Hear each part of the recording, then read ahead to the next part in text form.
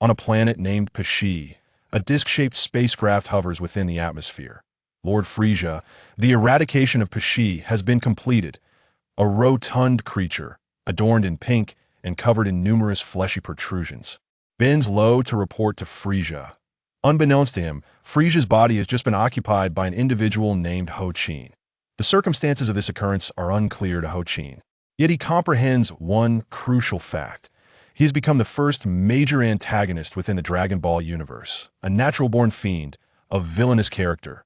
This initiation feels decidedly amiss. It is not the typical narrative of acquiring Saiyan blood and relentlessly breaking through limits to ultimately ascend to the pinnacle of the universe. In essence, he is an anomaly, a being devoid of gender. Even transforming into a female Saiyan would not be beyond his acceptance.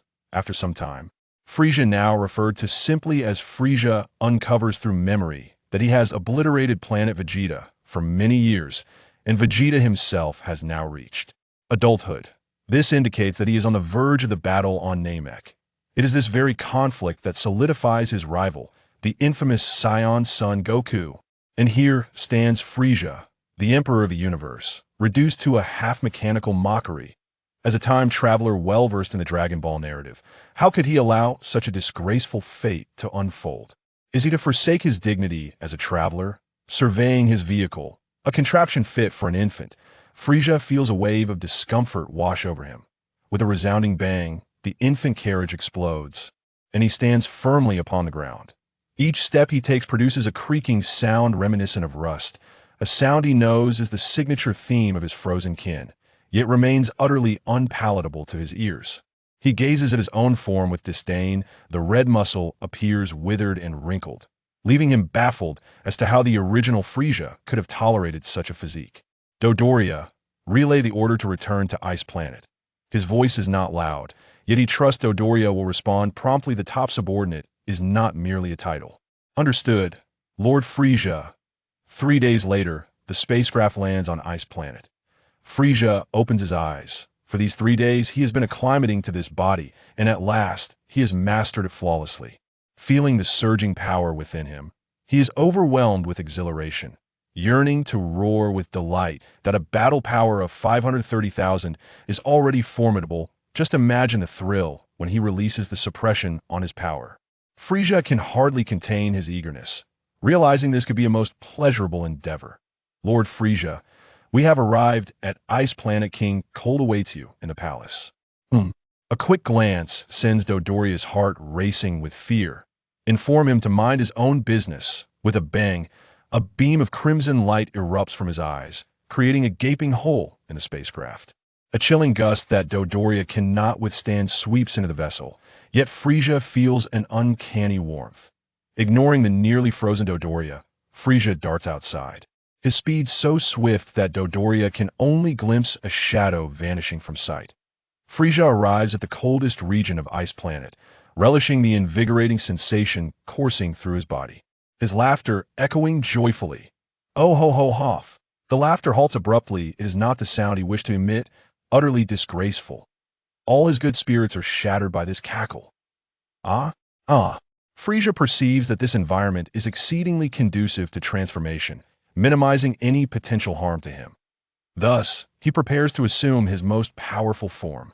In his eyes, the ultimate shape may be diminutive, yet it is undeniably the most aesthetically pleasing.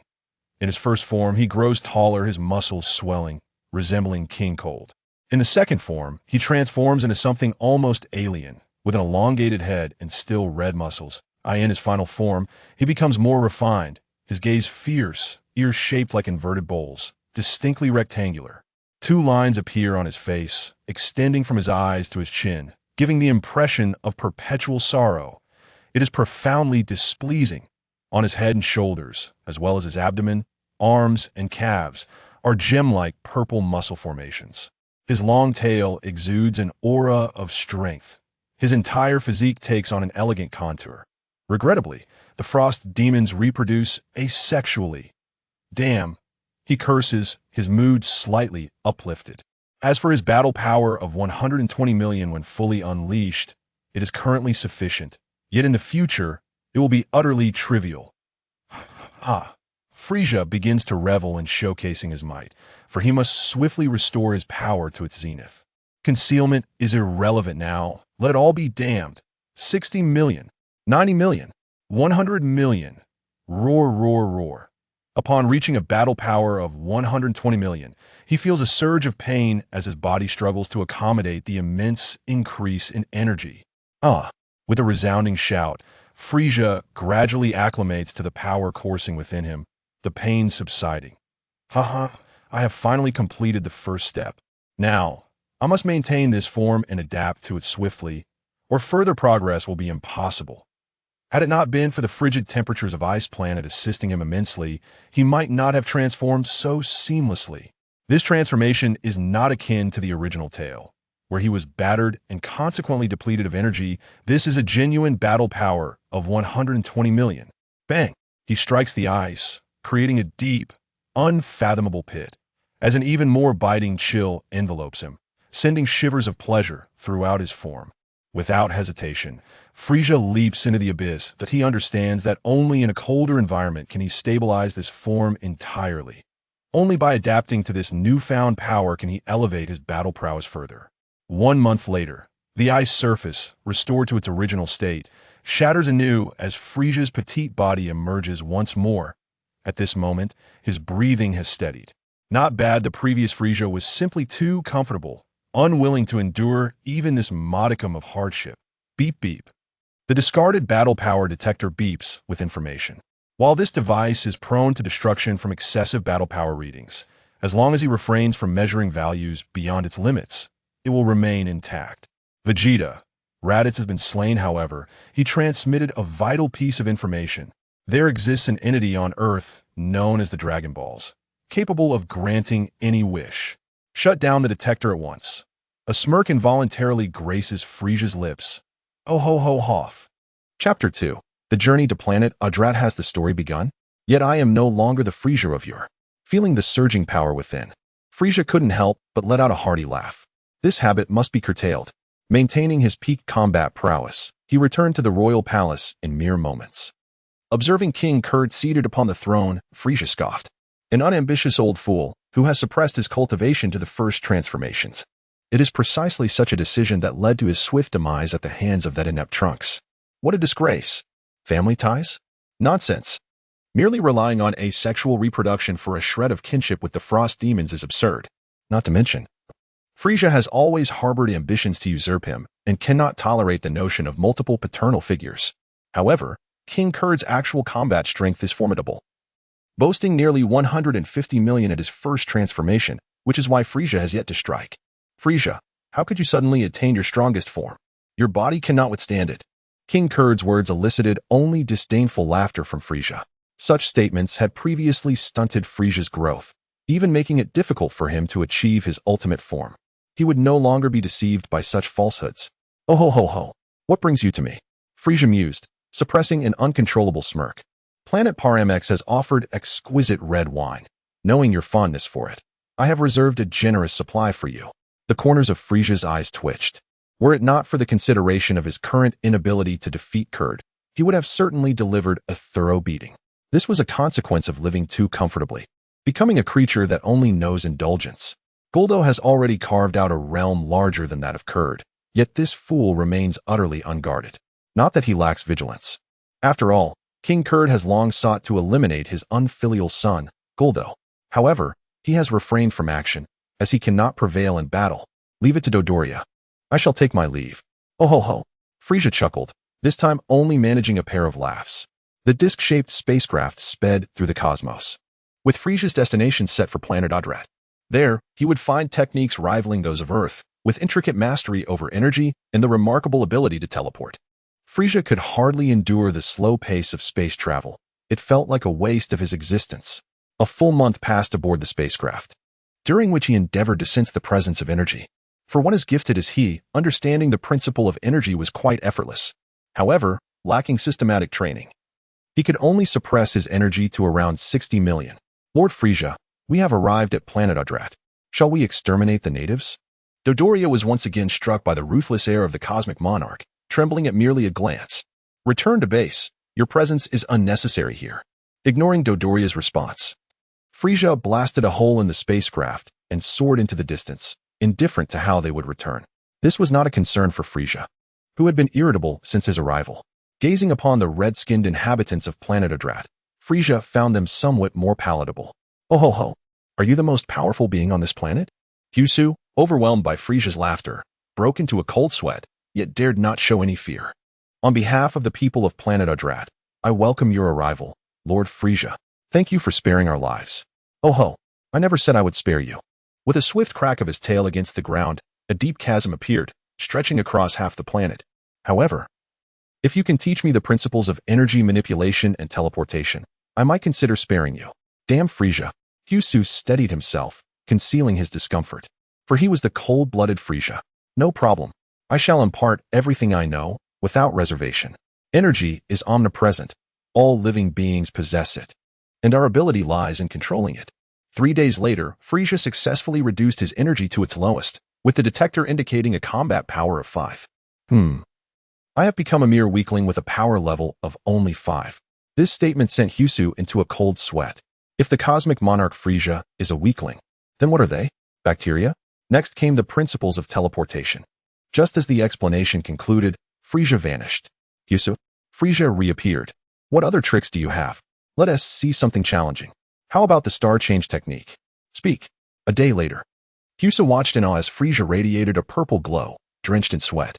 So powerful. This method of enhancing strength is reminiscent of the Kaioken but without straining the body. Quite impressive. Oh ho ho. Is there more? And no, that's all. This is the mightiest skill I know, and even I have not mastered it. What Husu did not reveal was that the star change was merely a legendary technique, its creator's concept yet to be realized. Frieza vanished again, appearing in the depths of space outside planet Adrat, gathering a purple energy sphere upon his fingertip. Planet Destruction Ball. Husu felt the threat of death, yet was powerless to resist. Minutes later, that terrifying pressure dissipated. I am a new Frieza. I should not engage in wanton slaughter. Even if Goku has learned teleportation, I am confident in my ability to defeat him. Finding justification for sparing his subordinates, Frieza teleported away.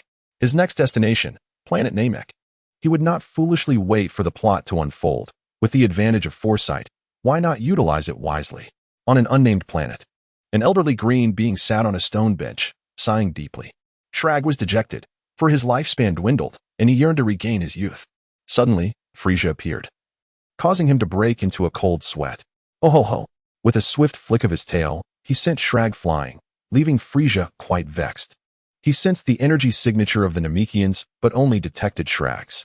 Just as he prepared to speak, his infuriating laughter erupted once more. In a fit of rage, he sent Shrag hurtling away, carving a long trench in the ground. Indeed, this energy must belong to Namek, akin to Shrag's, but devoid of malevolence. Left behind was the unconscious Shrag, having been knocked out by Frieza's tail, while Frieza had long since vanished. Swish. Nera swung his hoe, mere millimeters from Frieza's head. Had Frieza been a tad taller, he would have undoubtedly been the first time traveler to be struck by a hoe. Neru, the mightiest of planet Namek, swore that the diminutive figure before him was the first to run under his hoe. Oh ho ho. Chapter 3. This peculiar desire, what a curious habit I have. It has become ingrained in my very being, and I see no reason to change it. You, Namekian, exhibit a distinct lack of courtesy. Your malicious appearance and the chilling gaze you possess reveal the nefarious essence of Frieza. Who are you, and how did you arrive on Namek? Smack. Neru was rendered unconscious upon impact. A mere power level of 42,000, and yet, so brazen. Consider this a minor lesson. Ah, how delightful. I have grown accustomed to it, and it possesses a certain charm, particularly in its mocking effect. With a gentle touch upon the ground, Frieza gracefully ascended towards a nearby colossal structure resembling a grotesque worm. Cosmic Emperor Frieza, what brings you to Namek, if I may inquire? The Grand Elder recognized Frieza instantly, though the timing of his arrival diverged from the prophecy. Under normal circumstances, Frieza should not have arrived for another year and a half. Dear Grand Elder of Namek, you are quite hideous and rather rotund as well. The Grand Elder? A bead of cold sweat trickled down the Grand Elder's brow. He had never anticipated such an insult from Frieza, one that both belittled him and demeaned himself. Lord Frieza, I implore you to pardon Neru's rudeness, and also forgive my appearance if it offends you. How may I be of service?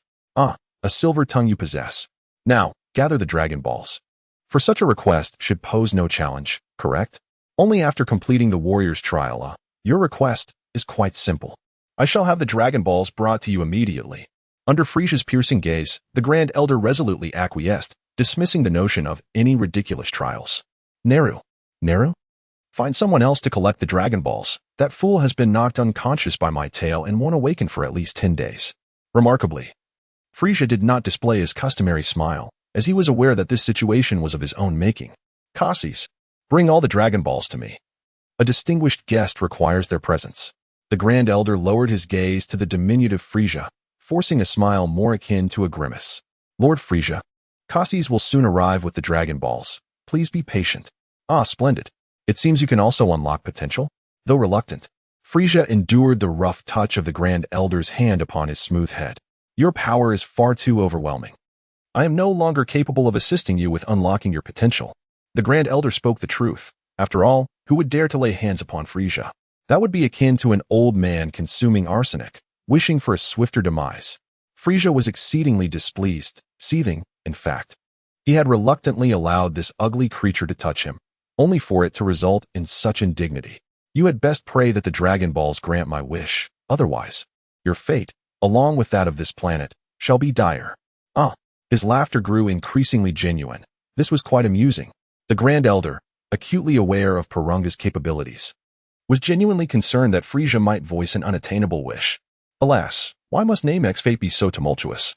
Just as Frieza's impatience began to mount, 6 Namekians, each bearing a striking resemblance to Neru, approached, each clutching a Dragon Ball the size of a basketball. Enough chatter. Summon the Eternal Dragon at once. Frieza's command had barely left his lips when the approaching individuals bristled with fury. The Grand Elder quickly cleared his throat and interjected, heed Lord Frieza's words. Summon Porunga at once. As the progenitor of all those Namekians, his authority was unquestionable. Thus, the 7 gathered the Dragon Balls upon the ground, and one of them recited the incantation in Namekian. Upon completion, the Dragon Balls shimmered thrice, and a beam of light shot skyward, plunging the sky into darkness. Before Frieza materialized a formidable dragon, one that appeared to amalgamate Western elements into its sinister form. It looked intimidating, yet Frieza understood that it was merely a fade. A single punch could reduce it to mere fragments. Upon witnessing Porunga's summoning, the Grand Elder promptly addressed Frieza, Lord Frieza, you may now declare your wish. Excellent. For my first wish, I desire to increase my height by 30 centimeters. Frieza's demand echoed in the silence, leaving all present momentarily stunned. Frieza's gaze sharpened, sending shivers down everyone's spine. Cassis, who had summoned the Eternal Dragon, hastily repeated Frieza's wish in Namekian. That wish is quite simple. Your wish has been granted. Please state your second desire. A radiant light enveloped Frieza, and as it dissipated, he found himself transformed from a diminutive height of under 5 meters to an imposing 8 meters. At last, he could look down upon others. The sensation was rather exhilarating. However, upon surveying his surroundings, Frieza's murderous intent flared, as it appeared that the Namekian still towered over him. For my second wish, grant me a gender, specifically male. A profound silence enveloped the space. After several seconds had elapsed, Cassis jolted back to awareness, wiping the cold sweat from his brow as he relayed Frieza's request. I cannot fulfill that wish. The Frost Demon lineage is too potent to alter physiological characteristics. Frieza's expression darkened. Although he had anticipated this outcome, the reality of it still struck him hard. With power exceeding 120 million unleashed recklessly, he yearned to obliterate this useless dragon. Calm yourself. Remain composed. Suppressing his amusement, Frieza reined in his energy once more. Then let me possess a human appearance. He regarded his own naked visage with disdain. That wish cannot be granted. Please choose another. He had anticipated this. Frieza was merely testing the waters, harboring no real expectations. Unleash my hidden potential.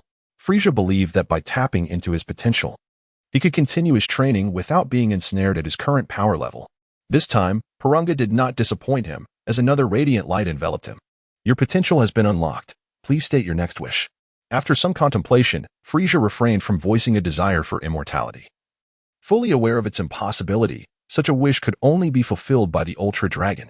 I wish to create a body identical to mine, completely obedient to my commands, devoid of any independent thought. This wish left everyone perplexed. Was this what the cosmos referred to as a perfect one-to-one simulation of a living being? That wish is quite simple. 3 wishes have been granted. Farewell. Purunga, eager to depart, had never encountered such peculiar desires before, leaving him utterly bewildered. Out of the 3 wishes, only one was remotely reasonable. The key takeaway was that Frieza's presence left an indelible impression, one that was decidedly unsettling. Chapter 4. Emotions deep within Lord Frieza. Your wishes have been fulfilled. Is there anything else I can assist you with? The Grand Elder bowed respectfully, his tone imbued with reverence. Frieza, however, felt a twinge of annoyance at having to look up to address the Elder of Namek. With a slight tap on the ground, he levitated, adopting a posture that allowed him to gaze down at the Grand Elder. Ah, this is much more comfortable. It seems your Namekian race possesses many wondrous magics. Are these arts learnable? Frieza recalled Dandy's healing techniques. As for the creation of Dragon Balls, he had little interest, for the creator of those orbs could not grant wishes. And the regular Dragon Balls held little value for him. Our Namekian magic arises after awakening our bloodlines. Whether it can be learned by outsiders is something we have never attempted. Noticing the simmering anger in Frieza's triangular eyes, the Grand Elder hastily added, Fear not, Lord Frieza. You may attempt to learn them. I believe with your unparalleled aptitude, mastering these spells will not pose much of a challenge. Beads of sweat glistened on the Grand Elder's forehead, as he feared that Frieza's wrath could lead to the annihilation of their race. Ah, do enlighten me about your magic, so that I may choose. Upon hearing Frieza's command, the Grand Elder wasted no time, quickly enumerating several magical techniques: detection, healing, body extension, potential activation, egg laying for survival, and space storage. When Frieza heard about the egg laying for survival technique, he envisioned a grotesque image of an egg being expelled from a narrow throat, coated in slime, which utterly revolted him. I shall select healing and space storage, he declared after a moment's contemplation. Although body extension was also quite distasteful, he deemed it useful enough to include. The detection technique, which could assess battle power, appeared to be quite practical. Blue, Cassis, Aluk, Bichi. You are tasked with teaching these 4 skills to Lord Frieza. They are the most adept at utilizing these techniques. Observing the identical appearances of the 4, Frieza found himself questioning how they could be distinguished. Was it merely the patterns on their bodies? A day later, Blue and his companions lay in 4 large pits, barely clinging to life. It was not that Frieza had failed to master the skills. On the contrary, he had mastered them all and surpassed the Namekians in proficiency. What irked Frieza was that healing could only be used on others, proving ineffective for himself. Space storage had a mere capacity of 2 cubic units. He had refrained from testing body extension, as self-mutilation was not a hobby of his, though he suspected it would yield little benefit. Ultimately, he felt the day had been wasted learning skills of little use. Yet, the ability to store the clones created by the Dragon Balls had its merits, and the detection technique remained valuable. It was noteworthy that this clone bore only Frieza's appearance, devoid of any abilities typical of the Frost Demon race. Nor did it possess any combat strength. Frieza's frustration nearly caused him to shatter his own teeth in anger. If even the Namekian dragon was so unreliable, one could only imagine the shortcomings of the dragon from Earth. Frieza yearned to seek the Super Dragon Balls, though the endeavor seemed daunting, requiring a journey to the 6th universe. Despite boasting a battle power of 120 million, he felt like a mere weakling. There were countless beings on King Kai's planet capable of overpowering him. Though Kai Shin's record was modest, he still possessed a battle strength of 800 million.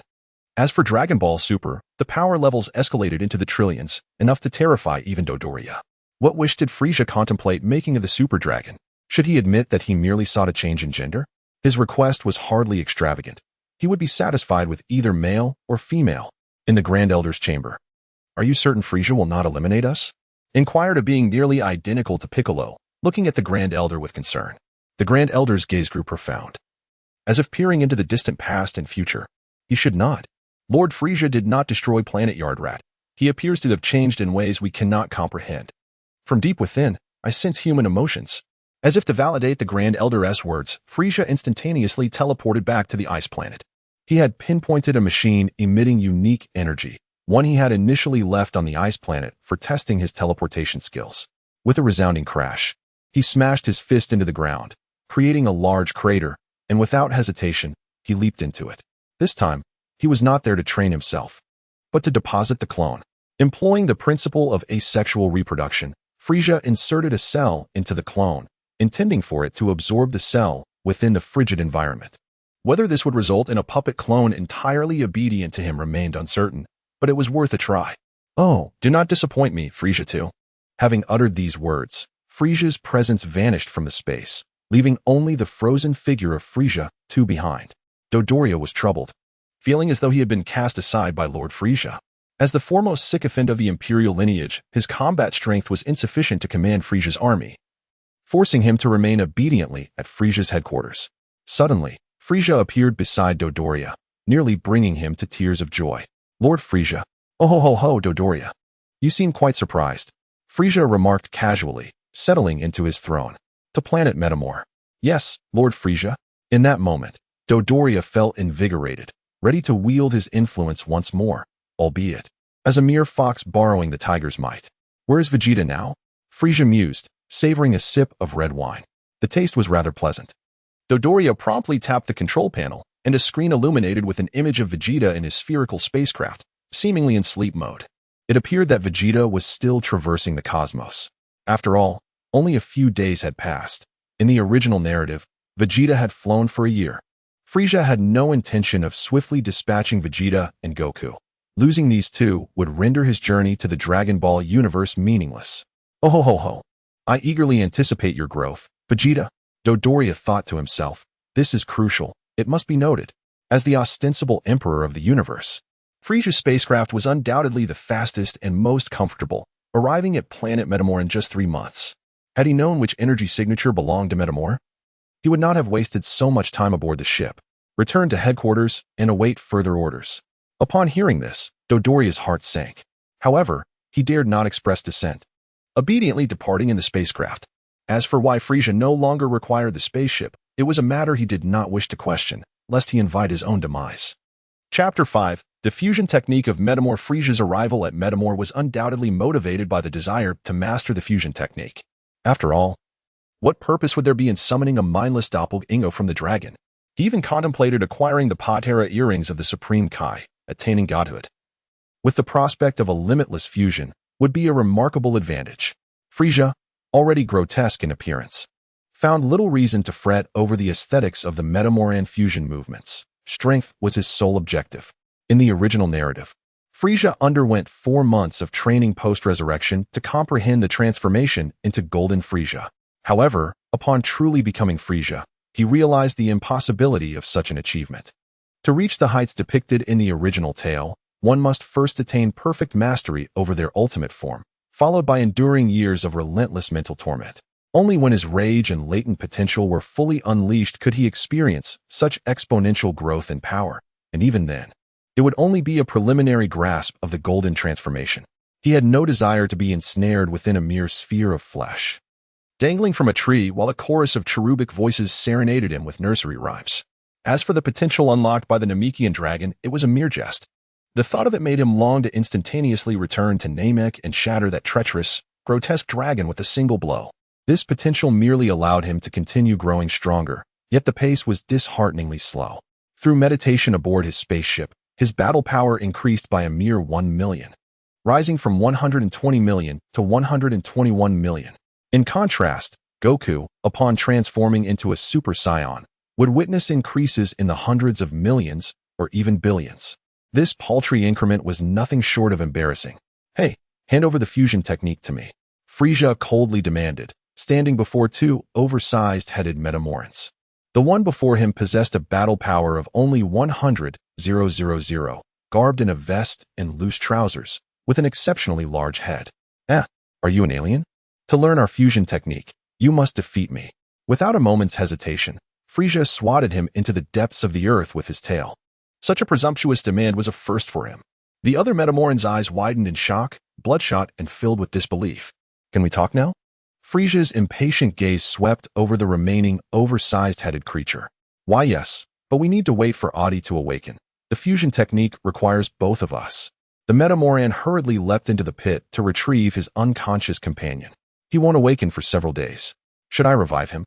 The signature laugh that followed nearly brought the Metamoran to tears. It was utterly terrifying.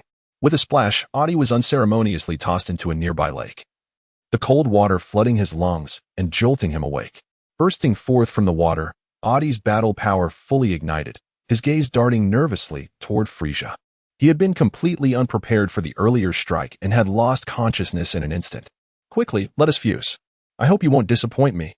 Frieza's icy demeanor and irritable tone compelled Adi to stutter and timidly return to the ground. Stop trembling, we will surely overcome him once we fuse. Yes, let's fuse right away. The two oversized headed beings struck their fusion poses before Frieza. Fusion. Frieza mused inwardly, finding it undeniably unsightly. With a tremendous explosion, a warrior with a defined abdominal musculature emerged, still clad in a black vest adorned with golden patterns, looking rather stylish. Assessing the intensity of his energy, it appeared to be around 5 million, signifying a 50-fold increase in battle power, a boost akin to that of a Super Saiyan transformation. Not bad.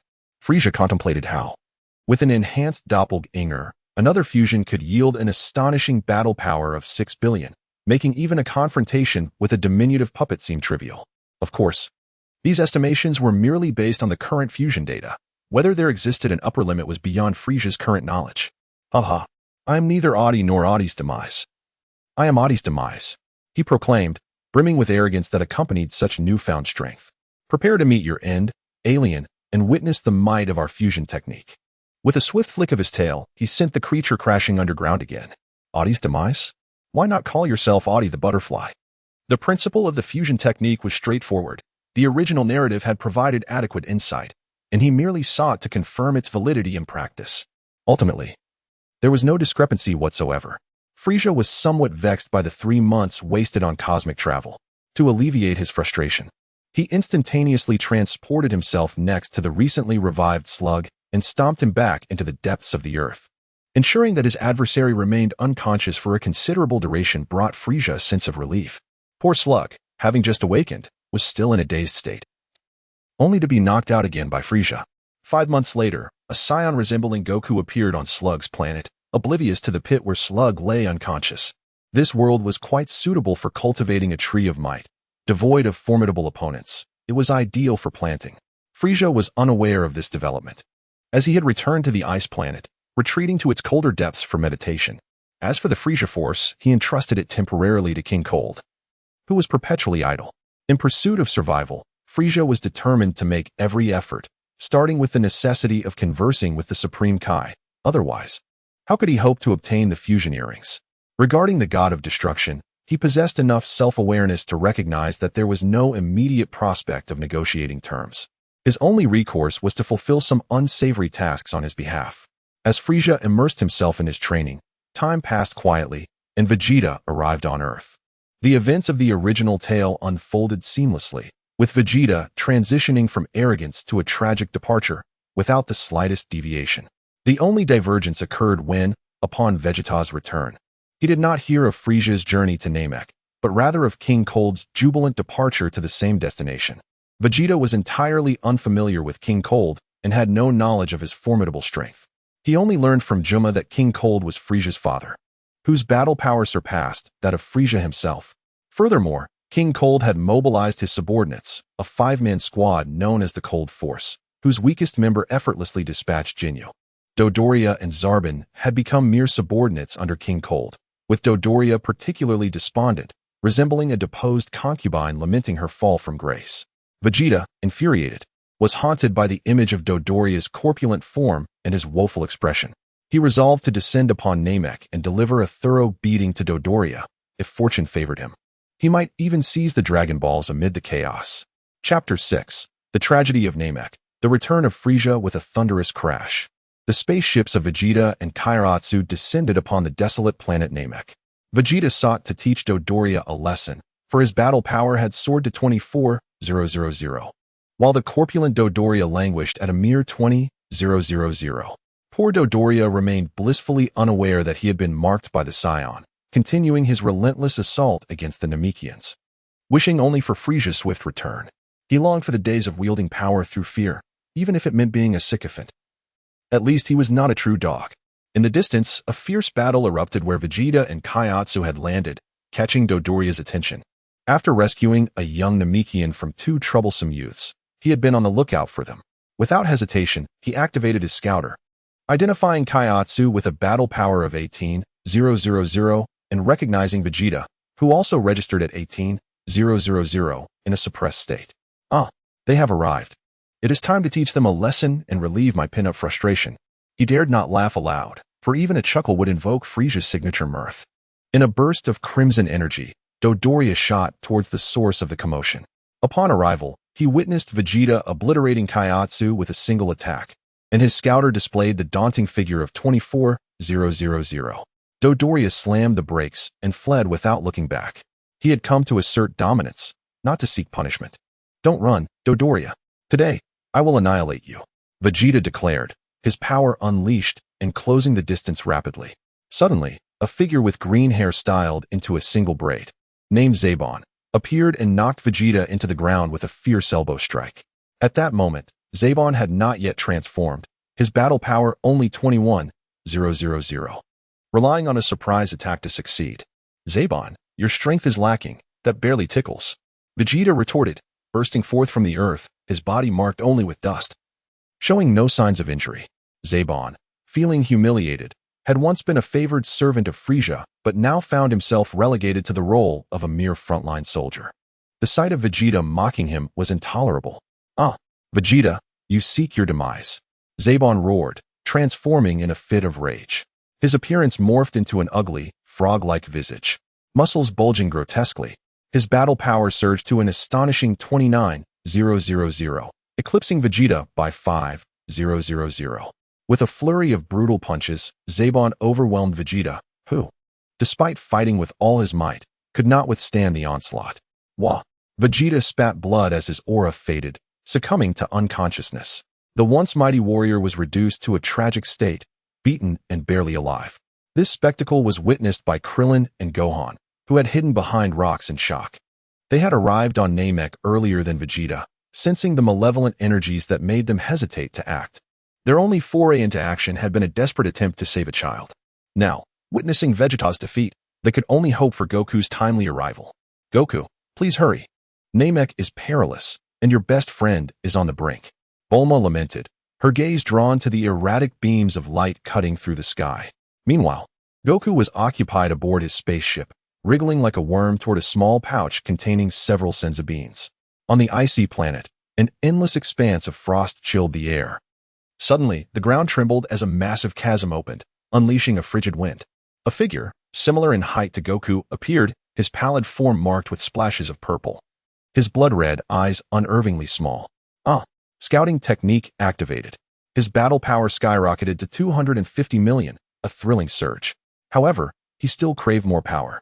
Frieza, reveling in his newfound strength, unleashed a beam of energy that nearly cleaved the ice planet in two. After venting some of his rage, Frieza donned a communicator, its glass lens obscuring his left eye. Where's Dodoria? He demanded, his voice echoing with urgency. Dodoria, soaring alongside Zabon towards King Cold's spaceship, halted abruptly. Overwhelmed by the familiar voice, nearly moved to tears. What is wrong with you, Dodoria?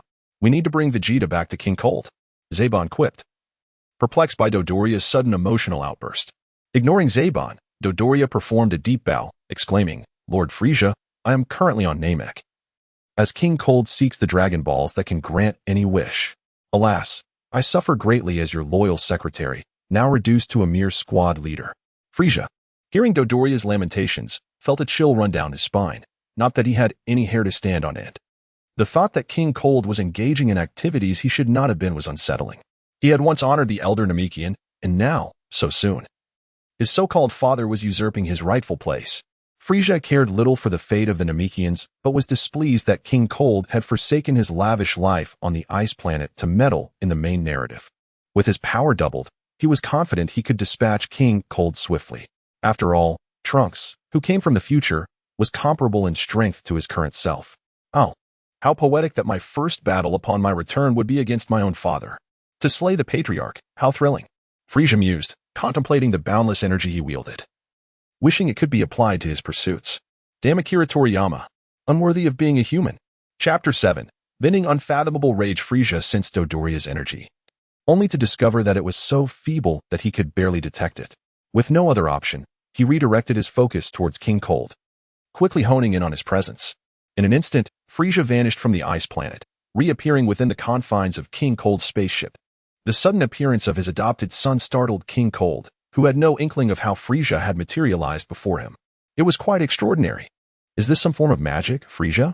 Though surprised by Frieza's abrupt emergence, King Cold felt no fear, confident in his superior combat prowess. What he remained oblivious to was Frieza's deliberate suppression of his energy to below 100 million, intending to deceive King Cold, given the overwhelming strength of the frost demons. Such a tactic was commonplace, and King Cold harbored no suspicions. I hear you're in pursuit of the Dragon Balls? Frieza inquired, glancing around until his eyes fell upon 6 Dragon Balls nestled in a corner of the spaceship, identical in size to those he had previously encountered. From the 2-star to the 7-star, only the final one from the Grand Elder remained elusive. As long as the Grand Elder remained unharmed, Frieza considered himself not entirely ungrateful. Although he cared little for public opinion, his reputation was already tainted. This task was one he preferred to undertake alone. King Cold had no right to claim the accolades while burdening Frieza with the shame. Father, soon I shall attain immortality, thanks to your subordinate, King Cold declared, savoring his red wine with an air of sophistication. A 5-member elite squad, known as the Cold Squad, accompanied him aboard the ship. Each member capable of easily overpowering Captain Ginyu, with the strongest boasting a power level of 3 million. However, to Frieza, such power was scarcely worth noting. You have usurped my intended actions. This irks me greatly. Frieza's demeanor was decidedly hostile, evoking irritation from the Cold Squad. They understood that while they could flaunt their strength throughout the universe, Frieza was an exception to that rule. Had he still been the infantile Frieza, they might have held some semblance of superiority over him. But now, why is the sky green today?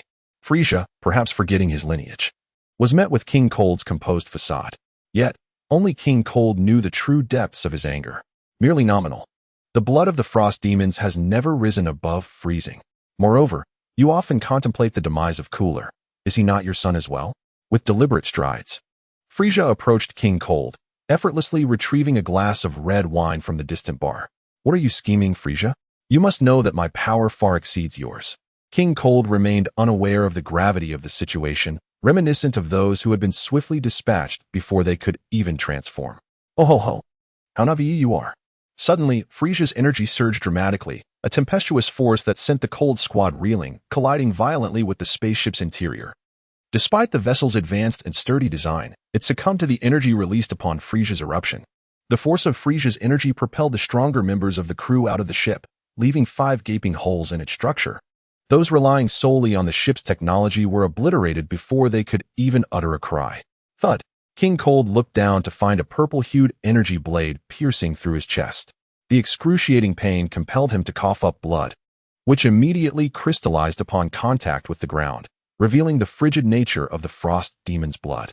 Witnessing this unfold, Frieza's agitation escalated. It seemed that even if the dragon could grant him a different form, his counterpart could not withstand such sub-zero temperatures. I have begun to miss you. With increased force, Frieza swung the purple energy blade, swiftly dismembering King Cold into innumerable fragments. Curiously, King Cold's head remained intact, whether by design or accident. Frieza. Yet, what awaited him was Frieza's purple energy wave. In a cataclysmic eruption of energy, King Cold was annihilated. His very essence consumed by the intense heat, leaving not even a single cell behind. After executing this gruesome act, Frieza's inner turmoil remained unassuaged. His blood-red eyes emitted 5 beams of lethal energy, directed at the escaping members of the Cold Squad. Originally, you could have avoided this fate, but alas, you chose to flee. The Cold Squad cursed vehemently in response. We didn't flee. You blasted us away. What animosity warranted such a fate? Killing one's own father was not enough. They now had to face the wrath of Frieza as well. Please, no. Boom. X5 silence enveloped the world. Frieza raised his left hand, the wine glass untouched, and drank deeply from it. This sensation was utterly exhilarating. Indeed, the finest method of venting frustration was through destruction. Should he consider raising Namek as well? Perhaps not. After all, this was the battleground for Goku's transformation. The Super Saiyan, with golden hair, emerald eyes, and a ferocious glare, embodied the epitome of defiance from his childhood dreams. Yet, now that he had grown so powerful, it seemed effortless to surpass them. Oh, Slug must have awakened by now. Though his power may have waned, he could serve as a useful springboard for Goku. Resolutely, Frieza set his intentions. Thus, as Dodoria, brimming with excitement, and Salza dragged the lifeless form of Vegeta aboard the ship. Frieza vanished once more. Lord Frieza, please do not forsake your most loyal servant, Dodoria lamented, feeling more wretched than if he had consumed bitter gall. Tears streamed down his face as he realized he had been abandoned once again. Salza, repulsed, kicked Dodoria's hefty form away. Get lost. The pink mass sailed through the ship's exit. Salza, when Lord Frieza returns, I shall show you my true strength. Salza spat contemptuously. You pathetic sycophant. At that moment, a shadow appeared in the path of the expectorated phlegm. Chapter 8. The tragic slug Dales bore an uncanny resemblance to son Wukong, leading to speculation that he might be Bardock's illegitimate child. Initially, Dales discovered a desolate planet and decided to cultivate a spirit tree upon it. The spirit tree is a mystical organism capable of absorbing the essence of the planet, and the day it reaches maturity coincides with the day the planet exhausts its vitality. Once the spirit tree withers, the planet will disintegrate, turning into cosmic dust. By chance, Dales encountered the growing spirit tree and claimed it for himself. This marked his fourth attempt at planting a spirit tree, and at this juncture, Dales possessed a combat power nearing 30,000. This formidable strength eclipsed that of all Saiyans, considering that when planet Vegeta had not yet exploded, King Vegeta had a combat power of merely 10,000. Dales felt an overwhelming sense of pride, especially since even his 5 subordinates surpassed King Vegeta in strength. He believed that the revival of planet Vegeta rested solely on his shoulders. However, fate conspired against him. Had he discovered Slug's existence upon landing on the planet, he would have departed without hesitation. Unfortunately, Slug had been cast into the depths by Frieza, and in his unconscious state, his combat power had dwindled to nearly 0. Yet, as the spirit tree began to draw energy from the planet, it inadvertently awakened Slug. Upon opening his eyes, Slug first questioned his existence, only to feel roots extracting his essence from him. How could he endure such indignity? He was the mighty King Slug of the Super Namekians. With a resounding boom, Slug's frail form made an entrance. Even though his combat power had significantly diminished due to his age, he was still not an adversary Dales and his followers could contend with. It is worth noting that at his peak, Slug possessed a combat power of 60 million. Even now, despite severe aging, he would still have several million left. Dales faced a tragic fate. After losing 5 of his subordinates, he fled in his spaceship without even collecting the spirit tree seeds.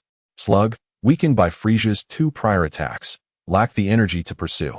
Gazing at the once barren planet now adorned with a towering tree bearing red fruits, Slug felt a surge of excitement.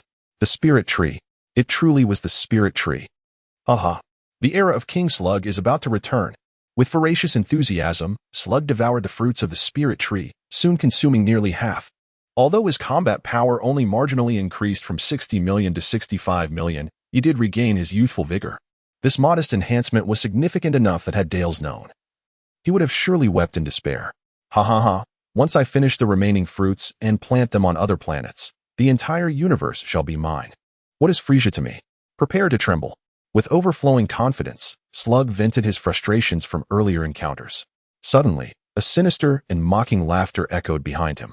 Ho ho ho. Congratulations, Lord Slug.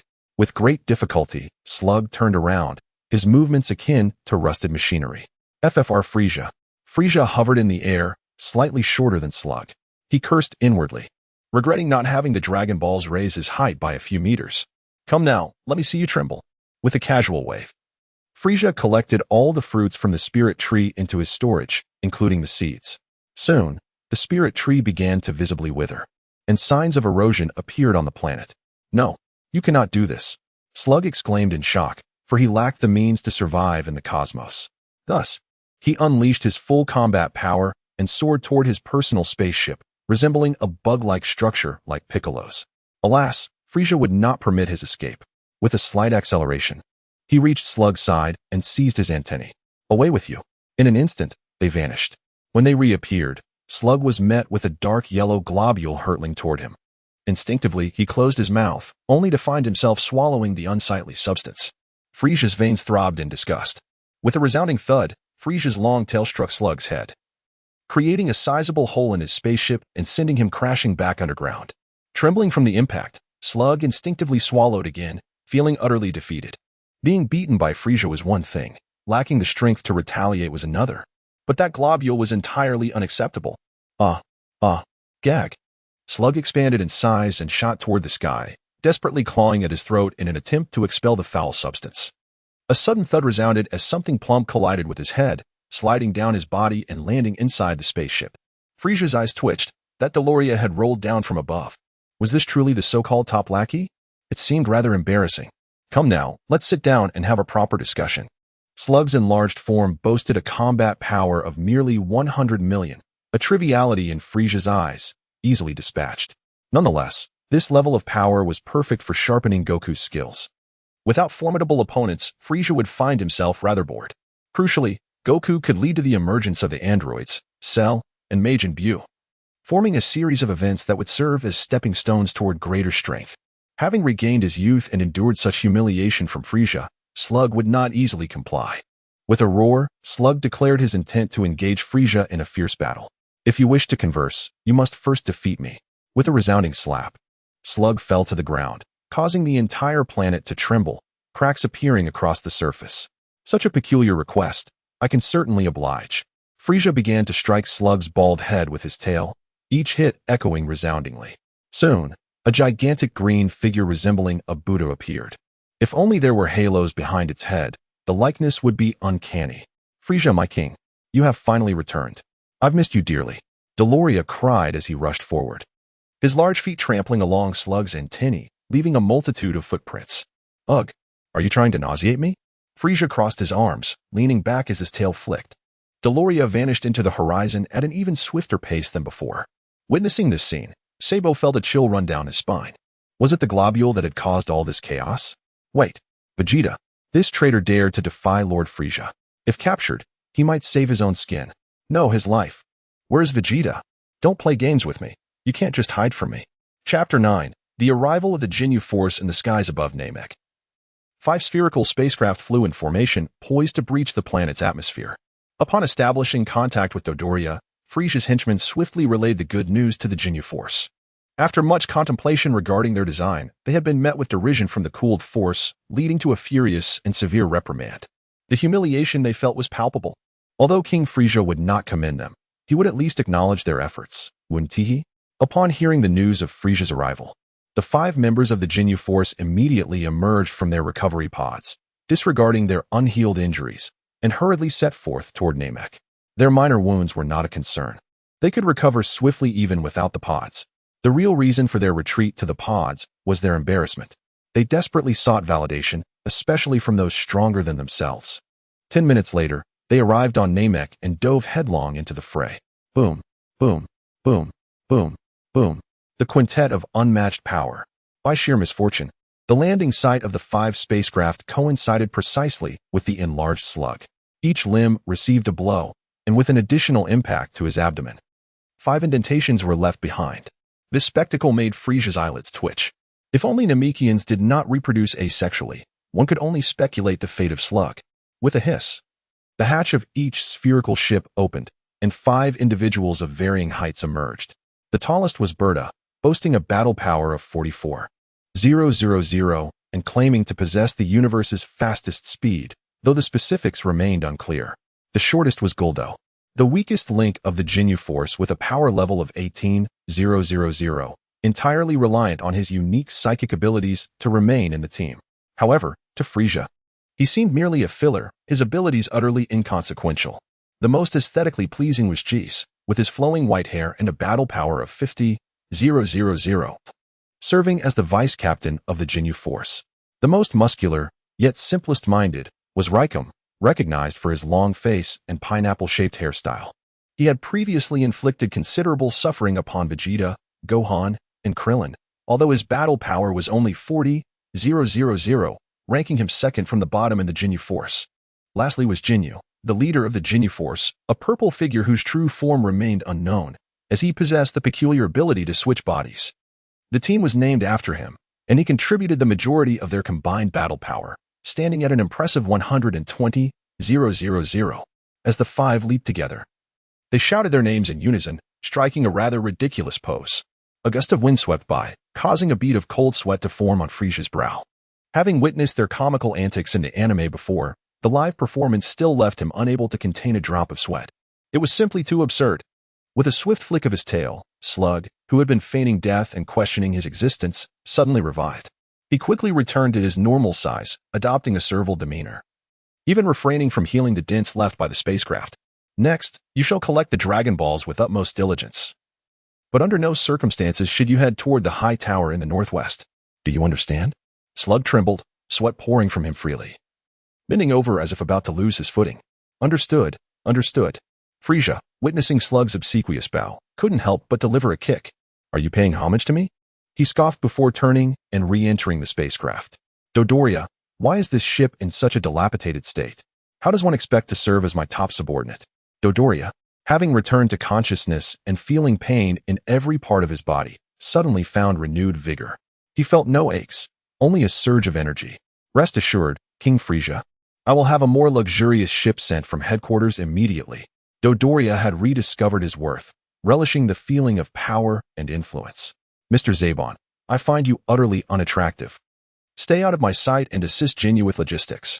Frieza remarked, appalled by Zabon's green complexion and long braid, a sight that shattered his worldview. Zabon bowed at a cautious angle, mindful of Slug's earlier misstep, and hurried off to join Ginyu and the others, fear of Frieza consuming him. Vegeta was missing, and Zabon feared for his life. Surviving this ordeal, albeit in a subordinate capacity, was a stroke of fortune. As for his appearance, Frieza, with his androgynous nature, had no say in that matter. Boom. An energy blast struck Zabon.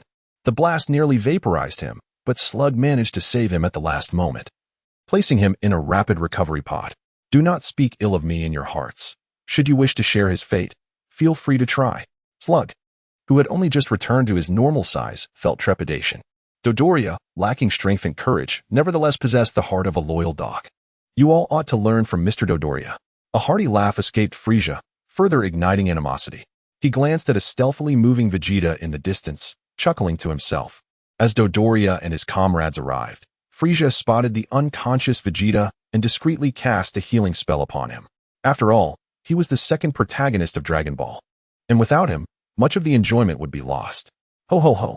Vegeta, do not disappoint me. Do not meet the same fate as in the original tale. The power of the plot was truly remarkable. Despite the cooled king's minions seeking the Dragon Balls, they were still decimated by the Namekians.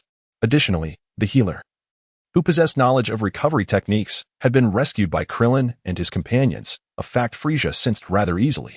Even more astonishingly, Vegeta encountered Gohan and Krillin along the way, and they formed a historic strategic alliance. Being able to sense energy, they suppressed their own signatures and hastened towards the Grand Elder's location. Meanwhile, Goku's spacecraft was less than a day's journey from Namek. Just moments ago, Goku had once again found his way to the small pouch containing the Senza beans, his chin striking the ground, causing a bean to bounce forth. Upon seeing the bean, his eyes sparkled with excitement as he stretched his tongue to capture it but failed. After multiple attempts, just as the light in his eyes began to fade, he finally managed to roll the Senza bean into his mouth. Crunch, crunch. With hands raised high, Goku was fully revitalized once more. And what was our protagonist Frieza contemplating? He pondered the pressing question of how to relieve himself. This matter was indeed of great gravity. Chapter 10. An intimate encounter after much contemplation. Frieza ultimately relinquished his efforts. Having traversed into this realm for an extended period, he had never experienced an urgent need. Perhaps his physiology was indeed peculiar, growing increasingly impatient. Frieza ventured into a cave where an unexpected structure awaited him. A house, emblazoned with the emblem of Capsule Corp. The significance eluded him, as he had never been fond of deciphering foreign tongues. However, he recognized that it was a domicile conjured forth by Bulma's ingenious capsules. With a gentle rap on the door, he endeavored to appear as dignified and courteous as possible. The door creaked open to reveal Bulma, clad in pajamas. Regarding the towering figure with alabaster skin before her, she found herself momentarily unable to discern his gender, merely categorizing him as a tall individual. Hello.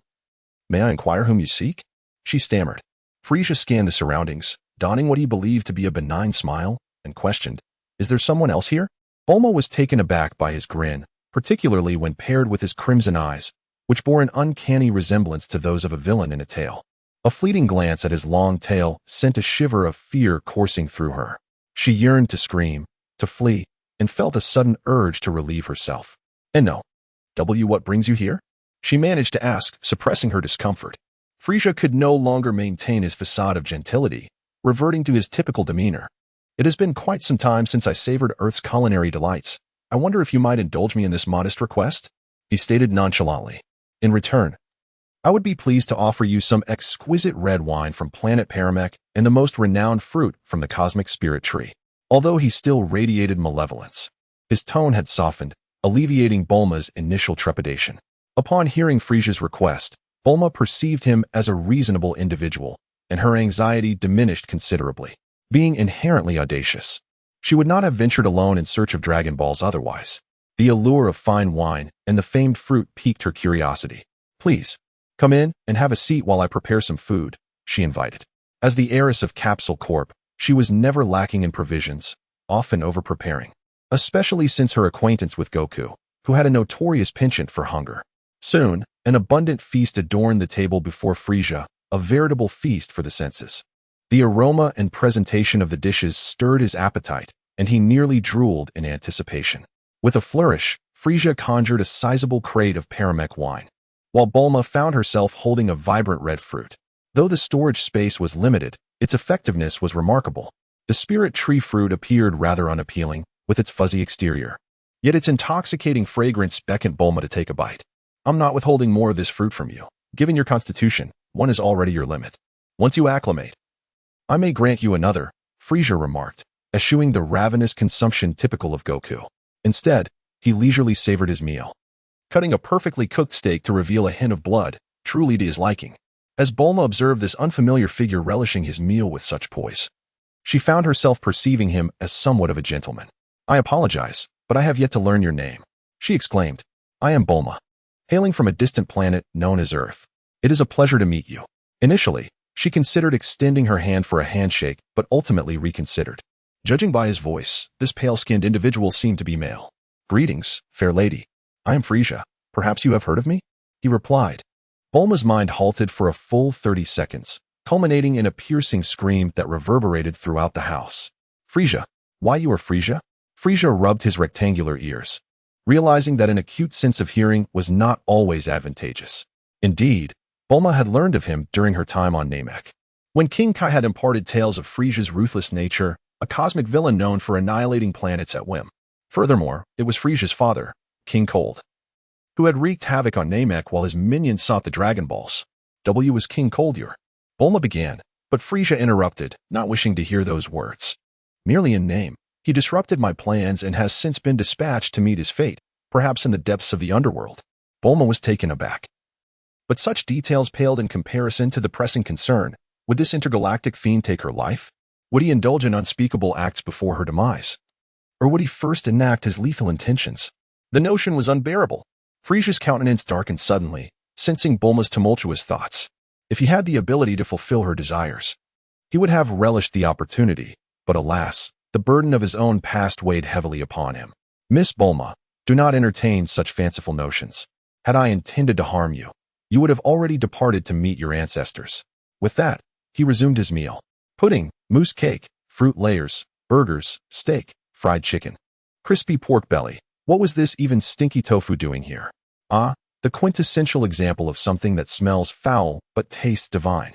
Witnessing Frieza engrossed in his meal, Bulma's fear subsided. She hesitated, contemplating the red fruit in her hand. To consume it or not? Would it poison her or contain some unearthly substance? Yet, the aroma was irresistible and her desire to taste it intensified. Do indulge. Such fruit is rare and can enhance your physical prowess. While eternal youth is unattainable, a few hundred years of vitality is well within reach. Moreover, it will do wonders for your complexion, ensuring you become even more stunning. Frieza coaxed, akin to a villain persuading Snow White to bite into a poisoned apple. As the most radiant heroine in the Dragon Ball universe, he wished for Bulma to possess a long and healthy life.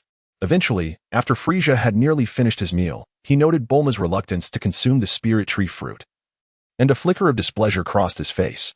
What is this? Have I instilled such distrust in you? Although I am not a eunuch, there is hardly any distinction between us. In ancient times, the emperors placed their utmost trust in individuals like myself. What reason do you, a mere girl, have to doubt my integrity? I have offered you the fruit, yet you refuse to partake. Is this a lack of respect? This sudden change in demeanor startled Bulma, sending her urgency to the restroom once more. Struggling against the impulse, she swallowed hard, contemplating that death would be inconsequential, for the Dragon Balls could grant me resurrection. Crunch. The juice was abundant, the flesh exquisite, and the sensation was beyond description. Bulma's eyes sparkled with delight as she eagerly took another bite. Oh, this fruit is truly delectable. Frieza observed this scene with satisfaction, a sly smile emerging upon his face, though his laughter remained as insufferable as ever. Ho. Chapter 11. The great battle comes to an abrupt end. King Frieza had vanished for half a day, leaving everyone in a state of uncertainty regarding his whereabouts. Shrag felt that the realm was once again his to command. Upon discovering the true purpose of the Dragon Balls, his mind began to race with possibilities. If he could wish for immortality, what need would he have to fear Frieza? None at all. However, the specter of Frieza's tyranny still loomed large. And to be on the safe side, he resolved to wait another day. Should Frieza still remain absent after that, he would no longer hold back. As for the Ginyu Force, to him they were nothing more than a band of fools, and not even formidable ones at that. Their poses were utterly ridiculous, and their lack of self-awareness was exasperating. Particularly annoying was Dodoria, who acted as though he were Frieza's right-hand man. Had it not been for Frieza's prior praise of Dodoria, Shrag would have certainly taught that sycophant a lesson. No. He would have instructed him on how to truly be a dog. Perhaps he would start by breaking one of his legs, for aren't all lapdogs limping? One more day of patience would suffice. In the dilapidated spaceship's northwest corner, in a place invisible to the naked eye, stood the Grand Elder beside the stoic Neru and the relieved dandy, also known as Tiantian. The Grand Elder placed his hand on the displeased Vegeta's head, and a powerful aura surged forth from within Vegeta. Clenching his fists, Vegeta was incredulous. He felt that he could defeat 10 Friezas. Had there been a power level detector, it would have revealed that Vegeta's strength had skyrocketed to a staggering 300,000. This level of power could obliterate anyone on this planet, save for Frieza and Shrag. Vegeta felt as though he were the brightest star on this world. Come on, let us do it again. Faced with Vegeta's unreasonable demand, the Grand Elder wore a look of helplessness. Primarily, he felt outmatched. Had he known better, he would have unlocked Nera's potential first. With Nera's power level of 42,000, once developed, he could have easily trampled Vegeta in his current state. One could only unlock their potential once in a lifetime. Cough. Neru, Tiantian, the Grand Elder called, stepping forward with concern evident in their eyes. He gestured for them to calm down. Neru, come here. You are the finest warrior of Namek, and this calamity requires your strength. Though Nera hesitated, he ultimately complied, resting his head beneath the Grand Elder's hand. 10 seconds later, Neru experienced an incredible boost, reaching a formidable 350,000. Though not as extreme as Vegeta's tenfold increase, it still eclipsed him. This newfound power instantly overshadowed Vegeta. Yet the contempt in Vegeta's eyes remained unyielding. Humph, just give me a few days to train, and defeating him will be a trivial task. As for Gohan and Krillin, their power levels after enhancement were a mere 20,000 and 15,000, respectively, causing Vegeta some embarrassment at the thought of forming an alliance with them. Whether Kakarot showed up or not was inconsequential. He was determined to eliminate Frieza. After declaring this with a haughty demeanor, a white aura enveloped him, and he propelled himself toward the spaceship at incredible speed. Vegeta, Gohan, and Krillin called out in unison, attempting to stop him, but Vegeta was intoxicated by his sudden surge in strength and paid no heed to their warnings. Child, you should assist them. This evil invasion cannot be faced alone. The Grand Elder remained unaware that King Cold had perished, nor did he know that the enemy before them was none other than Shrag, a fellow Namekian who had escaped the previous destruction of their planet. The true instigator of this dramatic turn of events, Frieza, was blissfully asleep in Bulma's quarters. And Bulma, after consuming the fruit of the Tree of Might, she had endured a prolonged bout of diarrhea, yet felt no discomfort. Rather, she felt unprecedented vitality. Her skin was smoother, her hair silkier, her figure more alluring, enhanced curves and elasticity, especially her delicate face, which appeared as if it could glisten with moisture at a mere pinch. As for her power level, having risen to 1,000 due to the fruit, she hardly gave it a second thought. Beauty was her utmost priority. Gazing at the slumbering Frieza, she pondered whether he had been misunderstood. He was not as malevolent as he seemed.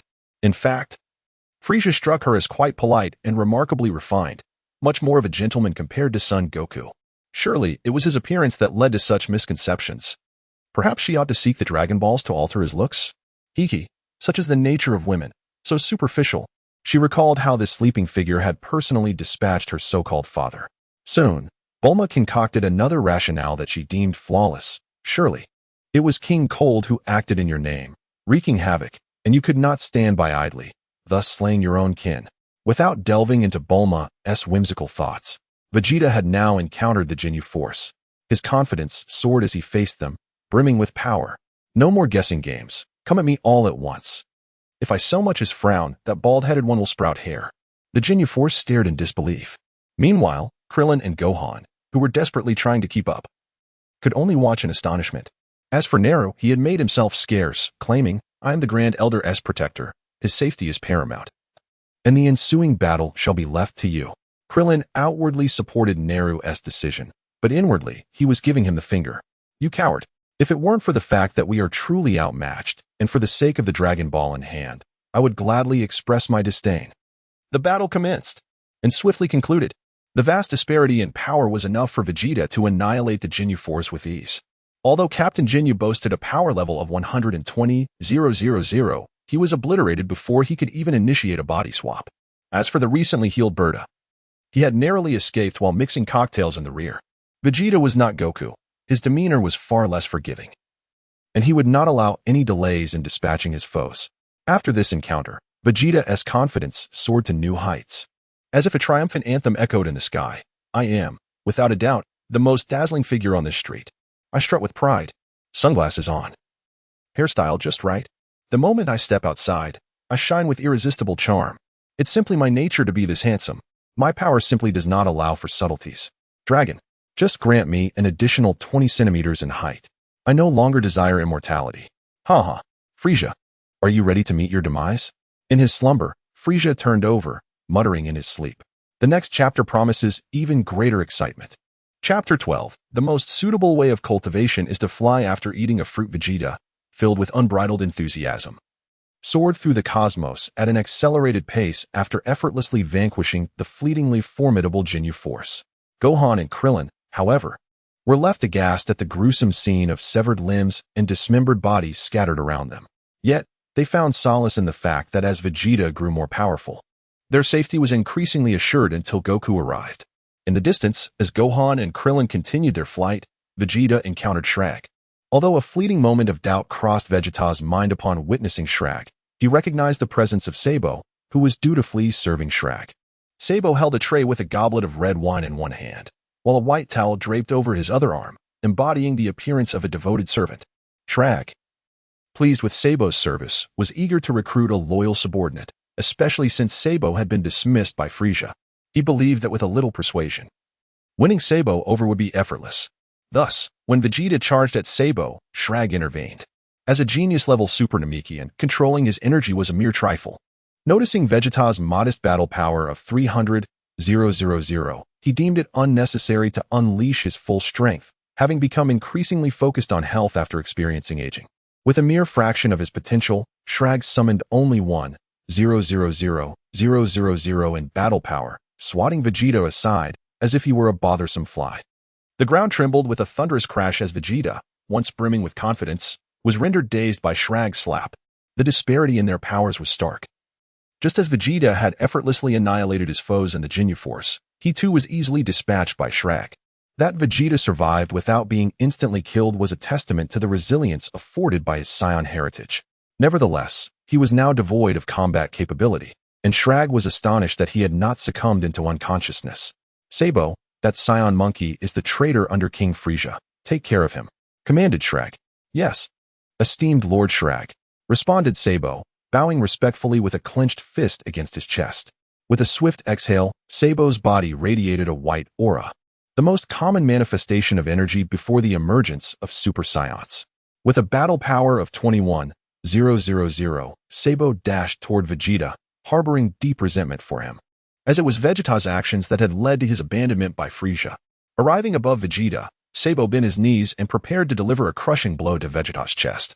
Sabo's descent was rapid, while Vegeta could only watch helplessly, utterly devoid of any defensive capability, a hit like that would surely spell his doom. In that critical moment, Gohan, having unlocked his potential, arrived just in time with a battle power of 20,000, not far behind Sabo. Seeing Vegeta in such a dire state, Gohan acted instinctively, launching a side kick at Sabo. With the scouter destroyed, Sabo was oblivious to Gohan's approach until it was too late. A swift kick sent him flying. Boom. Sabo's misfortune rivaled that of Vegeta as he crashed into a hill, sending dust billowing into the air. Solar flare. Krillin, slightly weaker than Gohan, arrived a moment later. Sensing Shrag's overwhelming and malevolent energy, he resorted to a hasty escape. Gohan, run! Krillin shouted, grabbing one of Vegeta's legs and fleeing rapidly in a northwestern direction. Not daring to glance back at Shrag. Not far off, two figures approached slowly. One was Frieza, who had recently annihilated King Cold and was now dragging Shrag into the fray. His smooth physique, graceful contours, and crimson eyes unmistakably marked him as a born villain. Beside him, a wobbling woman struggled to fly, shielding her eyes with one hand. This woman was Bulma, who had learned to fly under Frieza's tutelage, albeit at great cost to Frieza's time. She had unwittingly missed the battle between the Ginyu Force and Vegeta. As Bulma flew, she shouted, seemingly compelled to raise her voice above the winds. Mr. Frieza, that brilliant flash just now seemed like Krillin's solar flare, and the sound resembled his too. Frieza, hands clasped behind his back, maintained a leisurely pace alongside Bulma. Ah, Ms. Bulma, you are correct. There was indeed a little bald-headed fellow and a child at a distance. And they rescued the injured Vegeta. Each time Bulma heard Frieza's mocking laughter, it sent shivers down her spine, yet she dared not voice her doubts or criticize his mirth. Wait, did I just hear correctly? You said Krillin and the others are with Vegeta? Isn't he your subordinate? Despite Bulma being the pinnacle of intellect in the Dragon Ball universe, she was still at a loss regarding the unfolding situation. Vegeta had been a ruthless killer on Earth, having slain Yamcha, Tien, Kaiatsu, and Piccolo.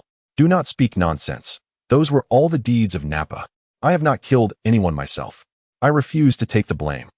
Vegeta protested, recalling Yamcha made Bulma's eyes well with tears. It was mostly the dust from the distance that had blown into her eyes, as she had yet to acclimate to flying. Of course, Bulma still held fond feelings for Yamcha. She had yet to realize his current infidelities. It must be a strategic alliance, after all. My subordinates are collecting Dragon Balls, and you are too. They say that the enemy of my enemy is my friend. Bulma mused, her lips twitching, struggling to comprehend how such a gentlemanly figure had become the tyrant of the universe, the notorious villain. Certainly, King Cold had shifted all the blame onto his son. Such a person was unworthy of lament. Yes, that must be it. If Frieza can betray his own kin, he must be on the side of justice. Otherwise, why would he provide himself with such delightful fruits and teach me to fly? Speaking of which, she also longed to soar through the skies like Goku and his companions, but the thought of their rigorous training methods made her abandon the idea. Frieza understood her well. A single fruit was all it took to fulfill her desire. How perfectly aligned with her wishes. At that moment, as the dust settled, Bulma's vision cleared, and she was astonished to behold a meteor streaking through the sky at an astonishing speed. Chapter 13. An unconventional entrance. Frieza's gaze surpassed that of Bulma, for he was well aware that a spaceship was making an emergency landing. The reasons behind such a drastic maneuver were of little concern to him. It hardly pertained to his interests. However, the direction of the descent piqued his curiosity, as it was heading towards that grotesque green creature, Sabo. Sabo was consumed by rage. Having abandoned any desire for beauty, feeling utterly belittled by King Frieza, transformed, his power surged to 29,000, enabling him to pursue with remarkable speed. Oblivious to the fireball hurtling towards him. 1 second, 2 seconds, 5 seconds later. Boom. Goku's spaceship struck Sabo mid-flight with tremendous force, sending him crashing into the ground. With only his trembling limbs visible, what magnitude of power could a spaceship descending like that possess? According to Frieza's calculations, it would equate to a combat strength of barely under 30,000. Thus, Sabo should not have perished from the blow, though he might be left incapacitated. Miss Bulma, let us take a moment to rest here, sipping fine wine while we enjoy this grand spectacle, Frieza suggested, disregarding Bulma's opinion as he landed atop a small hillock. Once Bulma had descended, she conjured a transparent energy shield, primarily to prevent the dust kicked up by the ongoing battle. Bulma deduced that the spaceship belonged to Goku, recognizing its familiar design as a product of Capsule Corporation. Yet, being at the center of the conflict, she felt her own combat power of 1,000 was nearly useless, and her lack of combat awareness left her hesitant to stray from Frieza's protective presence. From her capsule corp case, she retrieved a small capsule, which with a puff, transformed into a sunshade, a round wooden table, 2 beach chairs, and, notably, a refrigerator. Opening it, she produced several cans of beverages, which Frieza promptly snatched and enjoyed. Ah, refreshing. Truly, Earth's drinks are the finest, he declared, reclining in a beach chair while donning sunglasses, embodying the essence of a spectator. In the distance, the spaceship's hatch opened, revealing a striking young man clad in an orange battle uniform, sporting a crab-like hairstyle. Goku. Father. Upon witnessing the commotion, Gohan and Krillin had taken refuge nearby, sensing Goku's imminent arrival. Who else could execute such a self-destructive landing but Goku himself? As expected, the flash of orange and that familiar hairstyle could only belong to Goku. Krillin, clutching Vegeta's foot, dashed toward Goku, forgetting even his ability to fly. Vegeta, meanwhile, endured a rather unfortunate experience, his head colliding with the ground repeatedly during Krillin's hurried run. Finally, when Krillin embraced Goku, he instinctively discarded the burden of Vegeta. Vegeta, at last liberated, met the surface of the spaceship with a resounding clang, creating an echo. A human-shaped indentation appeared upon the ship's exterior, marking yet another misfortune for Vegeta, who found himself embedded in the spaceship. Krillin, do you see that figure? Is it Vegeta? Gohan inquired, pointing. Indeed, it appears to be Vegeta. How on earth did he end up there? Krillin replied, astonished. Quickly, take the Senzu Bean to Vegeta. He is on the verge of collapse. Goku exclaimed, having noticed Vegeta's distress as his eyes began to roll back. After Krillin departed with the Senzu Bean, Goku ruffled Gohan's hair, swiftly grasping the events that had transpired on Namek, including Vegeta's power boost to 300,000 after the Grand Elder unlocked his potential. This power exceeded Goku's own, as he currently stood at a mere 90,000, with his maximum output at 350,000 using the Kaioken technique. Yet, Goku felt no fear, rather, he was invigorated by the challenge of facing an opponent capable of effortlessly vanquishing Vegeta. What lies beneath the spaceship? It appears to be quivering, Goku mused, intrigued by the strange phenomenon below. Gohan, recalling the sight of the despicable Zabo being crushed, urged that villain was responsible for nearly exterminating the Namekians. Father, you must avenge Uncle Piccolo's kin. However, Goku hesitated. He relished the thrill of combat but lacked interest in annihilating those without the means to resist. Yet, there were others eager to fight. Revived by the Senzu Bean, Vegeta was brimming with fury towards Zabo. With a powerful energy blast, he obliterated Zabo and the nearly destroyed spaceship into mere fragments. My gravity chamber, Goku lamented. Oh well, it's beyond repair. I'll just have Bulma's father construct another upon returning. Truly, Goku was the epitome of an optimistic spirit. Vegeta cast a disdainful glance at Goku, sensing that despite Goku's concealed power, it could not exceed 100,000. Meanwhile, Vegeta, having resurrected with a combat strength of 1,000,000, felt confident in his superiority. In the distance, Frieza furrowed his brow, sensing the unfolding events had veered too far from expectation. If the narrative continued in this manner, Vegeta was likely to transform into a Super Saiyan ahead of schedule, an occurrence that defied logic. Shurag, feeling perturbed, lamented his situation of being conscripted by Frieza. Just as he attempted to intervene, an enigmatic force restrained him. By the time this force dissipated, Zabo had already been reduced to mere debris, yearning to crush his adversary. Shurag was halted by Frieza's directive. You may do as you wish, but do not kill those individuals. Frustrated, he resolved to remain in the dilapidated spaceship. However, while Shurag sought tranquility, Vegeta and Goku were eager for battle. As Shurag prepared to indulge in a few drinks, a colossal energy blast pierced through the already battered spaceship, annihilating all of his precious liquor. Damn it, I spared your life, and this is how you repay me? Shurag exclaimed, witnessing Vegeta's resurgence after consuming a certain item, his power skyrocketing over threefold. Yet, in Shurag's eyes, Vegeta remained merely a pest, albeit a slightly larger one. What is this? A Namekian? This revelation astonished not only Goku, but also Gohan and Krillin. They were all taken aback. Could it be that the Namekian has turned against his own? The absurdity of the situation left them bewildered. However, the Namekian before him exuded an unmistakable aura of malevolence, starkly contrasting with the peaceful disposition of his kin. Regardless of his identity, Vegeta was resolute in his intent to exact revenge for the previous affront. With unwavering determination, he charged forth, ready to strike. Smack whoosh clang. Chapter 14. Pretenders abound. A small dot vanished from sight. Frieza, with his keen eyes, recognized that the figure soaring away was none other than Vegeta. With a mere battle power of 1 million, how foolish of him to challenge Shrag, completely oblivious to the meaning of danger. Had Frieza not instructed Shrag to restrain his power, Vegeta would likely have been reduced to a mere smear of flesh with a single blow. Bulma, lacking such sharp vision, was oblivious to the unfolding events, only catching a fleeting glimpse of a blurred silhouette as it disappeared. Mr. Frieza? Was that person just now human?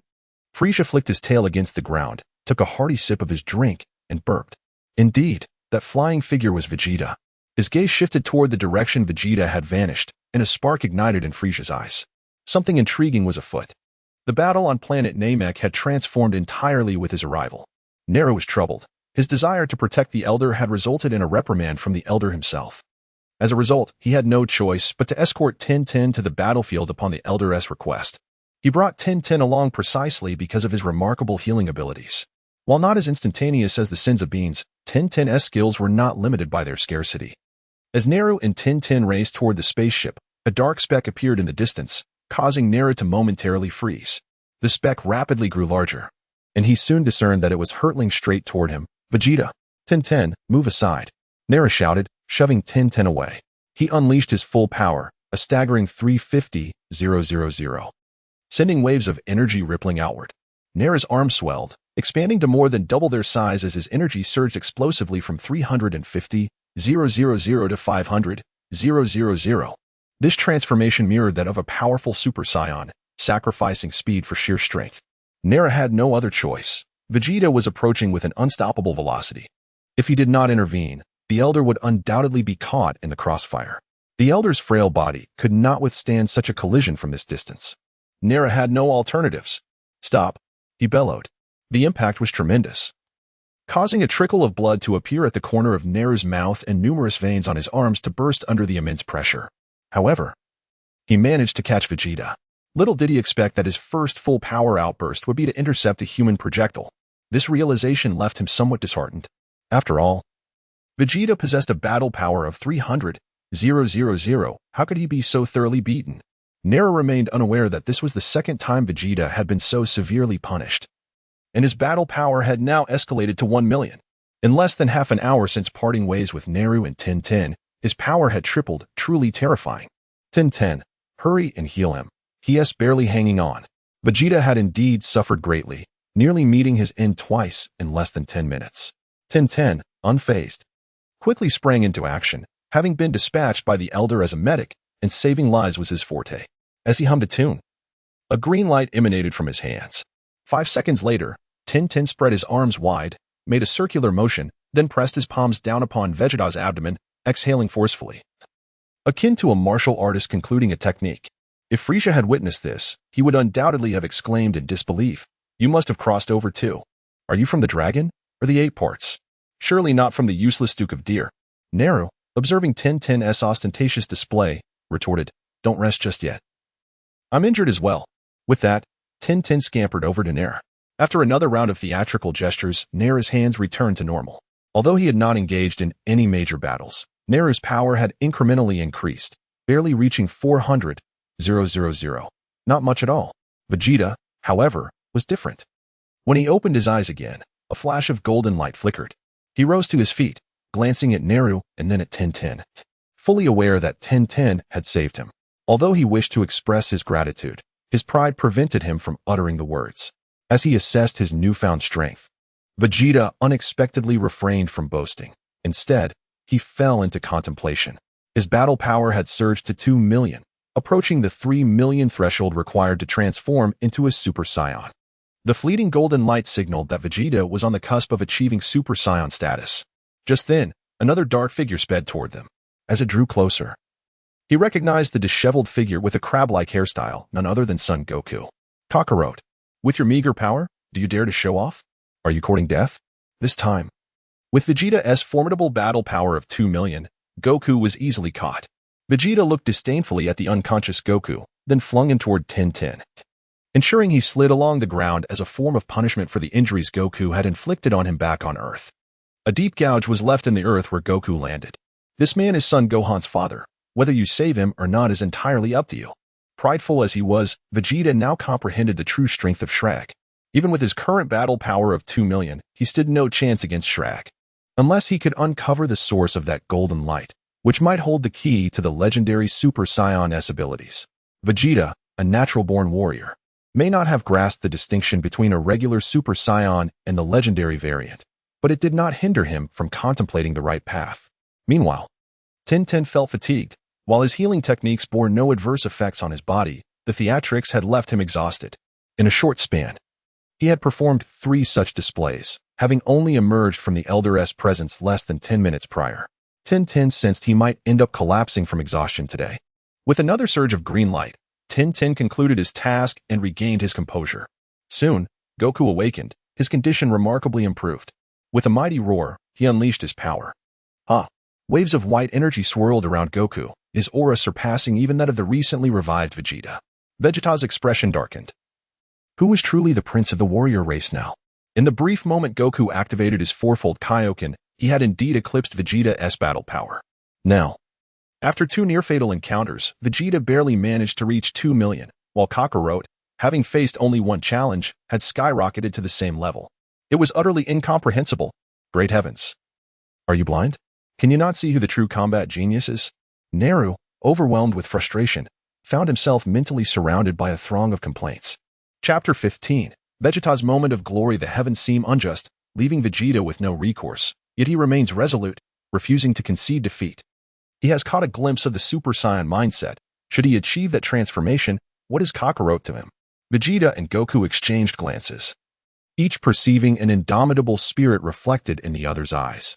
The air surged around them as they charged once more towards the location of Slag. In the distance, Gohan and Krillin, their eyes brimming with tears, pursued the vanishing figure of Goku. Slag, regarding these 2 insignificant beings, felt no inclination to battle. Instead, his thoughts lingered on his subordinate, Sabo, who was on the brink of submission. In this universe, a power level exceeding 20,000 could grant one entry into the ranks of the formidable. For instance, despite Chiyoyi's lacking a full 20,000, he was still a commendable aid. Especially with Sabo boasting a power level of 29,000. Teams like the Kyud and the Ginyu Force had already claimed dominance in their realms. Had they not encountered the aberrations known as King Cold and Frieza, a pang of regret washed over him. The Saiyan who had planted the spirit tree had slipped through his fingers, an exceptional subordinate he had lost. Suddenly, he recalled the 2 fools who dared to challenge him. Surely they were more suited as subordinates than the Ginyu Force, having surpassed them by a significant margin. How could he have merely swatted them away? Nonetheless, they likely survived. Should he investigate and offer them healing? Perhaps they could be of service to him. The thought ignited action. Frieza's tyranny restrained him from open rebellion, yet acquiring henchmen for his own benefit seemed permissible. After all, he too was a figure of authority. Just as he prepared to rise and inspect, the 2 he had previously dismissed returned, not only unscathed but brimming with vitality. What sorcery was this? They appeared to possess even greater strength. Did Saiyans possess such latent potential? At that moment, Slag felt a powerful sense of threat.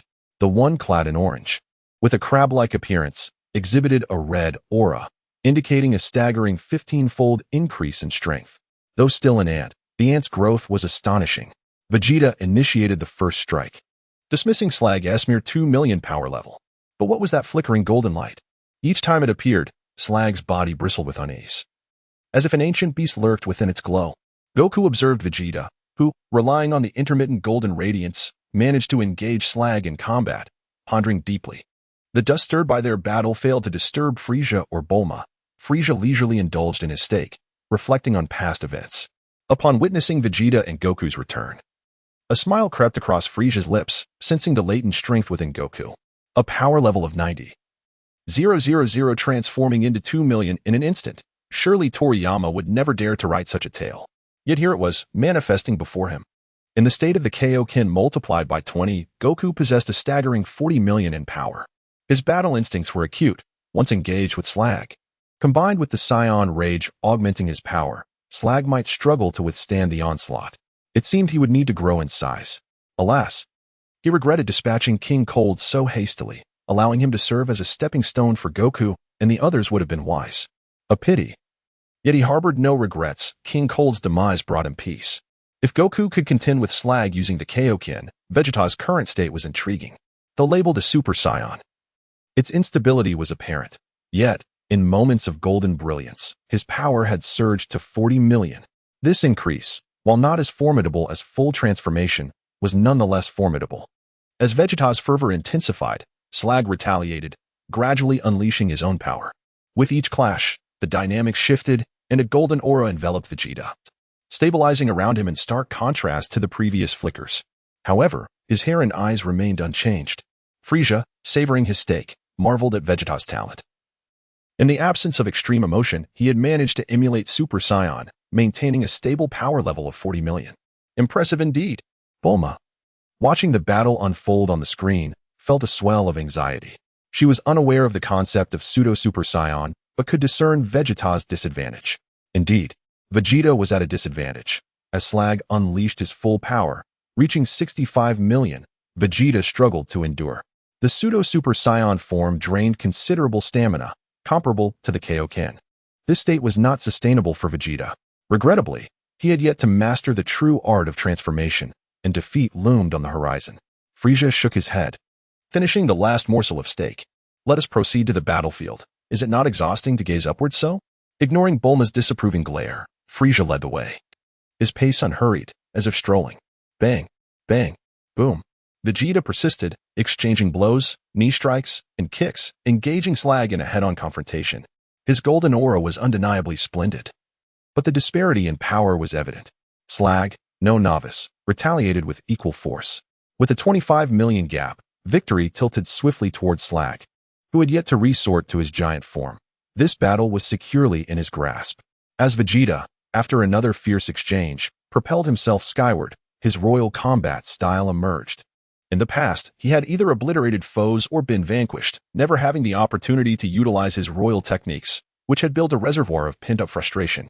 Energy blasts erupted from Vegeta's hands, faster than any Gatling gun, rendering Krillin and Gohan unable to perceive their trajectory. They could only sense the torrent of formidable energy cascading from above, illuminating Krillin's bald head brilliantly. Bulma, drawing closer, felt an overwhelming urge to flee, unable to maintain her flight. Final flash. Vegeta bellowed, unleashing his ultimate technique, a powerful energy wave reminiscent of the Kamehameha. The sheer force of his cry reverberated, dispersing the clouds above.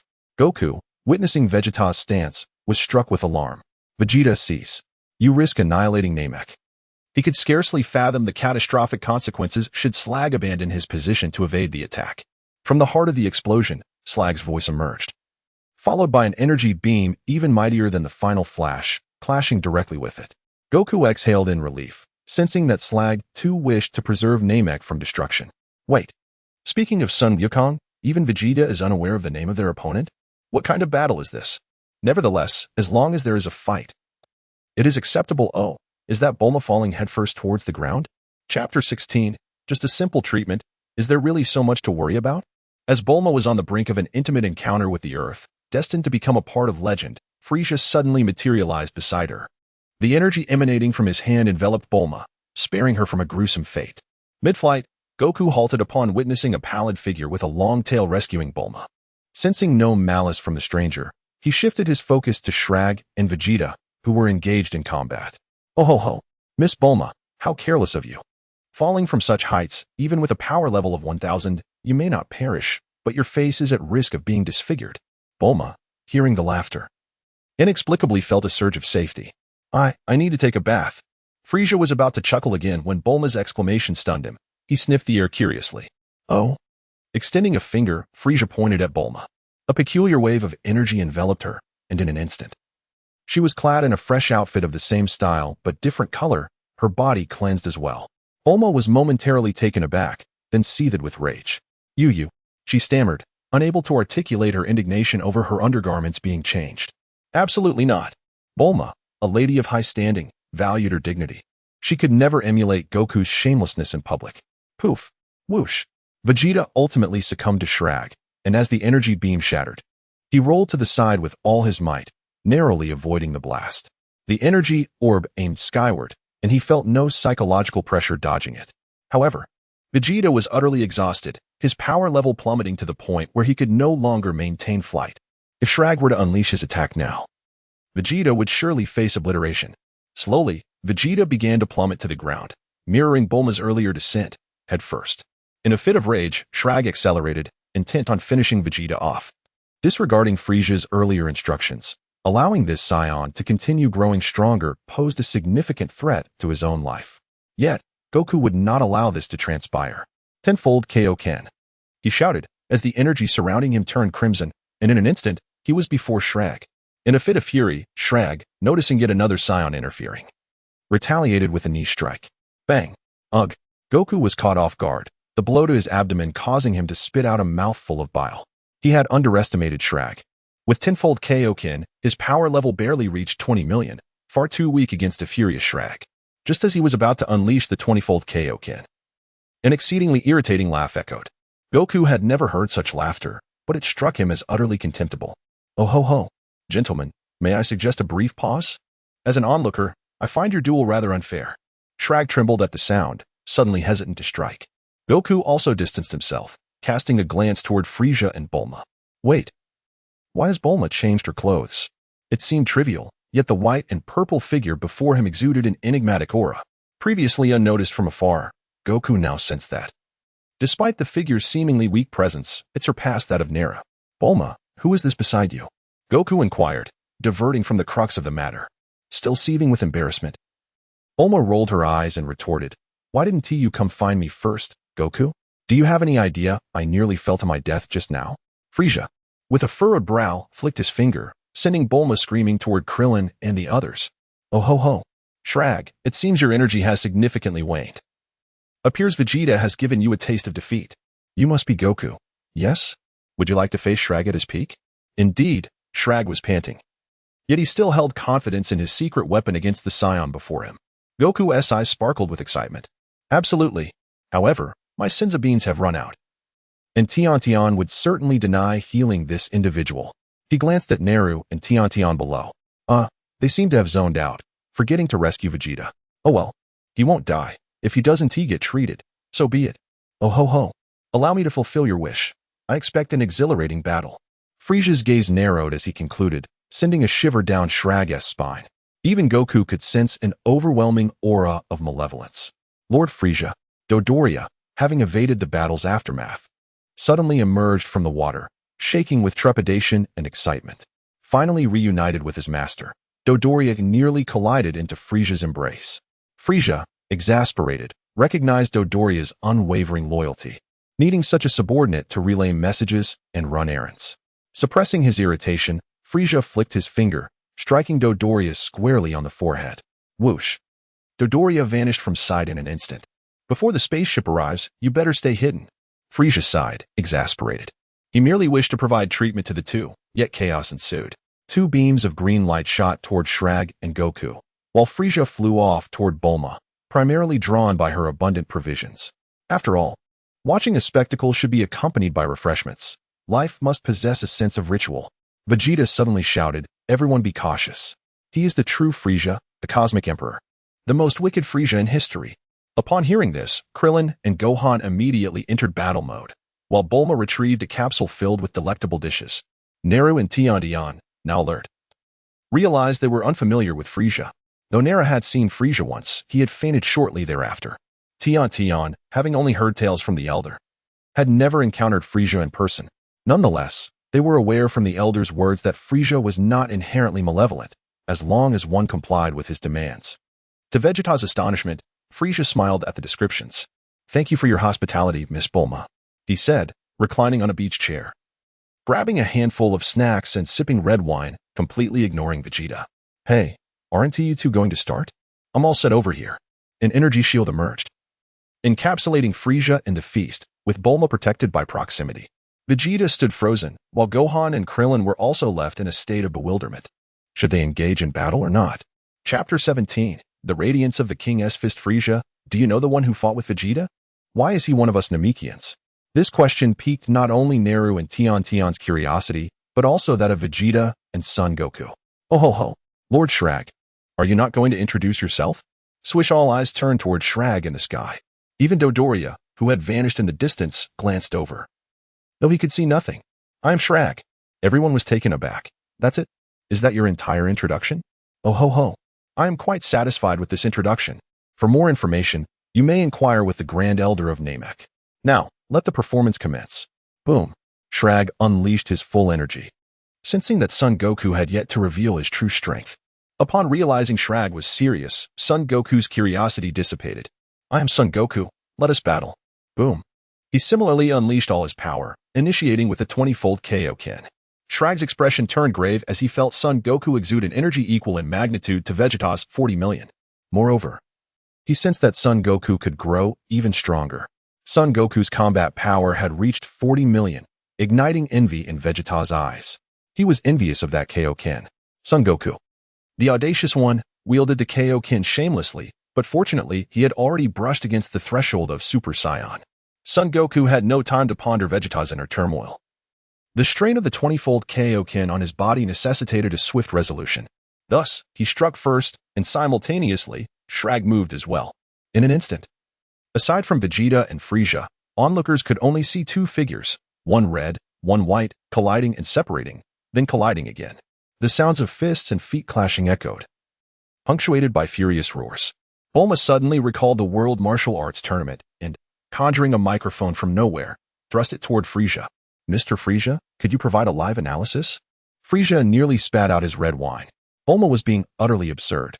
With a snap of his fingers, she found herself immobilized, her mouth sealed shut. All she could do was glare at Frieza in frustration. Suddenly, she discovered a shocking revelation: Frieza was not wearing any clothes. Unfortunately, she couldn't voice it. Otherwise, Frieza would surely silence her. The battle in the sky raged on, with both combatants evenly matched. However, Son Goku's mastery of his own combat prowess ultimately prevailed, landing a decisive elbow strike to Shrag's head. The impact nearly caused Shrag's eyes to burst, leaving them wide and bloodshot. Boom. Predictably, Shrag was sent crashing to the ground, creating a crater and fracturing the surrounding earth. Boom. A pillar of fire erupted from the ground, a result of magma surging forth. The intense heat began to affect those beneath, as Vegeta, lying on the ground, narrowly avoided being splashed by the magma, breaking into a cold sweat. He currently had no fighting power whatsoever. Thankfully, Nara noticed Vegeta's distress and promptly relocated him to safety, ensuring Tion healed him. Frieza made no attempt to intervene, instead watching with keen interest as Son Goku and Shrag clashed once more. The exchange of Kamehameha waves was evenly matched, as they lacked the gravitas of a fully charged attack. Bang bang bang. Boom boom boom. The raw intensity of a physical brawl is far more captivating. Son Goku landed a punch to Shrag's abdomen, prompting Shrag to retaliate with a powerful blow to Son Goku's back. Son Goku executed a whip kick to Shrag's head, while Shrag extended his arm, slamming Son Goku into the ground, nearly plunging him into the magma pit. Ouch, hot. Hot. Fortunately, Son Goku's energy shield protected him from harm, nearly causing discomfort. One punch from you, one kick from me. You groan, and I retch. A true contest of equals, a match of skill and talent, neither willing to yield. At last, Shrag grew weary of the skirmish. Despite possessing greater combat power than Son Goku, he found himself on the receiving end of blows, a situation that deeply embarrassed him. In the next instant, Son Goku found himself reduced to the size of Shrag's palm. Furthermore, as Shrag grew, his power skyrocketed to 100 million. If Shrag's enlargement had only enhanced his strength, Son Goku might have managed to cope. For a foe that cannot be struck is hardly daunting. However, Shrag's power was well balanced, both speed and strength surged. Despite the increase in size, Son Goku could find no openings in Shrag's defense. Bang! At last, Son Goku miscalculated, and Shrag's fist sent him hurtling away, crashing through several mountain peaks before landing in a vast lake. Boom! Son Goku utilized the lake's water to mitigate Shrag's force, yet it resulted in a towering waterspout, obliterating countless fish and shrimp. Son Goku lamented the waste of such abundant resources. The disparity of 1.5 times in combat power rendered the battle overwhelmingly one-sided. No matter how keen Son Goku's combat awareness, he could not withstand it any longer. Ultimately, Shrag landed a punch to Son Goku's abdomen, causing him to spew forth bile. Before Son Goku could recover, Shrag clasped his hands together and slammed Son Goku into the ground. Instantly, the earth trembled beneath them. Son Gohan, heedless of the danger, soared towards Son Goku, with Krillin following closely behind. Dad. Goku. Son Goku. Mr. Frieza, please save Son Goku. I will prepare more delicacies for you. In a fit of desperation, Bulma could only cast a pleading glance at Frieza, who appeared malevolent yet had never harmed her.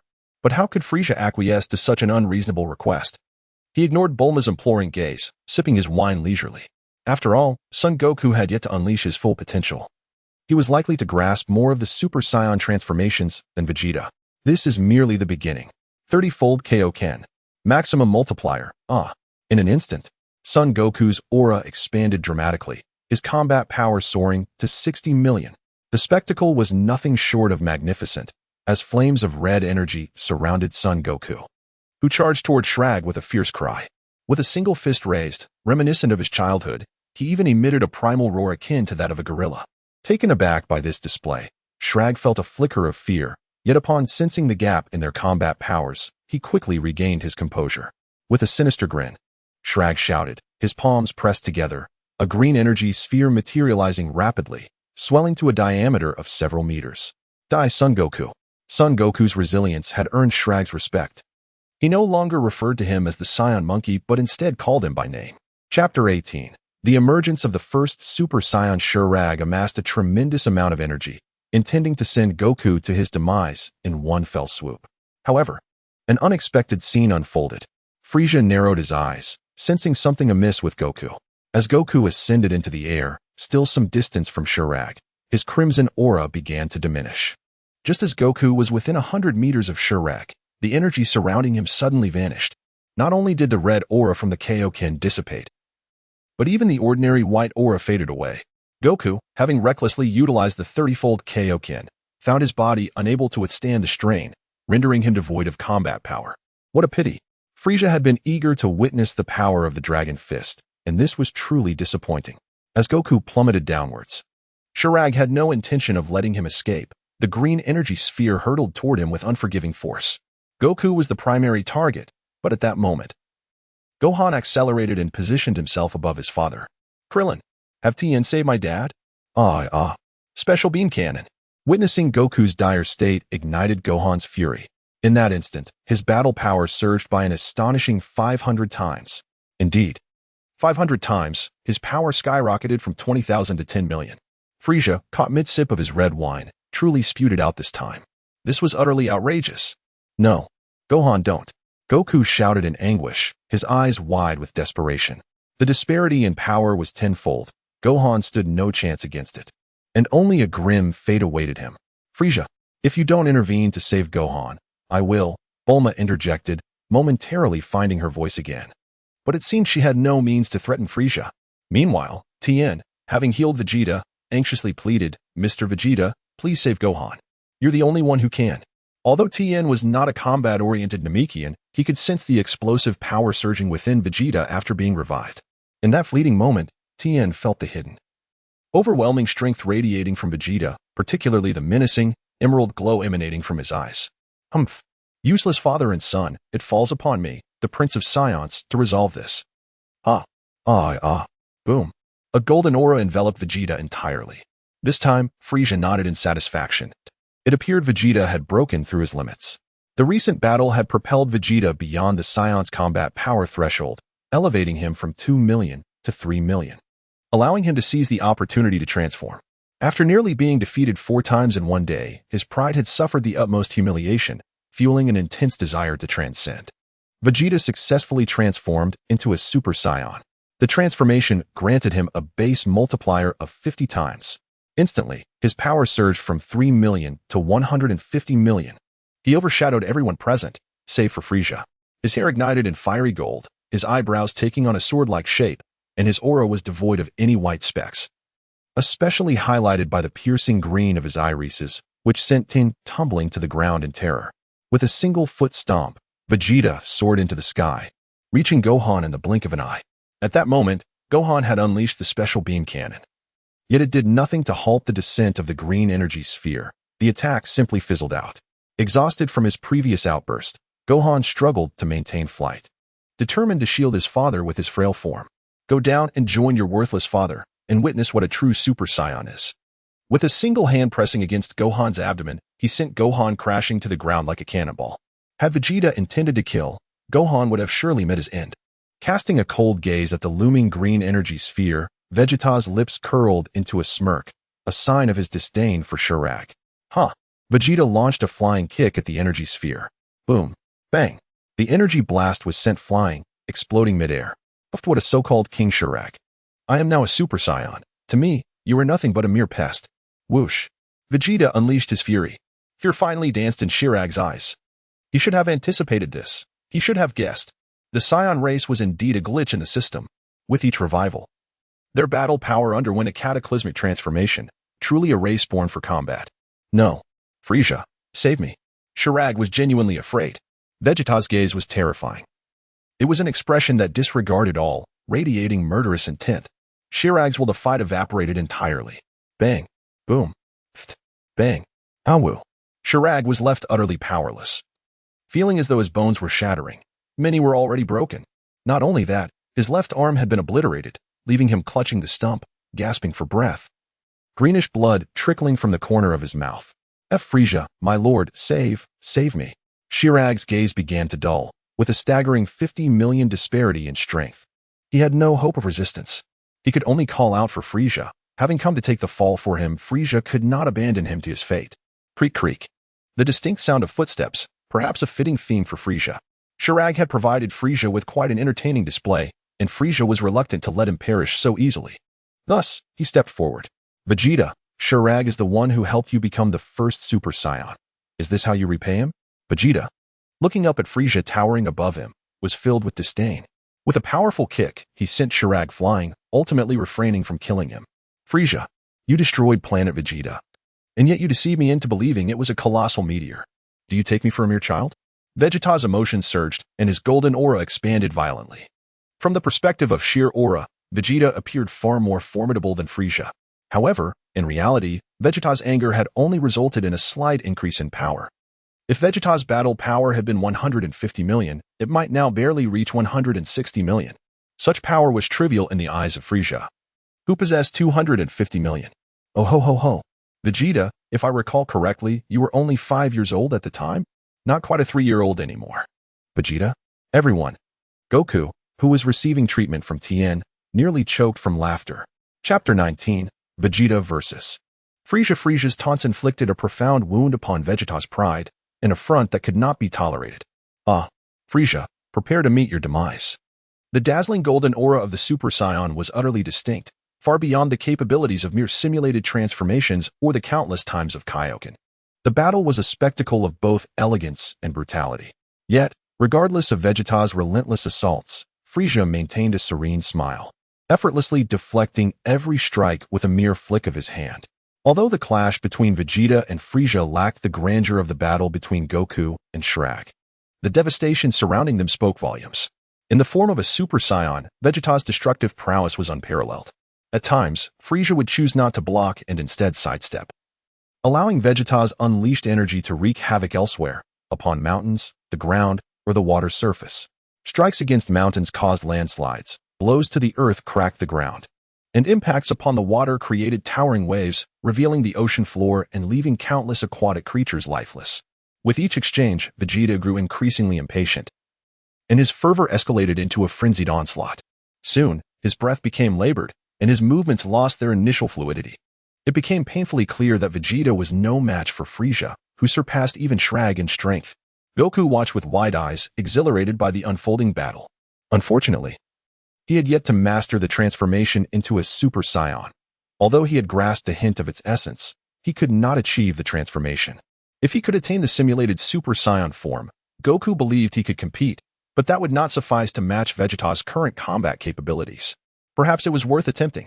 The duel between Vegeta and Frieza raged on, yet it was evident to all observers that Frieza was toying with Vegeta. Frieza refrained from retaliating, opting instead to evade and parry with one hand. Even so, Vegeta was rapidly exhausting himself. Why can't I defeat Frieza even after transforming into a Super Saiyan? I refuse to accept this. In a fit of desperation, Vegeta shattered his limits, his power soaring to 200 million. In the original narrative, Goku had trained extensively on Namek before attaining a combat power of 250 million, an achievement that had taken him over a year of relentless effort. This highlighted just how far Vegeta had been pushed. The golden aura expanded once more as Vegeta distanced himself from Frieza, his energy slightly unstable as he gasped for breath. Frieza, if you have the courage, do not evade. Witness my ultimate attack. Final flash. Vegeta clasped his hands together, arms at his side, twisting to face Frieza as he shouted. He feared that Frieza might cowardly evade, for his unleashed final flash could not be redirected in time. If Namek were to explode, there would be no escape for him. Vegeta was acutely aware that Frieza could survive in the vacuum of space, while a Saiyan could not. Gohan, Krillin, Bulma, hurry and summon Shenlong with Nail. If this planet explodes, we are all doomed. Goku, witnessing Vegeta's frantic state, felt a twinge of unease. He could disregard his own safety for the sake of battle, but he could not place his son and friends in peril. With his intellect, he devised a plan to use Shenlong to evacuate them, a notion that was a testament to Chi-Chi's fervent prayers back on Earth. However, Vegeta's final flash would not be delayed for Goku and the others to summon Shenlong. Krillin clutched a Dragon Ball while Gohan hurriedly searched for the remaining 6 scattered among the wreckage of the spaceship. Just as they embarked on their mission, Vegeta unleashed his immense final flash, a beam of pale yellow light hurtling towards Frieza like a rocket, its force so formidable that even Shrag, who was left unattended, turned pale with fear. Shrag, having regained some energy, utilized his recovery technique to restore his lost arm and quickly pursued Gohan and the others in search of the Dragon Balls. Achieving immortality was Shrag's greatest desire. Having faced death once, he harbored an immense fear of it. As long as there was a glimmer of hope, he would not relinquish that wish. The potency of the energy wave lay in its ability to unleash double or even triple its own power. With Vegeta's combat strength at 200 million, Frieza's superiority was evident, as he possessed a power 50 million greater. Now, with Vegeta's final flash reaching an impressive 500 million, if Frieza did not take action, injury was inevitable. Stellar Storm. Frieza shouted, extending his hands forward and leaning back slightly, conjuring a wave of purple energy that swiftly surged towards Vegeta's final flash. Die. Vegeta bellowed, his Saiyan vocal cords resonating powerfully. Fortunately, Frieza's anatomy was no ordinary one. His voice was equally formidable. Hohoho. You should cool off in space. As Vegeta poured on his energy, Frieza matched him. At this juncture, the disparity in their strengths became apparent.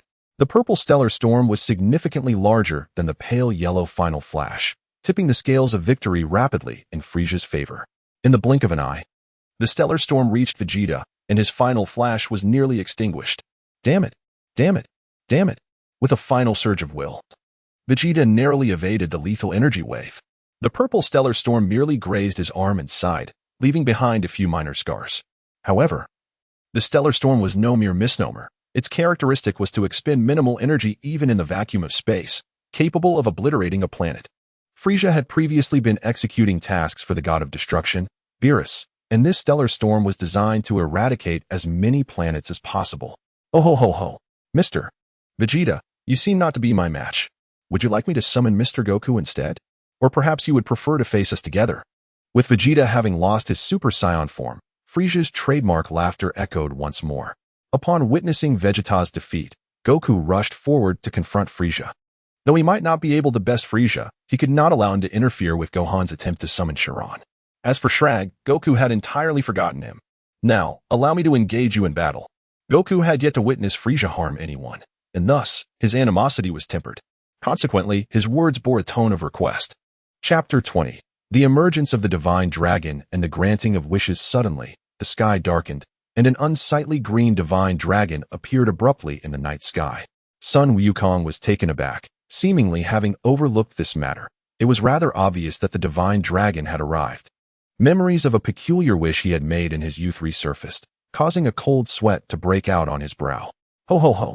Son Wukong, let us pause our battle for a moment. I am quite curious about the wishes you all might make. Son Wukong found himself at a loss for words, having failed to notice the implication in Frieza's remarks. It was not a single wish, but rather multiple wishes.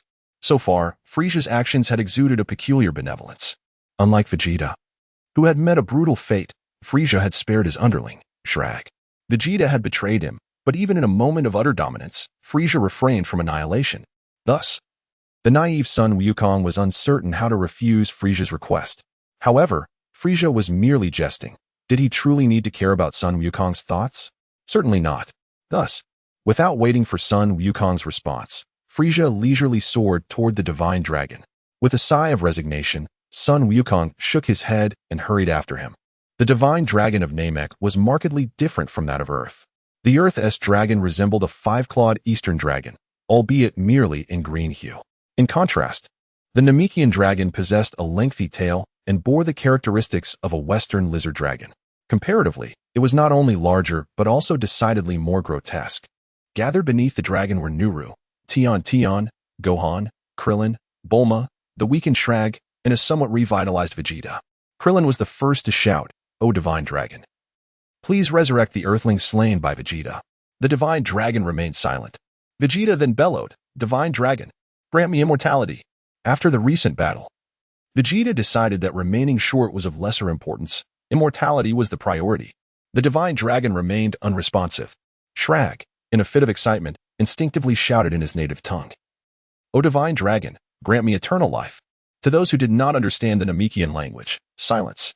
At that moment, the divine dragon reacted, opening its gaping maw and gazing at Shrag with its blood-red eyes, uttering words that left everyone speechless.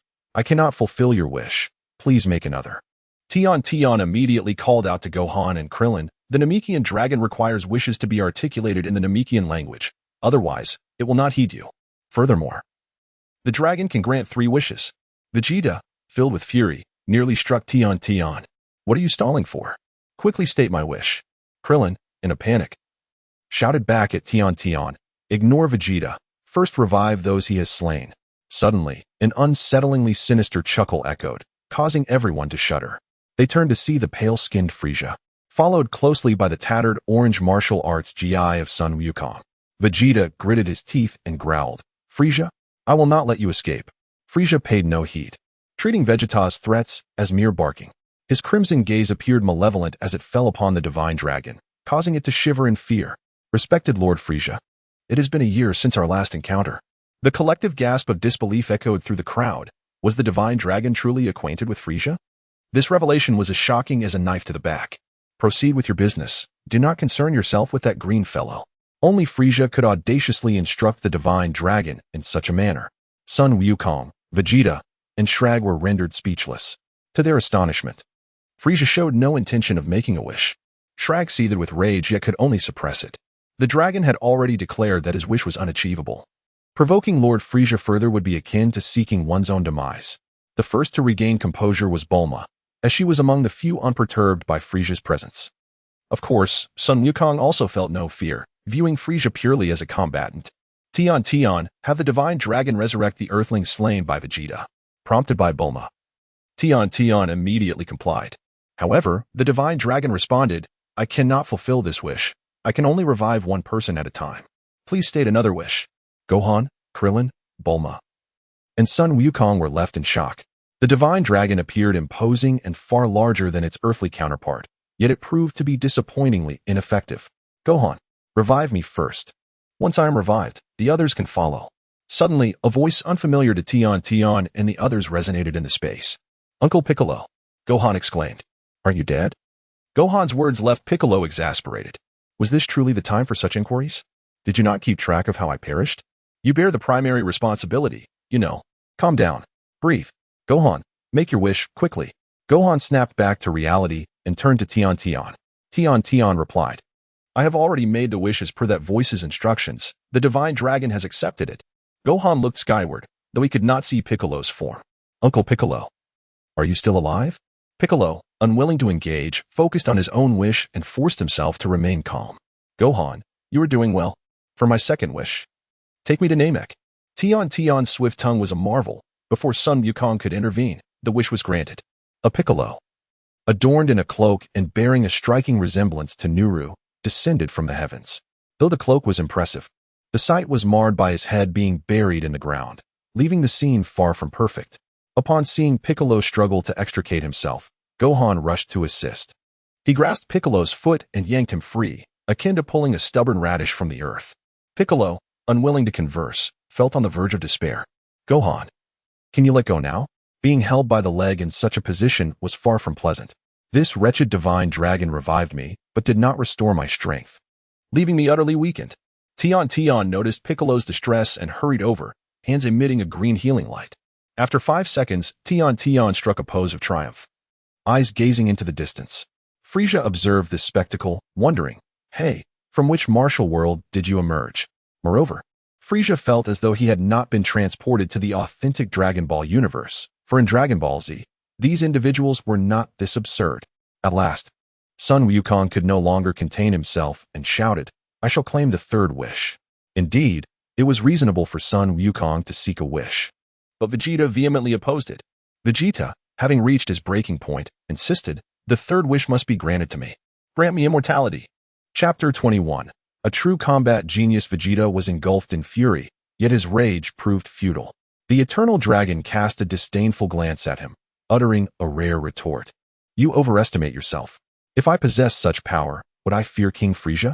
Vegeta was momentarily taken aback, incredulous at the dragon's utter lack of utility.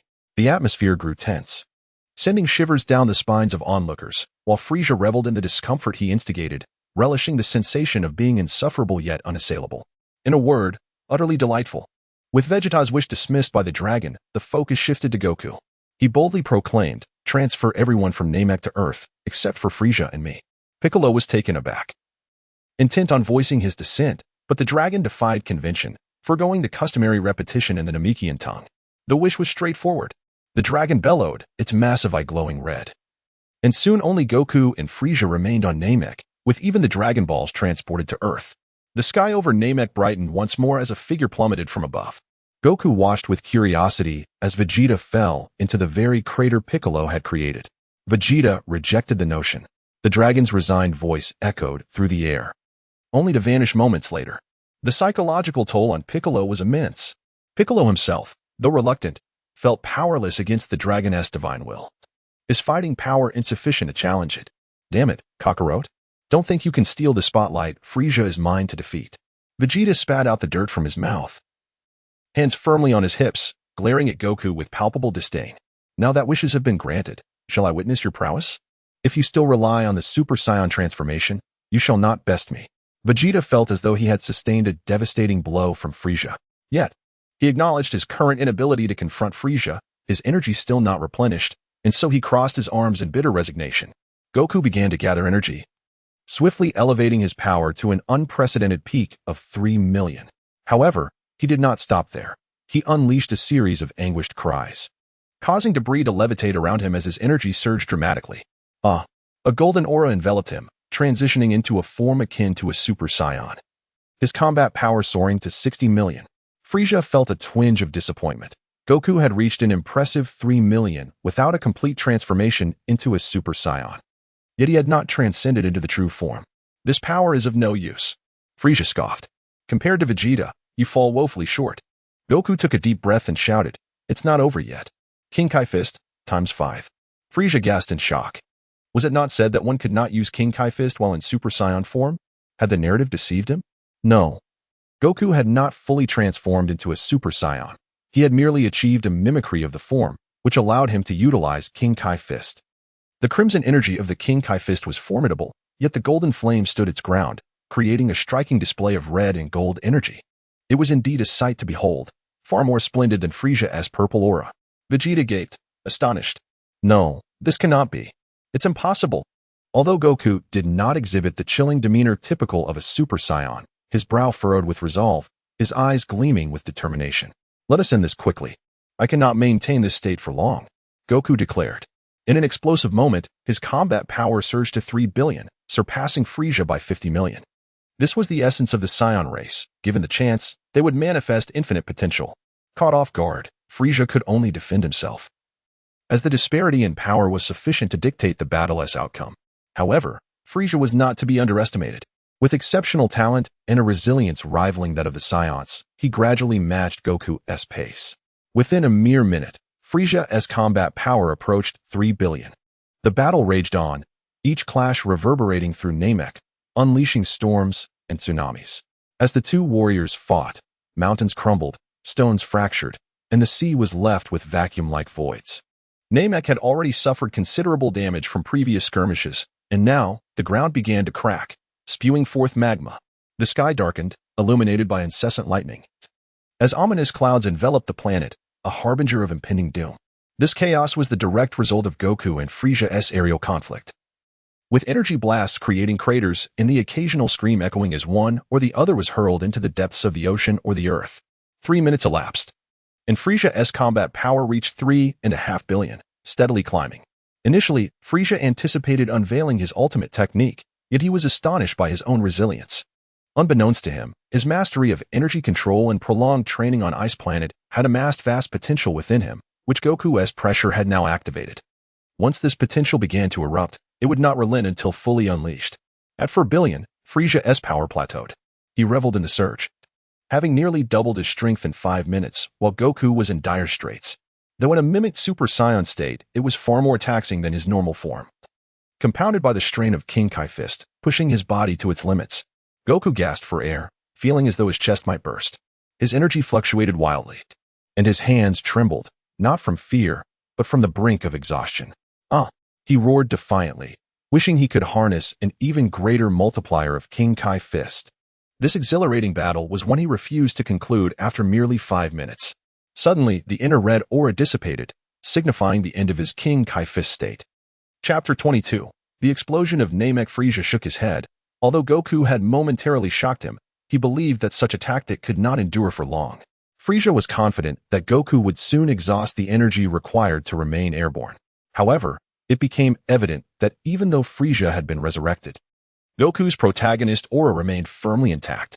With a resounding roar, Goku transformed into a Super Saiyan, fueled by an intense sense of defiance. Having previously experienced a power level of 300 million, Goku, upon his transformation, immediately possessed a combat strength of 300 million.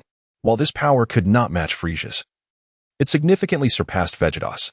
With golden hair, visibly bulging muscles, emerald eyes, and a cold, brutal demeanor, Goku in this state exuded an aura of invincibility. Yet, the effectiveness of such a perception depended on the adversary he faced. A mere 300 million in combat power was, to Frieza, utterly insignificant. With a resounding thud, Frieza's fist struck Goku's face, yet Goku merely tilted his head, his gaze still fixed on Frieza with a predatory intensity. How could Goku disregard a staggering disparity of 100 million in power? The truth lay in Goku's use of the Kaioken while in a Super Saiyan state, rendering him momentarily impervious to pain. This absence of pain contributed to the illusion of invincibility he projected. With a robust and powerful arm, Goku delivered a punch to Frieza's abdomen, igniting a sensation akin to a raging inferno within Frieza. Frieza gasped, stepping back, clutching his stomach. He had underestimated Goku, allowing the dead monkey to land a blow while remaining unguarded. Spitting out the bitterness in his mouth, Frieza unleashed a wave of energy. The ensuing clash between Frieza and Goku erupted into a brutal exchange of blows, devoid of energy blasts, as they engaged in a frenzied brawl. Each punch resonated like thunder, leaving Vegeta struggling to keep pace with their speed. As Vegeta swallowed hard, a thought struck him. These two were truly formidable opponents. 5 minutes later, a tremendous explosion erupted at the center of their battle, reminiscent of the sky tearing open, sending shivers down the spines of all present. A figure plummeted toward the ground, directly targeting Vegeta's position.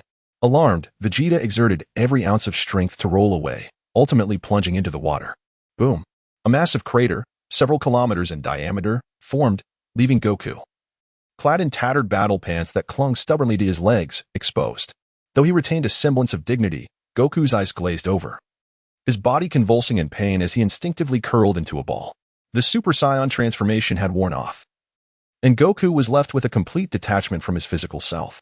Faced with Goku's pain-free state, Frieza found himself in a precarious position. However, he ultimately managed to subdue Goku. Frieza's breathing became uneven, his breaths quickening as he slowly descended to the ground, approaching Goku step by step. Vegeta, emerging from the water, began to cough violently. The ferocity of the battle between Frieza and Goku had pushed Namek to the brink of destruction. The planet had suffered irreversible damage, particularly after Goku's devastating impact on the ground, which had shattered the planet's core. Namek was now mere minutes from obliteration. Frieza waved his hand, summoning several spherical spaceships belonging to the Ginyu Force, which landed on the battlefield. He was aware that Goku had not perished, and Vegeta had sustained no severe injuries, remaining in a far better condition than Goku. Vegeta, this spaceship contains an emergency healing pod. It may not fully heal you, but it will prevent your demise. Depart quickly. This planet will soon explode. I eagerly anticipate your growth. When we meet again, I hope you can provide me with a battle as exhilarating as today." With a gleeful laugh, Frieza vanished, reappearing on the ice planet. However, he sensed something amiss, an unsettling feeling that he had forgotten something. Dismissing it, he resolved to stabilize his newfound combat strength beneath the ice. Every increase in power required consolidation. Otherwise, one risked regression, as exemplified by Gohan's decline after the Cell Games. On Namek, Vegeta finally reached Goku's side. Observing Goku's agonized state, he contemplated delivering a fatal blow. Energy gathered in his hands, but after half a minute, he ultimately refrained from striking down his rival. "You spared me once on Earth. I shall return the favor this time. But next time, I will surpass you and defeat you." With a brutal kick, Vegeta sent Goku crashing into the nearest spaceship, swiftly fitting him with emergency healing equipment before activating the ship's ignition. A fiery dragon of lava surged skyward as Namek teetered on the edge of explosion. Vegeta wasted no time, boarding another spaceship and initiating a period of rest. He had not enjoyed a proper sleep in days and felt utterly exhausted. Yet, if given the chance, he would persist, for he had not only significantly increased his strength but had also transformed into a Super Saiyan. He would train diligently, determined to surpass both Goku and Frieza. "I am the Prince of the Saiyans, the most gifted warrior. I will not yield to you. No." With a final click, the hatch closed, and Vegeta's ship followed Goku's into the cosmos. Moments after their departure, Namek erupted in a cataclysmic explosion. In the vacuum of space, sound could not travel. Yet the dazzling display of destruction served as a testament to the planet's tragic fate. On Earth, Dodoria cowered in fear, narrowly avoiding the molten lava that had erupted from the ground, only to be suddenly transported to a tranquil, serene environment. Bewildered, he questioned his identity and whereabouts. Where was Lord Frieza?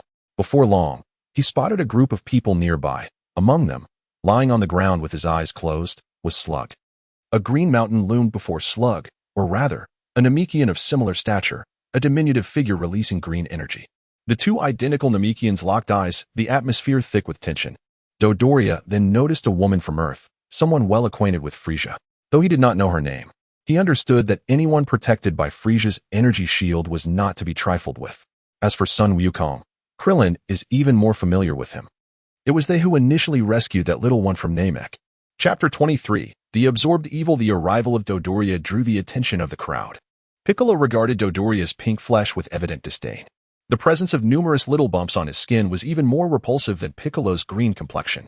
Nera's gaze towards Dodoria was filled with hostility. This plump pink creature was certainly not as innocuous as he appeared. Tion's face was etched with terror, recalling that Dodoria had led the massacre of their village, with Dandan being slain by a mere finger from him. Son Gohan and Krillin stood ready for an attack, having witnessed Dodoria's malevolence firsthand. Shrag remained with his eyes tightly shut, enveloped in an unknown energy that plunged him into a deep slumber. It was likely the handiwork of the Elder, the only one capable of such enigmatic magic. Bulma, seeking refuge behind Son Gohan and Krillin, found Dodoria's appearance utterly unappealing, instinctively categorizing him as a villain. "Excuse me, fair lady of unparalleled beauty and nobility, might you know the whereabouts of Lord Frieza? And where exactly is this place? Why have I unexpectedly found myself here?" Dodoria inquired. With a combat power of merely 20,000, he could only contend with Krillin, Bulma, and a frightened Tion among those present. The Elder's prowess was a different matter altogether. His very presence was intimidating. Dodoria's tone was deceptively warm, not just because others treated him like a mere chicken, but primarily because Bulma was a favored guest of Lord Frieza. Although Dodoria was perplexed by Frieza's interest in this frail woman, it did not deter him from attempting to curry favor. As the foremost sycophant, he was aware of his role. Bulma pointed at herself, her expression one of confusion. "Are you addressing me, you hideous creature?" After a moment of thought, she realized she was the only young and affluent lady present. Thus, despite her lingering aversion to Dodoria, her demeanor softened considerably. "Frieza, along with son Wukong and Vegeta, is engaged in battle on Namek. We have all been returned to Earth by Shenlong." Upon hearing the derogatory remark, Dodoria nearly erupted in rage. But the terror of Frieza quickly restrained him, allowing him to maintain a facade of gentleness. However, when Bulma responded to his inquiry, Dodoria's demeanor faltered. It seemed he was now leagues away from Frieza. Determined, Dodoria attempted to contact Lord Frieza via his communicator. Just as his fingers brushed the device, Piccolo swiftly intervened, snatching it away. Snap! Piccolo recognized the communicator and had no intention of alerting Dodoria, fearing the arrival of formidable beings that might lead to his own demise. "You dare," Dodoria stammered, wanting to curse but lacking the courage. At that moment, the elder coughed, drawing everyone's attention. "Catter's son, you are called Piccolo now, correct?" Though reluctant to acknowledge it, Piccolo knew the elder spoke the truth. "Indeed, I am Piccolo." The elder squinted at Shrag, who lay on the ground, and sighed deeply. "Shrag escaped from your home planet alongside your father, both being gifted Namekians. Unfortunately, Shrag succumbed to malevolence, becoming a notorious villain. You, however, are fortunate. Your duality of good and evil resides within you, and you embody the latter. This is common knowledge among Earthlings, as the Supreme Kai once elucidated. I can sense that the wickedness within you has begun to transform, allowing you to develop attachments and human emotions, ultimately leading you to embrace the responsibility of protecting this planet." The elder coughed again. "Elder," Naru interjected, wishing to halt the elder's discourse due to his frail condition. Yet the elder waved his hand dismissively and continued. "I have managed to control Shrag's body through a special method. However, his evil is exceedingly dominant, and I cannot seal it for long. With Lord Frieza absent, and neither son Wukong nor Vegeta around, should Shrag awaken, Earth will face annihilation. And none of you will be able to intervene." To everyone's astonishment, the elder mentioned Frieza, seemingly placing trust in him, which appeared quite illogical. Yet no one interrupted the elder, knowing his words held truth and wishing to learn of his solution. As the embodiment of evil, you must master your own heart. This is an opportunity. If you can absorb the evil within Shrag, not only will it enhance your own power, granting you formidable combat capabilities, but it will also restore Shrag to the pure and benevolent Namekian he once was. Piccolo was momentarily stunned, then filled with elation. He cared little for notions of good and evil. Gaining strength was paramount. The might of Vegeta and son Wukong had deeply humiliated him, fueling his disdain for his own weakness. If he possessed great power, he could have refused Shenlong's summoning, avoiding the disgrace of being returned to Earth just as he arrived on Namek. This is an utter humiliation. A battle power of 78,000 may command respect on Earth. Yet before son Wukong, he was but an insect to be crushed at will. Having once battled son Wukong to a standstill, how could he accept such a reality? What must I do? Piccolo's response was entirely predictable to the elder, who remained the embodiment of wisdom, beauty, and mystery. Place your hands upon Shrag's chest. I will draw the evil into you. All you must do is maintain control over your true self. Piccolo complied, extending his hands, revealing sharp claws before pressing them firmly against Shrag's chest. Prepare yourself. We shall commence. A brilliant silver light enveloped Shrag and Piccolo as a torrent of black energy surged into Piccolo's palms. With a resounding boom, a tremendous aura erupted, creating a tempest that bent the trees in the forest low. 30 seconds later, the storm subsided, revealing Shrag now exuding a presence akin to Naru's, devoid of any malevolence, appearing serene and tranquil. Conversely, Piccolo was engulfed in black energy, unleashing a series of furious roars, his demeanor turning frenzied. Control this evil. Envision those you wish to protect. Recall the emotions tied to your sacrifices for them. No, I do not wish to harm Gohan. Allah. With a roar more violent than before, a ferocious energy radiated from Piccolo, uprooting trees and sending them tumbling in all directions. Uncle Piccolo. Chapter 24. The pitiful Dodoria Piccolo felt as though he were on the verge of exploding. His only desire was to obliterate everything within his sight, whether living or inanimate. He was determined to annihilate it all. Just as he was about to lose control, Gohan rushed forward and embraced Piccolo from behind. Pencil, pinholder, tube, bullet, slingshot. This was a word association game Gohan played while training alongside Piccolo. Upon hearing this voice, Piccolo's aura instantly diminished, and the darkness in his eyes receded like a tide. This sound represented the soul sanctuary within his heart, a crucial element in his ability to regain control. Exhaling a deep breath, Piccolo finally found tranquility, turning to pull Gohan in front of him. Gazing intently into Gohan's eyes, he earnestly expressed, "Gohan, thank you. Were it not for you, Uncle Piccolo would have completely lost himself." With tears welling in his eyes, Gohan replied, "I knew it. I knew Uncle Piccolo could do it." Gently setting Gohan down, Piccolo clenched his fists, feeling the immense power within him. In that moment, he was uncertain if he could match Goku. Yet he distinctly sensed his strength had multiplied exponentially. Frieza scoffed, "Kid, you merely went from 78,000 to 78 million. While that's quite an increase, you're still a novice. According to the monstrous power of Shrag, which reached a staggering 100 million, Piccolo had only gained an augmentation of 92 million, with some of it indeed wasted. However, the advantage of assimilation lay in the fact that Shrag had preserved his life. Furthermore, having once been powerful, even in his newfound kindness, he could gradually regain his strength. After all, Shrag possessed a body with a base power of 60 million. Although he currently was at 400,000, anyone below 50 million would struggle to breach his defenses. Dodoria was terrified. Earth is too frightening. I want to return to Lord Frieza's side. The sheer terror Piccolo instilled was evident, as Dodoria was reduced to tears. Upon hearing the sobs, Piccolo shot a piercing glare at Dodoria, causing him to tremble in fear. The elder spoke again. As Frieza's subordinate and most trusted lackey, heir, subordinate, he pleaded, do not harm him. You cannot fathom Frieza's terror. Goku and his companions stand no chance. Piccolo understood the elder's predictions were unlikely to be wrong, and Frieza was not the indiscriminate killer that the Kais claimed. Out of respect for the elder and Frieza, he decided to spare Dodoria's life for now. However, before Frieza arrived on Earth, Dodoria would have to serve Piccolo as a laborer. Unaware of his impending fate, Dodoria continued to express gratitude for the elder's intervention. Subsequently, events on Earth returned to their natural course, beginning with the resurrection of the Namekian who had been slain by King Cool's minions using the Dragon Balls. 130 days later, an attempt to resurrect Goku using the Namekian Dragon Balls failed, for Goku had not truly perished. Bulma was reminded by the Namekian that she could summon Goku to Earth.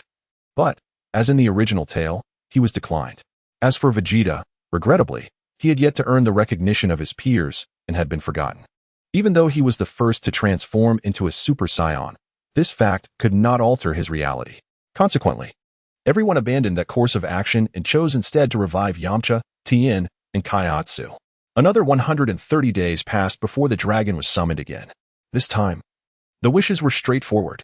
They first learned that Goku was on Adrat with Vegeta, and then received news of Frieza's return to Ice Planet.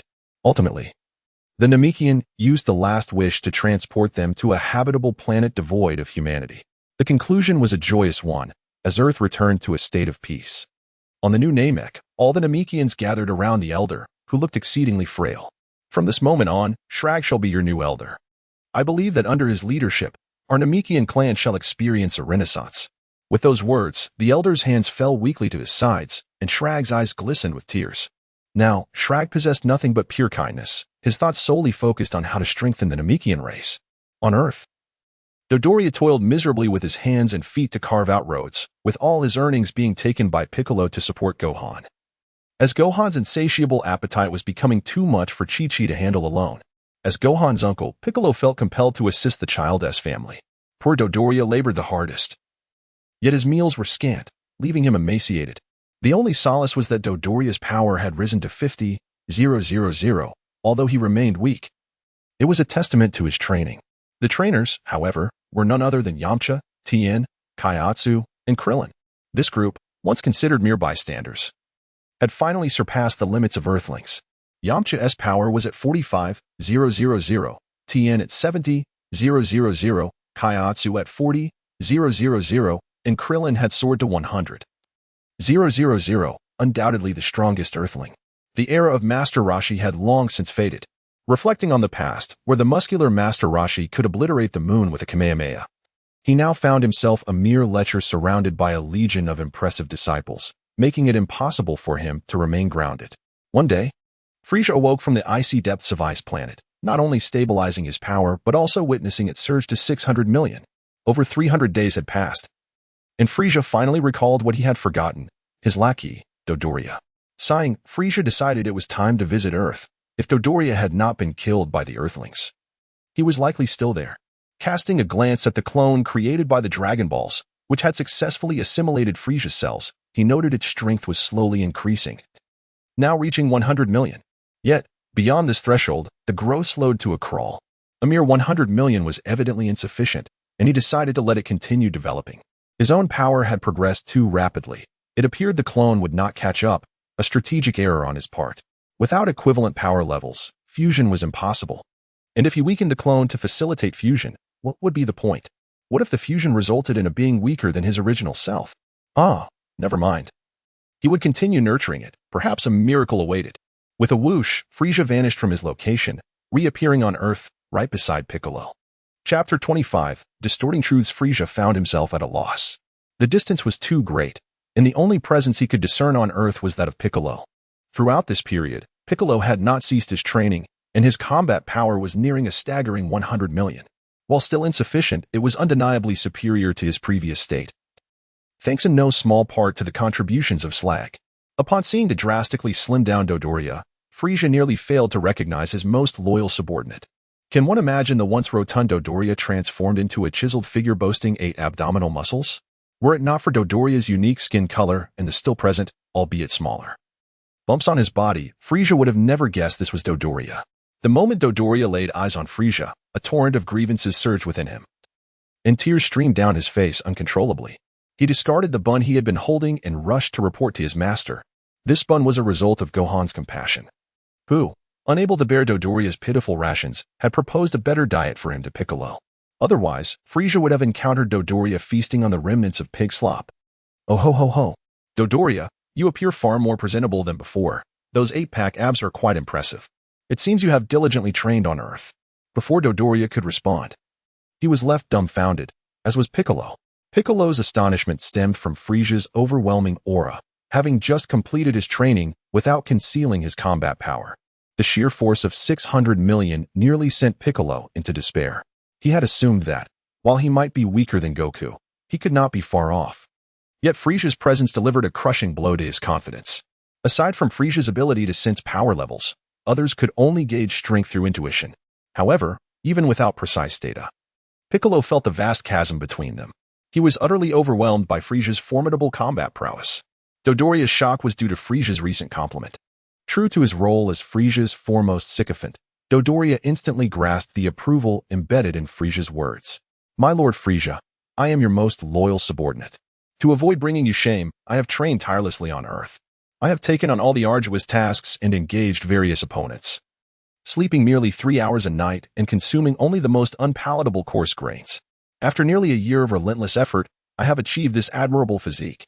Yet upon reuniting with Frieza, he realized that Frieza was akin to the sun, while he was but a blade of grass, nourished by Frieza's radiant light. Piccolo was once again astounded by Dodoria's shamelessness. No wonder the elder had dubbed Dodoria Frieza's top lackey. His flattery was so exaggerated that he would struggle to catch up even in a spaceship. As Frieza reveled in Dodoria's excessive praise, a mechanical insect suddenly approached. Sensing a possibility, Frieza refrained from destroying it. After it collected his cells, he dismissed it. The others remained oblivious, witnessing only Frieza's sudden intensity followed by a wave of his hand, which caused his aura to diminish. Piccolo, believing Frieza was about to engage him in combat, contemplated how to contact Elder Slag for assistance in using the Dragon Balls to revive him. However, before he could devise a plan, Frieza's aura rapidly diminished until it resembled that of Krillin. Phew. Letting out a quiet sigh of relief, Piccolo addressed Dodoria. Mr. Dodoria, since Lord Frieza has arrived, your training shall momentarily conclude. I trust Lord Frieza requires your attention. Piccolo's sincere cooperation nearly brought Dodoria to tears. After enduring nearly a year of inhumane treatment, was this shamelessness meant to compel him to express gratitude? Dodoria was vehemently resistant. Frieza, fully aware of the unfolding events, found Dodoria amusing. Now, he discovered Piccolo to be equally entertaining and decided to play along. Dodoria, where has your politeness vanished to? You are my subordinate. Do you wish for others to say I lack control over my underlings? Frieza's gaze darkened ominously, and an involuntary chill radiated from him, causing Dodoria to shiver uncontrollably, nearly cramping up. With a sharp clap, Dodoria snapped his legs together and performed a 90-degree bow to Piccolo, exclaiming, I sincerely appreciate Mr. Piccolo for formulating my training regimen. Please accept my utmost gratitude. Piccolo was taken aback. He had entertained a whimsical notion, merely to irk Dodoria, never believing Frieza would be oblivious.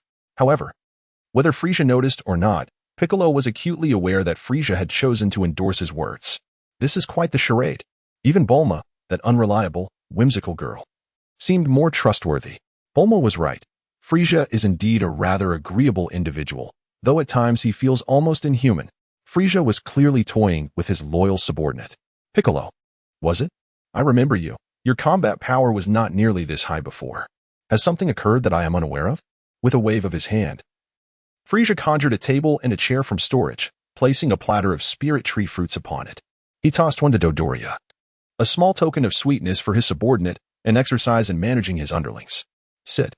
Frieza seated himself grandly in the soul chair, yet commanded Piccolo to do the same. Where was Piccolo to sit? On the ground or atop the table? He felt an urge to overturn the table in protest, but he dared not. Not everyone could confront Frieza without consequence. Piccolo knew that any act of defiance would likely result in his obliteration. In truth, Frieza had no such intentions. However, his demeanor projected an aura that instilled fear in Piccolo. His malevolence was so pronounced that even the friendliest demeanor felt futile. Piccolo, how shallow you are to judge by appearances. Such thoughts are unbecoming of a mature individual. You refuse to sit when invited. Are you showing a lack of respect?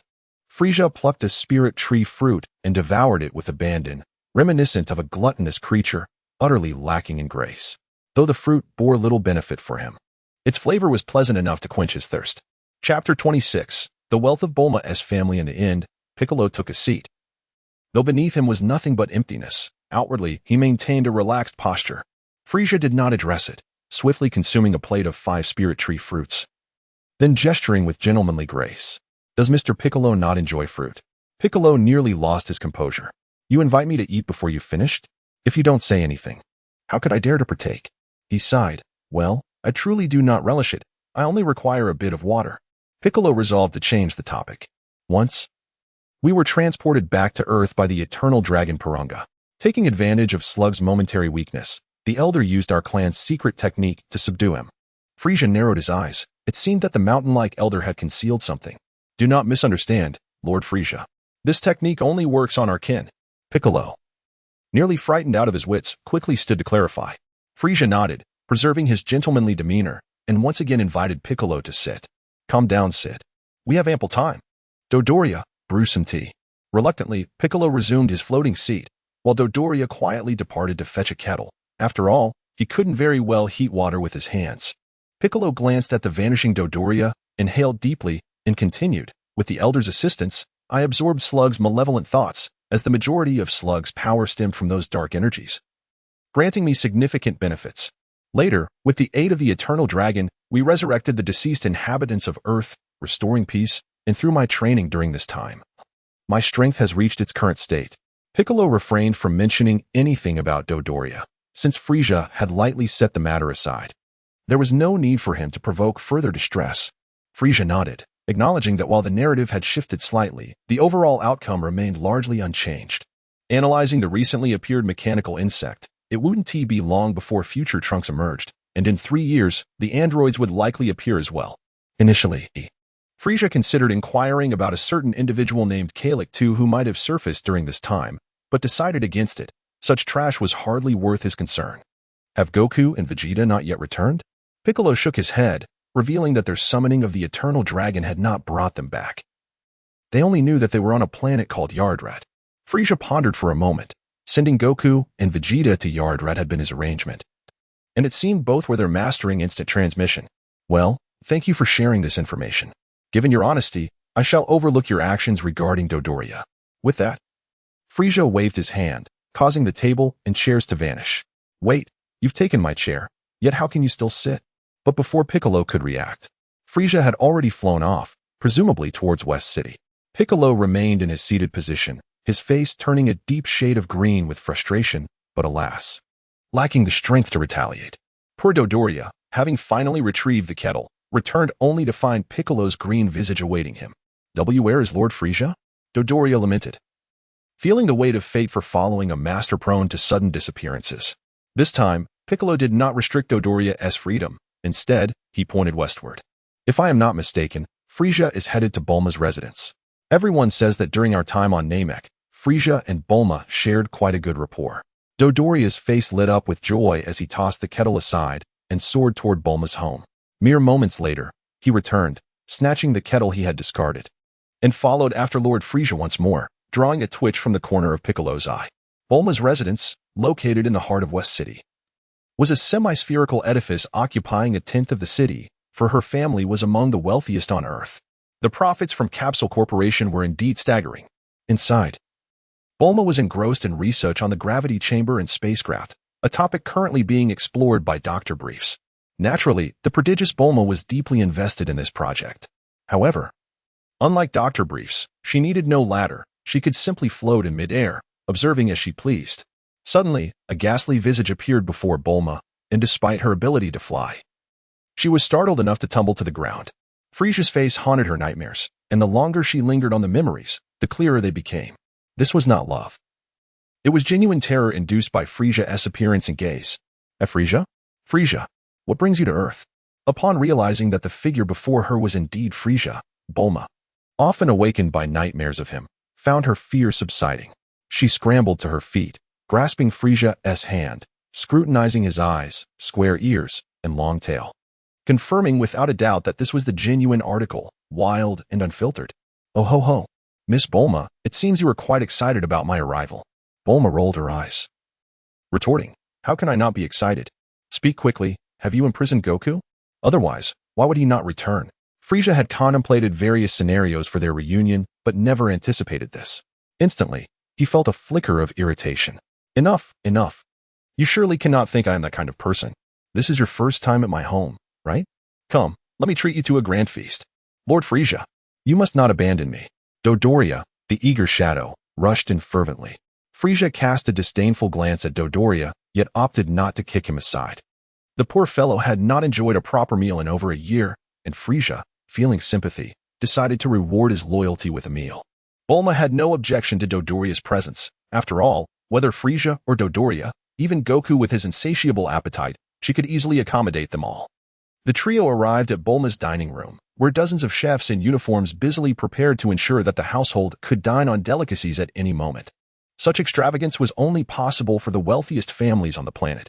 Dodoria's eyes sparkled with greed, and he swallowed hard, yet he remained rooted to the spot, unwilling to eat until Frieza made the first move. Go on, eat as you please, but do not let those 8-pack abs disappear. Dodoria, as if hearing a royal decree, immediately nodded and expressed his gratitude. Then, a pink whirlwind erupted in the dining room. The reason Dodoria had been so corpulent was now evident. Chapter 27. The ultimate challenge in the realm of Dragon Ball, Earth remains a harmonious place, inhabited by an array of peculiar species such as werewolves, bearmen, and bird people, coexisting alongside humanity. Although Frieza is reluctant to admit it, he has indeed benefited from this eclectic group, leading to a relatively mild reception from the populace. Despite his and Dodoria's rather unconventional appearances, this acceptance, of course, hinges on Frieza's penchant for wearing sunglasses. Without them, many would likely suffer from heart attacks upon encountering him. The local pharmacies would quickly run out of emergency heart pills, and law enforcement officers riding flying motorcycles would seek to charge him with inducing terror.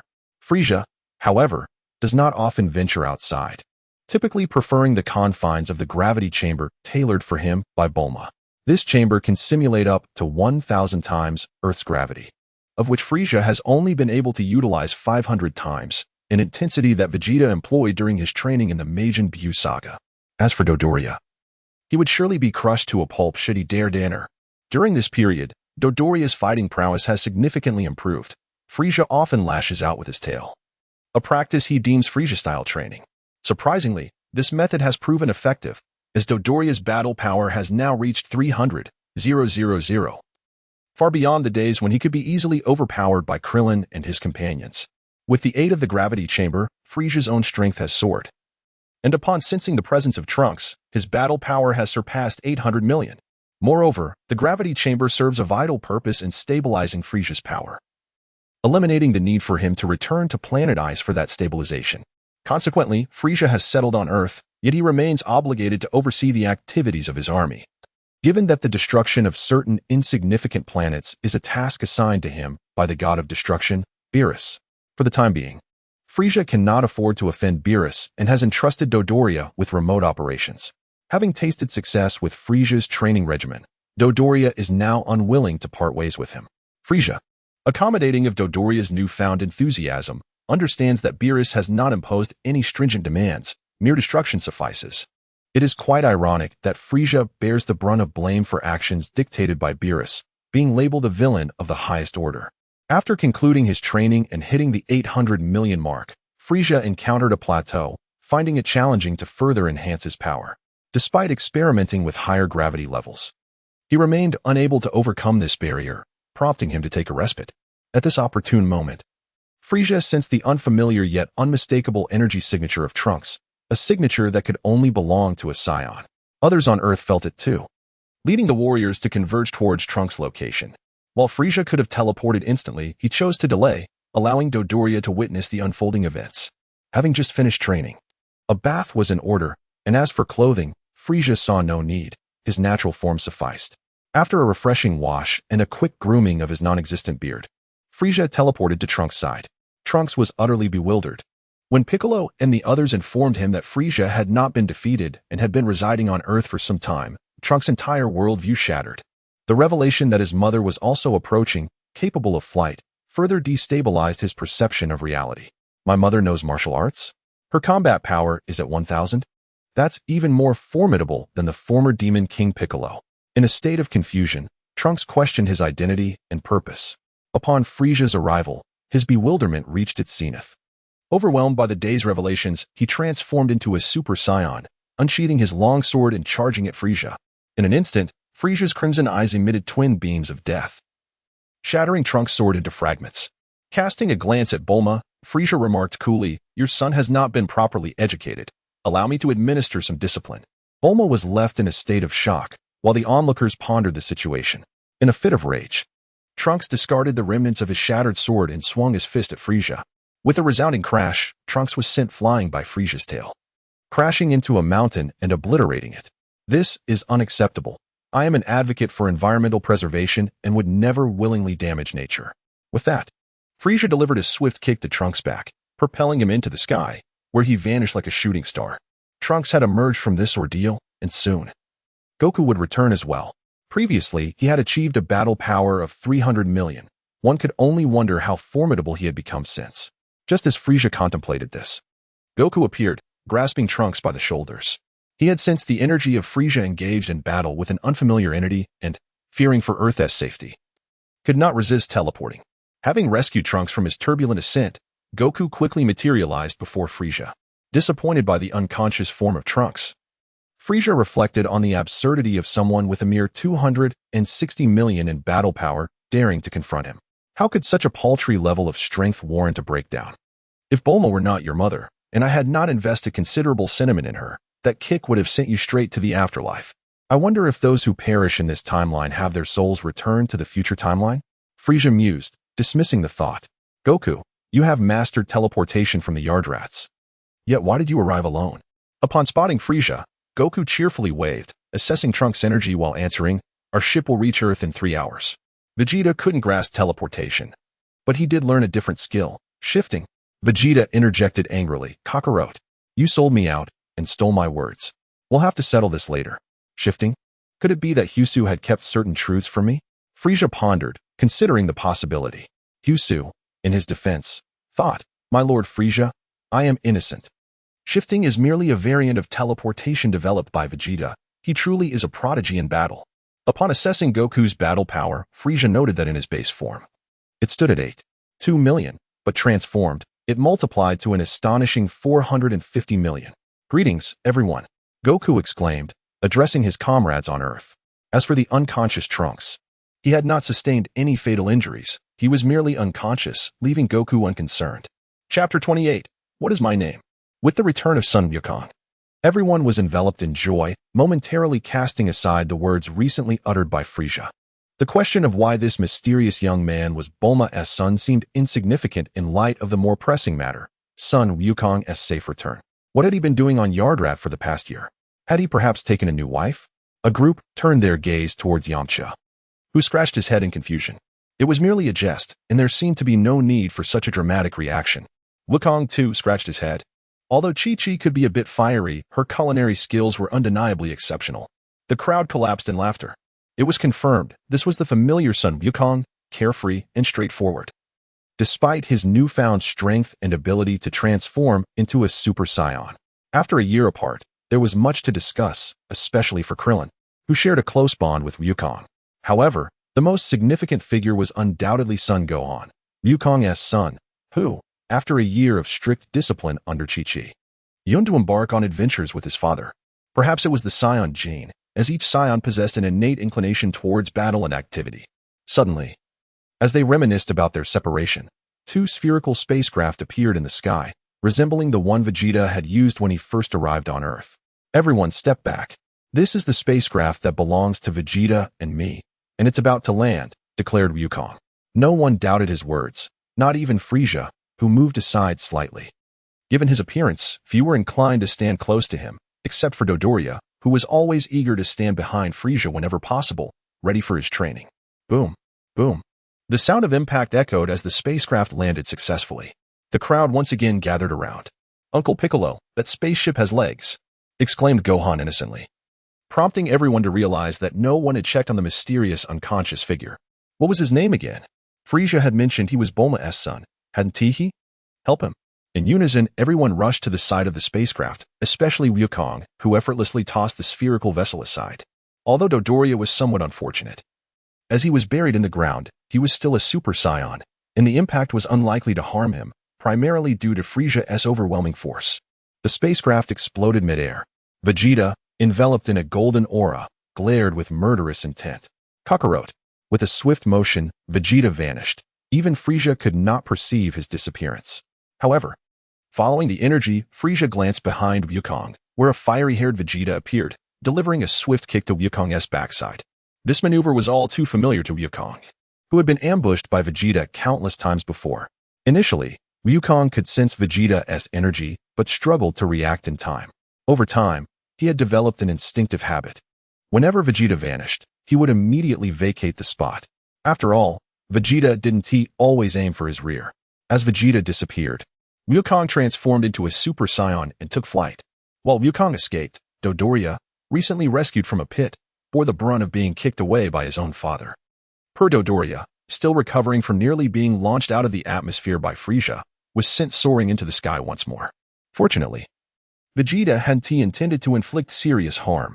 At the moment of impact, he retracted nearly all his power, delivering only a fraction of his strength to Dodoria.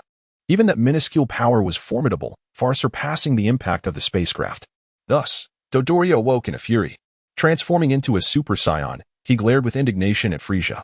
Frieza, bemused, thought, "That kick was from your father. What do you mean by glaring at me?" Within moments, 3 Super Saiyans had emerged, their overwhelming energy altering the very atmosphere around them. The once clear sky was now shrouded in ominous clouds, threatening thunder and rain.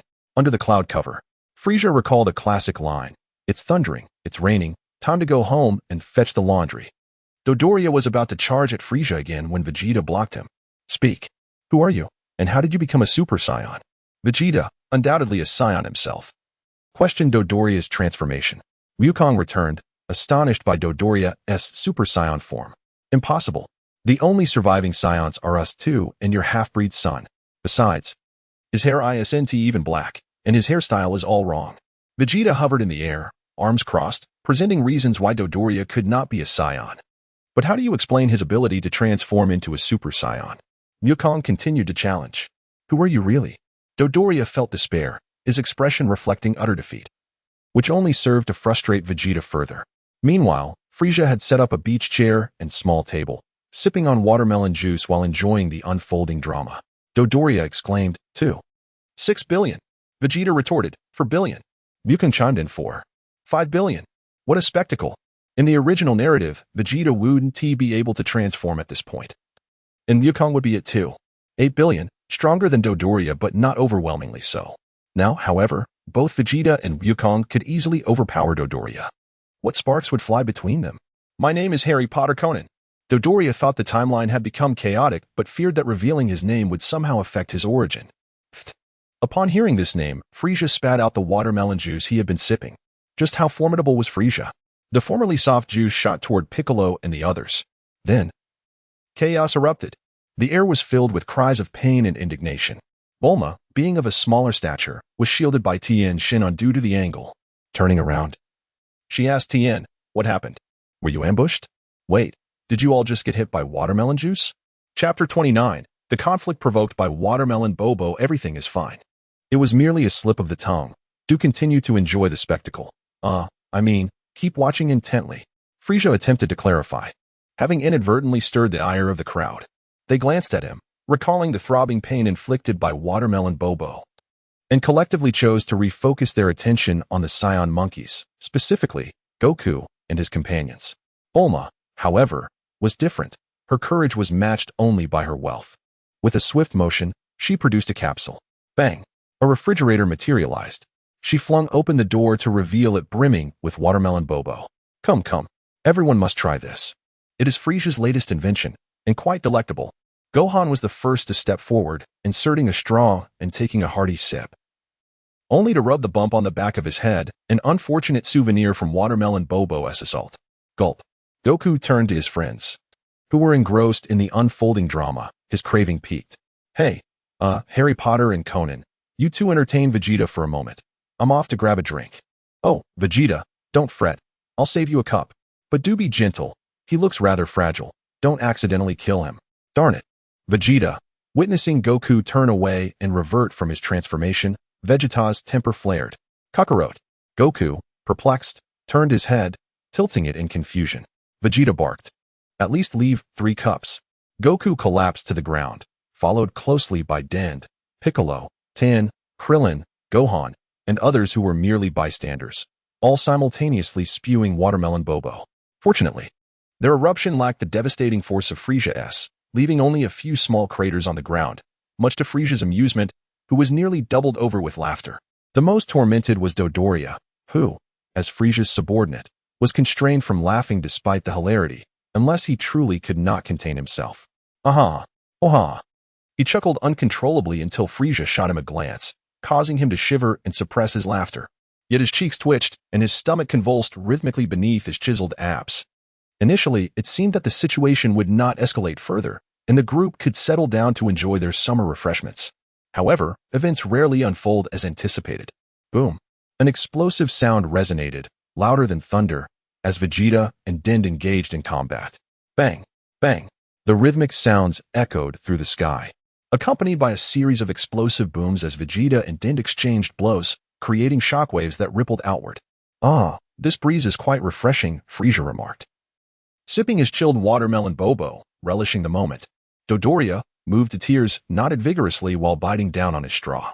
It had been a long time coming. He had finally been granted a cup of Watermelon Bobo, and from that moment on, he would devote his life to serving Frieza.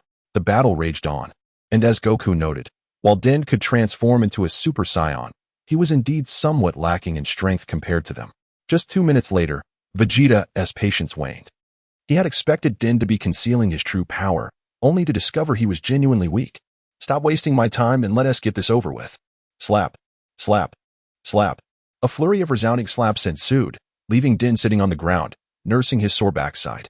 Vegeta disdainfully rinsed his hands with ice cubes from the refrigerator, ignoring Goku's incredulous gaze as he snatched 5 cups of Watermelon Bobo for himself. Vegeta, you said you only wanted 3. Goku, holding a cup, took a deep gulp, and upon witnessing Vegeta's audacity, promptly swallowed the Watermelon Bobo in his mouth, his throat bulging. Don't think I didn't see that. Kakarot, you're already on your 4th cup. A collective sweat broke out among the onlookers. What was wrong with these two? Why must they compete over such trivial matters? Thus began a drinking contest between Vegeta and Goku, much to the embarrassment of their friends. See what I mean about the gap between us? They thought. They're already so powerful, yet they still strive to outdo one another. Encouraged, Piccolo and the others soon joined the Watermelon Bobo drinking contest, and before long, the entire refrigerator was emptied. Whoosh, a gust of wind swept through. Forgotten by the crowd, Dend contemplated the meaning of his existence. Why had he gone through such hardship to arrive in this timeline? Was it merely to be beaten? To receive a slap on the backside from his father? Or to witness their beverage squabble? That Watermelon Bobo certainly looked enticing. You're thirsty too, aren't you? Drink up. I saved some just for you. Bulma's gentle, sweet, and understanding words made Dend want to burst into tears. Ah, my dear mother, regardless of the timeline, she always saves the best treats for me. Gulp, gulp. Delicious. Thank you, Mom, he exclaimed, only to realize, oh no. In a moment of excitement, he inadvertently shouted out, causing a stir. Poor child. He has been left dazed by Frieza and Vegeta's violent antics. Bulma looked at Dend with sympathy, her heart aching for him. Child, stop pretending. Who are you really, and how can you transform into a Super Saiyan? With a flick of his hand, Vegeta dispatched the empty cup strewn about his feet, rising with an air of defiance akin to a lone warrior. Hohoho. Vegeta's skin prickled as he maintained a defiant stance, determined to show no fear despite his evident inferiority. Creak creak. Frieza approached slowly, his aura palpable, accompanied by Dodoria, who trailed closely behind, clutching his nearly full cup of watermelon bobo. Reluctant to drink deeply from the king's bounty, Frieza then snarled, his teeth clenched, nearly crushing his cup in frustration. Please, call me Harry Potter Conan. However, his bravado quickly deflated. All he truly wished for was to ensure his future existence. Creak. Frieza halted, a smirk playing upon his lips. A smile that sent shivers down the spines of the onlookers. Bulma had grown immune to such expressions, accustomed to their ominous implications. Yet, she knew that whenever Frieza wore that grin, something wicked was afoot. Chapter 30. The terrifying androids to emerge in 3 years. Conan, how old are you this year? Where has Stowland been sold off to? Everyone fell silent. Frieza paused, seemingly caught in a cross-script moment. Ahem. Conan, is it not time for you to reveal the purpose of your visit? After several chapters of antics, any further dilly-dallying would surely exhaust even Frieza's patience. I, Frieza, am the protagonist here. My presence has been scarcely felt in these episodes. No battles fought, no Dragon Balls sought, and certainly no training undertaken. What a farce to flaunt this meager combat power. With my combat power of 800 million, am I not allowed to be a little arrogant? Frieza continued. I alone could crush the 3 of you. Even with a mere sip of watermelon juice, I remain unfazed. Have I expressed anger? Well, perhaps I am. For it was I who conceived of this chaos, and yet you all seem to drink far more than I. Ahem, it appears I have digressed, Frieza said. Digress? Nonsense. I am the protagonist, and I shall voice my grievances as I please. Dida scratched his head awkwardly, trying to make sense of this bizarre timeline. Aside from Frieza, who was not considered an enemy, and Vegeta's transformation into a Super Saiyan, everything felt much the same. Well, those are mere trifles. My existence is what truly matters. Conan can be Conan. Greetings, everyone. I have come to share something of great importance. Please do not inquire how I know this. I cannot articulate it. A collective sigh of confusion arose. What are you even talking about? If you do not speak, we cannot inquire. Please, continue. Frieza's ominous glare was palpable, his irritation evident. If you remain silent, how shall the story progress? Around 3 years hence, on the morning of May 12th, at 10 o'clock, a formidable duo will appear on an island 9 kilometers to the southwest. Vegeta interrupted Dai's narration, disdain evident in his tone. Formidable? Can they possibly surpass me? Daider faltered, realizing the truth. The future androids might indeed lack the strength of Vegeta. If I measure by my own capabilities, any one of them might only slightly eclipse me. As he spoke, Dai's voice dwindled, acutely aware of how much stronger Vegeta was compared to him. And perhaps even more so than Goku. Furthermore, that ever-smirking Frieza seemed to instill a deep-seated fear in his father. Wait, did I just get thoroughly beaten by Frieza? Daider pondered. If that were the case, Frieza's power had evidently surpassed what one might expect. With such a gathering on Earth, could the androids truly stir up a storm? Cut it out. I thought this was a matter of great consequence. Although I do not understand how you know of events 3 years in advance, according to your words. This so-called duo is hardly remarkable. Bulma, however, was quite invested in the matter, for it concerned Earth, her homeland. Conan, please elaborate. Who are they? Are they extraterrestrials? Upon mentioning aliens, Bulma glanced at Frieza, seemingly the leader among them. Do not look at me. Just remember to compensate me for the watermelon juice. Turning away, Bulma chose to ignore Frieza's incessant greed. Dodoria, Frieza's top subordinate, nearly exploded with rage at being overlooked by Bulma. How dare you? But before he could finish, his head was buried in the ground, muffled sounds escaping. Frieza's tail descended slowly, signaling for everyone to disregard Dodoria. Daider, drenched in perspiration, felt compelled to speak. They are not aliens. They are androids created by Dr. Gero. Their purpose is to annihilate humanity. They will kill Mr. Vegeta and Mr. Piccolo. Upon hearing of Piccolo's demise, shock spread across the faces of the assembled. Yet, they were all standing here in perfect health, having just shared refreshments. At that moment, Daider recalled the watermelon juice in his hand. Noticing everyone's eyes on him, he quickly took a sip through the straw, savoring the flavor. The atmosphere lightened once more. After all, who could ascertain the veracity of future events? Besides, the androids were said to be weaker than Vegeta, so why worry? Wait, what about me? You mentioned their deaths, but what about my fate? Goku suddenly realized something amiss. Conan had not mentioned him at all. How could the androids not have engaged with me? Dieter was momentarily taken aback, nearly choking on the watermelon juice. Why is Goku curious about his own demise? After a fit of coughing, Dieter produced a small vial from his pocket. Mr. Goku, you did not participate in the battle. 2 years hence, you will succumb to a viral heart disease, leaving you no opportunity to fight. Dieter, having grasped the absurdity of the situation, continued without waiting for Goku to respond. This is a miraculous remedy for heart disease. As long as you take it when symptoms arise, you will be fine. Having spoken hastily, Dieter felt as if he might unravel. This bizarre timeline was not one he wished to linger in. He would rather return to his own time and battle the androids than remain here with these individuals. I have urgent matters to attend to. I must take my leave. He hastily produced a capsule containing a time machine and tossed it into the distance. Boom. A time-traveling device capable of accommodating a single occupant materialized. Oh ho ho ho. Wait. I'm quite curious about that machine. Bulma. Please examine it and create one for me. Boom. But before Dieter could board, Frieza snatched the capsule, reverting it back to its original form. Frieza, return my capsule. The future still needs me. I cannot stay. Dieter exclaimed in desperation, attempting to reclaim it. Bang. Whoosh. Ding. Silence enveloped the scene as Frieza's tail swept Dieter from sight. What I desire is not within your purview to dictate. You have 3 days. Unless you can decipher its mechanics, you may as well end your own life. With that, Frieza tossed the capsule to Bulma and departed with poise. To be precise, Frieza vanished. Yet, everyone had grown accustomed to his enigmatic entrances and exits, leaving them with little to discuss. Goku, what skills did you learn on Adrat? The dragon only mentioned that you were training there. Please share. Goku scratched his nose, unwilling to deny Krillin's request. It's nothing much, just a technique called instant transmission. As long as you can sense energy, you can swiftly teleport to the source. Oh, that was how Frieza vanished just now. But where did Frieza go? He had arrived on Adrat, seeking the master who initially taught him instant transmission and the transformation technique. Chapter 31.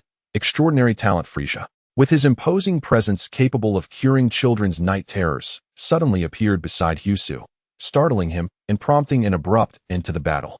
Oh ho ho ho, Husu. You seem quite spirited.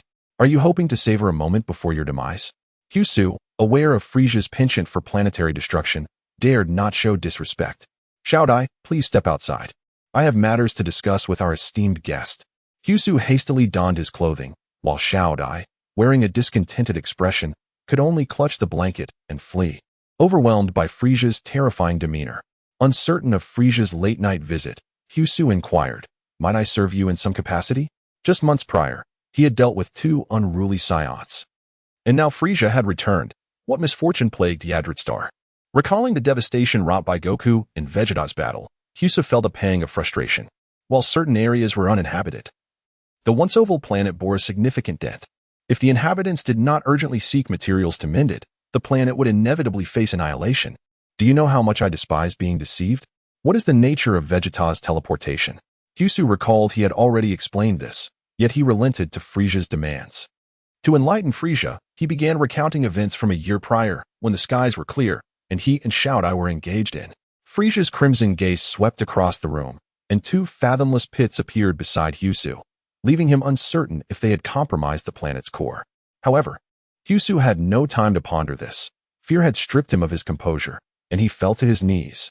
Though he was indeed the mightiest on Adrat Star, his combat power was but 80,000, rendering him insignificant compared to a titan like Frieza. Great King, have I erred in my words? Trembling, Husu finally gathered the courage to pose a crucial question. My second greatest annoyance is verbosity. Frieza, indifferent to Husu and Xiaodia's previous conflict, remained impassive, even somewhat disdainful. The root of his discontent lay in his inability to comprehend. It was a profound, lingering pain he could not release. Damn that colossal truck. You may crash into anyone. Yet why must it be me? Speak of teleportation. Husu, now wary, abandoned any thoughts of manipulation. He had hoped that by feigning vulnerability, Frieza might take it out on Vegeta and Goku. But now, he dared not provoke this more fearsome deity, realizing Xiaodia's earlier act of burning herbs had indeed worked wonders. Teleportation was merely a variant of instantaneous movement. While he couldn't perform long-distance transfers, he could maneuver within his line of sight. Compared to teleportation, this ability was more suited for combat. For millennia, those who grasped this technique were exceedingly rare. However, those who did were formidable warriors, capable of slaying foes far beyond their level. Having shared his insights, Husa cautiously observed Frieza, whose expression was one of discomfort, yet he refrained from striking him, though his countenance darkened considerably. Are you implying that Vegeta's talent surpasses mine? A mere mortal's anger could spill blood, but a king's fury could shatter the very fabric of space. Husu witnessed the obliteration of his newly purchased home, cowering in despair. Great king, please temper your wrath. I assure you, your talent is unparalleled across the universe. You merely lack the inclination to explore this avenue. Frieza pondered, realizing there was truth in Husu's words. Influenced by the original tale, he had fixated solely on mastering teleportation, neglecting other possibilities. The key was that he had mastered teleportation with remarkable speed. As soon as Husu elucidated its principles, he understood it instantly. Who would bother to contemplate alternatives? Repeat the concept of movement. However, Husa found himself at a loss. Forgive me, great king, but each individual who comprehends movement possesses a unique perspective that cannot be conveyed by outsiders. Ah, such a lofty assertion, Frieza mused, reflecting on the principles of teleportation. Suddenly, he vanished and reappeared in various locations. After a dozen instances of movement, he returned to his original position. Realizing the impossibility of articulating the principles of movement, Husa had not lied. Frieza felt a sense of relief. At least this affirmed his superiority over Vegeta, for he had grasped it in an instant, while Vegeta had toiled for months. Are there any other similar extraordinary skills? Frieza demanded, eager to acquire any formidable abilities he could find. Husu racked his brain, recalling the plethora of exceptional talents that had emerged over the ages. After considerable effort, he finally suggested one: neurosis. This time, Husa could not escape unscathed. Frieza's tale sent him hurtling away in fury. You dare provoke me, whether it exists or not. Do not insult me. Of course, Frieza did not genuinely intend to inflict mortal harm. Though he was a cold-blooded creature with an icy temperament, he retained a semblance of humanity and refrained from betraying his teacher. As for the destruction of his own kin, he held no emotional ties to the frost demons. Yet one individual stirred a hint of sentiment. Cooler, who had sought trouble with Goku on Frieza's behalf, only to meet a similar fate. However, the King of Cold, who sought to claim Frieza's son posthumously, did not occupy Frieza's emotional landscape. After a prolonged silence, Husu gingerly returned, exclaiming, Great King, I did not mean you. I was merely suggesting you might be a bit unhinged. Once again, Husu was sent flying, and Frieza, understanding that Husu's mind had briefly short-circuited, felt this was no justification for the insult. With a sudden whoosh, Frieza vanished, realizing Husu lacked the stamina to return to him. Observing Husu, who had lost several teeth, Frieza's voice turned ominous. You would do well to think carefully before you speak. Though I am reluctant to end your life, my patience is not infinite. Now missing a few teeth, Husu spoke with a lisp, but he had genuinely considered his words and articulated them clearly. The deep wells, a realm of exceptional cleansing power, beckons the enchanting to lead the dance of the departed. Frieza was left utterly bewildered, pondering the nonsensical nature of Husu's statement. The 4th chapter has been delivered. May it bring you joy. If possible, please lend a hand and encourage further updates. Your support is the greatest motivation for my writing. Thank you. Chapter 32. This skill is truly remarkable. With 3 missing front teeth, the words that escaped from Husu's lips left Frieza utterly bewildered. What in the world was he saying? Frieza's furious gaze began to exude a chilling aura of murderous intent, causing Husu's legs to quiver in fear. His already large eyes bulged with bloodshot intensity. Suddenly, as if struck by inspiration, Husu hastily retrieved an ancient, yellowed tome from his storage space. After confirming that he had not made a mistake, he eagerly presented it to Frieza. The Neuro Book. Frieza exclaimed involuntarily, connecting it with Husu's earlier statements, and gaining some understanding. A healing spell was unleashed, and Husu felt as if he had consumed a magical being, his injuries rapidly mending, even his lost teeth returning. Though astonished by his own transformation, Husu recognized that it was undoubtedly linked to the green light Frieza had casually emitted moments earlier. Frieza, my lord, this is the Neuro Book I just mentioned. It contains the insights of an ancient master regarding mental power. Someone once comprehended the time flash technique from its contents. Time flash? Frieza's eyes gleamed with brilliance. This was an exceptionally formidable combat skill. That fellow had dominated the entire 6th universe with the time flash technique. In a swift motion, the yellowed tome landed in Frieza's hands. Upon opening it, he was instantly dumbfounded. The scrawled words were utterly incomprehensible. Are you certain this isn't a mere cover you concocted? Why does it bear universal symbols on the outside, yet contain gibberish within? Husu, now steady on his legs and speaking with newfound clarity, retorted, This is not my concoction. This is the cover of my ancestors. Frieza's expression darkened. What difference does that make? My lord, do not fret. You need not understand the text.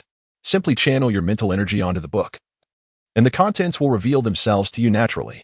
Indeed, Frieza mused, recognizing the book's bizarre and enigmatic nature, suggesting the author possessed remarkable mental prowess. He released his mental energy, albeit a mere fraction, sufficient to envelop the tome. Husu thought to himself that Frieza was indeed impressive. Managing to project mental energy without any formal training in mental control techniques. Based on Frieza's prowess, it was evident that his mental skills were substantial. However, Husu had overestimated Frieza. Had it not been for the soul that had traversed into Frieza's body, his mental capacity would not have reached such heights. Frieza remained oblivious to all this. He simply acknowledged that the neurobook was indeed quite extraordinary, capable of driving an ordinary individual to madness with its contents. Fortunately, Frieza was not an ordinary person. He not only remained sane, but also gleaned insights into the time flash and lightning strike techniques. While the time flash was akin to Hit's technique, Frieza could currently manipulate time for less than a millisecond, rendering it somewhat impractical. The lightning strike technique, though not as powerful as the time flash, significantly enhanced Frieza's speed, enabling him to move thrice as fast as lightning. The time flash and lightning strike were essentially a combination of skills. By utilizing the time flash to conceal oneself within the temporal seams, one could unleash the lightning strike, catching even foes with double one's combat power off guard. In battles, even the slightest advantage could alter the tide of combat. Very well. In light of the remarkable nature of your book, I shall overlook your previous insolence. Husu had vigilantly watched over Frieza for a month, fearing Frieza's wrath upon awakening. Thus he had not dared to leave his side.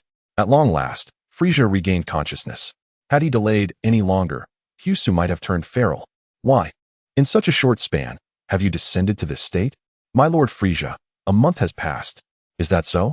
Very well, you have labored hard. I shall refrain from punishing you this time. Should I discover any deceit on your part again, you know the consequences. Understood. I would never dare to conceal anything. With Frieza departing, the planet Adrat was spared, yet Husu found himself unwell. Upon returning to Bulma's abode, Frieza inquired directly, How goes the research on the time machine? Bulma, startled by Frieza's sudden appearance, retorted, How could it possibly be completed? It is a time machine, not an aircraft. I cannot grasp much of the data without systematic notes. It is impossible to make progress, at least for now. This fact left Bulma feeling rather disheartened. Hand it over. I shall take it to the headquarters for further research. Frieza, though slightly disappointed, understood the complexity of the time machine, realizing that a mere month was insufficient for such an intricate task. As for when Daz was to return, he cared not. The future's fate was of no concern to him. No, Conan has already taken it back, and he has departed using the time machine. Frieza's eyes narrowed, his aura intensifying. He was incensed and needed an outlet. If he could not vent his fury in that manner, destruction would suffice. Oh, you stated it would require 3 days for research, and now a month has elapsed. Bulma was unconcerned about the repercussions of Frieza's anger. After all, she had done nothing wrong. Indeed, Frieza conceded, perhaps Bulma has a point. Curse you, Husu. Nevertheless, Frieza was certain he had done no wrong. With a swift motion, Frieza vanished. Then, he reappeared, feeling considerably more at ease. However, Husu would suffer, as he would not rise from his rest for at least a year and a half. Prepare exquisite cuisine for me. Frieza commanded Bulma without a shred of guilt, as she still owed him considerable patent fees. You could simply go to the restaurant. They provide 24-hour service. Bulma internally scoffed, wondering where all the food went if they were only eating and not producing any waste. Frieza was equally curious about where all the food he consumed disappeared to. Yet, he dismissed it, noting that oddities were commonplace. And this year they just happened to occur at his home. In the restaurant, Vegeta was devouring a feast, depleting the food supply significantly, clearly indicating that the kitchen was struggling to keep up. Frieza was left speechless. Fortunately, Vegeta, being a Saiyan, was not picky and primarily consumed staple foods. Unlike Frieza's preferences. Frieza, I demand a duel. After nearly a month of training in the gravity chamber, Vegeta's combat power skyrocketed to 500 million. and he felt confident that he could teach Frieza a lesson. Oh ho ho ho. Prince Vegeta, it seems your confidence has inflated rather excessively. Very well. Once I finish my meal, I shall indulge you in a little sparring. A post-dinner workout is most agreeable. Chapter 33. The overly proud Vegeta on a desolate planet not far from Earth. Frieza and Vegeta stood 100 meters apart, causing the weather to shift dramatically with their presence, particularly when Vegeta unleashed his full power, transforming into a Super Saiyan with a thunderous roar. The once gloomy sky brightened. When an individual's strength reaches a certain threshold, even the heavens must yield. Meanwhile, on Earth, Goku and Piccolo were engaged in training on Bun's Mountain, simultaneously instructing Gohan. Upon Vegeta's transformation, their movements came to a sudden halt, and both Piccolo and Gohan gazed solemnly at the sky. That energy belonged to Vegeta. It was overwhelmingly potent. What kind of grueling training had he undergone this past month? Goku was puzzled. Upon returning to Earth, he had a combat power 50 million higher than Vegeta's. Yet now his own power stood at merely 500 million, a growth rate significantly slower compared to Vegeta's. Dad, the other energy seems to belong to Frieza. It's terrifying. I feel like my heart might stop. Gohan exclaimed. Let us go, Gohan, Piccolo. We need to see what is happening. Goku said, grasping each of their shoulders and activating instant transmission, transporting them to the barren planet where Frieza and Vegeta faced off. Frieza was enveloped in a swirling purple aura, radiating an intimidating energy that could terrify even the bravest. Gohan, who had already felt overwhelmed from afar, now wanted nothing more than to sit down. Gohan, to become a capable warrior, one must possess the courage to face everything, Piccolo urged. Yet, even he was astonished by Frieza's might. The disparity was so vast that it extinguished any desire to confront him. Nevertheless, he could not allow Gohan to feel fear. Otherwise, he would not be a worthy mentor. Ho ho ho. Goku and Piccolo have arrived. Why don't the three of you come at me together? It's preferable to being killed by the androids. Frieza taunted, dismissing Gohan's weak power of 300,000. Vegeta's expression darkened. He hesitated to admit it, but Frieza's power was indeed far superior. Yet, his intense pride forbade him from accepting Frieza's offer. No, this battle is between us two. I shall not allow anyone else to interfere. Prepare to meet your end, Frieza. Boom boom boom boom boom. With a combat power of 500 million, Vegeta still held some ground. Despite Frieza being stuck at an 800 million threshold, he was more than capable of handling Vegeta. Swish. Vegeta began to teleport, appearing in unexpected locations with each move.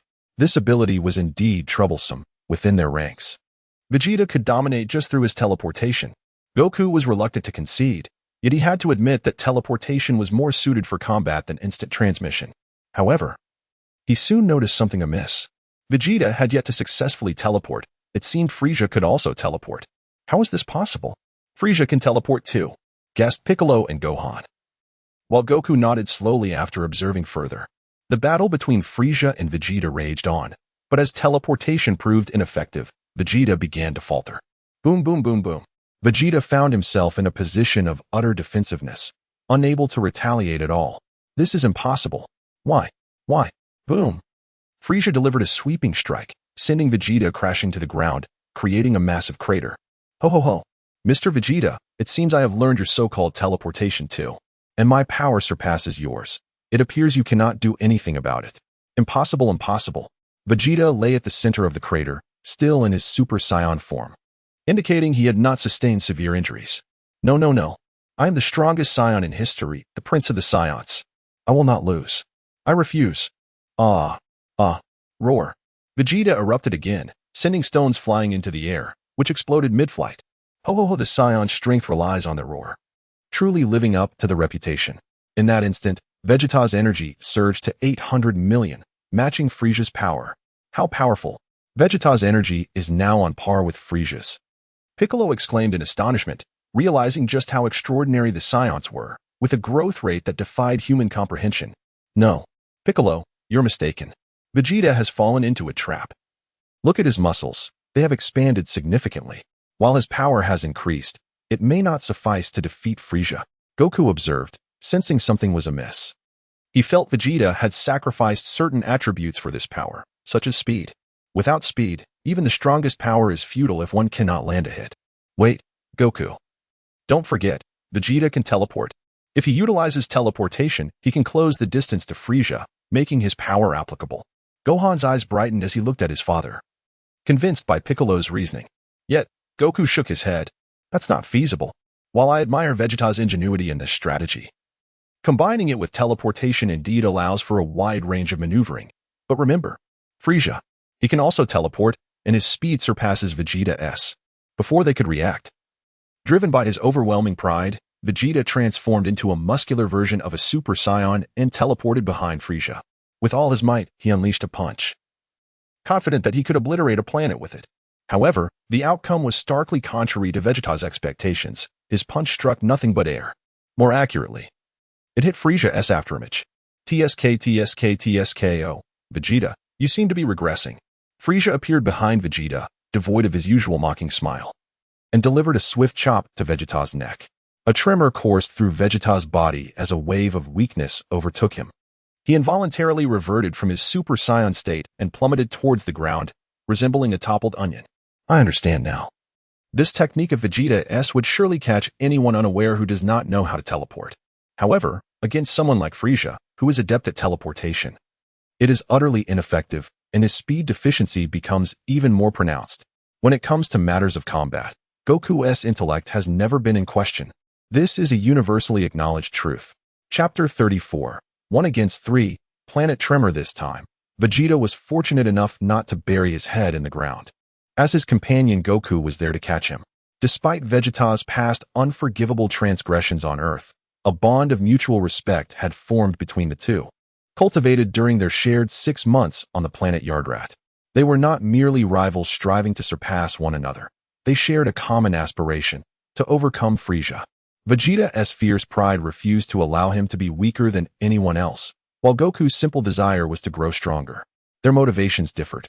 Yet both possessed a purity of heart that others found difficult to comprehend, which is precisely why their progress outpaced that of those around them. However, they faced Frieza, a prodigy whose innate abilities eclipsed their own, overpowering them with his might. Hohoho, how about you? Goku and Piccolo engage in a post-meal workout? Gohan was taken aback, and Piccolo's eye twitched in disbelief. Are you seriously calling this intense battle a post-meal workout? I haven't even eaten yet. Goku, ever the eccentric, had a uniquely whimsical thought process. At this moment, Frieza was left dumbfounded. He had made a casual jest, only to find Goku taking it seriously. Why not head over to Bulma's restaurant? There's plenty to eat. While Frieza may have excelled in combat against Goku, he was utterly outmatched in the realm of wit. Unable to argue with Goku, he resolved to simply eat instead. Consequently, the chefs at Bulma's establishment were on the verge of a strike. Managing just one Vegeta had already caused chaos, and now with Goku and Gohan, both notorious for their appetites, it was sheer pandemonium. Especially Vegeta, who had just consumed a feast fit for 100. How could he still be so ravenous? Please, have some restraint. Bulma sighed, pinching the bridge of her nose before making a phone call. 5 minutes later, a fleet of delivery personnel clad in yellow uniforms, riding hoverbikes, arrived at Bulma's residence. Fried rice, noodles, steak, fried chicken, whole roasted lamb, and roasted suckling pig, along with cakes, desserts, snacks, and beverages, were delivered in abundance. Eat away. If you can consume me into bankruptcy, consider it your skill. Bulma had a generous spirit. She would usually fulfill the requests of her friends. Even if her friends did not ask, she would often arrange gatherings to cater to those in need. After the feast, it was time for some post-meal exercise. This time, more spectators had gathered. Krillin, Yamchu, Tan, Kairatsu, Master Roshi, Oolong, and Puar were all present, with Bulma in attendance as well. With a flick of her wrist, a long table laden with a variety of dishes appeared, leftovers from Goku and his friends who could no longer eat. If we don't eat, it will go to waste. Having money allows for indulgence, but wastefulness is disgraceful. The onlookers were ready, and the combatants took their positions. Vegeta, Goku, and Piccolo united to face Frieza. Although Vegeta was slightly displeased that Bulma had unilaterally invited others to watch, he felt he couldn't voice much opposition as a freeloader. After all, Vegeta thought, as long as their SA fight, Goku was content, and Piccolo, well, he had no say in the matter. With a surge of energy, the trio elevated their power levels, Vegeta at just over 500 million, Goku at 500 million, and Piccolo at 150 million. Boom! Frieza unleashed his full force. A purple wave of energy erupting forth, his combat strength reaching 800 million, instantly dominating the scene. Ha ha ha.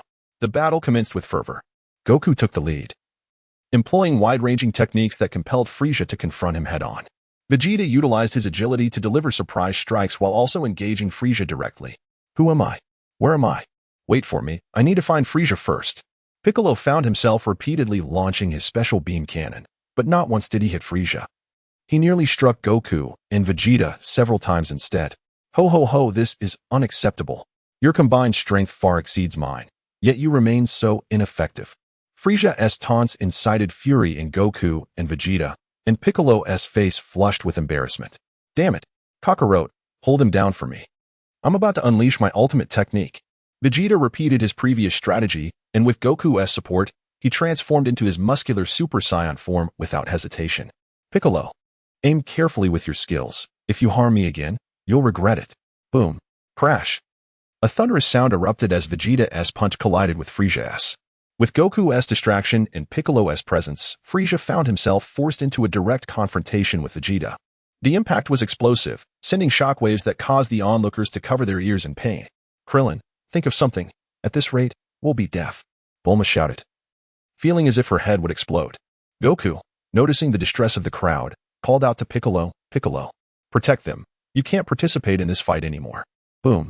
Goku was kicked away by Frieza, smashing into a mountain and reducing it to rubble. Ho, being distracted in battle is a grave mistake.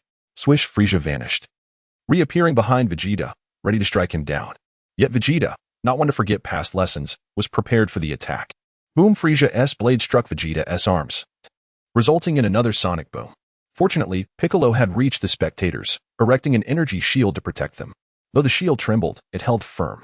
After failing his ambush, Frieza retreated, and Goku instantly appeared in the spot where Frieza had stood.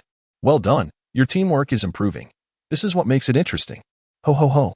Swish, boom, boom, boom, boom. Frieza unleashed his full power once more, creating a cacophony that caused the very planet to tremble. Fear flickered in Piccolo's eyes as he realized the planet was nearing its breaking point. Boom, boom. 3 minutes later, two figures shot from the center of the battle, crashing into the ground, not only creating two craters, but fracturing the entire planet. Bulma screamed, Goku, Vegeta, Frieza, we're going to die. The chapter concludes here, and I shall endeavor to write another tomorrow afternoon. I am simply too weary to keep my eyes open. I express my heartfelt gratitude to Shenlong for the delightful bubble tea, to Hongxian for the appreciation of the marinated edamame, and to the generous donations from the Haoxing brothers. I am truly elated. Please continue to encourage the updates. Thank you all. Chapter 35. A touch of senzu beans just in case. With a swift motion, Frieza materialized among the gathering, pointing a finger, causing everyone, including the tables and chairs, to levitate.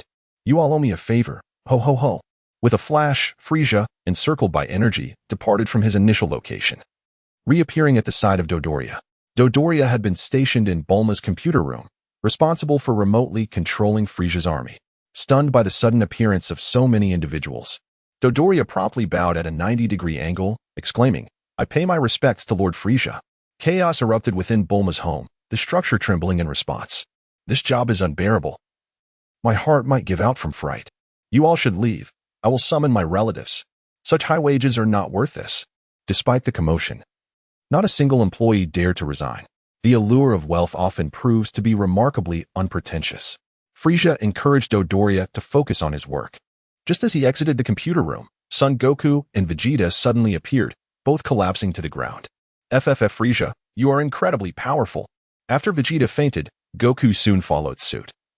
Succumbing to the overwhelming pressure, the scene devolved into further chaos, with Krillin hastily fleeing.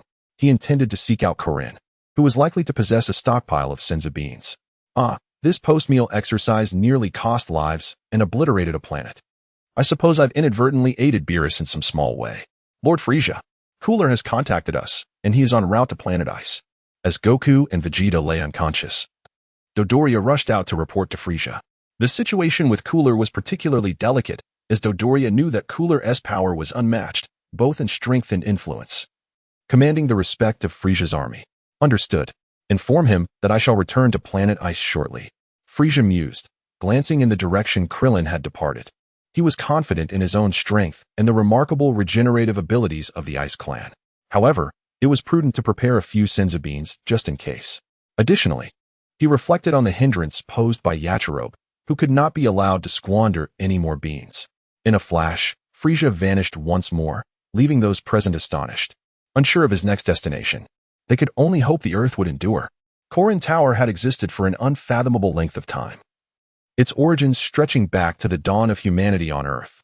Above Korin Tower stood a structure precisely opposite to Bulma's home, the bowl-shaped temple of the Kami. The deity residing within was the benevolent manifestation of Piccolo, who, aside from creating the Dragon Balls, had achieved little else of merit. Accompanying him was the attendant, Popo. With skin as dark as night, round eyes, and attire reminiscent of an indigenous tribesman, riding on a flying carpet. Frieza suspected there might be a magical lamp involved. Setting aside the matter of mystical artifacts, Popo was one of the most enigmatic characters Frieza had encountered in the original narrative. Had it not been for the emergence of the angels in Dragon Ball Super, Popo would merely be an ordinary attendant. However, with the existence of angels, the true nature of Popo became a subject of intrigue. Popo had stated that he served not only the current Kami, Piccolo, but had also attended previous deities. As Piccolo aged, Popo remained vibrantly youthful, raising questions about how many generations of gods he had served. With another flash, Frieza appeared in Korin Tower, ignoring Yachirobe entirely. A swift flick of his tail sent Yachirobe hurtling toward Bulma's home in West City. Dare to return here for Senza beans again, and you shan't live to tell the tale. Yachirobe found himself unable to control his body, crashing into Bulma's home. When Yamcha discovered him, Yachirobe was belching and vomiting. A pitiful sight. It was merely a few Senza beans. Who did I offend? Now, not only are they wasted, but they are also contaminated. Was Frieza's act intentional? He had no need to relieve himself, and was unaware of Yachirobe's unfortunate landing. Ho-ho-ho. Korin, bring forth all your Senza beans. Frieza's audacity was well known to Korin, who, standing high and seeing far, was fully aware of Frieza's exploits on Earth. While not categorically malevolent, Frieza was certainly not a paragon of virtue. Following his lead made things manageable. Opposing him, however, would yield no mercy. Yamcha, in particular, was at a disadvantage, as Frieza had taken residence in his girlfriend's home, consuming their resources with no qualm. Unbeknownst to him, he felt as if he were about to sprout horns. Thus, he uttered unflattering remarks about Frieza's gluttony, inadvertently rubbing salt in the wound. Sighing, Korin felt helpless. Had he not been on constant guard against Yachirobe, meticulously feeding him Senza beans one by one, Yamcha might have faced dire consequences. Reluctantly, Korin acquiesced to Frieza's demands. Mr. Frieza, I only have 30 Senza beans left. Might I keep a few for emergencies? Korin spoke truthfully. Those 30 beans were the result of a year's yield. Just give me 20. It's merely for emergencies, and they are hardly delectable. Frieza had sampled them once and found their taste rather unpleasant, yet their efficacy was undeniable. Any severed limb would be restored with a single bean. Agreed. Mr. Frieza is indeed a reasonable individual. Korin sincerely praised him, promptly retrieving a small pouch containing 20 Senza beans. Frieza, without hesitation, stored them away in his spatial pocket. A 2-meter cube proving quite convenient. Reserve some of the annual yield for me. Should Earth encounter trouble, I will not stand idly by. This was certain. As Frieza had been an inhabitant of Earth before his journey across dimensions, he would not wish to see it destroyed by others. Of course, if he were the one to bring about its ruin, that would be an entirely different matter. Thank you, Mr. Frieza. Korin expressed heartfelt gratitude. The exchange of Senza beans for a powerful ally's promise was a bargain too advantageous to pass up. With a whoosh, Korin observed the now empty Korin Tower. Realizing Frieza had vanished. Lord King Kai, Frieza does not seem to be as malevolent as you portrayed. On North Kai's planet, a stout figure with 2 antennae shook his flabby body, observing, however, Frieza's brother Cooler is indeed a true harbinger of evil. The 4th update is delivered. Good afternoon, everyone. Chapter 36. Fraternal Discord at long last. The troublesome Frieza has departed from Earth, allowing life to return to its tranquil state. Although one Frieza has vacated Bulma's home, another permanent resident, Vegeta, has arrived. It is not the allure of Bulma's culinary delights that draws Vegeta, nor is it her striking beauty. Rather, it is the gravity chamber within her abode, a contraption seemingly tailored for Saiyans. Vegeta trains under a gravity of 300 times. Fully aware of the significance of a solid foundation, thus maintaining a regimen of basic exercises in this high-gravity environment. At 500 times, he would need to transform into a Super Saiyan to move with ease. Goku too recalls the vital importance of the gravity chamber, as he spent much of his journey to Namek within one. Consequently, he requests Bulma to construct a large gravity chamber for him. Unperturbed by the financial implications, such thoughts are foreign to him. Bulma, unfazed, recognizes that a gravity chamber is a trivial expense. Thus, Goku, Piccolo, and Gohan return to the lookout to train in preparation for the impending battle against the androids 3 years hence. Meanwhile, Krillin, Yamcha, and Tien return to the sacred world of the Kais, believing that training there would be more beneficial for them. The gravity chamber, given their physical constitution, would be quite detrimental, as they lack the robust vitality of Saiyans and Frieza. Earthlings, with their naturally shorter lifespans, are ill-suited for such rigorous training, which would only hasten their decline. In contrast, Saiyans enjoy longer lifespans and extended youth. Previously, Yamcha nearly met his demise while testing Frieza's gravity at 500 times. A harrowing experience that contributes to his resentment towards Frieza, although he had never witnessed Frieza's terrifying prowess firsthand. His awareness of Vegeta's strength leaves him frustrated at the latter's extended stay at Bulma's residence. It is evident that Frieza has instilled a psychological shadow over him. Krillin remarks on the presence of 2 Super Saiyans on Earth, Goku and Vegeta, who have both attained formidable strength, while the even more fearsome Frieza looms in the background. Can the androids truly create any significant turmoil? Yamcha finds himself somewhat disheartened, feeling that regardless of their efforts, they cannot hope to match Goku and the others. They're already among the elite of Earthlings. Does it even serve a purpose to continue their arduous training? Krillin, in a moment of frustration, joins his hands in prayer, only to grimace as he scolds his disobedient hands. Damn hands, I don't wish to be a monk. I haven't even held a girl's hand yet, he exclaims, cursing his own limbs. Suddenly, Yamcha receives a slap from Krillin, causing him to vanish into the ruins of the sacred world. Where did Yamcha go? What was he just asking me? Tien and Kaiatsu swiftly distance themselves from Krillin. A bead of cold sweat forms on the deity's forehead, while Bubbles maintains his nonchalant demeanor. Do you think the temple can withstand their antics? Bubbles, with his round eyes, exudes an air of transcendence. You forget. Everything in the sacred world can be restored with but a thought. There is no need to worry about their potential destruction. Well said. Let the storm come even fiercer. In a jungle somewhere on Earth, a warrior clad in battle attire, adorned with small bumps on his head, emerges. After half a month of searching, Dodoria finally completes King Frieza's assignment. Gazing upon the moss-covered time machine with a large hole atop, Dodoria is filled with a sense of awe. Is this the time machine? It appears somewhat antiquated, he muses. Never mind. I shall take it back and have Monaka send it to headquarters for analysis. Monaka, the most efficient courier in the universe, has never made a mistake. However, he has yet to encounter Goku and the others. Otherwise, it is uncertain whether he would maintain his impeccable record, especially with the mischievous Goten and Trunks. Oh, and let's not forget the unpredictable Beerus. Today, Monaka has accepted a commission to deliver an item to the ice planet. The package is a wooden box containing a tape, sent by Cooler and addressed to Frieza. One must commend Monaka's dedication, braving the frigid conditions of the ice planet to deliver the package. Even at the risk of becoming an ice sculpture, such professionalism is commendable. Frieza has just returned to the ice planet, where he spots an icy figure carrying a block of ice, painstakingly making his way towards the palace. This icy figure is none other than Monaka, with the wooden box encased within the ice. Having once donned the Emperor's robes during his brief stint with Mate One, Frieza understands the challenges of this profession. He does not make things difficult for Monaka and even offers him a ride back to his spaceship, leaving Monaka profoundly grateful and repeatedly expressing his thanks. Upon returning to the palace, Frieza shatters the item Monaka delivered, revealing the tape inside remains untouched. Dodoria, play it. What? Are you deaf? Frieza's gaze sharpens as he recalls that Dodoria is still on Earth. You there, play it. A gray-skinned, bald figure points to himself, asking, Lord Frieza, are you calling for me? My name is Tagoma.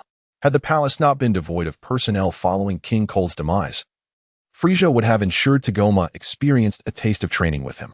Go, play it. Frieza, filled with curiosity and anticipation, wonders if Cooler has collected some intriguing footage, causing him to feel a sense of impatience. Tagoma, though somewhat slow-witted, operates swiftly. Soon, a large screen illuminates, revealing a familiar scene. Frieza is taken aback as he sees King Cole drinking wine, only to suddenly find himself appearing on screen. By the stars, Frieza's eyes widen as he unleashes destruction beams upon the playback device, obliterating both it and the tape. The image vanishes. leaving only the words thanking viewers for using Changhong televisions. Frieza's expression darkens. The audacity of that advertisement is unparalleled. Cooler. Enraged, Frieza realizes that surveillance devices were installed aboard King Cold's spaceship, capturing his patricidal act. Had he just arrived in this timeline and slain King Cold, Frieza might have felt a twinge of fear towards Cooler, who maintained his peak form with a fighting power of 470 million, not the final battle power. Frieza is acutely aware that Cooler has developed a new transformation, the specifics of which remain uncertain. However, the current Frieza holds no fear of Cooler. He is undaunted, regardless of whether Cooler's strength doubles. As for the transformation referred to by Gula, he is indeed capable of it. However, once he undergoes such a metamorphosis, due to the unique characteristics of the fourth transformation, he will never be able to revert to his current appearance. He believes that adding a few horns to his head is not as visually pleasing as his present visage. Moreover, there is a sense of nostalgia. The current Frieza embodies the image etched in memory, so profound that it is indelible. Chapter 37. The Frozen Clan lacks kinship. Just as the videotape was subjected to a humanitarian destruction, Frieza furrowed his brow, appearing rather peculiar without any eyebrows. Fortunately, in the realm of Dragon Ball, the absence of eyebrows was not uncommon, so one eventually grew accustomed to it. Thud! A heavy object fell outside the royal palace, prompting Frieza to let out a sigh. Gula has arrived. Let him come. To slay one is a sin. To massacre thousands is to be a hero. To annihilate tens of thousands is to be the mightiest of them all. Creak, creak. This time, it was not Frieza's footsteps, but Gula's distinctive approach as he entered the palace. Frieza, my dear brother, you have accomplished what I have long desired. How shall I express my gratitude? Gula greeted Frieza with enthusiastic exuberance, yet the temperature within the palace plummeted, sinking even below that of the outdoors. Oh ho ho ho. Your desires are mere whims. What do I, Frieza, have to fear? Yet you, after all these years, have shown no growth. Your combat power has merely ascended from 470 million to 500 million, which is quite disappointing. Oh ho ho ho. Had Gula not entered with his overt murderous intent, Frieza would not have been so acerbic. After all, this Gula was the one who had ventured alone to Earth for revenge. It now appeared that Gula had simply invoked that pretense. Gula's heart held no kinship. Or perhaps it could be said that the Frozen Clan inherently lacked such bonds. Upon hearing Frieza's derisive laughter, Gula's face involuntarily twitched, perplexed by his brother's peculiar tastes. Frieza, it seems you are quite confident. Do you not know that I can transform once more? Gula crossed his arms, attempting to look down upon Frieza. However, he soon realized he could not. When did you grow taller? Gula exclaimed in disbelief, for within the Frozen Demon Clan, once one reached adulthood, it was impossible to alter one's physique, let alone gain such height. Oh ho ho ho. If we are to fight, let us not waste words. Whoosh. Two beams of deadly light shot from Frieza's eyes, instantly piercing Gula's chest. Yet, Frieza felt no triumph. His gaze shifted to the left. There, Gula's figure gradually materialized, while the previous apparition dissipated rapidly. Humph. Childish tricks. Gula scoffed, flicking his tail and slamming it onto the ground, creating a chasm that seemed bottomless. However, the icy planet had one advantage: it was resilient. The crack quickly froze over, as if nothing had transpired. Gula, no longer wishing to waste time, began to unleash his energy. A violet wave of power erupted, sending Tagma flying into the distance, vanishing from sight. Gula cared not for Tagma's fate, nor did Frieza. Upon witnessing Gula's outburst, Frieza remained unfazed. 500 million in combat power was hardly worthy of his serious attention. Clang! Bang! The two fists collided, and Gula was hurled out of the palace, crashing onto the distant ice, sending shards flying. Gula's eyes burned with fury as he rubbed his arm in disbelief. That punch had nearly incapacitated his left arm. Good. Good. Good. I see where your newfound confidence stems from. Your strength has indeed increased. However, all of this is in vain, Frieza. You have successfully awakened my wrath. Roar. Gula exploded with energy once more, preparing to transform again. Only then would he possess the means to overcome the current Frieza. Boom. Gula was struck down into the ice again, and Frieza calmly remarked, "You chatter too much." He extended his right hand, pointing a finger at the pit where Gula lay, unleashing a beam of death energy 10 times thicker than that shot from his eyes. Boom. Even the resilient ice planet trembled under the impact. Large blocks of ice protruding as cracks spread across the surface. Frieza, you seek death. With a furious roar, Gula burst free from the ice, his arms hanging limply at his sides. Oh ho ho ho. I had thought my dear brother possessed great prowess, yet you turn out to be a mere fayade. Such attacks could be withstood by any Saiyan. Despite Gula's formidable power, he lacked the mastery of energy manipulation that Goku and his companions exhibited. To Frieza, this battle held no merit. Transform, I grant you time. I wish for your demise to be justified. When Frieza dispatched King Cold, his power stood at 250 million. Yet King Cold could still transform twice. To be safe, Frieza had not given him a single opportunity, perhaps having spent time among the Saiyans. Or perhaps it was simply Frieza's innate inclination. He now found killing Gula in such a manner to be meaningless. Gula's eyes ignited with fury, yet he refused to abandon this opportunity for transformation. He underestimated Frieza while overestimating himself. At that moment, he was engulfed by an intense fear of death. Upon witnessing the surveillance footage, Gula's eyes sparkled with realization. He too could execute such a surprise attack, and he could do it more beautifully than Frieza. Convinced that Frieza had ambushed King Cold rather than genuinely defeating him, Gula dared to confront him directly. Now, he no longer underestimated Frieza, for the latter truly possessed the strength to kill him. You shall regret this. Ha ha ha, you will surely regret it. Seeing Gula still had the audacity to speak, Frieza teleported before him and delivered a powerful blow to Gula's abdomen. The impact caused Gula's eyes to bulge, his mouth agape, as he expelled a green liquid that was indistinguishable as either bile or blood, leaving Frieza feeling queasy. With another burst of force, Gula screamed in pain. Sent flying 1,000 meters away.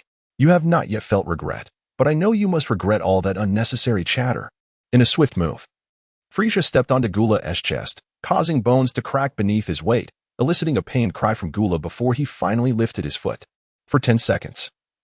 Due to certain reasons, I am willing to grant you this time. If you fail to transform, then prepare to meet your demise. Gula's eyes gleamed with determination. He needed not 10 seconds, but merely 5. Indeed, even after transforming, he would still find it impossible to escape death. Just a reminder, 3 seconds have already elapsed. Gula was momentarily taken aback. Frieza was not only distracting him with words, but also counting down. Without hesitation, Gula began to gather all his energy, a thunderous crack resonating as his body began to change. Frieza, I shall make you experience the taste of being thoroughly beaten. Even as Gula transformed, he continued to rant, while Frieza calmly counted. 7, 8, 9, 10, time's up. Roar. Chapter 38, The Tyrannical Cooler. Frieza's misstep as Frieza counted to 9. Cooler had completed his transformation. 2 stout appendages resembling antennae protruded from his forehead, striking a triumphant pose. His ears extended into 2 additional antennae, and with one more, they formed a star-like shape. His white armored muscles, abdomen, and limbs transformed into a deep purple hue. And he stood considerably taller, now matching Frieza's height. If Frieza had to commend one aspect of this 4th transformation, it would be the significant increase in stature. Beyond that, he could only scoff. Although he too could transform, he would never do so, as his path diverged from Cooler's. He favored the Saiyan method of altering hairstyle and color. Yet he was unable to do so due to his lack of hair. Instead, he opted to change the color of his skin. And it was a reversible change at that. Frieza, it is time for you to experience the agony of despair. Do not resist. It will be quite exhilarating. Cooler regained his confidence, only to have it shattered by Frieza's mere movement. Ha ha ha. With a resounding thud, Frieza's mocking laughter ignited Cooler's fury, unleashing a staggering battle power of 1.5 billion. His iron-like fist struck Frieza's chest with tremendous force. The impact sent Frieza crashing through the palace, reducing it to ruins. Amidst the debris, Frieza coughed up blood, the pain in his chest igniting a furious rage within him. Had he not managed to retreat a fraction of a step at the last moment, Cooler's punch might have fully connected, and given the nearly 1-to-1 disparity in their powers, Frieza might have found himself unable to rise again. Boom. Frieza was enraged, purple energy surging skyward as over 800 million of his battle power erupted, obliterating the remnants of the palace. 1.5 billion? Is that all you've got? Frieza taunted, his bravado faltering. Very soon, you will join our deceased father. Cooler howled, charging towards Frieza with remarkable speed, his surrounding purple energy waves noticeably larger than Frieza's. Frieza, acutely aware of the evident disparity in their battle powers, avoided a direct confrontation, repeatedly using teleportation to evade Cooler's assaults, countering with swift strikes of his own. Yet, in this form, Cooler possessed not only superior offensive capabilities and speed, but also astonishing defensive strength. Frieza's attacks landed on Cooler without inflicting significant damage. Cooler merely had to summon his energy to negate 90 of Frieza's force. Frieza, all you do is flee, but you cannot defeat me. That rapid movement must be exhausting. I wonder how long you can sustain it. Cooler unleashed a relentless barrage, while Frieza navigated the tumultuous onslaught like a fragile boat amidst a storm, narrowly avoiding catastrophe time and again. Boom. Cooler struck the ground with immense force, causing the entire ice planet to tremble, ice shards erupting like mountains. While other areas caved in, Frieza appeared at a distance, his breath growing labored. The near one-to-one power disparity had left him fatigued. Ha ha ha. Cooler. Today you shall witness my ultimate trump card. You are fortunate to be the first. With a dramatic flourish, Frieza clasped his shoulders, his energy shifting from purple to black, then to a dazzling spectrum, with twinkling stars emerging within the colors. Cooler sensed impending doom and instinctively unleashed a shockwave towards Frieza. However, to his astonishment, as the shockwave struck Frieza, the starlight within the colorful energy flared brilliantly. With a sound reminiscent of a biological release, Cooler's shockwave dissipated into nothingness. Frieza's aura continued to escalate, soon reaching an astounding 2.4 billion. Ha ha ha. Cooler, this is my secret weapon, the trifold wave of stellar transformation. Cooler paused, bewildered. What is this trifold wave? Frieza's face twisted into a mocking grin. Do you feel uneducated for not understanding? Allow me to enlighten you. The trifold wave triples my battle power. While it may not be as casually potent as the Kaioken, which can amplify strength by dozens of times, the stellar transformation lacks its detrimental side effects and endures for an astonishing duration, long enough to make you question your very existence. The Kaioken, whether doubled or multiplied by 30, burdens the body.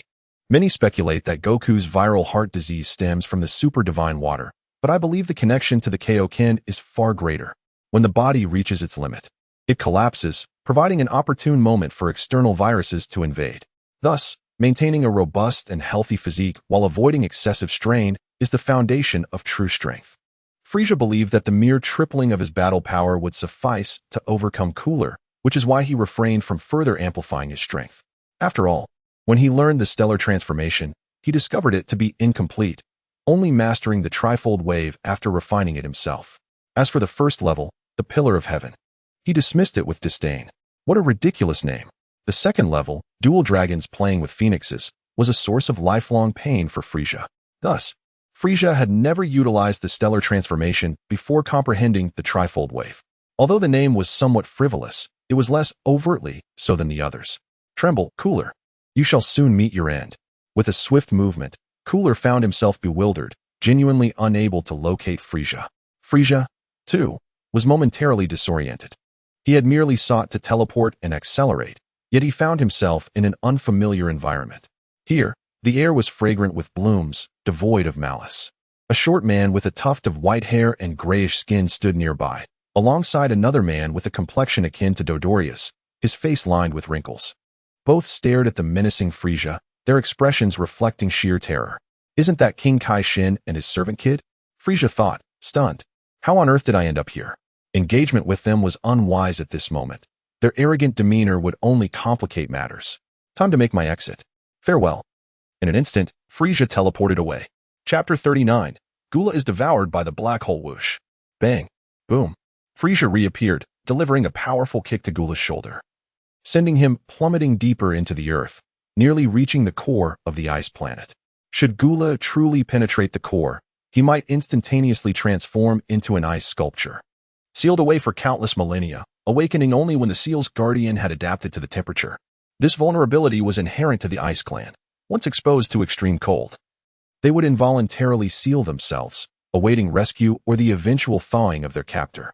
Yet, extricating oneself from the icy core was no trivial endeavor, and Frieza had no intention of testing his luck. What if he inadvertently sealed himself as well? Upon his eventual emergence after eons, he might be invincible. But what era would await him? Without the Dragon Balls, without Goku, Vegeta, Bulma, and their world, what purpose would it serve? Boom. Trembling violently, Gula emerged. Shards of ice cascading from his form, especially from his mouth, which rattled incessantly. It seemed even the Ice Clan could not withstand the frigid temperatures near the core. Frieza, you shall pay for this. You will die. Gula's aura surged, but it was in vain. His rage did not translate to an increase in combat power. Faced with Frieza's overwhelming strength of 2 for billion, Gula's fate was already sealed. Relying on sheer volume of roar was not the talent of the Ice Clan.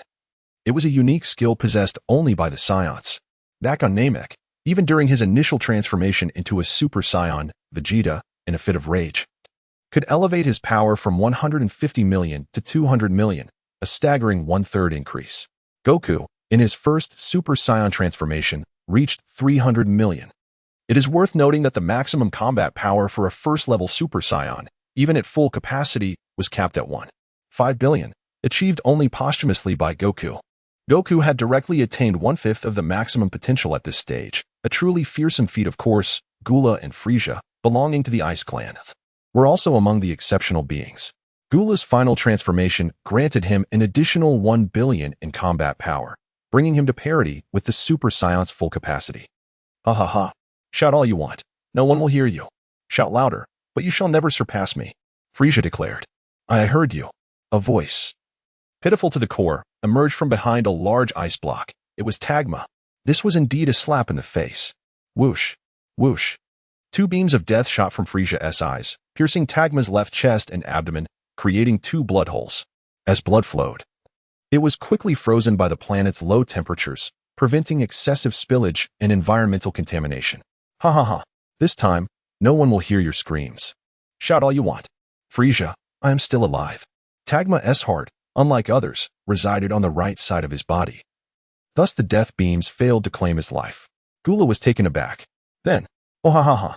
Frieza, do you wish to kill me with laughter so you can inherit my power? Frieza's face darkened, a storm brewing within him. This insufferable fool. Had he lost his mind? In fury, Frieza extended his finger, unleashing a beam of death that struck Tagma squarely on the forehead. Tagma was dead, his breath extinguished. A victim of his own loose tongue. Frieza, you shall perish. Gula had been gathering energy, waiting for the precise moment Frieza's wrath would lead him to eliminate Tagma. At this instant, a massive energy sphere, 1 kilometer in diameter, coalesced in his palm and was thrust downward towards Frieza's head. Annihilation sphere. Frieza's gaze sharpened. The potency of Gula's attack was formidable. Should it strike the ice planet, everything, save for the core, would be obliterated. This included the avatars he had conjured with the dragon's wish. Though somewhat trivial, it was a wish he had made. He could not allow Gula to destroy it so easily. Did Frieza not care for his pride? Star. Energy wave. A radiant, multicolored energy wave erupted from Frieza's hand, racing towards Gula's annihilation sphere. On the surface, Frieza's energy wave appeared diminutive compared to Gula's attack, yet upon contact, the annihilation sphere halted its descent, pushed back by the star energy wave. The disparity in power was insurmountable. Even without Goku's protagonist aura, Gula could not withstand Frieza's counterattack. Ah, no, no. Frieza, spare me. I am your brother. Frieza. Whoosh. The star energy wave penetrated the annihilation sphere, propelling Gula into the cosmos. Mirroring the original narrative, Gula was thrust beyond the atmosphere into the depths of space. Unlike the original, however, there was no sun-like star nearby. Instead, he faced a black hole. Upon entering the black hole, both Gula and Frieza's energy wave vanished, their fates uncertain. Yet Frieza was confident that, barring a collision with an indestructible celestial body, such as the sun, capable of vaporizing energy waves, Gula would gradually be consumed by the energy wave. Having entered the black hole, Gula's life or death remained unknown. Frieza felt a twinge of dissatisfaction. He had not executed Gula on the spot, a lapse in judgment. Had he unleashed the Starblade that had slain King Cold, countless Gulas would have met their end, followed by a cleansing shockwave. Ah well, even if he survives, he will never be my equal. Should he dare re-emerge, I shall obliterate him once more. Breathing out slowly, Frieza dispelled the star transformation. While it could be sustained for an extended duration without taxing his body, he opted to revert to his normal state. Earlier, after his first use of the star transformation, he found himself inexplicably on King Kai's planet, a realization that left him astounded. Especially during the battle, he had sensed the starry aura continuously entering his being. Frieza speculated that this aura represented divine power. If such divine power were controllable, he would eagerly absorb it all. However, upon entering his body, this aura repelled his very soul. This revelation shocked Frieza, explaining why he had exerted excessive force, inadvertently launching Gula from the ice planet. Could it be that my soul does not belong to this realm? Hence the divine power rejects me? This thought echoed in Frieza's mind, as he worried about other anomalies emerging on the ice planet, potentially overhearing his secrets. After all, this was Frieza's greatest secret, without exception. Updating at 1 a.m. is exhausting. I will shift to updating around 6 p.m. in the future. If all goes well, there will be another chapter at 6. Wishing everyone happiness every day. Chapter 40. The Return to the Divine Realm of the Supreme King Frieza. Please spare me. Save me. Indeed, Frieza's caution proved to be well-founded, as Tagma, that resilient creature who should have perished long ago, astonishingly returned to life once more. At this moment, Frieza found himself intrigued by Tagma's tenacity. His attributes were remarkably formidable, exhibiting an uncanny ability to survive. However, Frieza was no longer inclined to take his life. As the saying goes, one may be spared once or twice, but to kill a third time would be excessively cruel. Although many viewed Frieza as inhumane, he maintained all along that he was indeed a person, albeit of a rather unconventional nature. Yes, that is exactly the case. Since Tagma was still alive and had been slain by Frieza twice, yet continued to address him as Lord Frieza, his loyalty was commendable. Despite his relatively weak combat prowess, Tagma possessed vast potential for growth. In Dragon Ball Super, upon his initial appearance, he was capable of contending with Gohan and even dominated him with ease. Perhaps Gohan's decline in battle strength stemmed from his lack of training, yet even at his weakest, he was still formidable, at least in the tens of billions. Tagma, appearing rather frail, possessed potential far exceeding that of Dodoria. It seemed, however, that his intellect was somewhat lacking. Frieza unleashed a surge of green restorative energy, healing Tagma's injuries, and then commanded him, "Restore the palace. When I return, I wish to see a more magnificent edifice." "Yes, esteemed Lord Frieza." His speech hardly resembled that of a dullard. Regardless, such matters were trivial. The primary objective now was to ascertain the reason behind the soul's expulsion by divine power. Originally, consulting the Eternal Dragon would have been the swiftest approach, but having recently visited the Supreme Kai's realm and memorized the aura of Supreme Kai Shin, it would be prudent to inquire directly. Though Supreme Kai Shin lacked a palpable aura, he still possessed a unique divine presence that Frieza could accurately pinpoint from any distance. Aligning his index and middle fingers at his brow, Frieza briefly attuned himself to the energies around him. With a whoosh, Frieza vanished before Tagma's eyes. Tagma suppressed his anger, and after Frieza's departure, began contacting the Frieza Force headquarters to summon assistance for the palace's reconstruction. Little did Frieza know, the blow he had dealt to Tagma's head had expanded Tagma's consciousness. With a swish, Frieza reappeared in the serene and fragrant expanse of the Supreme Kai's realm. Supreme Kai Shin and his attendant, Kid, displayed expressions akin to witnessing a ghost. Soon, Kid was the first to react, shouting at Frieza, "Frieza? How dare a mere mortal from the lower realms repeatedly invade the Supreme Kai's domain? Oh ho ho. Mr. Kid, this is merely my second visit." "What do you mean by repeatedly? I do not fault you for your lack of education, but your pretentiousness is your folly. Hence, you shall receive 3 of my punches." Kid dismissed him with disdain, while Supreme Kai Shin wore a mocking grin. Then, Frieza made his move. Having battled against Cooler and utilized his transformation, Frieza finally shattered his limitations, his battle power soaring to 1 billion. Bang! Crack! Boom! A trio of lightning strikes sent Kid crashing into a mountain. Not only did his grotesque head vanish from sight, but even his exaggerated feet were obliterated. Despite the resilience of the Supreme Kai's realm, Frieza inflicted significant damage upon its surface. The once tranquil ambience was shattered, replaced by 2 craters and a collapsed mountain. Supreme Kai Shin's mocking smile remained, as the rapid events transpired before him left him momentarily dumbfounded. When did the Frost Demon race gain access to the Supreme Kai's realm? When did Frieza, once perceived as weak, acquire the strength to obliterate Kid? By Frieza's exhibited prowess, he seemed to surpass even Shin himself. Alas, he still fell far short of the likes of Majin Buu. Otherwise, he would not only overlook Frieza's actions, but would actively seek to ally with this harbinger of destruction. Supreme Kai, how long do you intend to maintain that smile? Kid was not dead, but he would be unconscious for quite some time. The last blow struck him at the nape of his neck with such force that it would take days, if not weeks, for him to regain consciousness. It was primarily due to Kid's incessant chatter and his inability to discern the disparity in their strengths, quite bothersome indeed. Frieza, while you reign in the Northern Galaxy, I have yet to confront you. Who granted you the audacity to come to the Supreme Kai's realm and challenge me? Shin cared only about one matter, Majin Buu, yet simultaneously feared to focus on him.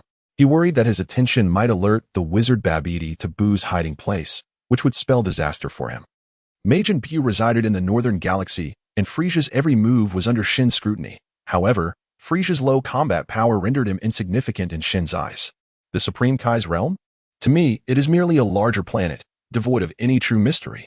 My purpose for visiting is to request your assistance. If you comply, all will be well. Should you dare refuse, I won't hesitate to seek out the wizard Babidi. There exists something on a planet in the northern galaxy that piques his interest. Buzz. Supreme Kai Shin trembled, instinctively retreating 2 steps, his face a mask of terror. You. How do you know? That is impossible. No one in the universe, aside from myself, knows his whereabouts. Speak. Who informed you? Once the shock passed, only fury and fear remained in Supreme Kai Shin's demeanor. Hohoho. Supreme Kai? Does it truly matter who informed me? Shouldn't the crucial question be whether I will disclose this information to Babidi? Frieza's words rendered Supreme Kai momentarily speechless. Indeed. That was the crux of the matter. The terror of Majin Buu was incomprehensible to anyone who had not experienced it firsthand. Regaining his composure, Shin realized that the situation had not yet spiraled out of control. He needed to stabilize Frieza. Let us make a deal. If you agree to eliminate the one who disclosed this information to you and ensure that it remains confidential, I shall grant you 3 requests. As a Supreme Kai, Shin's willingness to compromise in order to prevent Majin Buu from wreaking havoc across the universe marked him as a competent deity. However, this fearful disposition, particularly regarding matters related to Majin Buu, caused him to lose his composure, an utterly futile response. A paradoxical character, he was both real and genuine. Hohoho. Excellent. I can assure you that the individual aware of that fellow's whereabouts is none other than you and I in this universe. Upon hearing this, Shin exhaled a sigh of relief. Everything remained within manageable bounds. I apologize for my tardiness. I have just arrived from the countryside. Best wishes to all.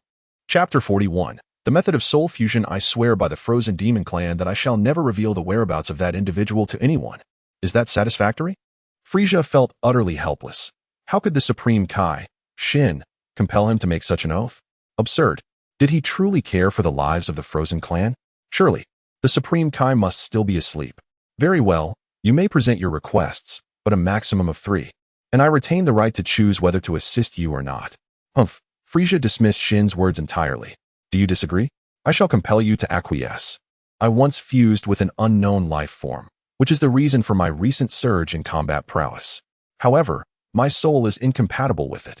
Supreme Kai, do you possess a method to resolve this issue? Shin was taken aback. He had anticipated Frieza would make some outrageous demand and was contemplating how to evade it. Yet, the request was so modest. If only Shin knew that Frieza's soul did not belong to this world, would he still entertain such thoughts? Alas, there are no ifs. In your situation, it appears you have fused with a new soul, and it is entirely natural for your body to exhibit rejection. However, this problem can be easily resolved. The first method is to expel the foreign soul from your body. The second method involves utilizing the properties of the Patera earrings to forcibly merge the 2 souls within you, creating a new soul altogether. Now it was Frieza's turn to be astonished. He had never imagined the Patera earrings possessed such capabilities. Then I shall request the use of the Patera earrings. This request posed no difficulty for Supreme Kai Shin. With a swift motion, he extended his hand, and as his fingers spread apart, a pair of earrings appeared in his palm. They were yellow, identical to those currently worn by Supreme Kai Shin. Ordinary mortals lack the qualifications to wear Patera earrings. But since I have agreed to your request, I shall make an exception. Frieza paid no heed to Shin's ramblings and quickly adorned one earring on his ear. However, a tragic situation unfolded. His ears, being rectangular, had not a single protrusion. How on earth could he wear them? After yet another moment of self-deprecation regarding his appearance, Frieza found himself at an impasse. Is there no other alternative? You see, my ears are rather unique. Shin was speechless. How could such a thing occur? Truly, there are peculiar happenings each year, and this year seems particularly rife with them. Not to worry, you need not wear them on your ears. Any symmetrical placement will suffice. For instance, you could attach them to a symmetrical part of your body. Humph. Frieza was enraged. I am a man of impeccable principles, and you dare suggest I engage in such ludicrous behavior. This is intolerable. Frieza then instantaneously transported himself to a location where he believed no one would see him. Damn it, here goes. Oh, the pain. After managing to attach the first earring, Frieza was drenched in sweat from the agony. Oh, is that a hint of pleasure? Humph. Before Frieza had time to ponder why he felt pleasure, a whirlwind enveloped him, and a colossal vortex formed within his mind. Two figures emerged from the swirling chaos. One was, of course, Frieza's own visage, while the other was that of Ho-Chin. With the aid of this vortex, the two souls began their fusion. Soon, Frieza lost all consciousness. Utilizing his abilities, Shin swiftly located Frieza and witnessed all that transpired. Then, he laughed. He laughed joyously. Like a child. Consider this a slight punishment for your intrusion into the realm of the Supreme Kai and your rudeness toward me. But I did not deceive you. Those earrings can indeed merge the souls within you. Kid, let us return to our game of Go. The life of a Supreme Kai is rather simple and unadorned. Over the long ages, he has passed the time with this game. Each time Shin announced a game of Go, Kid would immediately respond with enthusiasm, preparing tea and setting up the board. However, this time, Kid's voice did not ring out. It seems Kid has been knocked unconscious by Frieza, never mind. I shall count ants. The ants Shin referred to were not the insects found on the ground of the Supreme Kai realm, as such species were not permitted to exist. Rather, Shin's ants were the newly birthed lives on a human planet, as he counted how many new lives had emerged today. Thus, the Supreme Kai continued his leisurely, monotonous, yet enjoyable daily existence. Meanwhile, Frieza remained entombed within the icy depths of the frozen star. The fusion of souls proved exceedingly arduous. For the original soul belonged to Ho-Chin, who was not a denizen of the Dragon Ball world, rendering the fusion's complexity far greater than anticipated. Time flowed unceasingly, unperturbed by Frieza's slumber. Before long, a year had passed, and Frieza's fusion was nearing completion. During this time, however, extraordinary events unfolded on Earth. Firstly, Bulma, after a night of revelry, inexplicably found herself entangled with Vegeta, who had been thoroughly intoxicated. This time, Yamcha was utterly green with envy, his head filled with visions of countless alpacas grazing on verdant pastures. Yet, Yamcha could do nothing about it. What could he say? He had been unfaithful, seeking the company of other women after each training session instead of pursuing Bulma. Loneliness, emptiness, and coldness. Women require care and companionship. Despite Vegeta being a training fanatic who would spend nearly every hour in the gravity chamber. Nevertheless, Vegeta had never stepped outside of Bulma's home, had he? Such a devoted man was exactly what Bulma needed. Naturally, the two soon became entangled, and not long after, Bulma exhibited signs of pregnancy. Now, aside from researching new projects, Bulma dedicated her days to nurturing her well-being. Within her womb lay the audacious product of her union with Vegeta. Vegeta had also undergone some change. Perhaps lacking the tension experienced in the original narrative, he surprisingly agreed to accompany Bulma on a trip. Vegeta's transformation had completely captivated Bulma. And in a bid to care for his expectant wife, he even volunteered to obtain a driver's license, all to embark on spontaneous road trips with Bulma. Life ought to possess a sense of ceremony. Flying everywhere had grown tiresome simultaneously.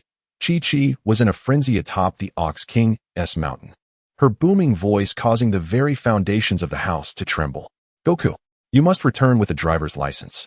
Even the absurd man next door has managed to drive himself on a road trip, and you must achieve the same.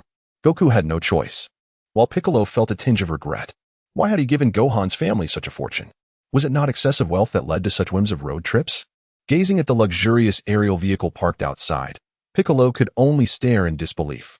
Thus, within the largest driving school in West City, three formidable figures emerged. One was Vegeta, his hair spiking upwards like flames. The second was Goku, his hair resembling that of a crab, a goofy expression plastered across his muscular form. The last was Piccolo, radiating evidence of jealousy, even greener than Yamcha. What spectacular scenes shall these three brutish men enact within the driving school? Let us await the unfolding drama. Chapter 42. The driving school Storm Shidu Driving School is renowned globally, celebrated for its vast expanse, comprehensive equipment, and an abundance of instructor vehicles, all of which rank among the finest in the world. Naturally, their tuition fees are equally high, attracting only the affluent. However, for Vegeta, Goku, and Piccolo, wealth is of little concern. Vegeta, accustomed to a life of luxury thanks to his wealthy wife, spends without a hint of guilt. Goku, on the other hand, is indifferent to financial matters, especially since Piccolo previously contributed significantly to his household, seemingly without limits. After all, Doria once single-handedly constructed 3 highways around the Earth, earning a fortune in the process. Upon completing their enrollment, they officially entered the learning phase. As for the written exam, given the exorbitant fees of the driving school, it was unnecessary for the three of them to participate. Vegeta's instructor was a muscular man, Goku's was an elderly gentleman, and Piccolo's was a seemingly demure woman. The instructors thoroughly explained the clutch, brakes, accelerator, gear shifting, and more, even demonstrating for the trio. Among them, the muscular instructor's movements were the gentlest. The elderly man's were the most proficient, and the female instructors were the most flamboyant. Soon, it was time for the three to test the vehicles. As the Prince of the Saiyans, Vegeta had often interacted with high technology under Frieza's command. Flying cars were child's play for him. Piccolo, endowed with superior intelligence, adapted effortlessly. Goku, however, was a different story. His mind was consumed by the instinct to fight. He mistakenly pressed the accelerator as if it were the brake, crashing into a barrier in a matter of seconds and destroying the first instructor's vehicle. Fortunately, Goku acted responsibly, rescuing the elderly man before a tragic fate could befall him. In the first round, Vegeta and Piccolo decisively outperformed Goku.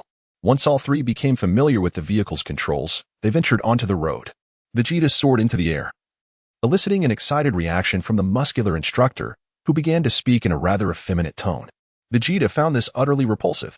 Piccolo drove steadily but faced ridicule from the female instructor, who claimed he was merely a coward despite his impressive physique. Enraged, Piccolo retaliated. Under the elderly man's careful guidance, Goku eventually learned to distinguish between the accelerator and brake, swiftly overtaking the others and dominating the scene. Just as Vegeta was about to explode with rage, Goku zipped past him, igniting a furious response. "Kakarot, must you always compete with me in everything, even driving?" Vegeta declared, determined to outdo him. With a sudden burst of power, Vegeta slammed the accelerator, causing the vehicle to lurch forward, the accelerator seemingly vanishing within the car. The vehicle came to a halt. Piccolo, having reached his limit with the taunting, seized the moment when he saw Vegeta stalled and Goku speeding ahead. He slammed the accelerator down hard, and after a brief pause, his car shot forward like a cannonball, swiftly catching up to Goku. Meanwhile, Vegeta discarded the wrecked vehicle and flagged down a speeding instructor's car, forcibly removing the student behind the wheel to take their place. The muscular instructor, despite his flamboyant demeanor, took a seat in the same car. Vegeta entered high-speed mode, prompting the muscular instructor to tremble in excitement, exclaiming, "Mr. Vegeta, you're incredible. Let's have some fun on a yacht tonight." Vegeta nearly exploded with rage. Activating the vehicle's teleportation mode, the muscular instructor turned pale, terrified as if witnessing sorcery. In the vast driving school, only 3 cars remained racing wildly, those of Goku, Vegeta, and Piccolo. Their speed reached an astonishing 580 miles per hour, the roar of their engines echoing outside the premises, accompanied by the excited screams of women, the terrified shrieks of the muscular instructor, and the elderly man's desperate cries. An announcement blared over the loudspeakers. "Attention! 3 students exhibiting aggressive driving behaviors are currently racing within the premises. For your safety, please vacate the area immediately and seek shelter in sturdy buildings. We are urgently contacting traffic authorities for assistance. We are also reaching out to mental health facilities for support. Please take heed of this message." Yet, Goku, Vegeta, and Piccolo paid no mind to the broadcast, continuing their reckless driving. Goku led the charge, followed by Piccolo, with Vegeta trailing behind. However, Vegeta, fueled by determination, suddenly teleported to the front. Goku, eyes ablaze, unleashed a Kamehameha to regain his lead. Piccolo, not to be outdone, drove with one hand while gripping Vegeta's car with the other, unleashing energy blasts that rendered him almost invisible. In a frenzy, the three pushed each other to their limits, causing even the reinforcements called by the driving school to flee in panic. Running out of fuel? No concern. They had no need for gasoline. Their energy waves were far more effective. Vegeta continued teleporting. Piccolo unleashed energy blasts, and Goku's Kamehameha never faltered. He had long since relinquished his grip on the steering wheel. As the elderly instructor grew increasingly agitated, Goku followed his instructions. Vegeta and Goku accelerated even further, while Piccolo clung tightly to Vegeta's vehicle, maintaining his position in the rear. At Bowsy Mountain, Gohan was diligently working on his homework when he spotted 3 cars soaring overhead, prompting an exclamation. Mom, I see Dad and Uncle Piccolo. The one in front is Uncle Vegeta." Kiki, equally astonished, responded, "Gohan, your father's driving skills are impressive for his first day. He truly is my man." Gohan, in wide-eyed wonder, glanced at the vanishing vehicles and then at the lingering energy blasts. "Mom, Don't you think Dad and the others are using energy waves to drive? Kiki was left speechless. Suddenly, a figure appeared before Vegeta, clad in a ghastly mix of white and purple. Frieza had arrived. As soon as he emerged, the three cars barreled toward him. I arrived here after being struck by a massive truck. Are you three planning to send me back? Boom, boom, boom. Special report. A multi-vehicle collision occurred to the southwest of Baozi Mountain, involving three cars. The perpetrators are suspected to be three individuals exhibiting signs of severe agitation, who were enrolled in a training program in Shidu today. Fortunately, the instructor aboard the vehicle has been safely transported to the Central Hospital of Shidu. Driving schools must diligently assess the physical condition of their students to prevent the recurrence of such deplorable incidents. The Shidu police have officially issued a wanted notice, declaring Son Wukong, Vegeta, and Piccolo as escaped members of a mental health crisis. Anyone who encounters these three is advised to maintain distance and promptly contact the hotline. The 748 hotline is always on standby. Upon hearing this news, Frieza found himself laughing to the point of pain. Chapter 43. The Warriors with Soaring Battle Power. Ultimately, the licenses for Vegeta and his companions were purchased by Bulma, who even altered their names. This became a source of shame for the trio. Fortunately, training provided a means to forget such trivialities, and time allowed them to overlook the madness that had once transpired at the driving school. One day, when Frieza opened his eyes, he sensed that the Dragon Ball warriors were heading southwest. Frieza realized it was time for the androids to make their entrance. Over the past 2 years, Frieza had not engaged in frenzied training. After successfully merging with his original soul, the divine power within him ceased to reject him. He also unraveled the reason behind his appearance in the Supreme Kai's realm. It was the divine power within him that caused the disturbance, as his soul did not belong to this world and sought to eradicate this anomaly with the aid of the Supreme Kai's strength. Unfortunately, Frieza's battle power was too formidable for the Supreme Kai, Shin, to manage. Moreover, due to a gap in his inheritance, Shin had lost many of the skills inherent to a Supreme Kai and had failed to recognize Frieza's predicament. The reason Frieza had not engaged in intense training was that his battle power was rapidly increasing even without it. Additionally, over the past 2 years, he had once again utilized the third form of the stellar transformation, the trifold wave, absorbing the divine power within him with fervor. Concealed within this divine energy was an ultimate technique, the Ultra Instinct. Although he had yet to grasp even the fundamentals of this technique with the divine power currently at his disposal, it did not deter his desire to comprehend it. His instant transmission had also seen significant improvement, enhancing from a previous success rate of 1,000th of a second to a 10-fold increase. Indeed, it had reached 100th of a second. While still seemingly insignificant, this proved that Frieza would eventually attain a time of 0.1 seconds, the minimum required for the application of instant transmission. Hit had initially mastered the 0.1 second instant transmission, allowing him to freeze time for that brief moment and strike while his enemies were immobilized. Moreover, as his skill improved, this duration could be extended, with Hit's record reaching an astonishing 0.4 seconds. Quite terrifying indeed. However, there were weaknesses. Utilizing instant transmission required time as well. And if an opponent could move at a speed far surpassing that of a user, they could counter it. For example, the Universe 11 fighter, Dispo, had countered instant transmission during the Tournament of Power with his supersonic speed. Feeling the growth of his battle power even in slumber, Frieza reveled in his progress. A battle power of 1.5 billion. This was without activating stellar transformation. Even if Zamasu transformed into his complete form now, he would be no match for Frieza. Lightning Zamasu might prove to be an interesting challenge. While brushing his teeth and enjoying a shower, Frieza found life to be quite delightful. Despite the improbability of finding love in his current form, he could only aspire to a platonic relationship, which was rather irksome. Yet, Frieza could not alter this situation. Life must continue, and comfort must be sought. After having breakfast in Bulma's restaurant, Frieza teleported to the Z Warriors location. Notably, Vegeta was extremely displeased with Frieza's extended stay in his home, especially since he had usurped the naming rights of his son, though Vegeta secretly liked the name Trunks. Frieza's arrival garnered the attention of everyone present, but they merely cast him a cursory glance. Frieza's demeanor was somewhat cold and unpredictable, making them hesitant to approach him. The fact that Frieza was not wearing any clothing further contributed to their reluctance, as they felt a sense of shame at being in his presence.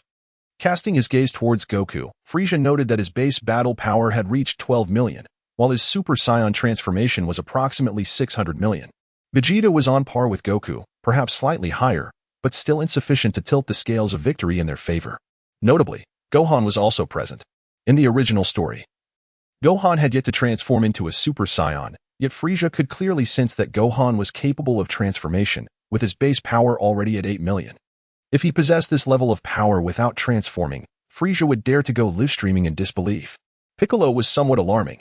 His power had increased significantly. Though he concealed his strength, the scouter revealed that Piccolo's battle power had reached an astounding 400 million. Quite absurd. However, considering Frieza's own power of 1.5 billion, he felt a sense of relief, as Piccolo's efforts, while commendable, still relegated him to the role of a minor player. This was a world of Dragon Ball where battle powers were universally inflated, particularly among those associated with Frieza. Yamcha, 100,000, more than double his previous power. Tien, 150,000, also roughly doubling his strength. Frieza sensed he had reached a critical point. Surpassing it would trigger explosive growth. Kaiatsu possessed a battle power of only 50,000, clearly lagging behind, signaling the end of his potential. As for Bulma, Frieza preferred not to comment. It was said that women become foolish for 3 years after pregnancy, and she seemed to have regressed significantly, boasting a power level of merely 100 points, 10 times less. Lastly, the strongest warrior on Earth, Krillin, had a battle power of 300,000. Krillin truly deserved the title of Earth's mightiest. His potential remained vast, and breaking the million mark was not a mere dream. Soon, the group devised a plan to search for the androids, though Frieza had little interest. His primary motivation for being there was to witness whether historical events would unfold as expected. At that moment, a pink storm surged from afar, adorned in a vest and loose trousers, allowing him to showcase his chiseled abs. Frieza had once complimented Dodoria on his abs, which had spurred Dodoria to work out diligently every day. Now, without relying on the gravity chamber, Dodoria's battle power had reached 1 million, making him the foremost warrior under Frieza's command and the #1 sycophant, a fact universally acknowledged. Suddenly, Frieza's gaze sharpened as he noticed 2 unusual energy signatures emanating from a distant town. This was not mere ki, as he could not sense their presence. Yet Frieza could detect their energy thanks to the scouter's unexpected advantages. The long-lost sound of laughter echoed once more, sending Dodoria into a tremor of delight, akin to savoring an ice pop on a scorching summer day. An elderly man, presumably Dr. Gero, possessed an energy level of 600 million, while another rotund figure with a lightning rod atop his head also boasted an energy reading of 600 million. This was 3 times greater than in the original narrative, which piqued Frieza's interest, suggesting that the arrival of the androids might bring him considerable amusement. Casting a glance at his subordinates, Frieza felt a surge of frustration. Were they here merely to flaunt their abs? Were they not aware of their own battle power? After all this time, he had invested considerable effort into their training. How could they continue to disappoint him? With a swift motion, Frieza delivered a decisive blow to Dodoria, instantly elevating Dodoria's mood to elation. He believed that after a few more such encounters, he could become Super Dodoria. Alas, how had the mighty Frieza, ruler of the universe, ended up with a subordinate inclined towards masochism? Could he not simply focus on training in the gravity chamber?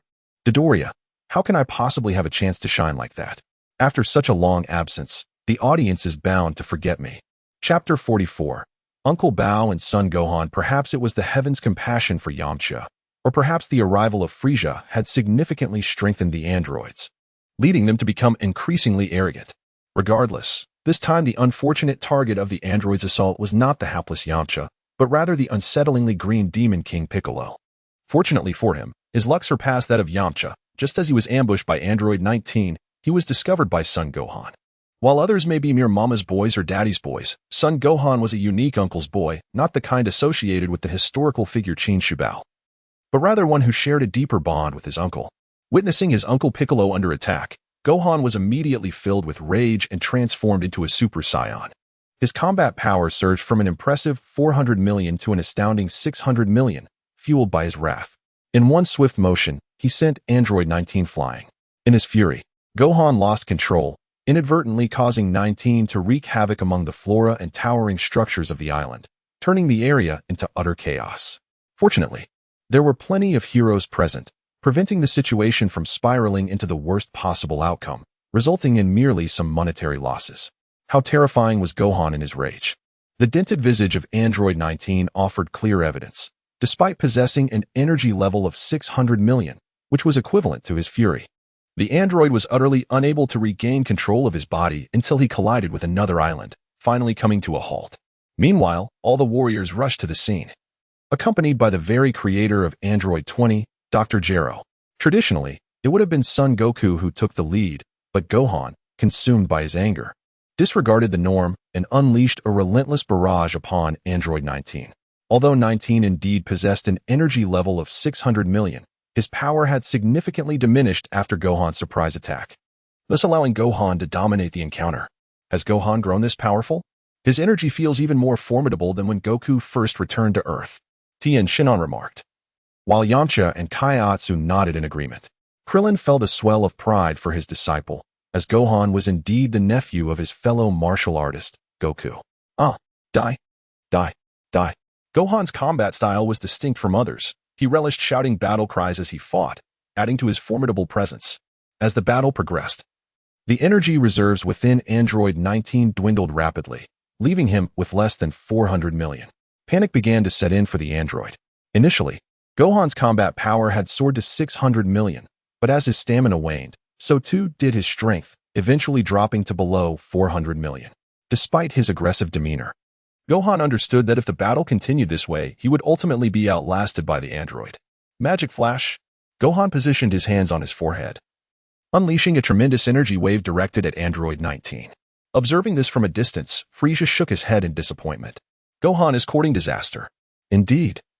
Android 20 couldn't help but chuckle at the unfolding scene. Android 19, facing the oncoming energy wave, wore a sinister grin, a sight that Piccolo observed with growing concern. In a shocking turn of events, Android 19 raised his palms to meet Gohan's magic flash, revealing a glass-like orb nestled in his hands. What transpired next was astonishing.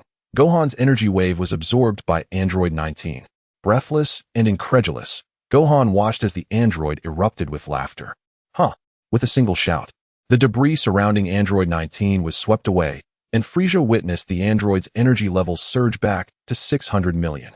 It appeared that this was the android's upper limit, contrary to the original narrative where absorbing energy would allow for significant increases. In a flash, Android 19 retaliated with a powerful headbutt aimed squarely at Gohan, moving at an astonishing speed, creating a sonic boom in its wake. Look out! Gohan, dodge! The collective cries of the warriors finally snapped Gohan out of his daze, and he attempted to evade the impending attack. Unfortunately, his dwindling stamina and momentary lapse rendered him a fraction too slow to escape the onslaught of Android 19. Should Gohan be struck, the consequences could be dire. In this critical moment, it was left to his uncle, for the paternal figures were simply unreliable. Having sensed the danger, Piccolo had already shed his weighted clothing, boosting his power by an additional 50 million, bringing his total to 450 million.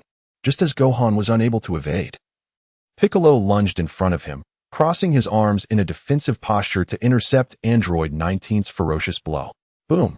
A resounding crash echoed throughout the land, sending shockwaves into the sea, causing numerous fish to flip onto their backs, caught in a state of shock. Despite the staggering 150 million power difference, Piccolo managed to withstand the android's lethal strike.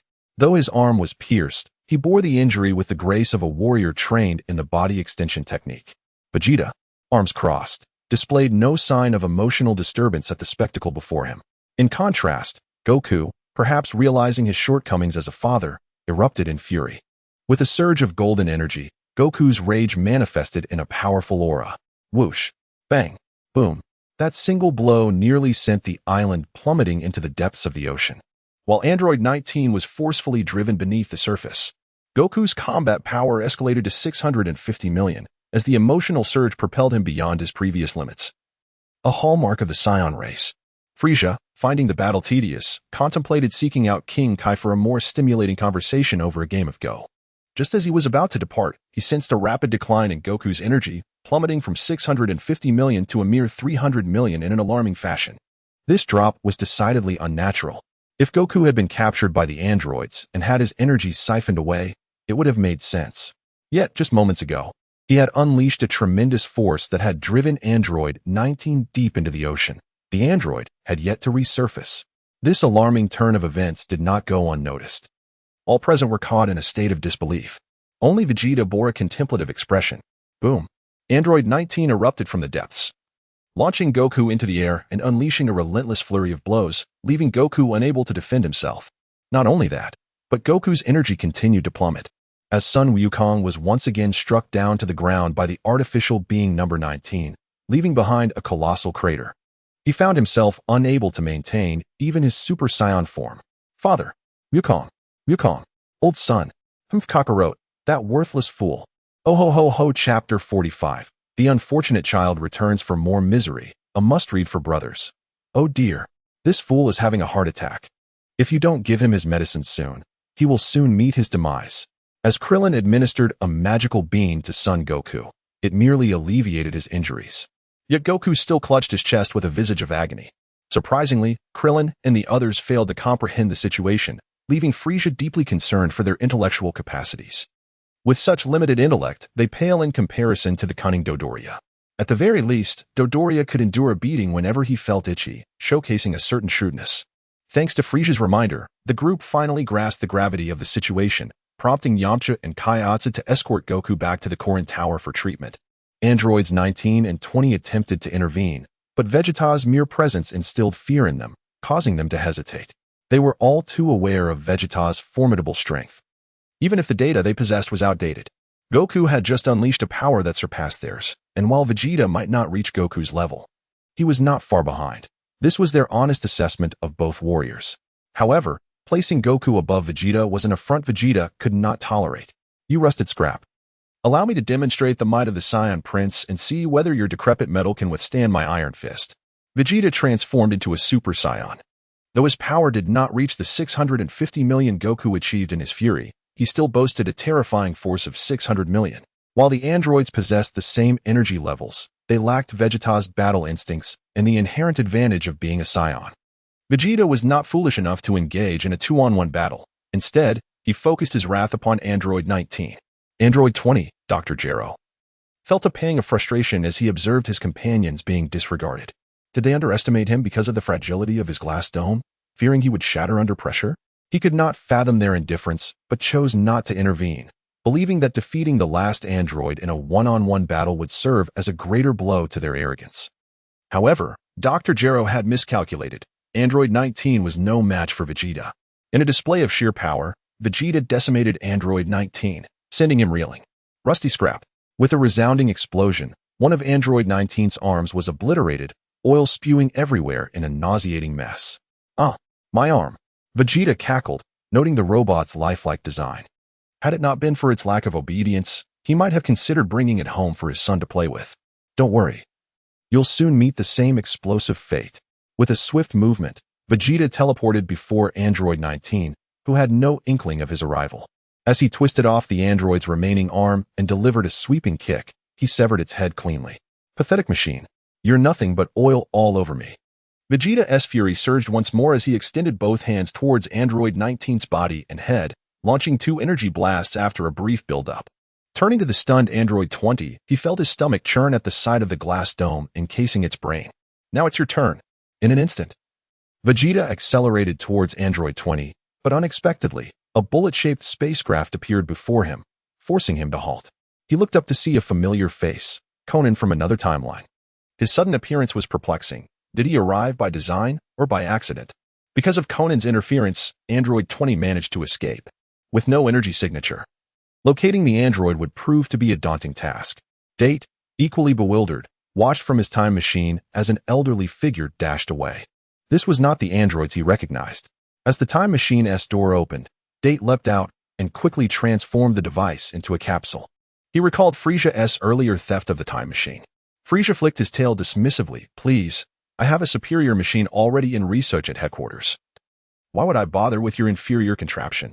Dodoria, my king, what you have is truly a piece of junk. Who were you just battling? Surveying the devastated island. Date felt utterly perplexed. Perhaps sensing that the battle had concluded, Bulma approached, cradling Trunks in her arms, her 100 combat power making flight a laborious task. Date was on edge, fearing that his unreliable mother might fall, resulting in his own untimely demise in this timeline. Vegeta, irate at Conan's sudden appearance, saw it as an opportunity for the enemy to escape. As long as life persists, so must battle. This is the essence of a Saiyans existence. Grabbing Date by the collar, he barked, I was on the verge of finishing the last android when your arrival allowed it to slip away. And now you dare question me about my battle? Date, bewildered, questioned whether the fleeing figure was indeed an android. Could the androids in this timeline be elderly? No. They should be two young individuals, a cold male and a beautiful female. As for Android 19, Date could no longer discern its form, as it lay in shattered pieces. Vegeta, your power is truly terrifying. Such might could easily obliterate those two androids. Piccolo, more astute than the rest, seized upon Date's words. You mean to say there are more androids than just those two, resembling youthful figures? But you claimed Vegeta could annihilate them, which doesn't seem accurate. While they may not match his strength, they certainly aren't far behind. Piccolo understood the extent of Vegeta's prowess, recognizing that Gohan was no match for him.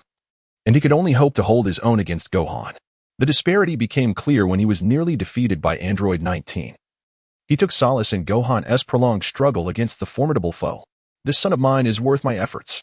Ah, Date, it's time you reveal your true name. Little Date has already been born. Date's expression stiffened. Indeed, in Bulma's arms was a baby version of himself. Despite his disdain for Frieza's laughter, he felt no further need to conceal his identity. Being referred to as Conan was rather irksome. Greetings, everyone. I officially introduce myself, with a resounding slap. Vegeta sent him crashing to the ground, a glob of spit landing squarely on Date's face. Who is truly interested in discovering your identity? You dawdle for so long that even the artificial beings have vanished. Huh. Frieza chuckled heartily. Indeed, it seems that a grand spectacle is necessary, otherwise one might find oneself dozing off while watching.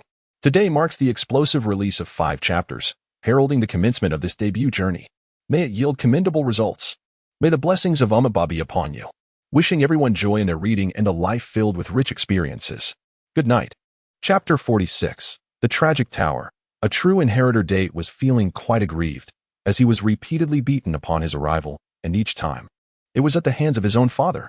The key issue was not that he was afraid to retaliate, but rather that he was simply outmatched. Over the past 3 years, Date had striven to combat the androids, yet his combat prowess was a mere 290 million, a stark contrast to Vegeta's formidable 600 million. The outcome was undoubtedly a resounding defeat. Hohoho. Vegeta, are you not curious about the identity of the person you are thrashing? The distinctive BGM accompanied by a cheeky chuckle was reminiscent of Frieza, the only other individual in the 12 universes who could evoke such a reaction. Vegeta, with an air of haughty pride, accepted that losing to Frieza was one matter. Maintaining the demeanor befitting a prince was paramount. Who else could it be? With that hair color, aside from my son, I cannot fathom anyone else. To be honest, Vegeta was quite displeased with Bulma's genetic alteration of their offspring's hair color. The androids were inconsequential. As long as they did not provoke him, he had little interest in them. His irritation was primarily directed at Trunks' hair color, leading him to deliver a swift blow that sent Date sprawling. Date was at a loss, feeling the sting of injustice. You can hit me, I can endure it. After all, you are my father. But why must you spit in my face? Vegeta, you dare strike my son? I shall have it out with you. Despite having borne a child, Bulma's fiery temper remained unchanged. With a swift motion, she tossed the bothersome little Trunks aside and charged at Vegeta. This scene sent shivers down Vegeta's spine. True, Date was his son, but that was in the future, not the present. No matter how much he might dislike little Trunks, he was still his child. In a flash, Vegeta rushed to protect his son. Slap. Bulma's hand connected with Date's face as he attempted to rise, leaving him utterly bewildered. Mother actually hit me. In less than 30 seconds on the same day, they had engaged in a mixed doubles match. Date felt wronged and on the verge of tears. Little Trunks, having been abandoned by his mother and now dangled by his father, had every reason to cry. Bulma, this is our son. The one over there is from the future. What are you getting so worked up about? Vegeta exclaimed, holding the squirming Trunks in one hand and a hefty Date in the other, glaring at Bulma. Little Trunks, oblivious to the chaos, was simply heartbroken and needed an outlet for his emotions. Suddenly, a small stream of water cascaded from above, landing perfectly on Date's face, washing away the saliva. Even Frieza could not bear to witness Date's plight. It was truly pitiful. Each visit resulted in him being mercilessly bullied. The first time was excusable as he was outclassed. But the second time, he had been slapped by both parents, only to end up with his own urine on his face. Oh, why does this feel so bizarre? Frieza pondered, growing increasingly irate. You can relieve yourself, flaunting your childishness, and yet you dare to bully me. Frieza's fury surged, and he surveyed the area, noting that only Vegeta was somewhat resilient. Vegeta, sensing Frieza's gaze, felt a chill run down his spine. Wham! Frieza delivered a sidekick that sent Vegeta flying. Fortunately, just before being kicked away, Vegeta managed to release little Trunks, who landed safely in Date's arms, sparing him from a similar fate as Vegeta's. Bulma gasped, Frieza, what are you doing? Why did you kick my man? Trunks, quickly, take me to find your father. Little Trunks exchanged glances with Date, who finally grasped that Bulma was calling for him.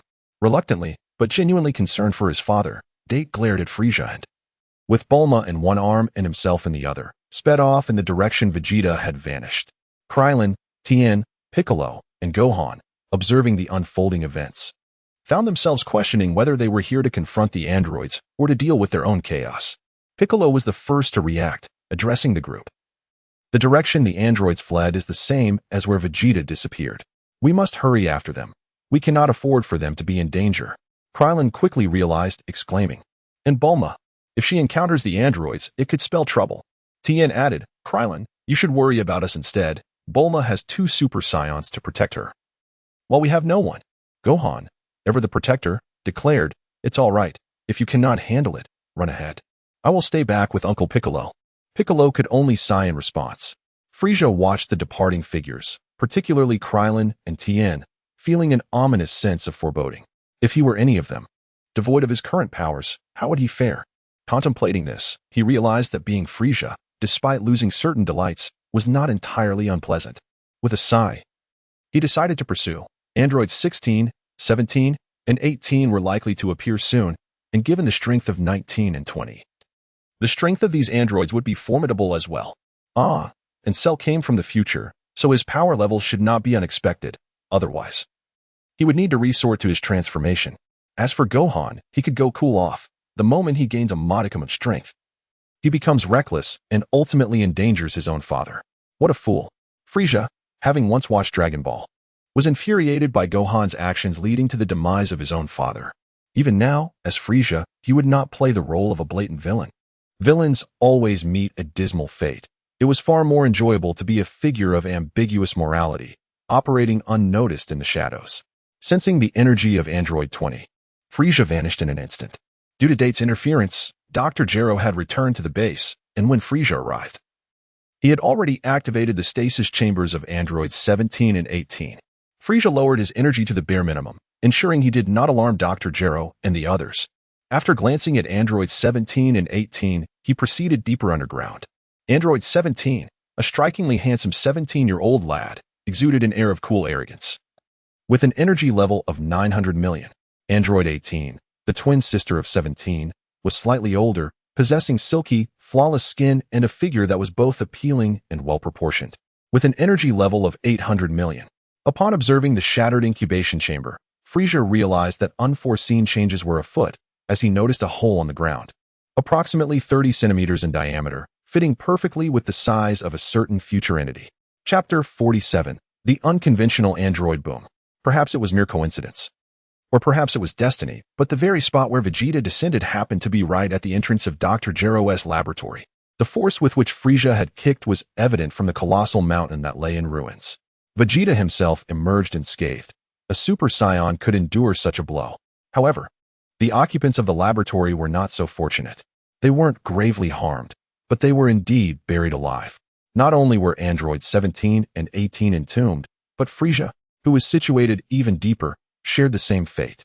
As for Dr. Gero, transformed into Android 20, he remained unchanged in his grim destiny of being slain by Android 17. The sole silver lining was that he was buried and need not fear a rotting corpse left in the wilderness. Thud, thud, boom. Android 17 emerged from the earth, hoisting a massive stasis pod, accompanied by the girl, Android 18. The third explosion was instigated by Frieza, obliterating the entire mountain. Adorned in a purple aura, Frieza hovered in the air, his countenance darkening with fury. To be buried alive was an affront to his dignity. Upon seeing Vegeta rise from the rubble, shaking off the dirt, Frieza instantly grasped the absurdity of the situation. This was indeed an awkward predicament, a stroke of luck beyond measure. Swish, swish, swish. The extraordinary Dieter soon arrived on the scene. Upon spotting androids 17 and 18, his rage surged, Yet unlike Vegeta and Bulma, he managed to maintain his composure. He gently set Bulma down and placed little Daitor into her arms. Android 17. Android 18. Prepare to meet your end. With a roar, Daitor unleashed his fury. His power skyrocketing to 300 million. Fueled by anger, his confidence surged, and he lunged at Android 17. Whoosh. Bang. Alas, Daitor's misfortune seemed far from over. Provoking a foe with a staggering 900 million in power was a foregone conclusion. This time, Daitor did not vanish into the sky. He was caught by Gohan. This is impossible. Android 17 cannot be this strong. I should be able to hold my own. Humph. There is no impossibility. Even the previous androids could defeat you with but a single hand. Vegeta felt profound disappointment towards his future son. While power could be cultivated, a lack of intellect was truly vexing. Contemplating the absence of a remedy for such folly, Vegeta resolved to confront the androids before anything else. As for being kicked away by Frieza, he conveniently chose to forget that detail. Are you androids 17 and 18? Let us engage in battle. I refuse. I also refuse. At that moment, Android 17 opened a stasis pod labeled 16, from which emerged a towering figure, perhaps more accurately described as a robotic male, constructed entirely of metal. One might wonder why Dr. Gero possessed such capabilities, yet chose to modify them instead. Android 18 tapped on Android 16's arm, producing a metallic sound that evoked her curiosity. Originally mere humans, they had been selected by Dr. Gero for transformation into androids. Although they still retained their humanity, they were infused with nanotechnology, altering their thoughts, and equipped with emergency shutdown and self-destruct mechanisms. Most critically, the transformation process had been agonizing. Otherwise, why would they harbor such animosity towards Dr. Gero? Why do you refuse to fight me? Weren't you created to eliminate humanity? Android 17 gazed at Vegeta. Confusion etched on his face. Who told you we were to eradicate humanity? We are humans ourselves. Oh, you refer to Dr. Gero? His orders were not to annihilate humanity. I detest Gero's tasks. He even commanded me to pursue Bulma. Humph. Is it so difficult for a man to pursue a beautiful woman? As for me, I was instructed to seduce Goku, leading to his family's ruin. Curse that old man and his wretched tasks. The wind howled, leaving everyone in stunned silence at the revelations of androids 17 and 18. Bulma's heart skipped a beat, but she feigned ignorance, focusing intently on Daitor's injuries. Gohan pointed to himself and then looked at Piccolo, asking, Uncle Piccolo, did that female android just say she intends to tear my family apart? Piccolo gently rubbed Gohan's head, closing his eyes in resignation. If we aren't imagining things, then you heard correctly. Do not worry, Gohan. Uncle Piccolo will not abandon you. Such words implied that Android 18 had already succeeded in her mission, as if Goku and Chi-Chi had already separated. At that moment, even Frieza was rendered speechless, astounded by the surreal turn of events. What was unfolding was not a battle, but rather a youthful romantic drama, perhaps a tale of infidelity. How utterly ridiculous. Yet, amidst this chaos, Vegeta's anger was unparalleled. He had been publicly humiliated, and now there was talk of seducing his woman, an affront to his very being. Daitor stood frozen, his mind racing with 1,000 thoughts, longing to escape this reality that felt foreign to him. But did you think it ended there? No. Android 18 first compared heights with Android 16, then asked, Big guy, what is your mission? With a pure gaze, Android 16 looked toward the sky. A single drop of oil like tear falling. My mission is to star in a movie. Only when my popularity surpasses Optimus Prime's can I be with the delightful little creatures. The wind continued to blow, propelling the narrative down an absurd path. Bang! A time-traveling capsule appeared, and Daitor, face filled with despair, prepared to flee. Bang! The time capsule morphed back into a capsule, and this time, it was Bulma, quick-witted, who intervened. Do not rush to leave. Although this realm has undergone intolerable changes, your future remains unchanged. You must grow stronger to save the desolate future. Daitor paused, realizing his mother's words held profound truth, leaving him momentarily speechless. To prevent you from succumbing to your father's training, I shall safeguard this capsule for you. When your father acknowledges your strength, and you feel capable of defeating the future androids, I will return your time capsule. Mother. Daitor was moved to tears, kneeling before Bulma. In this world, only a mother truly understands and cherishes her child. Hohoho. Bulma, you simply wish to admire how splendidly fit your future son is, don't you? How adored he is by the girls. Daitor froze, instinctively looking up at his mother. only to find Bulma's gaze evasive, her cheeks flushed with embarrassment at being caught in her own thoughts. Oh dear Daitor, you are on the verge of a meltdown. Chapter 48. A Dragon Ball-inspired tune of unease for everyone. Daitai was not one to sulk, and Vegeta had little interest or time to concern himself with such matters. He was an adult and ought to be independent. What vexed Vegeta now was the fact that he was being disregarded.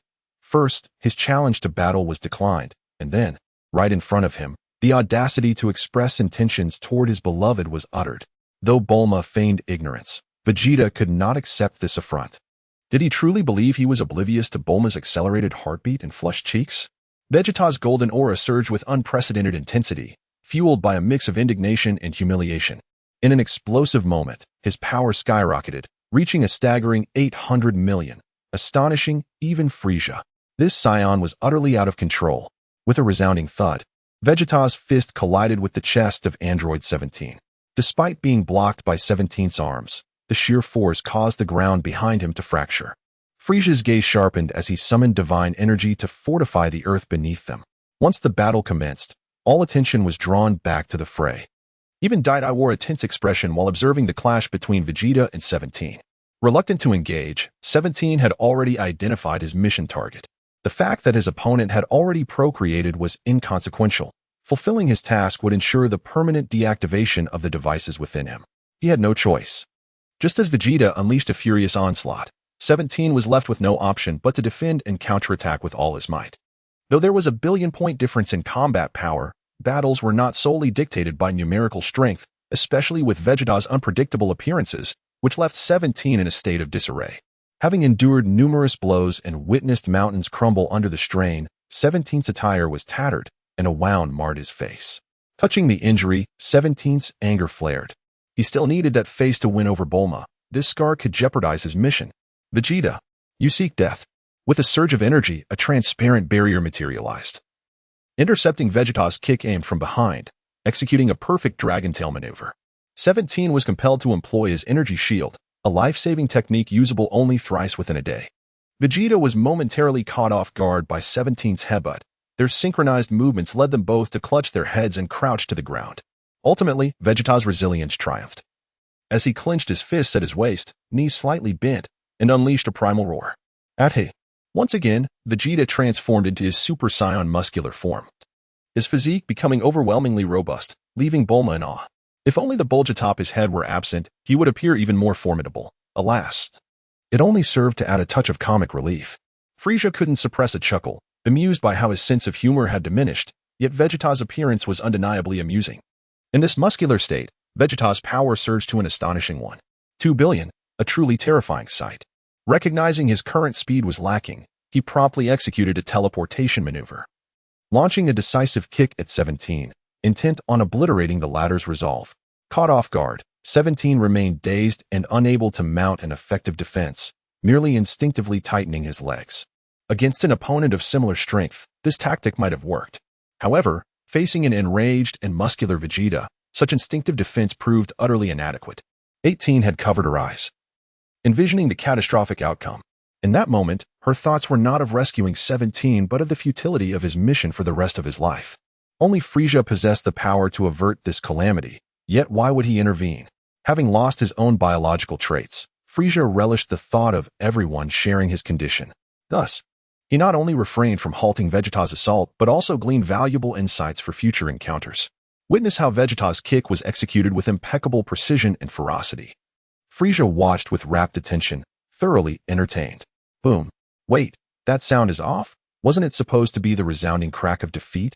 Did Vegeta truly just obliterate 17? How alarmingly violent. The wind rustled as dust settled. Vegeta found himself ensnared beneath a colossal foot, his body convulsing as if he were on the brink of expiration. His head was buried in earth, depriving him of oxygen. Daitai's golden aura soared skyward, fueled by righteous fury for his father. Meanwhile, Frieza's purple energy erupted in response to his displeasure. He had been enjoying the spectacle, but now 16, that massive figure, had the audacity to intrude. Was this a deliberate provocation? In unison, Daitai and Frieza sprang into action. Boom. Whoosh. Ding.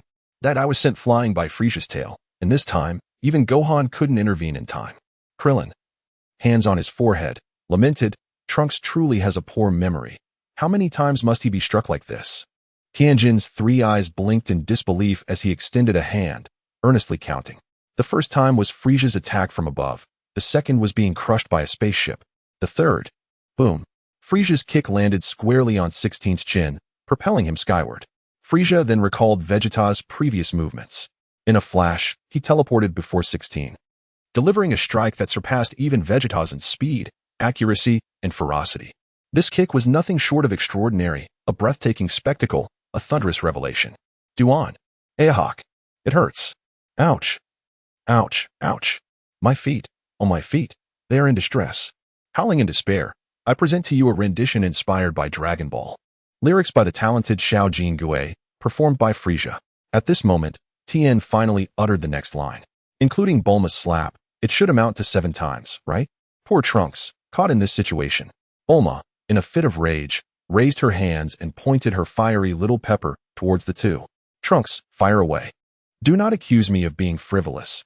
Each of my pieces is approximately 2,400 words, far more substantial than those that merely reach the 2,000-word threshold. If all goes as planned, I shall update another chapter this evening. As long as you find joy in reading, my expectations are not lofty.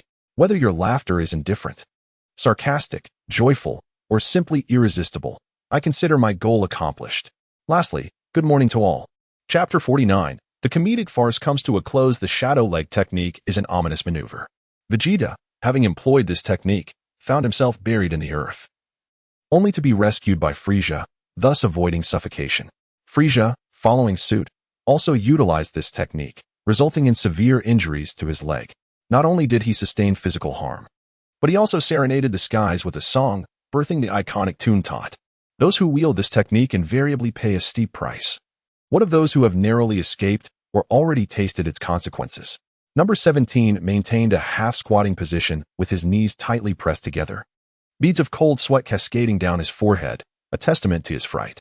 In contrast, number 16, with his remarkably resilient physique, still found himself ejected, not by urine, but rather by what appeared to be oil. Despite possessing a power level of 1.2 billion, he too felt the sting of discomfort. Fortunately, lacking certain anatomy, he would not suffer the same fate as others. Nevertheless, he would still face dire repercussions. Without assistance in repairs, he would inevitably succumb to rust and become scrap metal.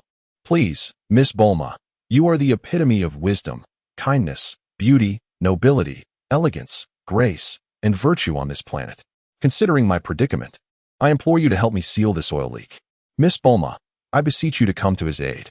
In return, I shall refrain from pursuing you for the time being. After all, I shall not age, and you are still youthful. When you deem Vegeta no longer useful, you might consider me. Frieza no longer complained of foot pain, and Vegeta ceased gasping for fresh air, both taken aback by the audacity of these two androids. Yet, did you think this was the end? No, there was more shamelessness to come. Indeed, Miss Bulma could engage in playful flirtation with my brother, and I could do the same with Son Goku. This is entirely reasonable. By the way, number 17, do you think Goku's family is short on funds? What if I were to rob a bank and treat Goku to a night out? The others, including Piccolo and Gohan, were perplexed, yet Tien and Krillin, along with Vegeta and Bulma, even Frieza, understood the implications. Great T, mused one, if future androids are tasked similarly, there would be far fewer complications. Just then, a luminous dot appeared swiftly from behind the group, radiating golden light. Could it be a celestial gift for number 18? Piccolo, with keen eyesight, recognized the golden speck, exclaiming, "Is that not Trunks? Has he returned without colliding with anything?" Little T.O., a hug. Bulma's expression darkened, ready to unleash her wrath upon Piccolo once more. Piccolo hastily took flight, still reeling from the earlier incident. Being a demon, he was particularly averse to the infamous child's urine, a substance known to dispel evil spirits. That earlier encounter had cost him dearly, diminishing his battle power significantly. Stop right there. Great T, even after being knocked unconscious by Frieza, maintained his Super Saiyan form until Piccolo trapped him under his arm, an unbearable stench jolting him awake. Let me go? Please, I beg of you. On the brink of despair, Great T hit the ground, retching uncontrollably. Piccolo assured the others, fear not, he merely fainted. A little vomit will remedy the situation. Nearby, a pair of sinister eyes lurked behind a stone, observing the group before vanishing underground. Frieza, sweeping his gaze in that direction, found nothing amiss. He had sensed a watchful gaze earlier, but upon inspection, it dissipated, revealing a mere creature with a power level of 8, slightly stronger than the weakest fighters. Perhaps it was merely a beast. He dismissed it, gazing upon numbers 16, 17, and 18. Frieza noted they were neither the malevolent types from the future nor the villainous figures from the original tale, intent solely on eliminating Goku. Their mission was peculiar, yet overall, they posed no threat. This revelation left the Dragon Ball warriors without cause for conflict, and Frieza, too, would not engage in a battle with the only other being of comparable power. Striking him would only result in self-harm. Inflicting losses upon oneself while attempting to vanquish an enemy? No, that is a folly I shall avoid. After consuming a Senzu bean, his injuries healed instantly, and with a swift motion, Frieza teleported away, opting instead to engage in casual conversation with King Kai and perhaps teach Kid a lesson. Moreover, he was eager to test the Kai sword. In the original narrative, Gohan drew the sword at approximately 1.7 billion power level, with his current strength exceeding 1.5 billion. He had no reason not to wield it. Frieza departed. Yet a resolution remained necessary. Bulma spoke first. I can assist with repairs for 16 and 18. You are welcome to stay at my home. However, number 17, I would prefer you maintain your distance. At the mention of number 17, Vegeta's eyes flared with fury, prompting Bulma to amend her statement.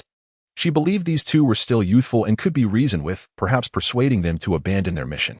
Krillin interjected, Bulma, could we not ask Shenron to help restore them to human form, or at least disable the devices controlling them? Gohan's eyes lit up. Being academically inclined, he quickly added, yes, Aunt Bulma, you have already gathered the Dragon Balls. We could wish for them to have completed their mission. Indeed, that is an excellent suggestion. For the sake of earthly peace, familial harmony, and to eliminate a suitor pursuing a married woman, as well as to assist a girl intent on aiding Goku. Bulma resolved to act. Ignoring Vegeta's fiery glare, she declared, come with me to West City. I will summon Shenron to resolve your dilemmas.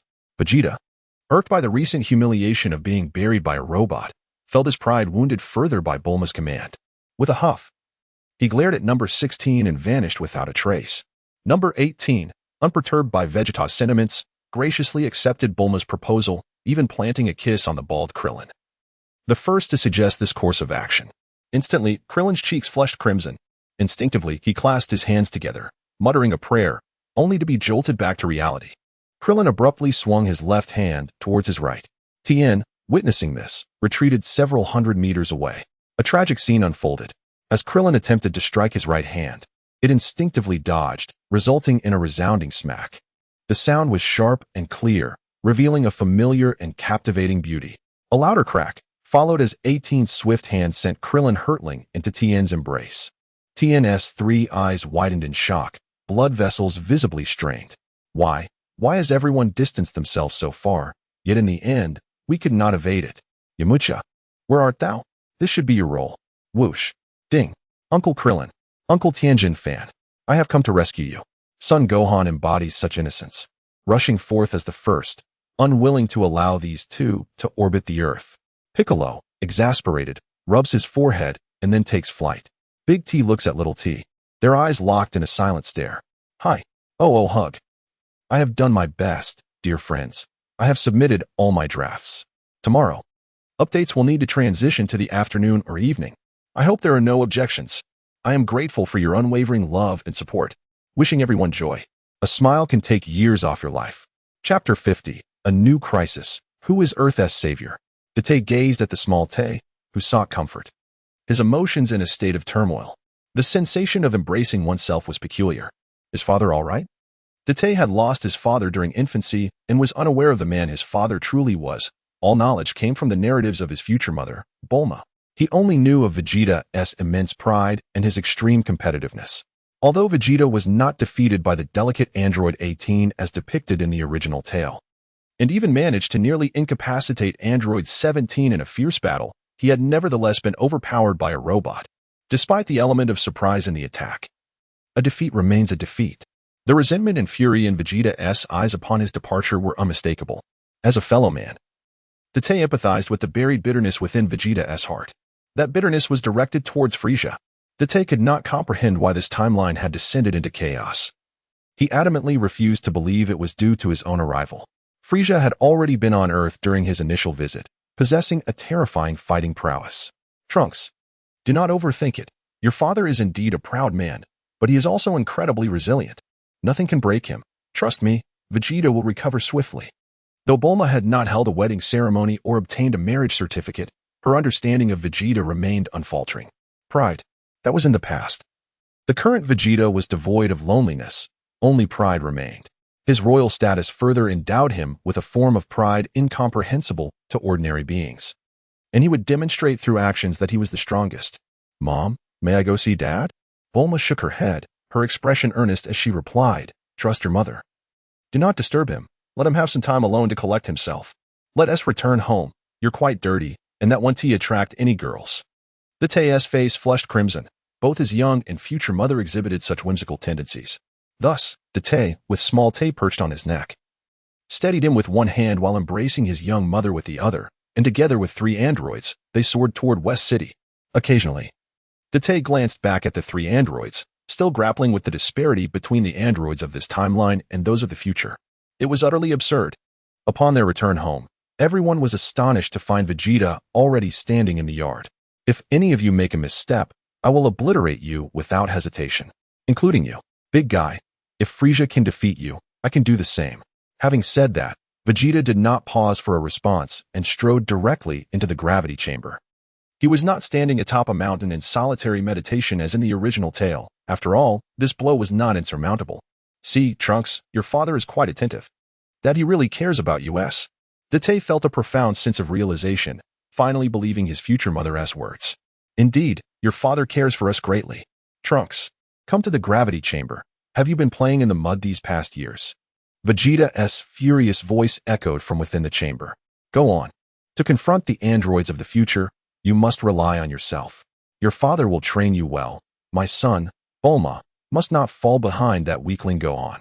Date nodded vigorously, gently lowering small Tay into Bulma's embrace. Yes.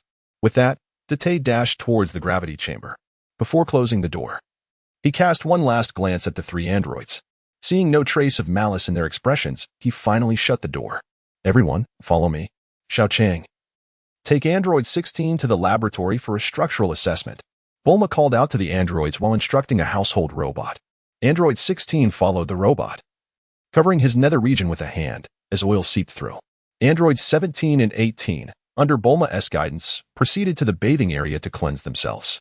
Bulma's bathing facilities were ample, providing sufficient space for both genders, complete with partitions. There are some clothes over there. Feel free to choose whatever you like.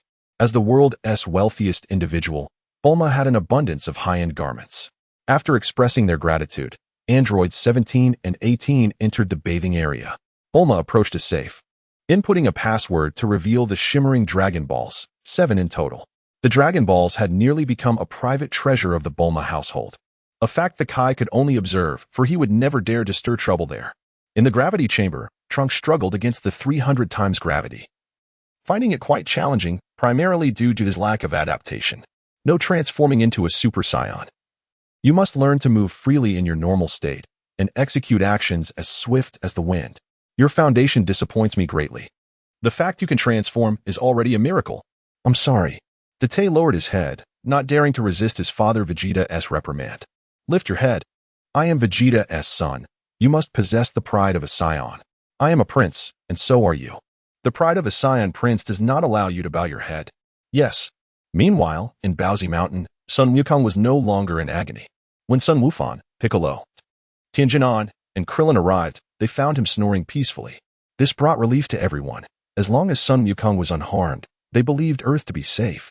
With the androids now confirmed harmless, what could possibly be more pressing than Sun Wukong's ailment? Indeed, there was something. At that moment, the Supreme Kai furrowed his brow.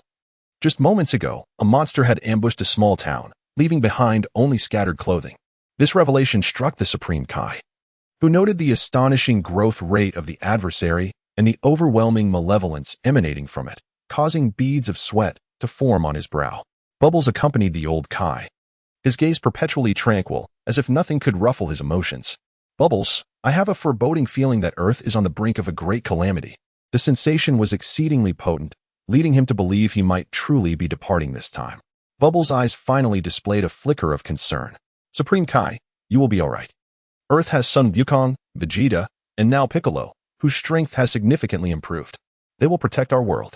The Supreme Kai turned his attention to another site where individuals were vanishing at an astonishing pace, leaving observers dumbfounded. Let us hope so, but my feelings are strong. This time, not even Piccolo, nor Son Wukong and Vegeta, may be able to combat this evil. Perhaps Frieza could, but he is not on Earth at present. Who knows if he can return in time? Bubbles' eyes flickered, revealing an unprecedented emotional upheaval. He will. Frieza harbors a semblance of goodness. He is not as malevolent as the King Kai suggests. Frieza embodies both righteousness and wickedness, yet adheres to his own moral compass. Furthermore, I can sense that he is genuinely safeguarding Earth. He previously reinforced the geographical features of the combat zone. Frieza has the ability to save the Earth. The deity cast a peculiar glance at Bobo, for it was indeed the first time Bobo had spoken so much. Let us hope so, Frieza. Where could he possibly be now? Chapter 51. The pain of 360 strikes. Where is Frieza? He is in the Supreme Kai's realm, sipping tea brewed by Kid. Engaged in an intense battle with Supreme Kai Shin. The chessboard is nearly full, yet a victor remains undetermined. Frieza's visage is fierce, while Supreme Kai Shin's gaze wanders. Kid stands at a distance, wiping cold sweat from his brow. He genuinely fears that if Frieza fails to secure victory again, he might take out his frustrations on him. He has had more than enough of being beaten half to death. That kind of pain is all too real. Ho. Kid, come here for a moment. I promise I won't hit you this time. Kid's eyes brightened. Could it be that Supreme Kai Shin has finally shown compassion for his servant and intentionally lost to Frieza? He hurriedly approached, offering congratulations. Congratulations, Frieza, on winning the 361st game. Bang. Whoosh. Boom ho. Although I won. Why must you specify the game number? I truly intended not to hit you this time. Shin. Kid. Oh, he has fainted. Shin. I've heard there is a Supreme Kai sword in the sacred land that none of the past Supreme Kais could draw out. Chirp, chirp. Kid's ears perked up. Boom. Whether due to the countless beatings he has endured increasing his resilience or because Frieza mentioned the Supreme Kai sword, he abruptly rose from his stupor. Frieza, you must not lay a finger on the Supreme Kai sword. It is the treasure of the Supreme Kai realm. Slap the world fell silent once more. Repositioning himself before Supreme Kai Shin, Frieza towered over him, exerting his superiority. This is a demonstration of dominance. Shin wiped the cold sweat from his brow. Feeling a strange gratitude towards Frieza for sparing his dignity. Every time he lost, Frieza only took it out on Kid, never laying a hand on him. The Supreme Kai sword does exist, but it is embedded in the hardest rock of the Supreme Kai realm, making it exceedingly difficult to extract. As you said, no Supreme Kai throughout history has managed to pull it out. It is said that the one who can draw it will become the strongest being in the universe. Shin spoke earnestly, even exaggerating for the first time, hoping to dissuade Frieza from coveting the Supreme Kai sword. Could Frieza be deceived by him? Nonsense. Enough chatter. Take me there. I refuse to believe that I cannot extract a mere hunk of metal. Shin was furious. Frieza had the audacity to compare the Supreme Kai sword to scrap metal and women. This was intolerable. Casting a glance at Kid, he hoped this time he wouldn't awaken immediately. Frieza, I challenge you to a duel. A cruel smile crept across Frieza's lips, his already small eyes narrowing further, exuding a menacing aura that made Shin step back in fear. I'll grant you a chance to rephrase your words. Shin regained his composure. He had long acknowledged the disparity between them. Ultimately, he could not toy with Kid as Frieza did. Frieza, if you dare, let us fight with our hands and feet. Frieza paused, incredulous at Shin's audacity. Very well, but if you lose, you must take me to the Supreme Kai sword. If the Supreme Kai realm weren't so vast, Frieza would never allow Shin to guide him to a sword barely protruding from a rock. Swish teleportation proved ineffective as Frieza launched himself like a cannonball. His battle power soaring to 1.6 billion after kicking Android 16 and playing 2 days of Go. Shin felt the weight of impending doom. Frieza's speed was so great that he could barely perceive his form. It was utterly exasperating. Even if the Supreme Kai had no eggs, Frieza could make him feel as if he did. Whap! Frieza's tail struck Shin fiercely. Despite Shin's complete defensive preparation, the difference in battle power was overwhelming. An entire 800 million. Unquestionably, Shin was sent flying, his consciousness fading in midair. Frieza, seizing the rare opportunity to beat Shin openly, would not allow him to faint so easily. With the 361st game, he had finally won the last round. A flick of his finger sent a stream of green restorative energy to Shin, instantly reviving him. I'm fine. Is that all Frieza can do? Frieza, you shall perish. It seems you are all show and no substance. Whap. Shin fell back into a daze, another stream of green restorative energy. Oh ha. Come at me, Frieza, I dare you. Whap. After 36 strikes, Frieza was panting, alternating between attacking and healing. This was utterly inhumane. Shin had now regained consciousness, realizing he was being toyed with by Frieza, who was beating him once and then saving him. This is outrageous. Frieza, 360 strikes, and you have only just begun? Are you already fatigued? Frieza's eyes narrowed fiercely. Enough. A magical bean appeared out of thin air, which Frieza bit into vigorously before swallowing. Once weak, he was now fully revived. Today, I shall beat you until you question your very existence, or I shall not bear the name Frieza. Whap again. Whap again. Whap, whap, whap again. After 300 strikes, Frieza had consumed 8 magical beans. Shin's eyes lost their luster. The mechanical chant of again had finally softened. No more ah. Whap. Counting that last strike, there are still 59 to go. For your insolence, for denying me the use of my hands and feet. For not assigning gender when you created the frost demons. Boom, boom, boom Shin. As for the frost demons, I am still unaware of their whereabouts.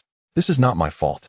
In the Supreme Kai realm, the darkest day in history unfolded, with endless wails echoing throughout. Kid had long since awakened in terror, but dared not move or speak, fearing not only Frieza, but also the humiliation of Supreme Kai Shin. The 360th strike. Shin, you have fulfilled your duty. Bang. Duong. The once unyielding Supreme Kai realm now bore a crater 1,000 meters in diameter. With Supreme Kai Shin truly fainted at its center, Frieza was worn out, primarily from the exertion of his tail. Even one as physically formidable as he was now gasping for breath while incessantly rubbing his tail. After consuming the 10th magical bean, Frieza finally felt a resurgence of vitality. Though his spirit remained somewhat lethargic, he extended his hand, and a fruit from the tree of might materialized in his grasp. This item was irreplaceable in restoring mental fatigue, and using it to enhance battle power was the most wasteful application. With a deep exhale, Frieza felt as though he had been reborn. Although such battles are exhausting, the sheer monotony of solely pummeling others is even more tedious. Nevertheless, prolonged physical exertion serves as an excellent form of training for him. A combat power of 1.8 billion. Without any systematic training, it is merely a means of venting frustrations through violence, yet this alone has increased his combat power by 200 million. Poor Piccolo would surely weep in despair. Dieter has already fainted from tears in the gravity chamber over the past 2 days. He has endured a hellish training regimen from Vegeta, culminating in a combat power of only 400 million after transformation. However, the suffering and exhaustion that Dieter has experienced far surpass that of Frieza. Father, may I please take a moment to relieve myself? If you continue to strike me like this, I might just lose control. Get lost. After finally patching up the breach in Android 16, Bulma began preparing to summon the Eternal Dragon, only to be startled by the commotion coming from the gravity chamber. Chapter 52. A bunch of irreverent beings come forth. Shenron. Bulma disregarded the duo of father and son, instead handing little Trunks over to Android 18, having noticed Trunks' fascination with her silky golden hair. As night fell, a disheveled Vegeta burst out of the gravity chamber, his clothes in tatters, shouting, "Step aside, I can't hold it any longer." A gust of wind carried a series of flatulent sounds. Mortal, why summon me in such a foul environment? Shenron observed the scene with disdain. Bulma felt a wave of embarrassment wash over her, but being thick-skinned, she brushed aside Shenron's jibe. You are Shenron, right? That series of farts was from that vanished brat. And it has nothing to do with us. Android 18, cradling Trunks, looked at Shenron with curiosity, musing, that dragon meat seems rather appetizing. Cough, cough. Lazuli, cast aside your foolish thoughts. Shenron is here to help us remove the devices within us. If you wish for food, wait until next time. Android 17, arms crossed, immediately perceived his sister's intentions and interjected. Shenron remarked, this batch of summon ants seems rather irreverent. Speak your wishes. I can grant any desire. Before Bulma could respond, Android 16 piped up, my wish is for 3 more wishes. Android 17 froze. Android 18 blinked. Little Trunks exclaimed, oh so soft. Bulma collapsed to the ground, while a bead of sweat rolled down Shenron's forehead. This wish is beyond my abilities. Android 17 quickly chimed in. Then let me and Lazuli return to being ordinary humans. Shenron replied, impossible. Can you not wish for something within my power? Amida Buddha, you nearly shattered my composure. Shenron lamented. Shall we start over? Everyone fell over in disbelief. Bulma finally stood, her expression apologetic. My apologies, Shenron. Please disregard these 3 unsophisticated bumpkins. I will make a wish. Speak, then. My time is precious. Shenron urged impatiently. Bulma cleared her throat and shouted, Shenron, please remove the self-destruct devices from their bodies. The expressions of the 3 androids turned grave. This was the best course of action they could conceive. They feared Shenron might declare, that wish is unachievable. This wish is quite simple. Shenron's eyes flashed, and a red light burst forth. Your wish is granted. Farewell. Bulma immediately yelled, 17, quickly. Leave all the Dragon Balls with me. In a flash, Android 17 vanished, appearing before Shenron. Why aren't you disappearing? He asked, staring at the immense dragon eyes in confusion. Shenron sighed, forget it, I cannot afford to tangle with you. As Shenron vanished, the 7 Dragon Balls, now transformed into stones, were swiftly snatched by Android 17. Here, they've turned to 7 stones. I didn't T-switch them. And I'm not sure if Shenron had a hand in it. Bulma broke into a cold sweat. No matter, they'll restore in a year. How do you feel? Bulma's concern lingered for Androids 17 and 18. She felt sympathy for them, while Android 16, being a pure machine, did not elicit the same sentiment. Android 17 touched his abdomen and nodded. I feel good. Seeing you gives me strength. Boom. The gravity chamber exploded. Vegeta, enraged, activated his Super Saiyan muscle form. Don't. I was just joking. I'm fine now, and the self-destruct device is gone. I'm better than ever. Android 17, drenched in sweat, bore a deep psychological scar from that kick. However, he lamented, I may be free of the bomb and the mission, but I still want to hang out with Goku. Don't you? Android 17, furious, retorted, if you don't speak, no one will think you're mute. And I'm not rubbish, remember? I'm your brother. My name is Lapis. Regardless of whether you are rubbish or Lapis, if you dare to flirt with my woman, you're finished. Bang. With a battle power of 900 million, Android 17 stood no chance against Vegeta S1. 2 billion muscle form and was sent flying, disappearing from sight. Vegeta, eager to deliver another kick, found Android 17 had vanished. He glanced at Android 18, who was holding little trunks, and shrugged it off. Turning to Android 16, he noticed the large piece of steel shielding his lower body, and memories of Frieza's unease flooded back. Instantly, Vegeta lost all desire to fight. Have Bulma create another gravity chamber.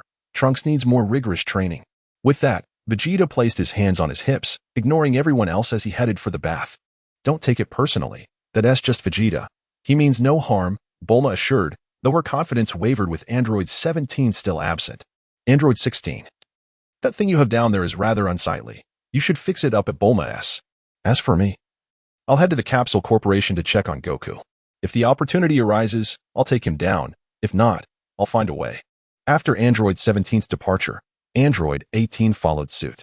Bulma was left rattled by Android 18's parting words, wondering what kind of wish had been made. As each individual displayed such irreverence. Boom.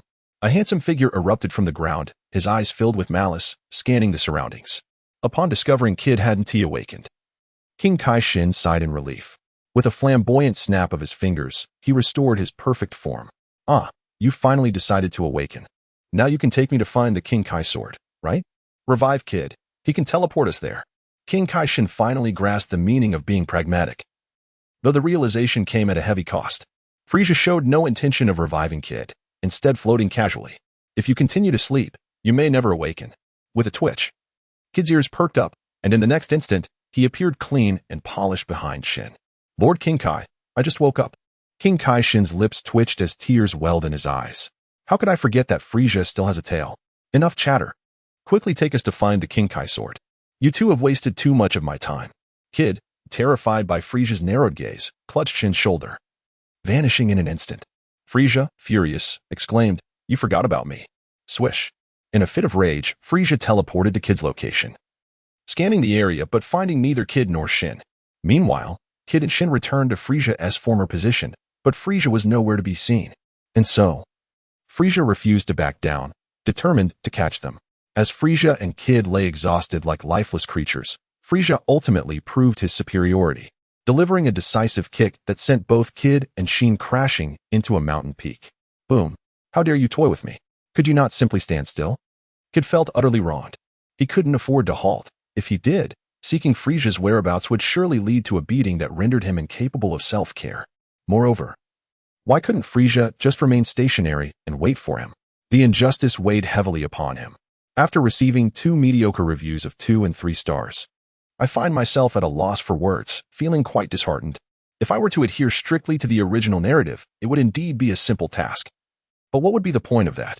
When you delve into fan fiction of Dragon Ball, do you not yearn for a touch of creativity and uniqueness? Why must it be this way? I genuinely strive to write with effort, laboring to evoke a smile from my readers. The sense of injustice is palpable. Chapter 53. Do you want to insert or not? Upon an inconspicuous stone pillar, the hilt of a sword protruded, around which stood 3 figures, none other than Frieza and the attendant of the Supreme Kai. The Supreme Kai retained his usual elegant demeanor. While Kid bore a rather unfortunate sight, his head sported a substantial bump. A healer who could treat anyone, Kid, much like Frieza, found himself unable to heal his own wounds, and he lacked the courage to ask Frieza for assistance. It was quite vexing. Is this truly the sword of the Supreme Kai? It appeared similar to its depiction in the original narrative, yet it offered no purchase for grasping, although it wasn't entirely impossible to grip. 2 fingers could at least hold on to it. Suddenly, Frieza let out a strange cry, startling Kid into tumbling from the stone pillar, while Shin immediately soared into the sky. Ever since their acquaintance with Frieza, the two had become skittish, genuinely traumatized by Frieza's unpredictable nature. The earth trembled, and the stone pillar quaked. Frieza unleashed a powerful punch against the hilt, desperately seeking a means of grip. However, to his surprise, the blow merely left a shallow imprint around the hilt, failing to inflict the damage he had anticipated. It seemed the stone pillar was no ordinary structure. Frieza had often wondered while reading the original narrative why the characters did not simply shatter the area if they could not extract the sword of the Supreme Kai. Now, he learned that this method was futile. The location had undergone a formidable sealing enhancement, unless the sword was drawn forth. It was impossible to inflict any harm upon the pillar. Observing that Frieza merely wished to retrieve the sword and not to cause him distress, Shin relaxed and dared to speak. Could you enlighten me on how to extract it? Should I attempt to pinch it out with 2 fingers? Shin hesitated to respond, fearing he might reveal that this predicament had only recently arisen, potentially inciting Frieza's wrath. Step aside. I shall try the energy blade. The energy blade, the technique that had once slain King Cold, was a method best wielded by Black Goku and Zamasu, who had even crafted a scythe-like manifestation. With a hum, Frieza summoned a violet energy blade from his fingertips and began to slice at the stone pillar. It must be said, the seal that Beerus had instructed Whis to place was indeed formidable. Frieza exerted immense effort before finally carving out a small cavity just large enough for his hands to grasp the hilt. Kid, come restore my energy, Frieza demanded. And despite his reservations about seeking Frieza's healing, Kid dutifully returned to him. Step back. I am about to commence. With his feet firmly planted on the ground, bending slightly, Frieza grasped the hilt and bellowed, rise. Yet, there was no response. I refuse to believe it. If Goku can accomplish this, surely I can as well. Thus began Frieza's fervent endeavor to withdraw the sword. Shin and Kid stood at a distance, cheering him on. Go. Pull the carrot. Hey yo, pull the carrot. Alas, it won't budge. Frieza, keep pulling. Frieza was nearly driven to the brink of fury. Get away. With a surge of effort, he managed to extract a significant portion of the sword of the Supreme Kai. Shin and Kid fell silent, their mouths agape in disbelief, their expressions a mixture of incredulity and existential crisis. No, I do not wish to emerge yet. A voice, aged and resonant, emanated from the sword, astonishing the trio. Shin and Kid were unaware of the voice's origin, but Frieza recognized it immediately. Wasn't it the old Supreme Kai who had fused with the witch from ages past? Enough of your prattle. You shall emerge today, whether you wish to or not. Frieza pressed on, yet the sword seemed to burrow deeper into the earth. I refuse to come out. You shall emerge. With renewed determination, Frieza exerted himself again. I refuse to come out. Frieza, with his notorious temper flaring, declared, you shall emerge today, without exception.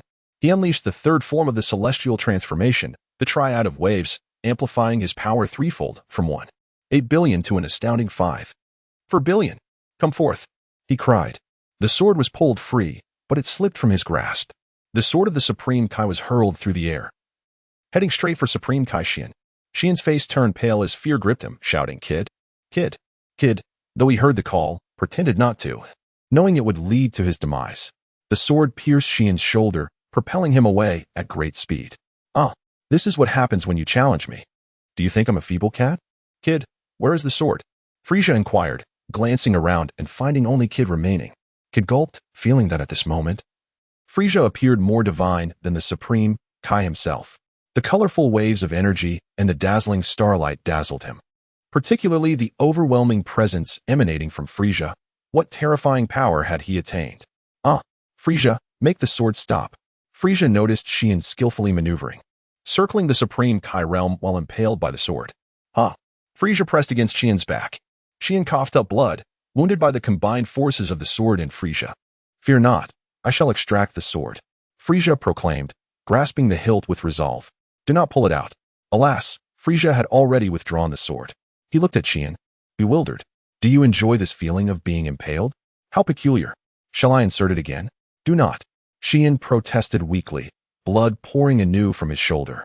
His complexion paling further, eyes bulging in alarm. "I maintain that no one enjoys being pierced by a sword." "Very well, I shall release it." "Do not," Frieza queried, holding the sword of the Supreme Kai. "Do you wish for it or not? You are truly a challenging individual." Shin remained silent, his breaths uneven. "Kid, for goodness sake, show some compassion and save him. What kind of servant are you?" Kid had repeated this to Frieza countless times. "Supreme Kai, hold on. I am coming to rescue you." At that moment, the sword of the Supreme Kai emitted another cry. "Release me, release me. My sealing time has not yet elapsed." Frieza, ever obedient, contemplated the implications of the sword harboring an ancient Supreme Kai within, and he hoped to extract some wisdom from him. "All right, I shall let go."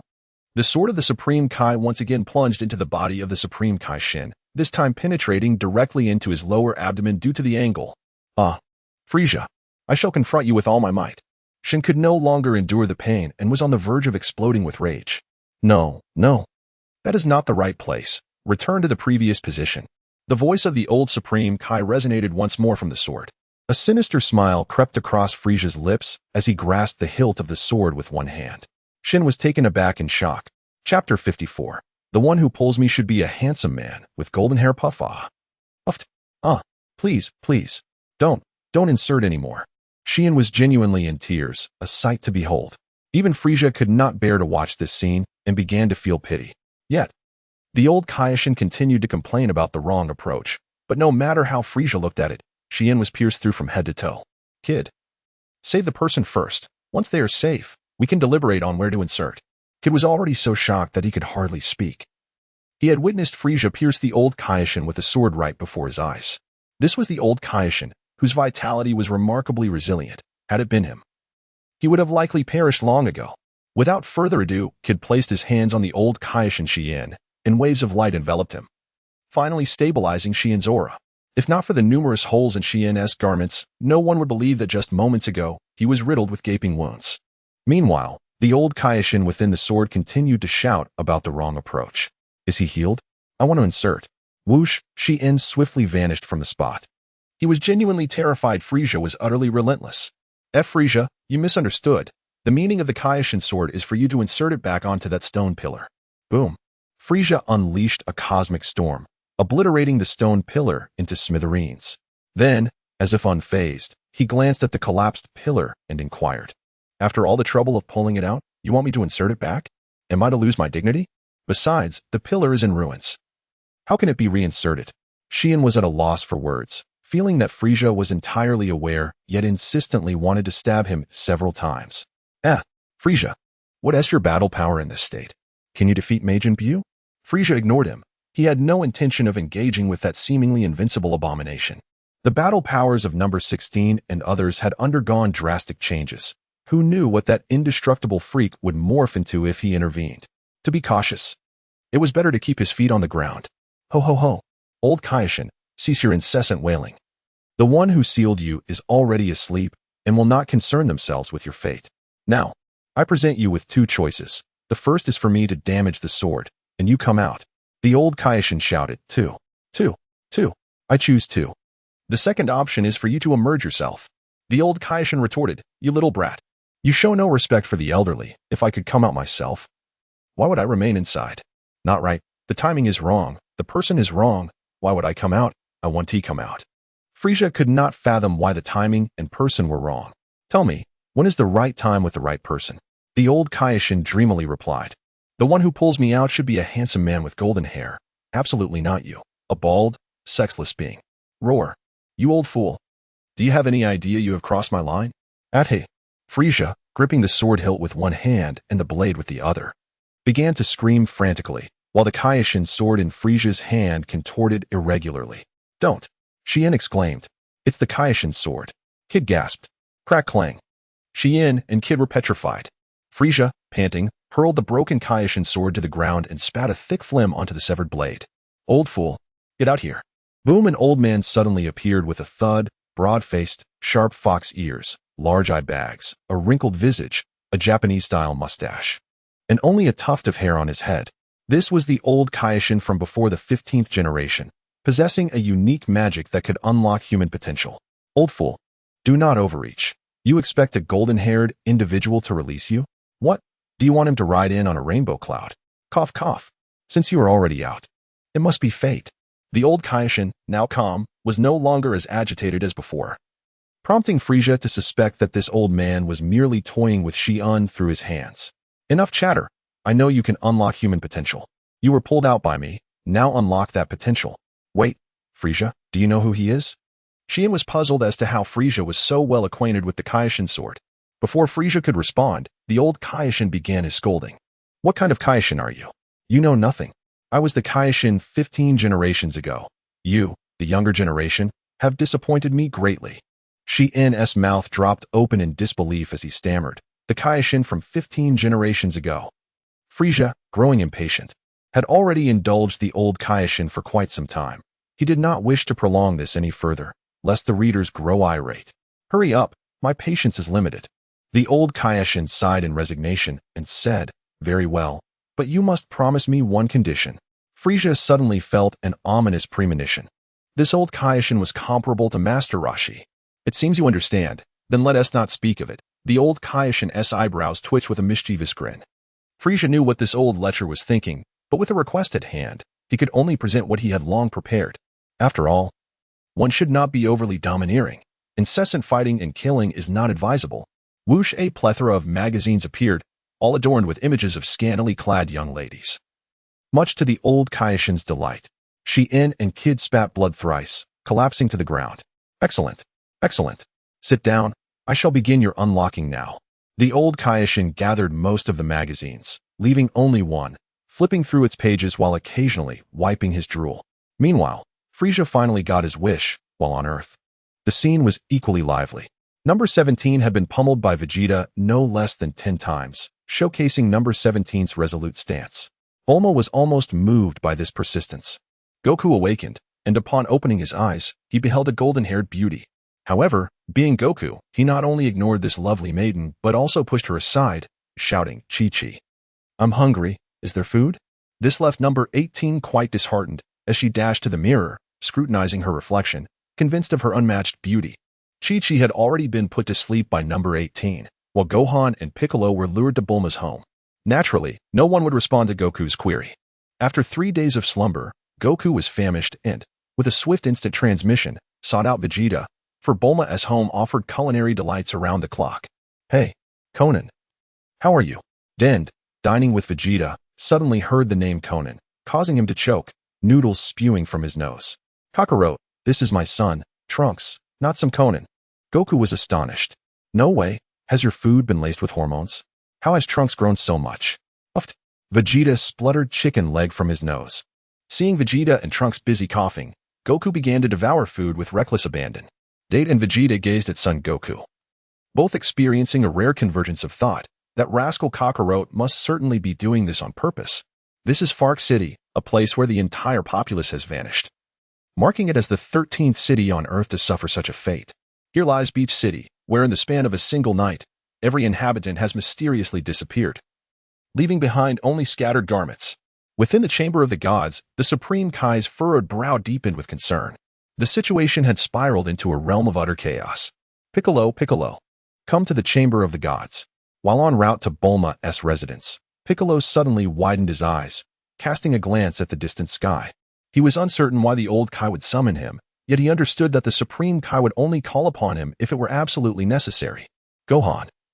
You proceed to Bulma's house. I must make a stop at the Chamber of the Gods. With a swift surge, Piccolo propelled himself toward the Divine Chamber, opting not to utilize instant transmission, but rather relying on his own formidable speed. Fortunately, his combat prowess was considerable, and he soon arrived at the Chamber of the Gods. Chapter 55, The Spotlight Stealer and the attention-seeking android son Wukong was satiated, and so was son Wufan. Piccolo had also arrived, along with the Dragon Ball warriors.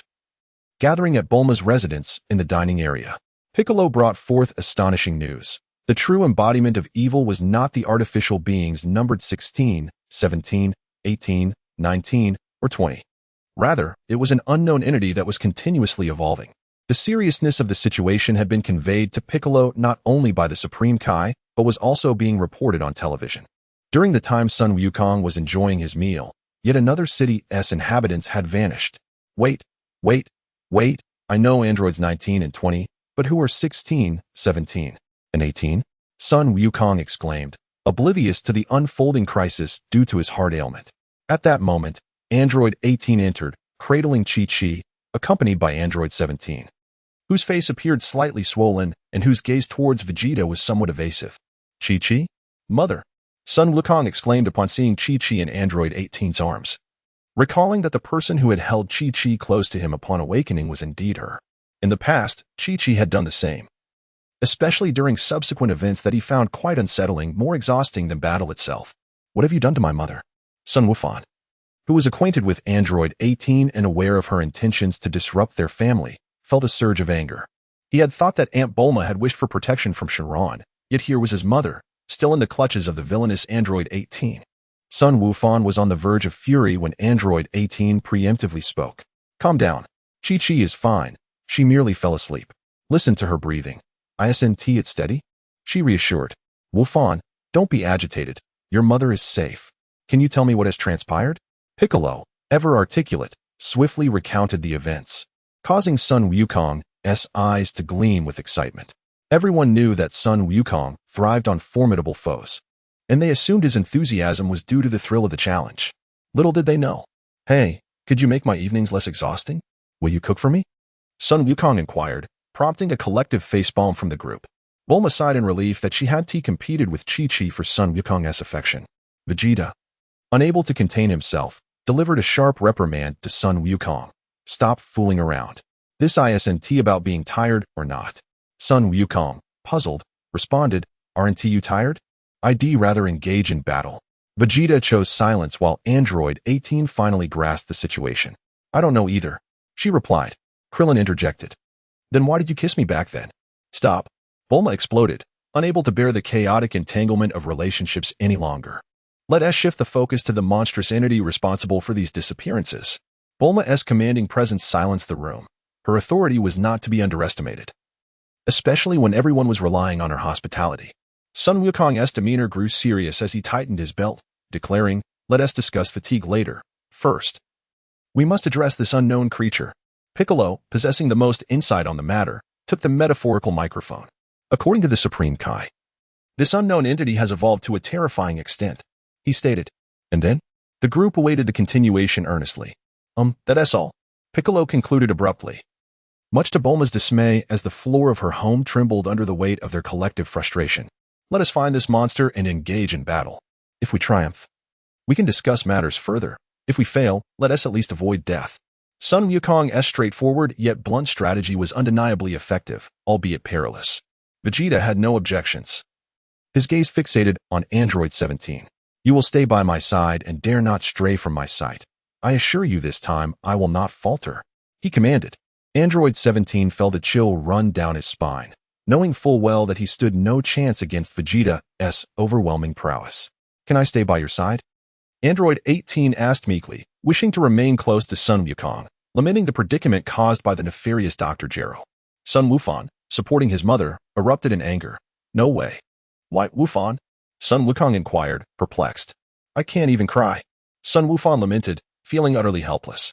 Regardless, A large group set out to confront the unknown entity that was preying upon humanity, leaving only Bulma and the still transformed Android 16 behind, along with a heavily sedated Chi-Chi. This was the moment Vegeta felt a semblance of relief, while Sun Wufan's vigilance intensified. Meanwhile, on a distant island, Cell had just consumed the entire populace. Feeling he had acquired sufficient energy, he no longer concealed his presence and yearned to unleash his fury with a primal roar. As his aura erupted, Sun Wukong and the others detected him immediately and rushed towards his location. Sun Wukong was the first to arrive, utilizing instant transmission with remarkable speed, accompanied by Android 18 and Sun Wufan, who was helplessly tethered to his father by fear of untoward incidents occurring between them. Vegeta and Android 17 were also hastening towards the scene when Vegeta could no longer contain his curiosity. Was it not you who obliterated the Red Ribbon Army? Why is Bulma your target and not Chi-Chi? He questioned. Android 17 shrugged, expressing his own frustration. I had no choice. The system indicated that Chi-Chi was not yet with Sun Wukong, and the closest ally to him was Bulma. Vegeta seethed with rage, feeling betrayed. No, Bulma has a history. He fumed, cursing Dr. Gero. Hey, I'm already dead. Dr. Gero's voice echoed. Once all the Dragon Ball warriors arrived, Cell had finished venting his fury. Sun Wukong was the first to inquire. Who are you? And why do you possess the energy signatures of all of us? Vegeta, with unmatched arrogance, declared, why ask? Let us subdue him first and talk later. Dodoria interjected, why do you have King Frieza's energy but not mine? Piccolo glanced at the almost invisible Dodoria, astonished to note that his energy had significantly increased. You're too weak. I didn't take notice. Dodoria, incensed, pointed at Yamcha, Tien, and Krillin, exclaiming, they are even weaker than me. I am a warrior with a battle power of 2 million.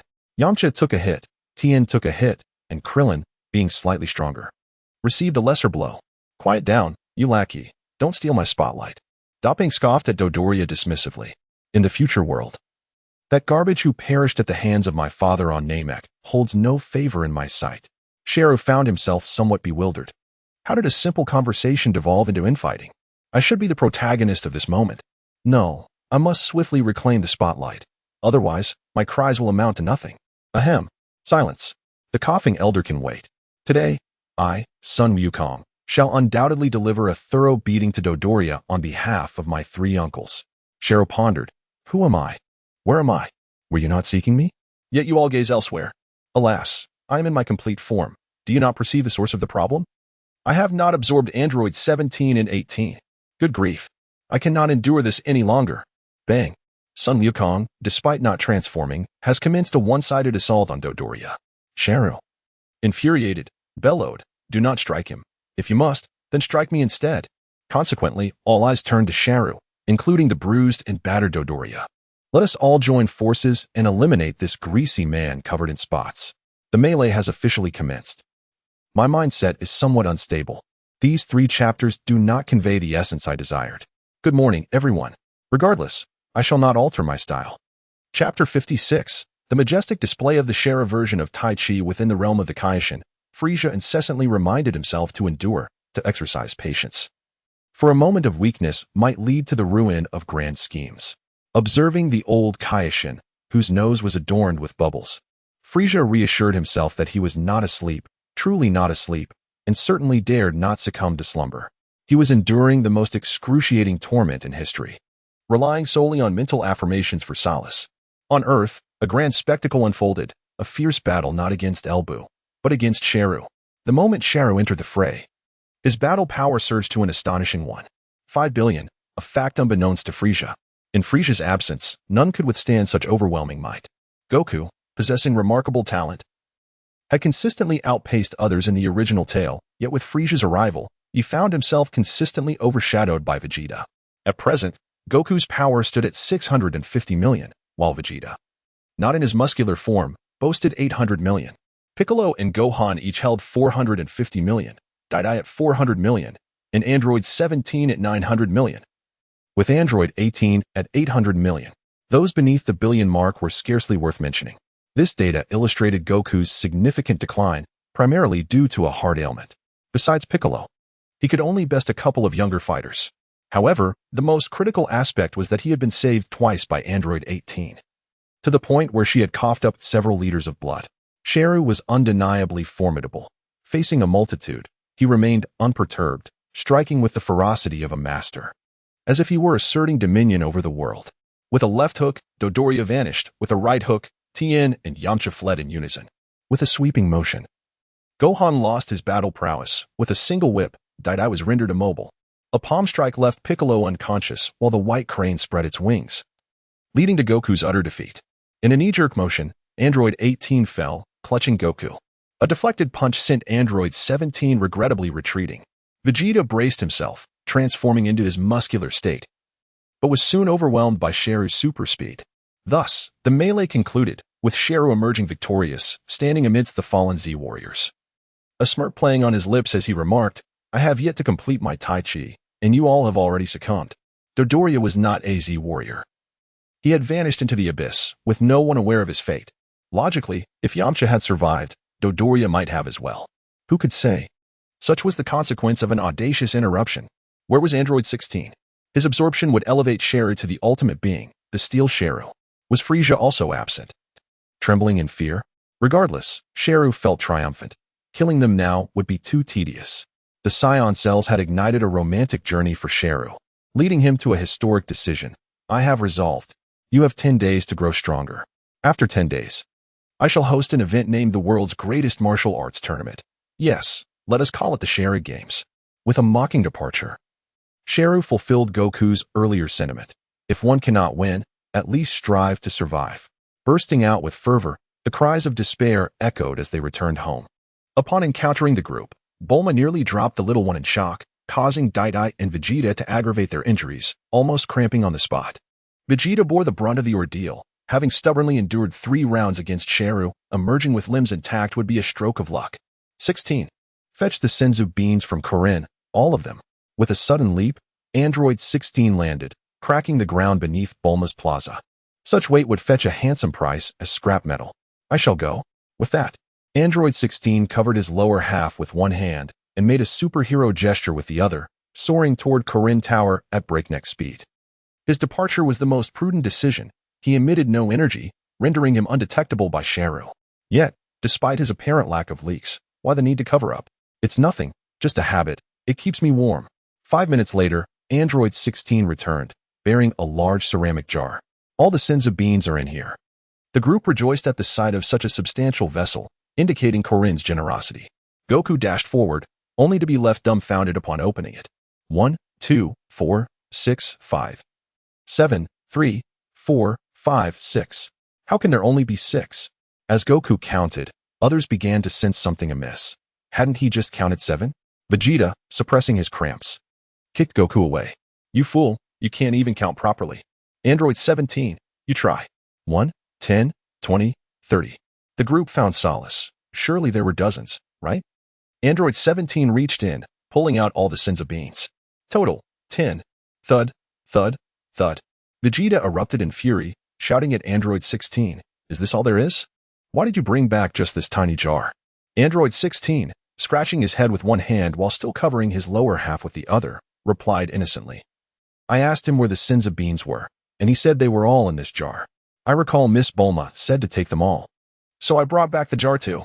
Perfectly logical, the fault lay with Kakarot, that simpleton who had counted to 7 only to continue counting 3456. Truly a paragon of foolishness. "Hey, shouldn't we eat? I'm starting to hallucinate." Krillin, barely holding himself together, staggered over to Android 18, wrapping his arms around her like a desperate dog. "Goku, why have you lost weight?" Slap. Krillin spun a full 360 degrees. This time, hallucinations were indeed real. Krillin had forgotten that Androids 17 and 18 were perpetually charged with energy. They weren't out of strength, merely opting not to resist Sheru. The audacity of Krillin attempting to take advantage of the situation with Android 18 was akin to a bald head striking a large bell, a true testament to folly. Android 18 rubbed her hand, pondering, this feels quite effortless and enjoyable. This bald-headed one does have his merits. Furthermore, upon seeing him, her opinion of Goku diminished considerably. Ding, ding, ding. Everyone was restored to full health. Although there were only 10 senzu beans, they were sufficient for all, as 17 and 18 required none, and the rest only consumed 8. Goku felt his rejuvenated powers slightly increase. merely from 650 million to 700 million. The enhancement was likely less than that achieved by his own mighty roar. Bulma, prepare more senzu beans. I might need to shout frequently in the future. Vegeta kicked out in protest. Have Chi-Chi prepare them for you. No one is allowed within 3 meters of Bulma. Vegeta had grown increasingly on edge due to Android 17's antics. Bulma's heart swelled with sweetness, as if she had consumed honey. Finally, the group regained their composure and began deliberating on how to confront Sherr's games in 10 days. Vegeta, I know of a place where a day of training equals a year. Shall we go? Goku recalled the hyperbolic time chamber, deeming it the most suitable option. Vegeta glanced at Android 17, suppressing the urge to agree, gritting his teeth as he retorted, not going. Unless you help me eliminate Android 17. Android 17. The group once again collapsed to the ground. In the frigid expanse of the Earth's polar region, within the Arctic Circle, a man adorned with a strikingly pink 8-pack is laboriously crawling, tears of regret streaming down his cheeks. This wretched author, though I have done nothing to provoke this, remains unremembered. Yet, the author reigns supreme, and he must endure. However, Frieza is indifferent to such matters. He is on the verge of losing his composure. Gratitude is extended to Broly's fans for their delightful support, and to Hong Qian, who enjoys marinated edamame, for the blade they sent. My hand has been cut. This is an additional update, wishing everyone joy. Good afternoon. Chapter 57, The Return of Frieza. Words to be spoken. The old Kai Shin initially circled Frieza, and he endured. With each step the old Kai Shin took, bubbles erupted from his heels, releasing the stench of his foot odor accumulated over countless years, yet Frieza still bore it. As the old Kai Shin sat there, giggling over a magazine, and eventually fell asleep with bubbles emerging from his nose, Frieza continued to endure. This was something Gohan had already experienced, so Frieza had no reason to falter. However, the unthinkable happened. Frieza possessed divine power, rendering my potential development futile against him. Was it all in vain for the past 10 hours? Such endurance has its limits. Ah, snap. Bam. Ding. Enraged, Frieza not only sent the old Kai Shin flying, but also launched the giggling Shin and Kid Buu into the air. With a swift movement, Frieza teleported beside the old Kai Shin, flying in tandem around the Kai Shin realm. Speak. What is the nature of the divine power within me? The old Kai Shin, being elderly and having merged with the witch, was not adept in combat, and his power was significantly diminished. As he passively moved at high speed, he struggled to utter a word. Finally managing to open his mouth, all that emerged were incoherent sounds, leaving Frieza in exasperation. Reluctantly, Frieza delivered a swift tail swipe, sending the old Kai Shin crashing to the ground. As for Shin and Kid Buu, let them continue their laughter as they soared away. Cough. Cough. Oh dear. My old bones cannot withstand your antics. You should find someone else to play with, the old Kai Shin remarked, pointing at the already spiraling Shin and Kid Buu with a hint of trepidation. Frieza's patience was wearing thin as he struck the ground with his tail. I believe you have learned a skill that requires divine abilities, thus enhancing your divine power significantly, perhaps rivaling that of a planet god. Roar. Frieza decisively unleashed his stellar transformation, and under the combined effects, not only did his fighting power triple, but a layer of 7-colored energy waves enveloped him, sparkling with starlight. Old man, is this the skill you refer to? The old Kai Shin gazed in awe, murmuring to himself. It truly is the stellar transformation, a skill even the gods struggle to comprehend, yet you have mastered it. Remarkable. Can you reach even higher levels of this transformation? Perhaps the 4th style of traversing mountains, or the 5th style of the White Dragon's exploration. Frieza twitched his mouth in irritation. This troublesome skill and its name originated from this group of lecherous individuals. No wonder it provoked such wild imaginations. No, I have only just grasped the combined effect, and I have yet to comprehend the intricacies of traversing mountains. The old Kai Shin nodded, then shook his head. What a pity, for you may only master the 4th style due to the peculiarities of your race, rendering you incapable of grasping the mysteries and beauty of the White Dragon's exploration. Nevertheless, it is of little consequence. To date, only 2 individuals have successfully mastered the stellar transformation, the Grand Minister being the first, and you the second. Your future is boundless. Upon hearing the title of the Grand Minister, Frieza trembled with astonishment. No wonder he could perceive the Ultra Instinct from the stellar transformation. It was indeed a skill exclusive to the Grand Minister. Are you suggesting that as long as I maintain the stellar transformation, I can accumulate more divine power and eventually surpass the Grand Minister? Cough. Cough. The old Kai Shin was taken aback by Frieza's audacity. Did he not realize how long the Grand Minister had trained to reach his level? Perhaps the old Kai Shin himself was unaware. How awkward. No need for concern. While the stellar transformation has no side effects, your body is not yet ready to handle excessive divine power. Remember, extremes lead to reversals. Press on. You have already qualified to become an angel. As long as you do not meet a tragic end like Liu Bei, opportunities await you. The old Kai Shin, ever the eloquent one, was simply insufferable. Hohoho. In gratitude for your enlightenment, I shall spare you my torment, old man. With an air of nonchalance, Frieza departed, paying no heed to the now dizzy Shin and Kid Bu. The old Kai Shin, watching Shin whiz by, felt utterly helpless. There was nothing he could do to intervene. Well then, I suppose it is more enjoyable to peruse my magazine. On Earth, when Frieza arrived, he just happened to overhear Vegeta's intention to dispose of Android 17. Hohoho. What new absurdity have you concocted, Vegeta? Let us hope it does not backfire like the infamous low blow. Speaking of which, that was a shared embarrassment for both Vegeta and Frieza. Android 17 sat trembling on the ground, while Android 16 instinctively covered himself, both wearing expressions of utter disbelief. Bulma was fuming, struggling to redirect the conversation back to the matter at hand, and within mere moments, chaos ensued again. Are you all done? Cell granted us only 10 days. After that, if you cannot defeat him, Earth will face annihilation. Upon hearing Cell's name, Frieza's interest peaked. Cell was undoubtedly the perfect subject for testing the low blow. Cell has emerged, but 17 and 18 are still fine. How could you possibly lose? At this point, Cell should be under 500 million, right? I do not know where you heard that, but Cell intends to absorb both me and 17. All I know is that Cell wants to absorb 16. Android 18 was clearly displeased. She had no intention of being absorbed by that hideous monster. What? This defies logic. Well, it is not entirely impossible. After all, Cell absorbed the cell from this timeline, and the androids here have become significantly stronger. Thus, the cell that absorbed the offspring of this timeline must have also changed considerably. The group was left bewildered by Frieza's convoluted references to Cell. Which cell absorbed which? Frieza made no attempts to clarify, merely gazing at Goku. Your combat power is abysmal. Have you considered training to become stronger? With your round belly, do you truly wish to be outmatched by Vegeta? Vegeta. Frieza, if you want to criticize Kakarot, just call him Kakarot. Why involve me?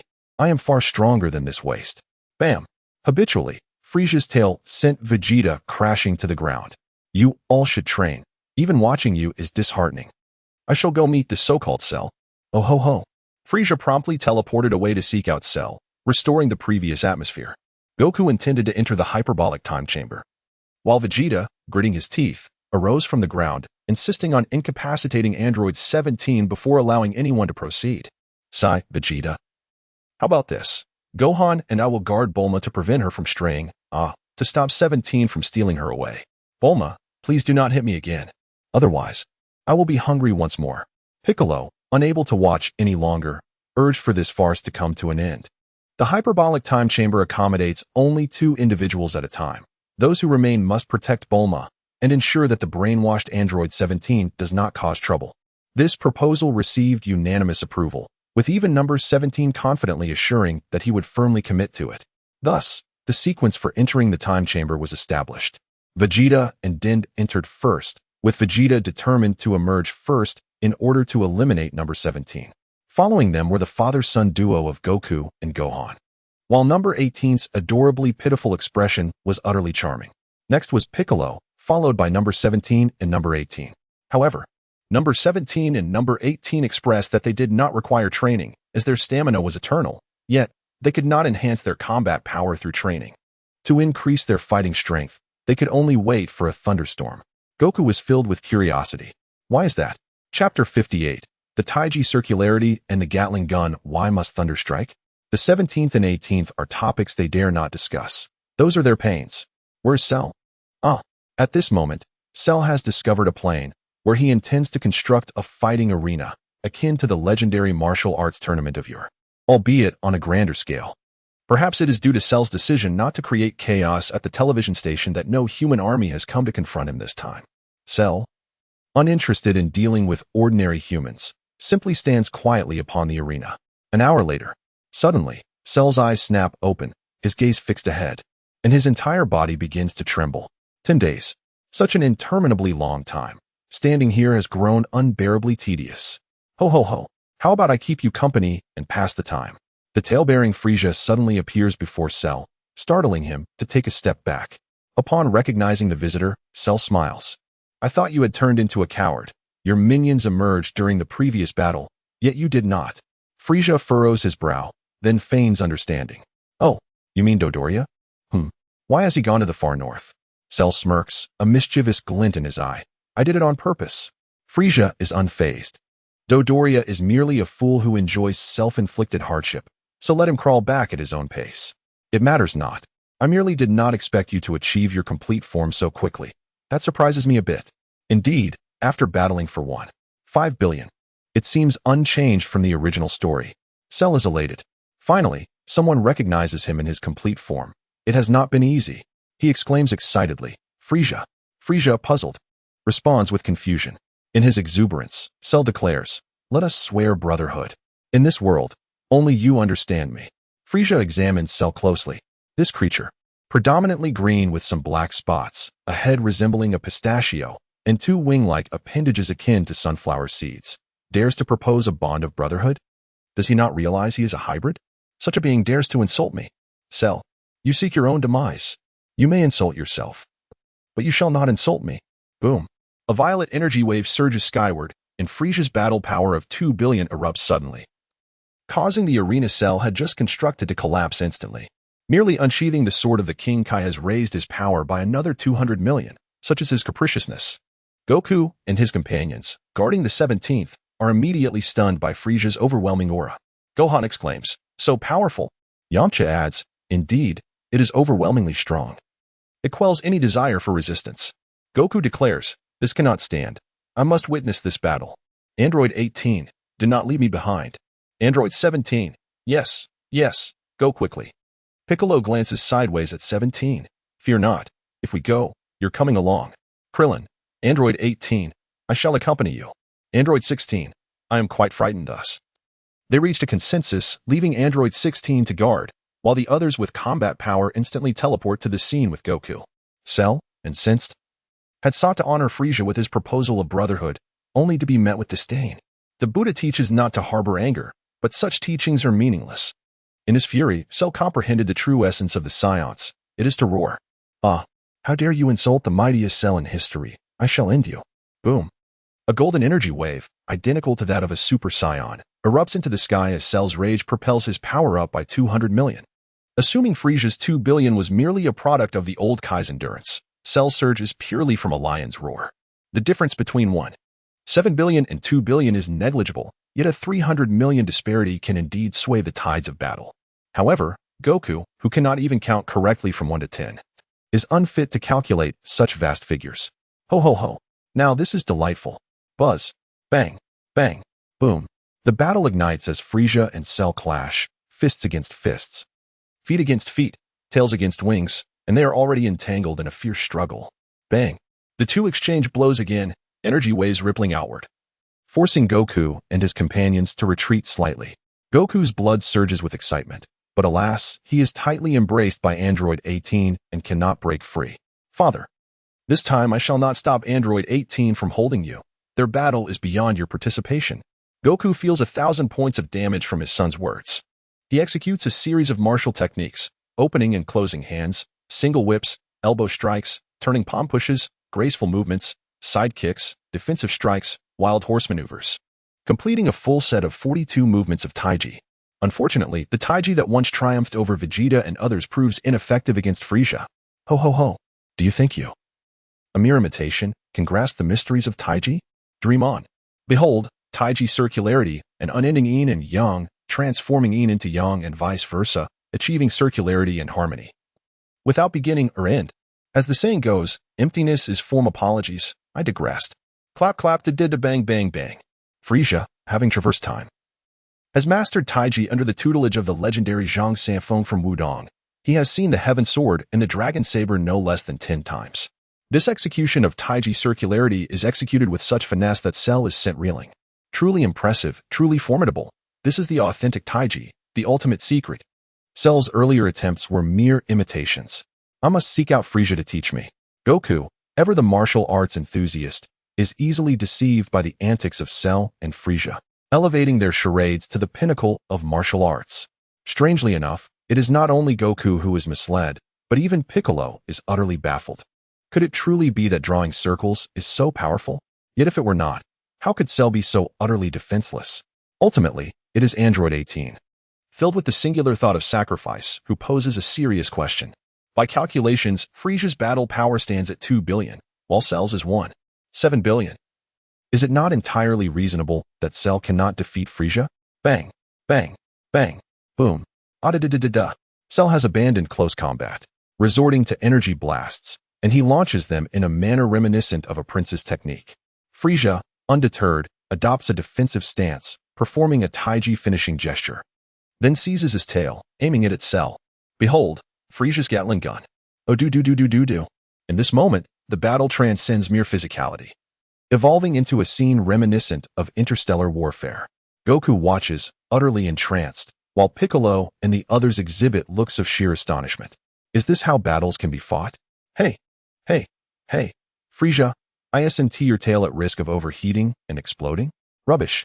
Do you think 16 has any insight into this Gatling technique? Blood Queen, you might want to consult Android 16. Boom. At last, Cell falters. He fires off 1,000 energy spheres, only 3 of which strike Frieza, akin to mere tickling. Yet Frieza? His Gatling gun is incredibly swift, launching 5,000 energy spheres, at least 4,000 of which find their mark, leaving Cell in a dire state.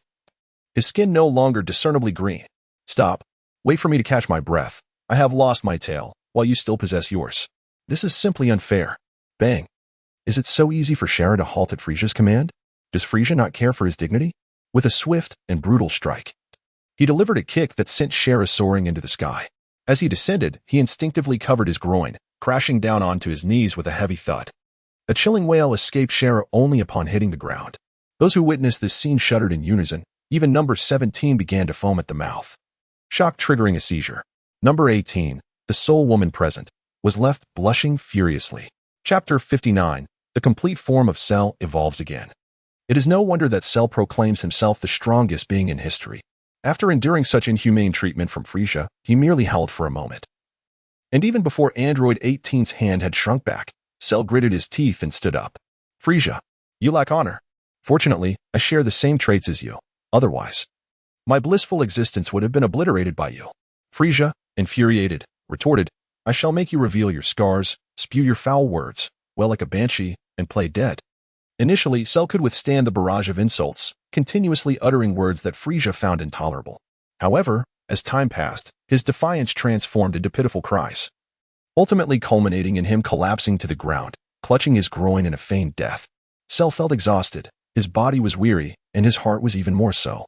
Bang, bang, bang. The rhythmic pounding of Frieza's strikes resonated, compelling Android 18, the sole female present, to almost dance along.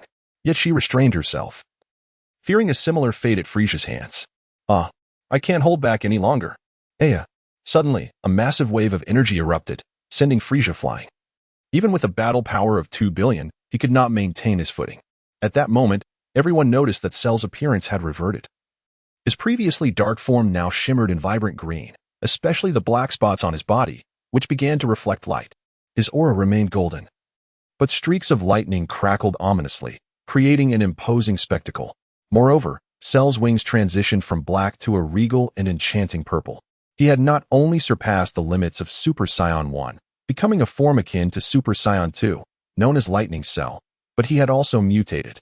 Had he evolved once more? If Cell's wings had not changed color, he would still be the Lightning Cell with a battle power of merely 7 billion. However, the situation had shifted.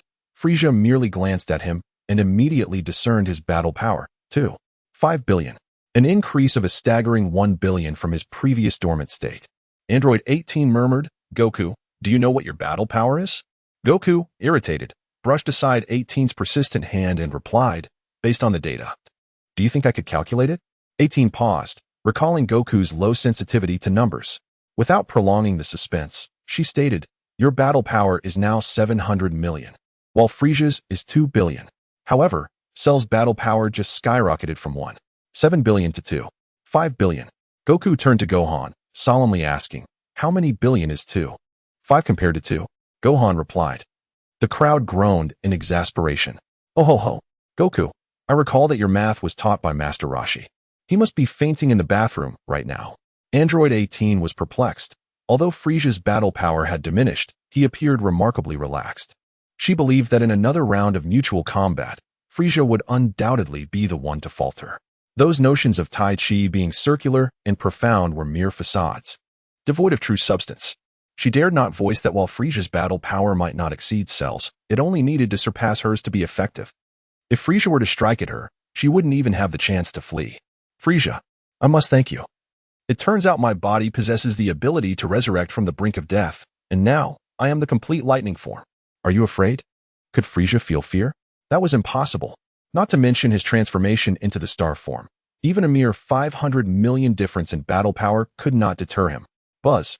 Frieza vanished. Bang. As Cell was once again sent soaring into the sky by a kick, Frieza erupted in laughter. Oh ho ho. What is happening? Aren't you the complete lightning form? Why are you still being launched into the air? The Buddha won't shelter you. Down you go. As Frieza uttered his last remark, he vanished from sight, reappearing above Cell and delivering a 360-degree spinning kick to his head. If not for Frieza reinforcing the ground with his divine power, this strike might have sent Cell deep into the Earth's core. Of course, utilizing divine power to fortify the ground did not affect Frieza's combat prowess, and he had yet to devise a way to apply divine power in battle. Kneeling on the ground, Cell clutched his head, which resembled a pistachio, having been driven deep into his neck. His eyes bulged with indignation and fury. With a thunderous roar, Cell's head sprung back up, restoring his regal appearance. Frieza, I admit your speed is impressive, but it is futile. The disparity in battle power is too great. You cannot defeat me. This time, Cell resolved to take the initiative. He could no longer remain on the defensive. He launched himself at Frieza with a knee strike. And as Frieza raised his arms to block, Cell suddenly executed a side kick that caught Frieza off guard. Although Frieza quickly raised his left arm to defend, he was still pushed back by the force of the blow. Seizing the advantage, Cell charged forward, lifting his enormous foot to deliver a kick to Frieza. Cell intended to repay Frieza in kind for how he had been treated before. Swish. Cell's powerful and downward striking kick met only air as Frieza had evaded to safety. At that moment, Frieza's demeanor transformed. His playful smirk faded, and his eyes narrowed, revealing a bloodthirsty glint. His crimson pupils appeared particularly menacing, and his blood-red tongue licked his lips, a visage that nearly frightened Android 18 to tears. Android 18 cast a pleading gaze at Goku, silently seeking protection. Goku, too preoccupied to heed her plea, felt Frieza's ominous aura compel him to involuntarily transform into his Super Saiyan. Evil, cold-blooded, savage. With Goku's limited vocabulary, he found it challenging to articulate his feelings toward Frieza. Not only Goku, but everyone instinctively slipped into a combat-ready stance. This was the might of the tyrant. He could jest with everyone, but once he turned serious, none could bear to face the visage that haunted Bulma's dreams for half a year. In the divine realm, the Supreme Kai observed Piccolo's meager battle power, and then gazed at the overwhelming evil auras emanating from Cell and Frieza, finally making a resolute decision. On King Kai's planet, the portly King Kai had plopped down, his entire body quivering with fear. Frieza, the embodiment of evil, he gulp has arrived. In the Supreme Kai's realm, Shin and Kibito ceased their flight, joining the elder Supreme Kai to watch the scene unfold through a crystal ball. Wiping the sweat from his brow, Shin remarked, Kibito, this evil aura seems even more potent than that of Majin Buu. Kibito knelt before the elder Kai, exclaiming, Supreme Kai, we are still alive. How wonderful. The elder Kai's complexion paled. How could such a malevolent being gain the recognition of divine power? Ignoring the thoughts of others, Cell now felt an icy sensation. The cold released by the Ice Clan was truly bone-chilling. Cackling, you have successfully incited my ire. A surge of violet energy radiated outward, followed closely by an inky blackness that soared into the sky. Clang, clang, clang. Creak, creak. Shara rubbed his eyes, unable to believe the spectacle before him. You, how could you possibly transform into? What exactly have you become? A touch of fervor is indeed necessary. Good afternoon, everyone. Yesterday, I received a gift of 29 yuan, and today I can indulge in a bottle of cola. Thank you. Chapter 60, The most ruthless expression utters the most shameless words creak creak clang clang. Surrounded by a swirling black aura, Frieza emerged from the haze, his footsteps resonating like the clash of metal. Although he retained his previous appearance, his entire form shimmered with a metallic darkness, save for his strikingly vibrant purple crown. Zing zing, purple sparks crackled around him, creating a dizzying spectacle that threatened to overwhelm the senses. Where once Frieza's pale skin evoked a sense of frailty, he now exuded an aura of unyielding strength, akin to iron and steel. Even the smoothness of his form, devoid of either skyward reach or abyssal depth, now appeared extraordinarily resilient. With every step Frieza took, the hearts of onlookers skipped a beat. Cell instinctively took a step back. Number 17 had ceased his frothing at the mouth, and number 18 refrained from taking advantage of Goku. The two exchanged a glance, both eyes reflecting a frenzied intensity. They had previously remained silent about the necessity of encountering a thunderstorm to amplify their combat prowess, for their method of enhancement involved enduring lightning strikes. Was it even possible to voice such a thing? A physique that thrived on lightning? Despite being artificial beings, they still possessed a sense of pride. As for one longing to woo Bulma and the other eager to shed blood, those urges stemmed from the perverse tasks assigned by the twisted Dr. Gero, who had brainwashed them into compliance. This was why, even after the devices within them had been removed, 17 and 18 could not shake the memory of their mission. Ahem, upon witnessing the purple currents enveloping Frieza's body, a glimmer of greed ignited in 18's eyes, compelling her to consider testing the waters. Perhaps engaging in battle would allow her to absorb the lightning and grow ever stronger. Yet, a final shred of reason held her back. After all, she was a lady and ought to maintain her composure. Number 17, his eyes lighting up with a sudden thought, recalled Frieza's formidable low kick and found his own impulse to charge forward dissipated. Ho. Mr. Cell, transforming is not your exclusive domain. What say you? Are you afraid? Is Cell afraid? Indeed, he was. Frieza's current combat power eclipsed him by more than double, merely based on the overwhelming aura he projected. Thud thud thud thud thud.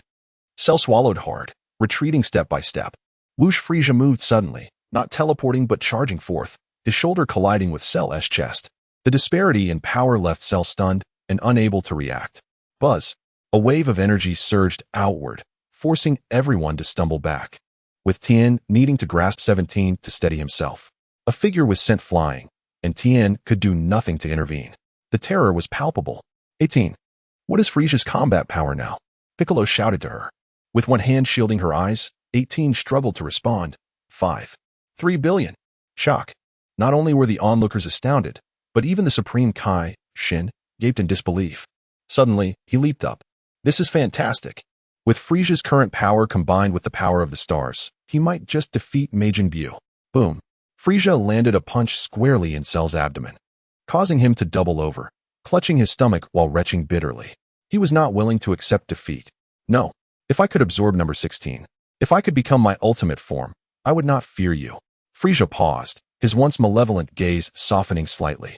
Just as Cell believed Frieza might show mercy, Frieza vanished. Bang. Cell's eyes widened in horror, his pupils dilating as he was sent soaring into the sky, his body convulsing. This time, he lacked the strength to cover himself. He was utterly ruined. Roar Frieza, not again. This is unfair. Why can you take on a metallic form, while I cannot absorb number 16? Once more crashing to the ground, Cell's lower half had become a mass of mangled flesh, yet he continued to scream in defiance. Puff. With Piccolo's genes coursing through him, Cell managed to restore his lower half, though his energy was significantly diminished. You can take a beating, can't you? I had a feeling you were well suited for this technique. No flaws at all. Ho. 1 kick, 2 kicks, 4 kicks, 8 kicks, 3 kicks. Goku. Is your mathematical talent contagious? Goku looked utterly baffled. The crowd fell once more to the ground. Frieza was incensed. He could not fathom being compared to a high emotional intelligence brute who could barely count to 10. Bang. This time, Frieza did not employ his low kick. Instead, he delivered a fierce side kick to Cell's body, exerting maximum force. And then, Cell exploded. Indeed, he disintegrated into a rain of blood and a shower of flesh, with one piece of debris still featuring one of Cell's eyes, blinking as if to ask, what just happened? Gag is the sole woman present. 18 was the first to retch. Krillin fared no better, yet he managed to find something to catch 18's vomit. Tien curiously touched his own body, wondering why his well-toned physique was exposed. Where were his clothes? Gohan also lost his composure, retching uncontrollably. while Goku gently patted his back, brushing away the remnants of vomit. Piccolo could no longer bear it. His eyes narrowed, and in an instant, he had Gohan in his grasp, gently supporting his back. Let it out, let it out. You'll get used to it. Number 17 recalled Vegeta's declaration before entering the hyperbolic time chamber, wondering if he too might explode like Cell after delivering a devastating blow. In an instant, 17 began to roll his eyes and foam at the mouth once more. Ho. I merely exerted a fraction of my power, and you disintegrated? Your body is lacking. Whoosh. The wind howled as a light rain began to fall from the sky, washing away the stench of blood from the scene. Cell's last remaining eye closed. He knew he had lost the chance to even use his body extension technique this time. Though Frieza spoke with utmost derision, he did not revert from his transformed state, for according to the original narrative, Lightning Cell was not so easily vanquished. It seemed that as long as a certain chip remained intact, Cell could resurrect. He refrained from using the Death Ball to obliterate Cell, curious to see just how much Cell could evolve. If it were possible, he would not mind if number 16 were absorbed as well. Whoosh. Sure enough. Even amidst the carnage of flesh scattered about, Cell abruptly re-emerged. With a thud, the revived Cell made his dazzling entrance. Although his combat power had increased by a mere 500 million, rising from 2.5 billion to 3 billion, the enhancement was significant, and his rate of growth surpassed even Frieza's. Nevertheless, it mattered little. Cell remained no match for Frieza, who had no intention of completely eliminating him. Ho. Mr. Cell, you truly are resilient. Cell, suppressing his fury, growled softly. Frieza. Suddenly, Cell's expression twisted savagely as he radiated an astonishing aura. 3 billion in combat power was no idle boast. Everyone present, save for Frieza, was utterly outmatched. Please, allow me to complete the Cell games. With an imposing presence, the words that escaped his lips left the onlookers utterly astounded. The recently risen crowd once again found themselves sprawled upon the ground. Here he was, wearing the fiercest expression while uttering the most contemptible remarks. Were their moral compasses shattered beyond repair? Give me one reason, just one reason why I should not end your life now. Suddenly, Cell lifted his head, a glimmer of excitement flickering in his eyes. I can provide you with 3 reasons. First, when Dr. Gero created me, he entrusted me with a mission to host a martial arts tournament that would determine the fate of Earth. Second, I possess the potential to evolve further. And as the Cosmic Emperor Frieza, you surely yearn to battle the ultimate form of me, do you not? Only then would it befit your esteemed status. Third, within me lies your unparalleled genetic material. In essence, I am your progeny. Wails of despair echoed through the air. Frieza was taken aback, Goku was flabbergasted, and Piccolo and his son stood in shock, while Krillin was rendered speechless. Android 17 had ceased his frothing, having discovered a new realm of understanding. Android 18, too, halted her outburst, casually discarding Tien's clothing as she stared blankly at Cell. Krillin's gaze was solely fixated on Android 18, while Tien reveled in his own physique. Yamcha, however, appeared to have struck his head against a rock, succumbing to unconsciousness. Good evening, everyone. Each of my chapters exceeds 2,400 words. There will be 2 more chapters during the day. Thank you all for your unwavering support and affection. Chapter 61. Clarin's desperate strike for love. Frieza could only exclaim. Dr. Gero, you truly are a remarkable talent. You have crafted these artificial beings, yet the missions they receive are increasingly bizarre. Number 16 as an actor is one thing, but number 17 is tasked with seduction, and number 18 is sent to dismantle a happy family. In retrospect, it seems that Cell's mission is the most mundane of all.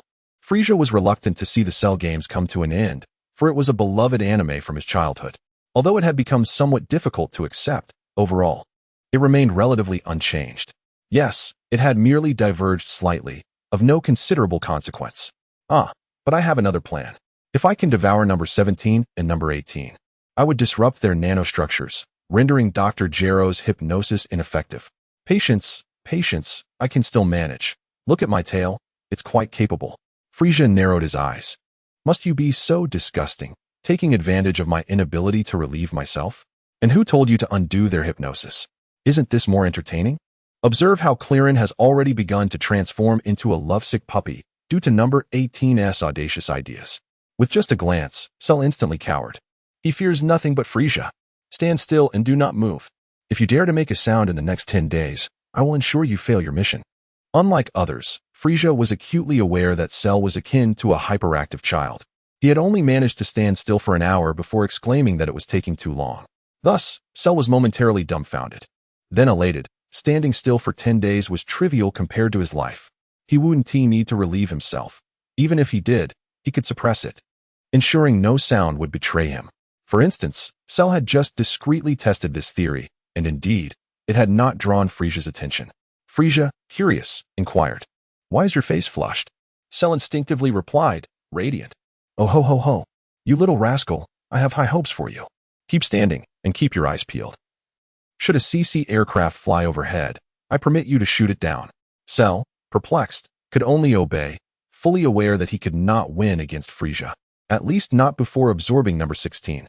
As for after absorbing him, he was uncertain, yet confident in his superiority. "Oh ho ho ho. Let us return for a grand feast." Frieza released his black iron transformation. He had not wished for this, but his current combat power only allowed for this form. He wondered when he might ascend to bronze. Why must he be stuck in this black iron form?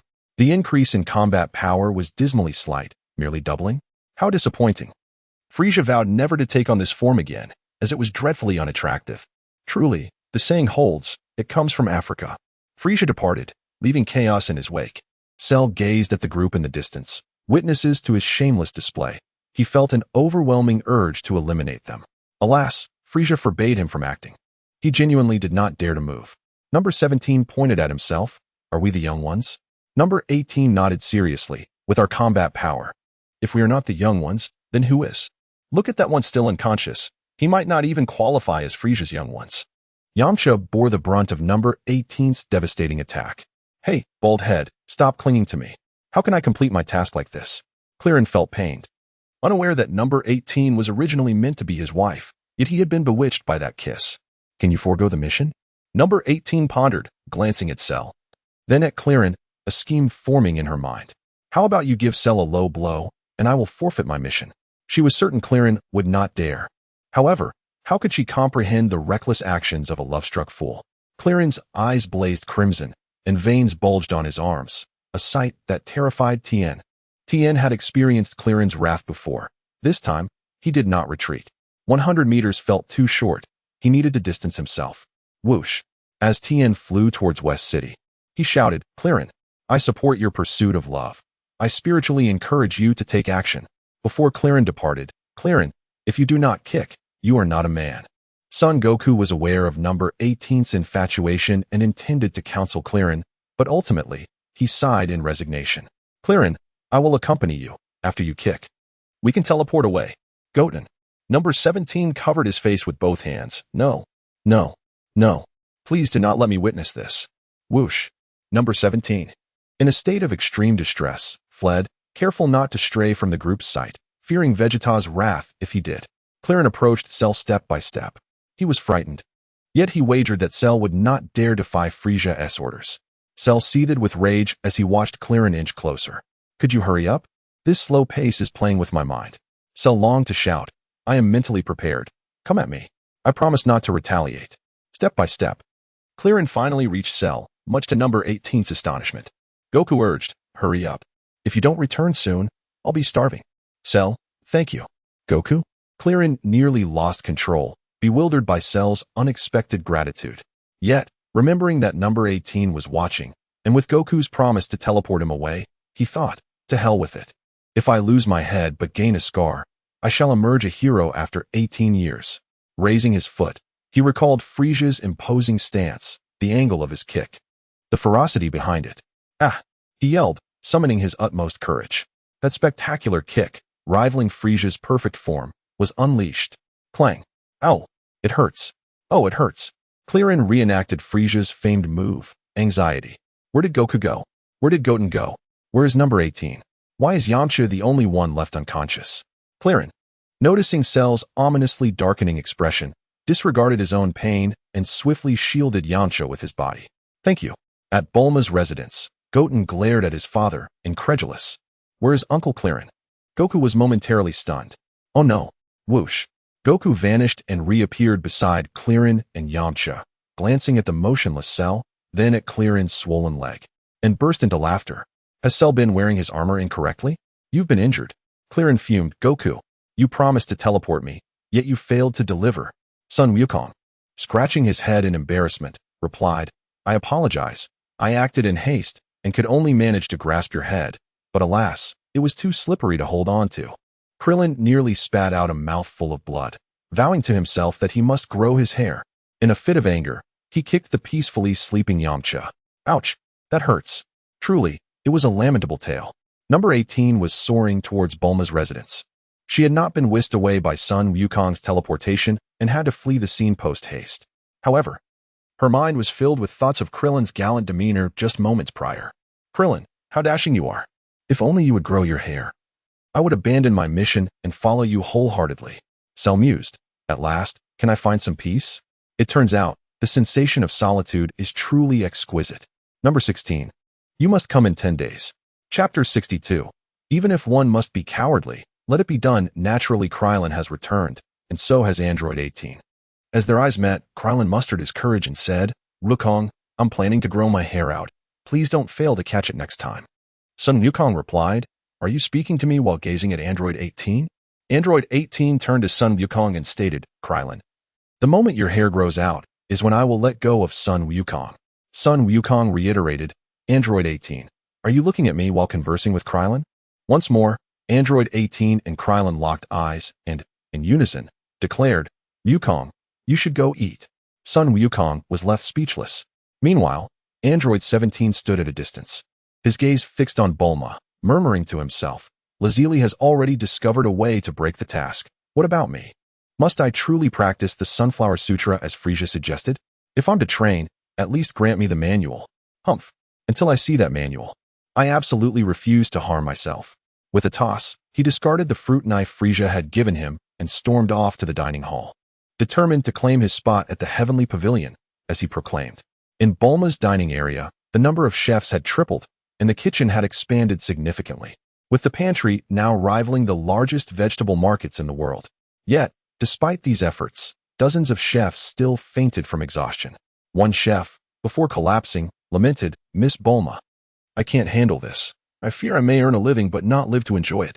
Faced with this dilemma, Bulma had no choice but to recruit chefs from around the globe, implementing a 3-shift schedule. At this rate, my family's wealth may finally decrease by a digit. My father will surely be proud. A beggar hiding outside Bulma's restaurant wondered why the wealthiest family had become so frugal, wasting not a single grain. If she could hear Bulma's musings, would she not despair? However, she could not hear, and even if she floated closer, it would be futile. After all, the doors of Bulma's home were sturdy and guarded by robots, making even the outside pavilion sacred and untouchable. As Frieza indulged in delicacies while watching real-time reports of missing persons in the city, he felt quite pleased. Time flew by, and soon Sun Wukong and Gohan departed, their bellies swollen and their belts loosened significantly. Gohan, eat well. The food in the hyperbolic time chamber is far from appetizing. Once we enter, a year will pass. Why hasn't T-Mom woken up yet? She wants to wake up. Otherwise, how could I possibly take you for a year-long excursion in the hyperbolic time chamber? Stay strong. Just look at Vegeta. His aura is truly astonishing. Vegeta, overhearing Sun Wukong, felt a swell of pride. Always in his Super Saiyan form, he indeed displayed smiles. Powerful. Immensely powerful. Frieza cast a glance at Vegeta, initially taken aback, then accepting. If Sun Wukong could grasp a method to maintain Super Saiyan form to alleviate the burden of transformation, Vegeta would surely be capable of the same. Moreover, since the Android saga, Vegeta had consistently outperformed Sun Wukong in terms of fighting prowess, not solely due to Sun Wukong's illness but also owing to Vegeta's considerable talent. Vegeta's combat power stood at 2 billion.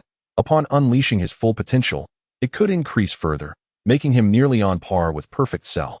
Unfortunately, Cell had evolved due to Frieza's involvement.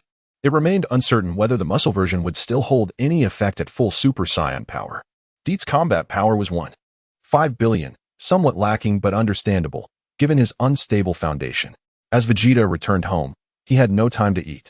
His first priority was to locate Android 17 and eliminate him. What was 17 doing? He was by Frieza's side, occupying the position once held by Dodoria, appearing quite compliant. Seizing the opportunity while Dodoria was absent and before Vegeta's return, 17 felt compelled to secure a strong ally to withstand Vegeta's wrath. He didn't wish to, yet he found himself irresistibly drawn to Bulma every time they crossed paths. It was simply unavoidable.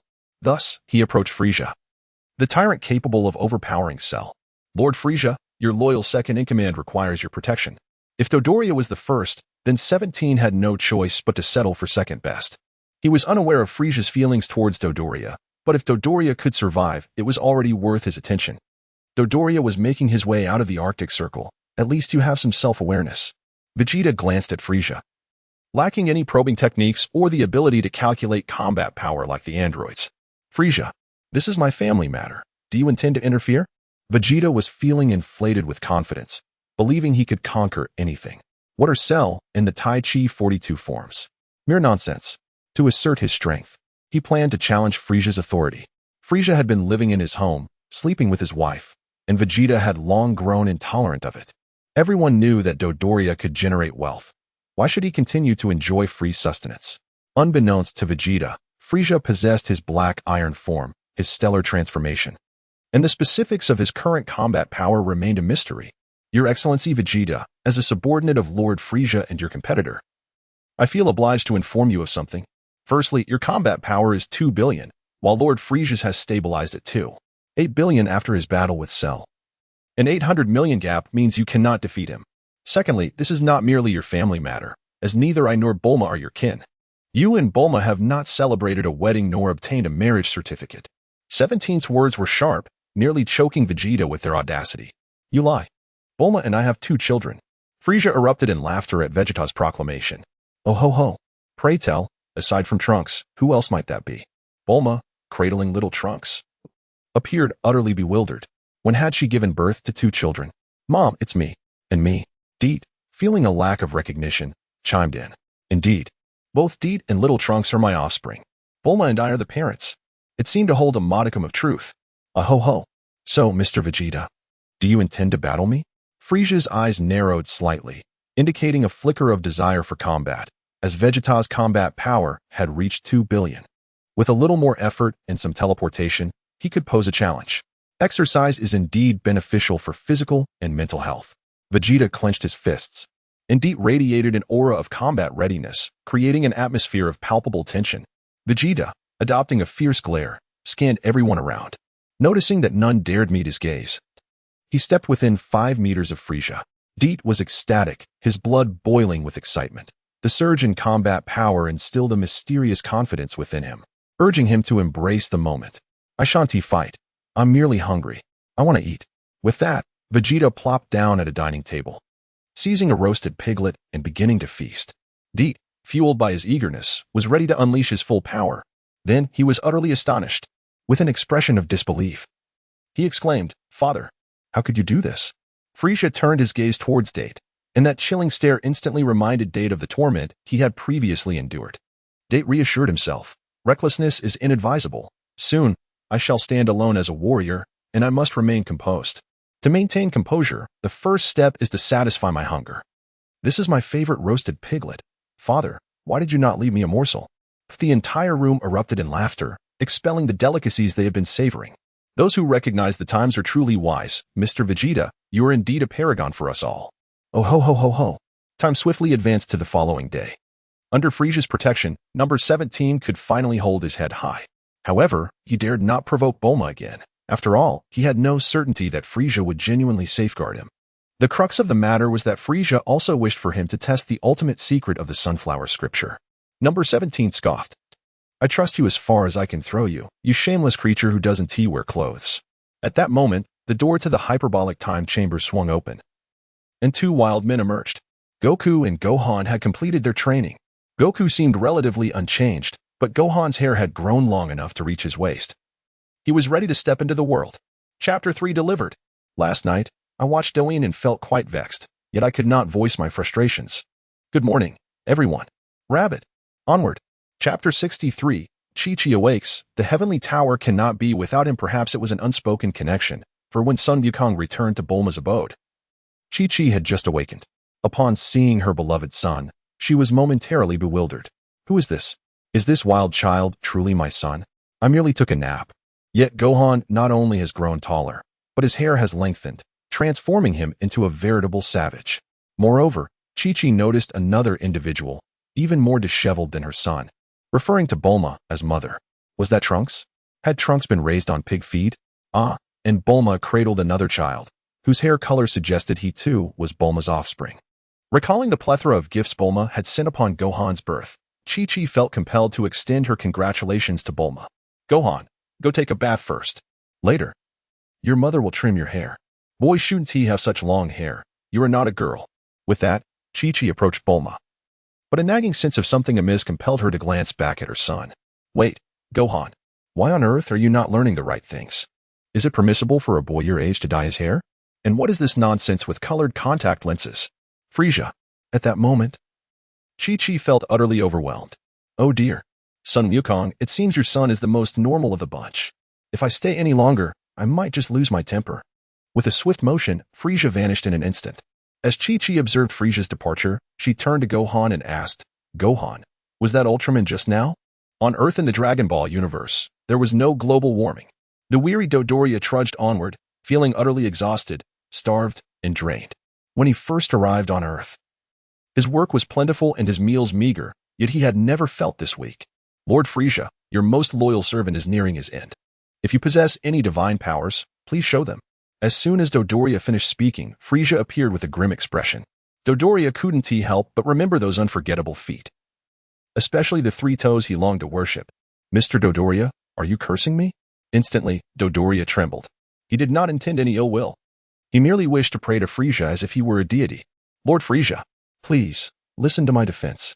I truly regard you as my god. You must believe me. The heavenly tower cannot exist without me. Without me, it would be soulless. Frieza, however, did not take any action. He did not strike. Nor did he kick or whip his tail. Dodoria had merely overexerted himself, causing his injuries to act up, compounded by his hunger, which led him to faint. Sigh, have I become too terrifying? Dodoria could have held out for hours longer, yet he fainted upon seeing me. A green restorative energy emanated from Frieza's fingertips, swiftly entering Dodoria's body. His injuries healed rapidly, yet the gnawing hunger and overwhelming anxiety remained, leaving him still in a state of unconsciousness. With his tail, Frieza coiled Dodoria's body and vanished from the scene.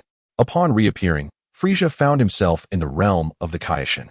He had just received a telepathic message from Shin, who hoped for a heart-to-heart conversation. Frieza had little interest in such discussions, yet he wished to avoid the overly dramatic Chi-Chi. So he accepted the invitation to the Kai Shin realm. First, get my subordinate something to eat. Without waiting for Shin to speak, Frieza tossed Dodoria to Kid. Kid was not much of a fighter and lacked sharp intellect. His only strengths lay in instant transmission and healing, making him a bolstered version of everyday.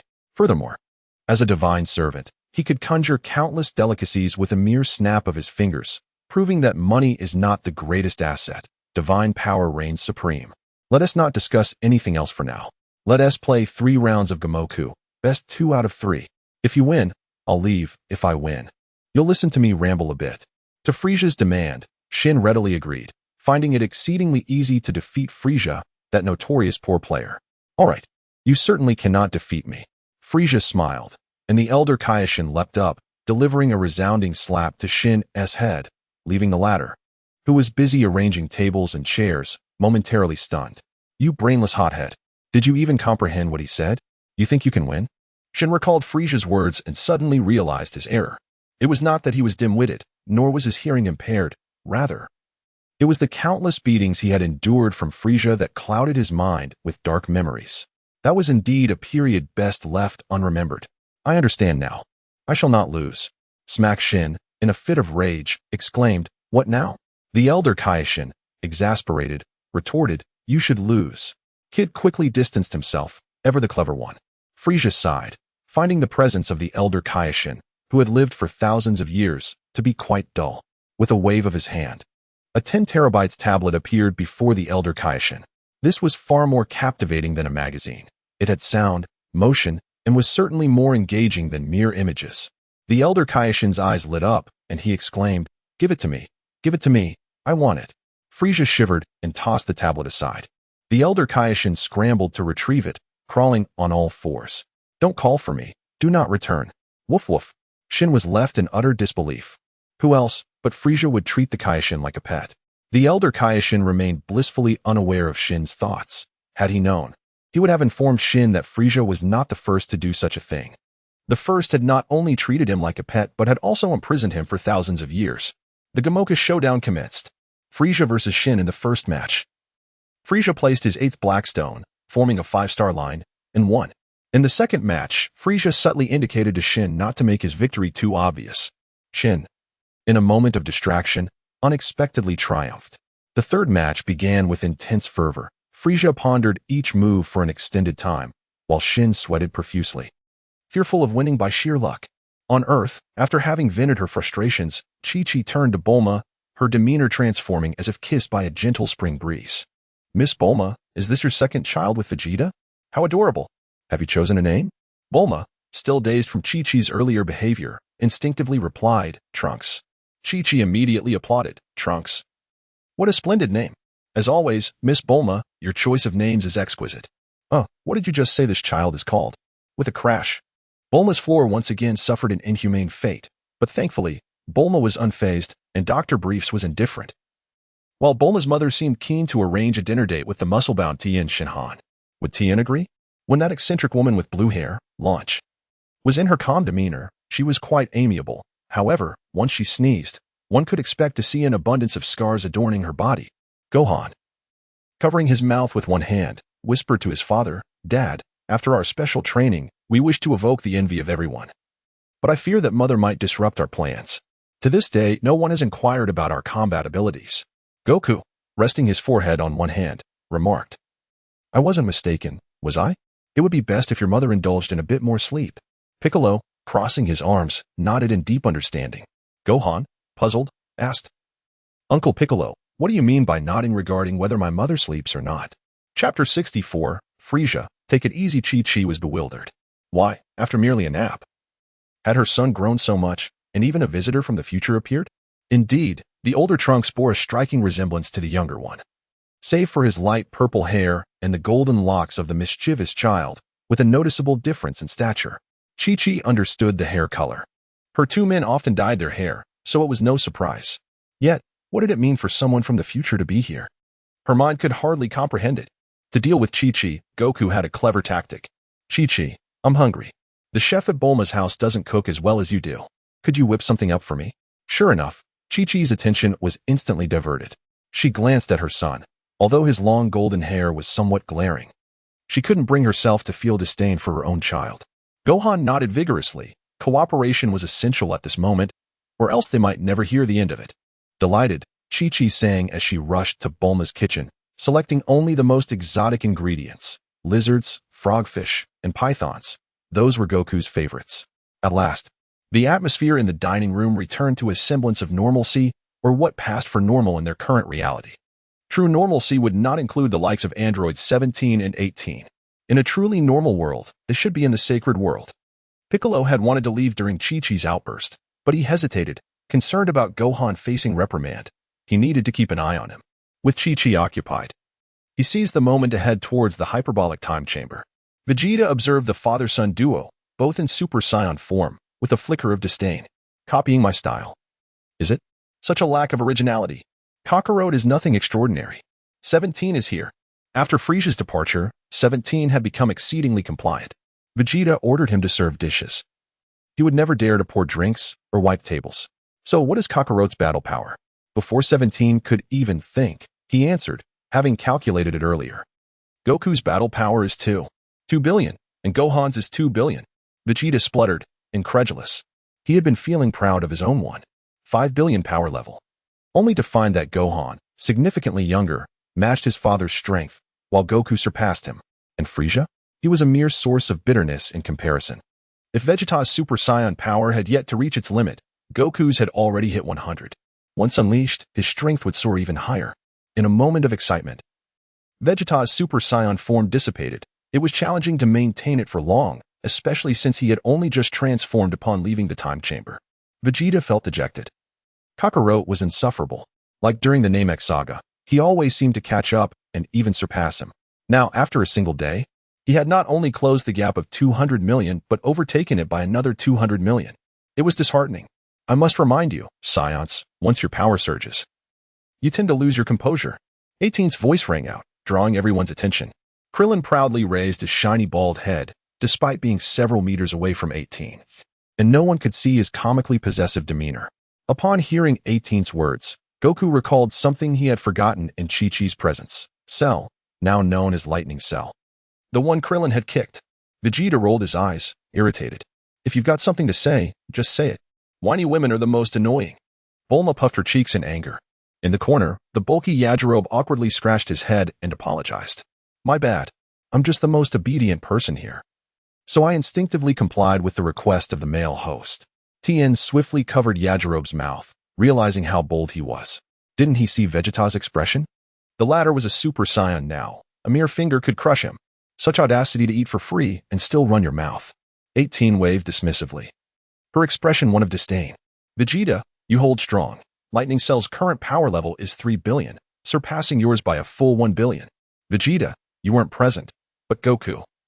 You should be aware. Surprisingly, Goku refrained from fooling around and nodded seriously. He remembered wanting to inform everyone that their current power levels were insufficient to face Lightning Cell. If they wished to avoid being swept away like before, they needed to train once more. Curious, Krillin inquired. Isn't it said that one can stay in the time chamber for 48 hours in a lifetime? Why leave after just one day when Goku knows they can't defeat Lightning Cell? Krillin spoke up, and Goku provided a serious response in that empty space. Staying for 2 years would drive anyone mad, let alone surpassing Cell. Upon hearing the phrase drive one mad, Krillin instinctively clasped his hands together. Then, nothing further happened. Everyone distanced themselves from him, except for Gohan, who grasped Krillin's hand to prevent any chaos. Vegeta believed Goku's words during his own time in the time chamber. If not for Trunks, he might have lost his resolve to stay. The suffocating sensation was unimaginable for those who hadn't experienced it. There's still 8 days left, plenty of time to recover before we enter again. This time, Kakarot, you go first. When it came to quick thinking, Bulma and Vegeta were a formidable duo. In an instant, Vegeta grasped the secret to Goku's ability to consistently surpass him, even in the anime. The climactic moments often featured Goku making his entrance last. If his power level wasn't exceptional, why would he be the one to steal the spotlight? Perhaps Frieza's arrival had sparked this realization in Vegeta, prompting him to aspire to take center stage this time. It seemed 18's words had opened up new insights for Vegeta. Regardless, he not only held firm but also contemplated much. Goku, however, was not one to overthink. His mind was preoccupied with matters of combat. On the 7th day, Gohan and I will enter, and on the 8th day, you and Trunks will go together. Why a day early? Yamcha interjected, feeling overlooked as the conversation progressed. Tien instinctively raised his hand, and everyone quickly distanced themselves from him. Then he realized what had happened and shot a glare at the chuckling Krillin before finally speaking. On the eve of the great battle, it is imperative to take a day of respite, to rejuvenate one's spirit. True to Son Wukong's nature, he would undoubtedly demand a sumptuous feast before resting. The others, realizing this, could only nod in understanding. Son Wukong, with his eyes gleaming brightly, proclaimed, "Only Tianjin Fan truly knows me." In the realm of the King of Worlds, Xian fixed his gaze intently upon the chessboard. After a prolonged moment of contemplation, he finally made his move. In this game, he emerged victorious.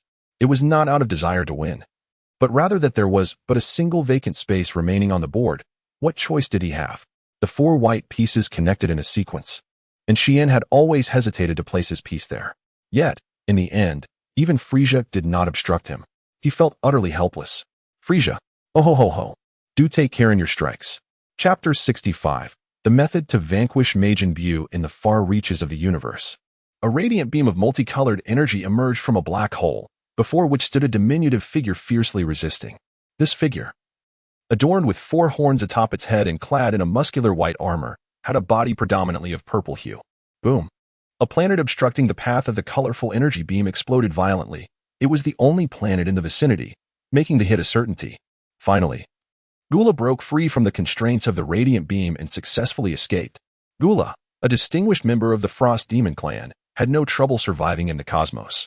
Surveying his surroundings, Gula's mouth moved in agitation, his expression twisted into a terrifying grimace. Alas, sound could not traverse the vacuum of space, rendering Gula's venomous curses unheard. Voiceover. I declare, you celestial being, I may survive in the cosmos, but I am not a spaceship, and there are no planets nearby. How on earth am I to fly to distant realms? To his surprise, he was not cursing Frieza, yet he lamented the distance. Merely surviving was no small feat. Of course, whether Gula perished in the cosmic void was of no concern to Frieza, who began to stretch his limbs after acquiescing to Shuren's request. Having sat for too long, maintaining a particular posture, he needed to move. Moreover, since Shuren had proactively requested a thrashing, Frieza would certainly not disappoint. Although Frieza could not fulfill wishes like the Eternal Dragon, nor could he deny simple requests, he was willing to accommodate Shuren's modest wish. The brutality of the process was overwhelming, too bloody and violent, so to shield the younger generation from its horrors, let us denote it with 6 dots. In any case, for 3 hours, Shuren's voice echoed in the realm of the Kai Shin, demonstrating that Frieza exercised restraint and did not render Shuren voiceless. Phew, you can't even handle this. I have to both fight and save. What a tiresome endeavor. Please, refrain from making such requests in the future. I am not idly twiddling my thumbs. The elder Kai Shin, Kid, and the sated Dodoria were all taken aback. Shuren was at a loss, wishing to discuss Majin Buu with Frieza, yet he found himself mute. Frustrated. Did you not have something to say? I have given you the opportunity, yet you remain silent. What is your intention? The elder Kai Shin was astonished by Frieza's words. He hastily stowed away the tablet and gestured towards Kid. You, go and heal Shuren. Frieza neglected to restore him. Kid quickly responded with a healing spell. After all, he still had Holy Light and other spells at his disposal. A mere healing was trivial. He would not use interference. A skill that renders the opponent invincible at the cost of one's own life. He would never resort to such foolishness. Oh ho ho ho. If you do not speak, I shall truly take my leave. I am quite busy. With so many planets awaiting my destruction, I adhere to professional ethics. Shuren inwardly scoffed at the notion of professional ethics, as it seemed to contradict the elder Kai Shin's stance. However, the elder Kai Shin had discerned the underlying message. You, are you working for him? Oh ho ho ho. Old man, your perceptive skills are commendable, but please refrain from uttering names. Otherwise, even thousands of years may not suffice, and tens of thousands could be a possibility. The elder Kai Shin understood the weight of the conversation and chose to refrain from further discussion on that topic. Although Shuren was perplexed, it mattered little. What was crucial was to have Frieza confront Majin Buu. Frieza, in that dark form of yours, can you utilize the star transformation to defeat Majin Buu? Boom. Frieza leaped up and delivered a smack to Shuren's head. The latter's words were utterly thoughtless. First, that is not a dark form. It is the Black Iron form, which I refer to as Black Iron Frieza. Secondly, barring unforeseen circumstances, I do not require the star transformation to defeat Majin Buu. However, killing him is a different matter entirely. Thirdly, I shall not engage with Majin Buu at this moment. He is not a being that can be slain by mere energy. Even if I were significantly stronger, I could only weaken him infinitely. Death is not an option. Frieza did not possess the spirit bomb nor the ability to annihilate. His specialties were the star destruction wave and the planetary annihilation bomb, but those techniques would ultimately not suffice to eradicate Majin Buu. Majin Buu differed from Cell. As long as his core remained intact, he could regenerate, while Majin Buu could resurrect as long as a single cell survived. Moreover, each of Majin Buu's cells was remarkably resilient, capable of transforming into smoke to revive. Simply relying on shockwaves would not suffice. What Frieza did not disclose was that if he could master Ultra Instinct, even at a mere 10 of its power, he could obliterate Majin Buu with a singular punch. After all, the Ultra Instinct he acquired from the Star Transformation was the complete version, unlike the simplified version that Goku possessed. The complete version was undeniably powerful. Yet the learning curve was exceedingly steep. Despite Frieza's prodigious comprehension, he had only grasped a minuscule 0.00001 thus far. It was quite vexing. His instant transmission had improved somewhat, doubling from 0.01 to 0.02, quite astonishing. He could use both teleportation and instant transmission at will. But there was no need at present. It was nice to simply recharge and change his appearance. Though the Black Iron form might merely be considered a brave skin, the next transformation would surely be an epic one, right? Ah, you cannot even defeat Majin Buu? Then how on earth can he be vanquished? Shuren lamented, clutching his head in despair. That recent beating was utterly pointless. Oh ho ho ho. It is not entirely impossible. Why the urgency? He is peacefully slumbering in his egg, neither stealing your possessions nor encroaching upon your beloved. Such cries for destruction are unwarranted. Upon hearing Frieza mention a possible solution, Shuren perked up immediately. Matters of wealth and love were irrelevant. Having been single for a millennium, he did not even know who his beloved was. He was indifferent. What Shuren valued was not the past, But the future? Do not divert my thoughts. I demand to know, what precisely can obliterate Majin Buu? Spare me the nonsense. Shuren's words caused Frieza's eyes to narrow, an aura of unspeakable malice radiating from him. Whom are you addressing? Do you presume to command Frieza? Are you unaware of how King Cold met his demise? Smack. Your ignorance shall not go unpunished. Consider him nothing more than a nuisance. The elder Kai Shin was taken aback. He was not fearful that Frieza would slay them both, since Frieza was aware of that certain individual. He would undoubtedly spare one of their lives. However, the distinction between a slap and death was clear. Let this be a lesson. Elder, take the time to teach him how to be a deity. Do not let him adopt a superior demeanor, for he is not me, nor does he possess my strength. Oh ho ho ho. Sai, you do seem quite pitiable. I shall divulge a few methods to you. First, the ultimate technique invented by the North Kai Shin, the Spirit Bomb. Second, destruction. For specifics, consult the Elder. I lack the time to elaborate. Third, within the fourth layer of the star transformation, there exists a technique called direct assault on the Yellow Dragon, which, bolstered by divine power, can indeed annihilate Majin Buu. Fourth, food plus emotion. Shuren gaped in disbelief, his mouth agape. Firstly, is it truly a skill devised by a diminutive king? Secondly, what exactly is destruction? Thirdly, it does sound rather plausible, however. Frieza has previously stated that he has yet to comprehend the possibility of the fourth level. The most absurd aspect is the fourth point. What on earth is the combination of gourmet food and emotions? Frieza would never divulge this to Xian. He possesses far more methods to eliminate Majin Buu. For he is Frieza, a being with his own clandestine agendas. Xian wished to inquire further, yet alas, Frieza had vanished. Where could Frieza have gone? Xian hastily employed his divine power to investigate. Before long, Xian located Frieza's presence. He was currently in the company of an individual with green skin, surrounded by many others of the same hue. Chapter 66. Galactic Marauders. This planet, adorned with an abundance of mushroom-shaped colossal trees, bears a striking resemblance to the once fabled Namek. Not only that, but it is also home to a multitude of Namekians. Indeed, this is the very clan that departed from Earth long ago, now led by the once malevolent Namekian, Slug. Frieza was taken aback upon encountering Slug, as he had once served as one of his subordinates. His sudden teleportation to this location was prompted by a debt of gratitude owed to the great elder of Namek. The one who summoned Frieza was Naru, the veritable second strongest Namekian, as Piccolo was not present. Ah, Slug, have you transformed back into a benevolent Namekian? Naru inquired. What did you summon me for? Just as Slug was about to respond, Frieza interrupted, directing his question at Naru instead. The wind howled, creating an awkward atmosphere. More uncomfortable than Slug was a group of 5, 4 of whom sported matching orange hair, while the remaining member, donned in a traditional Indian hat, concealed his hair, likely of the same hue. With pointed ears and adorned with golden conical earrings, their light green skin added to the peculiar sight. Boss, it seems we are being ignored. One remarked.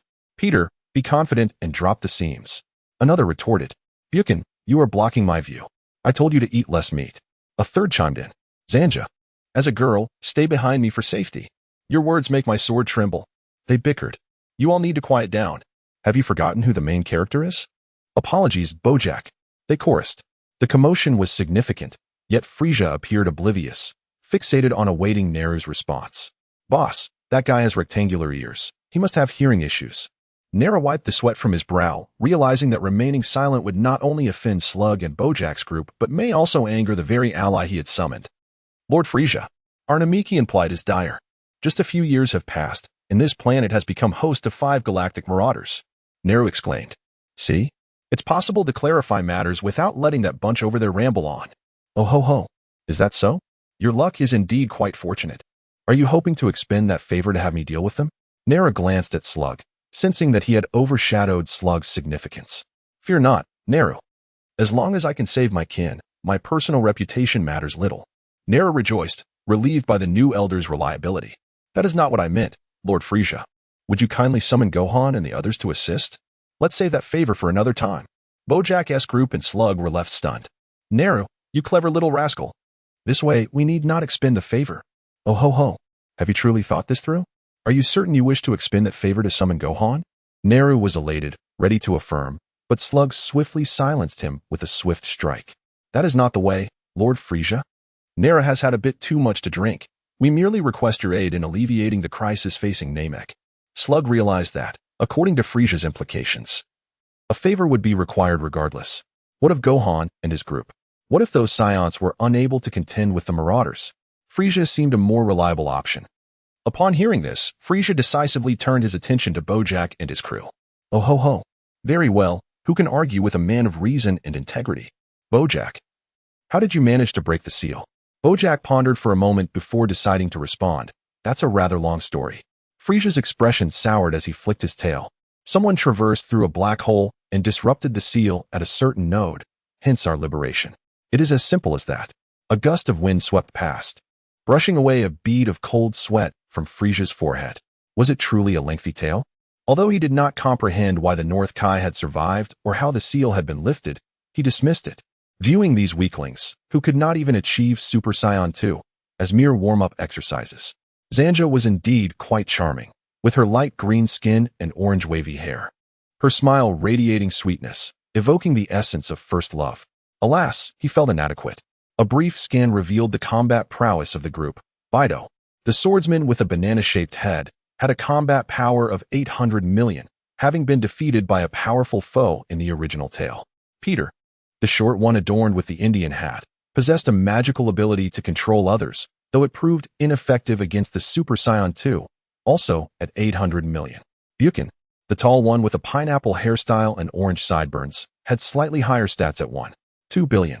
Zanja, the sole female, with her sweet appearance and petite stature, boasted a combat power of 1 billion, which was commendable. Bojack, the leader of the group, held the potential for transformation, albeit only once, with a pre-transformation power level of 1.7 billion, comparable to Cell from the original tale. Oh ho ho, do you wish to engage in a duel?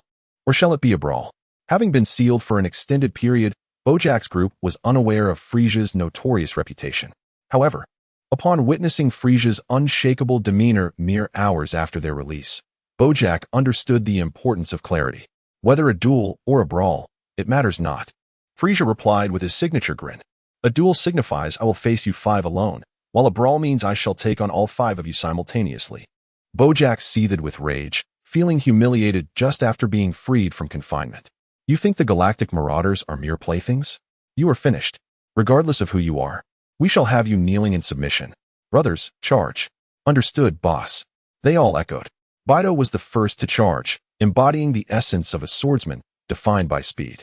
There exists a saying that perfectly encapsulates a swordsman's ethos. Death is like the wind, always at my side. Whoosh. Boom. Bardos, the swiftest, vanished in an instant. And before long, a tremendous explosion resonated in the distance, a mushroom cloud rising as the center of the blast left no trace of him. Bardos, they cried in unison. When Bojack and his comrades turned to Frieza once more, a flicker of panic ignited in their eyes. For the individual before them had effortlessly obliterated Bardos with a mere flick of his tail. Frieza nonchalantly caught Bardos' longsword, driving it into the ground as if it were a walking stick.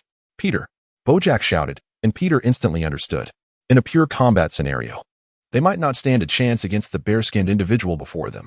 However, when it came to teamwork, they had practiced for years while sealed away. Though Bardos' death could disrupt their coordination, they were confident it would not be detrimental. Peter unleashed a barrage of beams toward Frieza, eliciting a pained cry from him.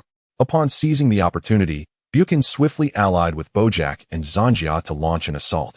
Bojack delivered a powerful punch aimed at Frieza's abdomen, while Zanja descended from the heavens, targeting the back of Frieza's head. Wukong, embodying the essence of a melee tank, executed a formidable headbutt against Frieza's chest. The weak fear the strong fear the insane, and the insane fear those who are reckless. As for Frieza, he neither succumbed to madness nor clung to life. Yet his strength was formidable. Bang, bang, bang. Zanja was sent crashing away by a swishing tail, feeling utterly drained upon landing. That tail struck her sensitive spot. Bojack's iron fist missed its target, instead being swatted away by Frieza, hurtling toward Peter, who was casting spells in the distance. Wukong, too, failed to hit Frieza. However, his excessive force rendered him incapable of halting his rapid advance. It was only when he reached Slag that he managed to come to a stop. A drop of blood appeared on Bardos' sword, casting an eerie chill. Oh ho ho ho. Isn't it delightful? Do you feel that victory is within grasp? Chapter 67. A miscalculated display of force boom. Bojack was unable to control his own strength. He was no match for Frieza's power. Peter was equally unprepared, lacking the explosive force that Nairo had harnessed to confront the human bomb. A tragic scene unfolded. Bojack inadvertently obliterated Peter, showering the surroundings with blood, leaving Bojack momentarily stunned. What just happened? Did I just reduce my subordinate to mere ashes? Glancing at Zanjia, who was trembling on her knees, Bojack felt a wave of frustration. Turning his attention to MT, the towering Buchan, he found him striking a charging pose in front of a group of Namekians. Buchan, what are you doing? This is not the time for games. We need you to draw their ire. Boss, is Peter OT? Zanjia stammered, her words igniting Bojack's indignation. What nonsense. Peter merely restrained himself. He wasn't even outputting any power. Even if he were OT, he remains the strongest among us. Buchan. Thud. Buchan collapsed. His body cleaved in two from the crown of his head downwards. A few timid Namekians began to scream. The villains who had previously rendered the Great Elder and the Grand Guardian incapacitated were now quaking in fear. Had it not been for a few among them skilled in healing magic, they might have perished already. Now, witnessing their great foe being sliced in half before their very eyes was beyond comprehension. Only then did Bojack notice the long sword belonging to Baidu, still embedded in the ground, blood dripping from its blade. Drip drop. Beads of sweat trickled down Bojack's forehead as he gulped nervously. They had been sealed away for countless ages, and upon their release, they encountered death. This defied logic. Shouldn't their emergence involve a triumphant display, followed by taunts, leading to their eventual sealing or annihilation? They had just arrived. They hadn't even harmed anyone. Those two vegetative beings they had assaulted were revived, weren't they? Were they simply famished, and this group refused to provide sustenance? Oh, hadn't Buchan mentioned that the Namekians were edible? But they hadn't even made a move yet. Who are you? Hohoho. I am the Emperor of the Universe, Frieza. Frieza's laughter was laced with mocking intent, yet Bojack dared not retort. The Emperor of the Universe. Bojack exclaimed, turning to the now standing Zanjia. Have you heard of him? Duong, the Namekian planet, trembled slightly, while King Kai Shin, observing the scene, began to sweat and hurriedly wiped his brow. Old man. No, ancestor, this Bojack is even more reckless than we are. Rubbing the spot where the old Kai had struck him, Shin was on the verge of tears. Why did he always encounter those who enjoy beating him? Bojack is worse off than you. Frieza won't truly kill you, but he will crush that Bojack. It's Bojack. Yes, I know, the infamous one. Kid's head slammed into the ground as he became Shin's cushion. Zanjia instinctively shook her head before fervently nodding. She felt she had nearly been led to her doom by her leader. At such a critical moment, hadn't she heard that one should feign admiration? You haven't heard. The chilling voice induced a collective shiver among the Namekians, led by Shirag. Was winter approaching for Namek? Would the newly planted trees perish? Who claimed that Namek had no winter? Bojack felt the chill as well, but he could not show weakness. What does it matter who the Universe Emperor is? Frieza, what of it? I am the Universe's great tyrant. The entire cosmos shall tremble before me. You have provoked my wrath. Let Bojack unleash his fury. I shall tear you apart. Boom. Bojack's attire exploded. Not just his clothing. He also dyed his hair in a manner reminiscent of a Saiyan transformation. Not the dazzling golden that blinds the eyes, but a fiery crimson of demonic transformation. His hair had changed color, yet Bojack's metamorphosis was far from over. The shredding of his clothes was merely the prelude. His next step was to inflate his muscles. His transformation was not as exaggerated as Vegeta's Super Saiyan form, yet it was impressive nonetheless. At least it appeared so. Battle power. 1. 8 billion 1. 9 billion 2. 1 billion 2. 11 billion. Frieza laughed aloud, not in a mocking manner, but genuinely amused by Bojack's transformation. The Saiyans' transformations yielded a 50-fold increase. Even Frieza's black iron form was more than double. Bojack's boastful transformation resulted in a mere 410 million increase. This was perhaps less impactful than a Saiyans shout. If he maintained this transformed state, Frieza might not have laughed. But given the grandeur of the moment with such a disappointing conclusion? Hohoho. Mr. Bojack, may I inquire why you do not simply maintain your current form? This appearance is quite imposing. Bojack finally completed his transformation, panting, his throat dry. It seemed he had cracked his voice during that last shout. Since you have sincerely asked, I shall graciously enlighten you. Zanjia, you explain to him why. Zanjia leapt hundreds of meters into the air, exclaiming. Because the team must maintain uniform hair color. Whoosh as Zanjia landed. She was far from the battlefield. Frieza, eliminate this pretentious fool. Whoosh, the wind returned, leaving Bojack dumbfounded. What was happening? Was he not fierce enough? Couldn't you see the red hair? Were your eyes blind? Oh ho ho ho. Mr. Bojack, are you a member of Team Rocket from Pokemon? Since you have sincerely informed me, I shall compassionately show you what true transformation looks like. Ah, ah, ah, ah. Frieza clenched his fists tightly, veins bulging from his forehead. His battle power surged rapidly. 3 billion, 4 billion, 5 billion, 7 billion, 10 billion. Huh. Whoosh, a tremendous wave of energy surged forth, exploding violently, sending sand and stones flying. The Namekians were swept away by the gale. Even Zanjiao was unable to maintain her footing, uncontrollably sliding backward, carving a deep trench into the ground. Ah! Boom! The vibrant, multicolored energy wave erupted, altering the atmosphere of Namek, shaking the very ground. The once peaceful planet began to crack under the strain. Shurag and Nairu were blown back, with one clutching a pale green jade pillar to halt their retreat. Though Zanjiao was furious with those two shameless individuals, she found herself incapable of retaliating in the face of Frieza's overwhelming aura, which rendered her body powerless.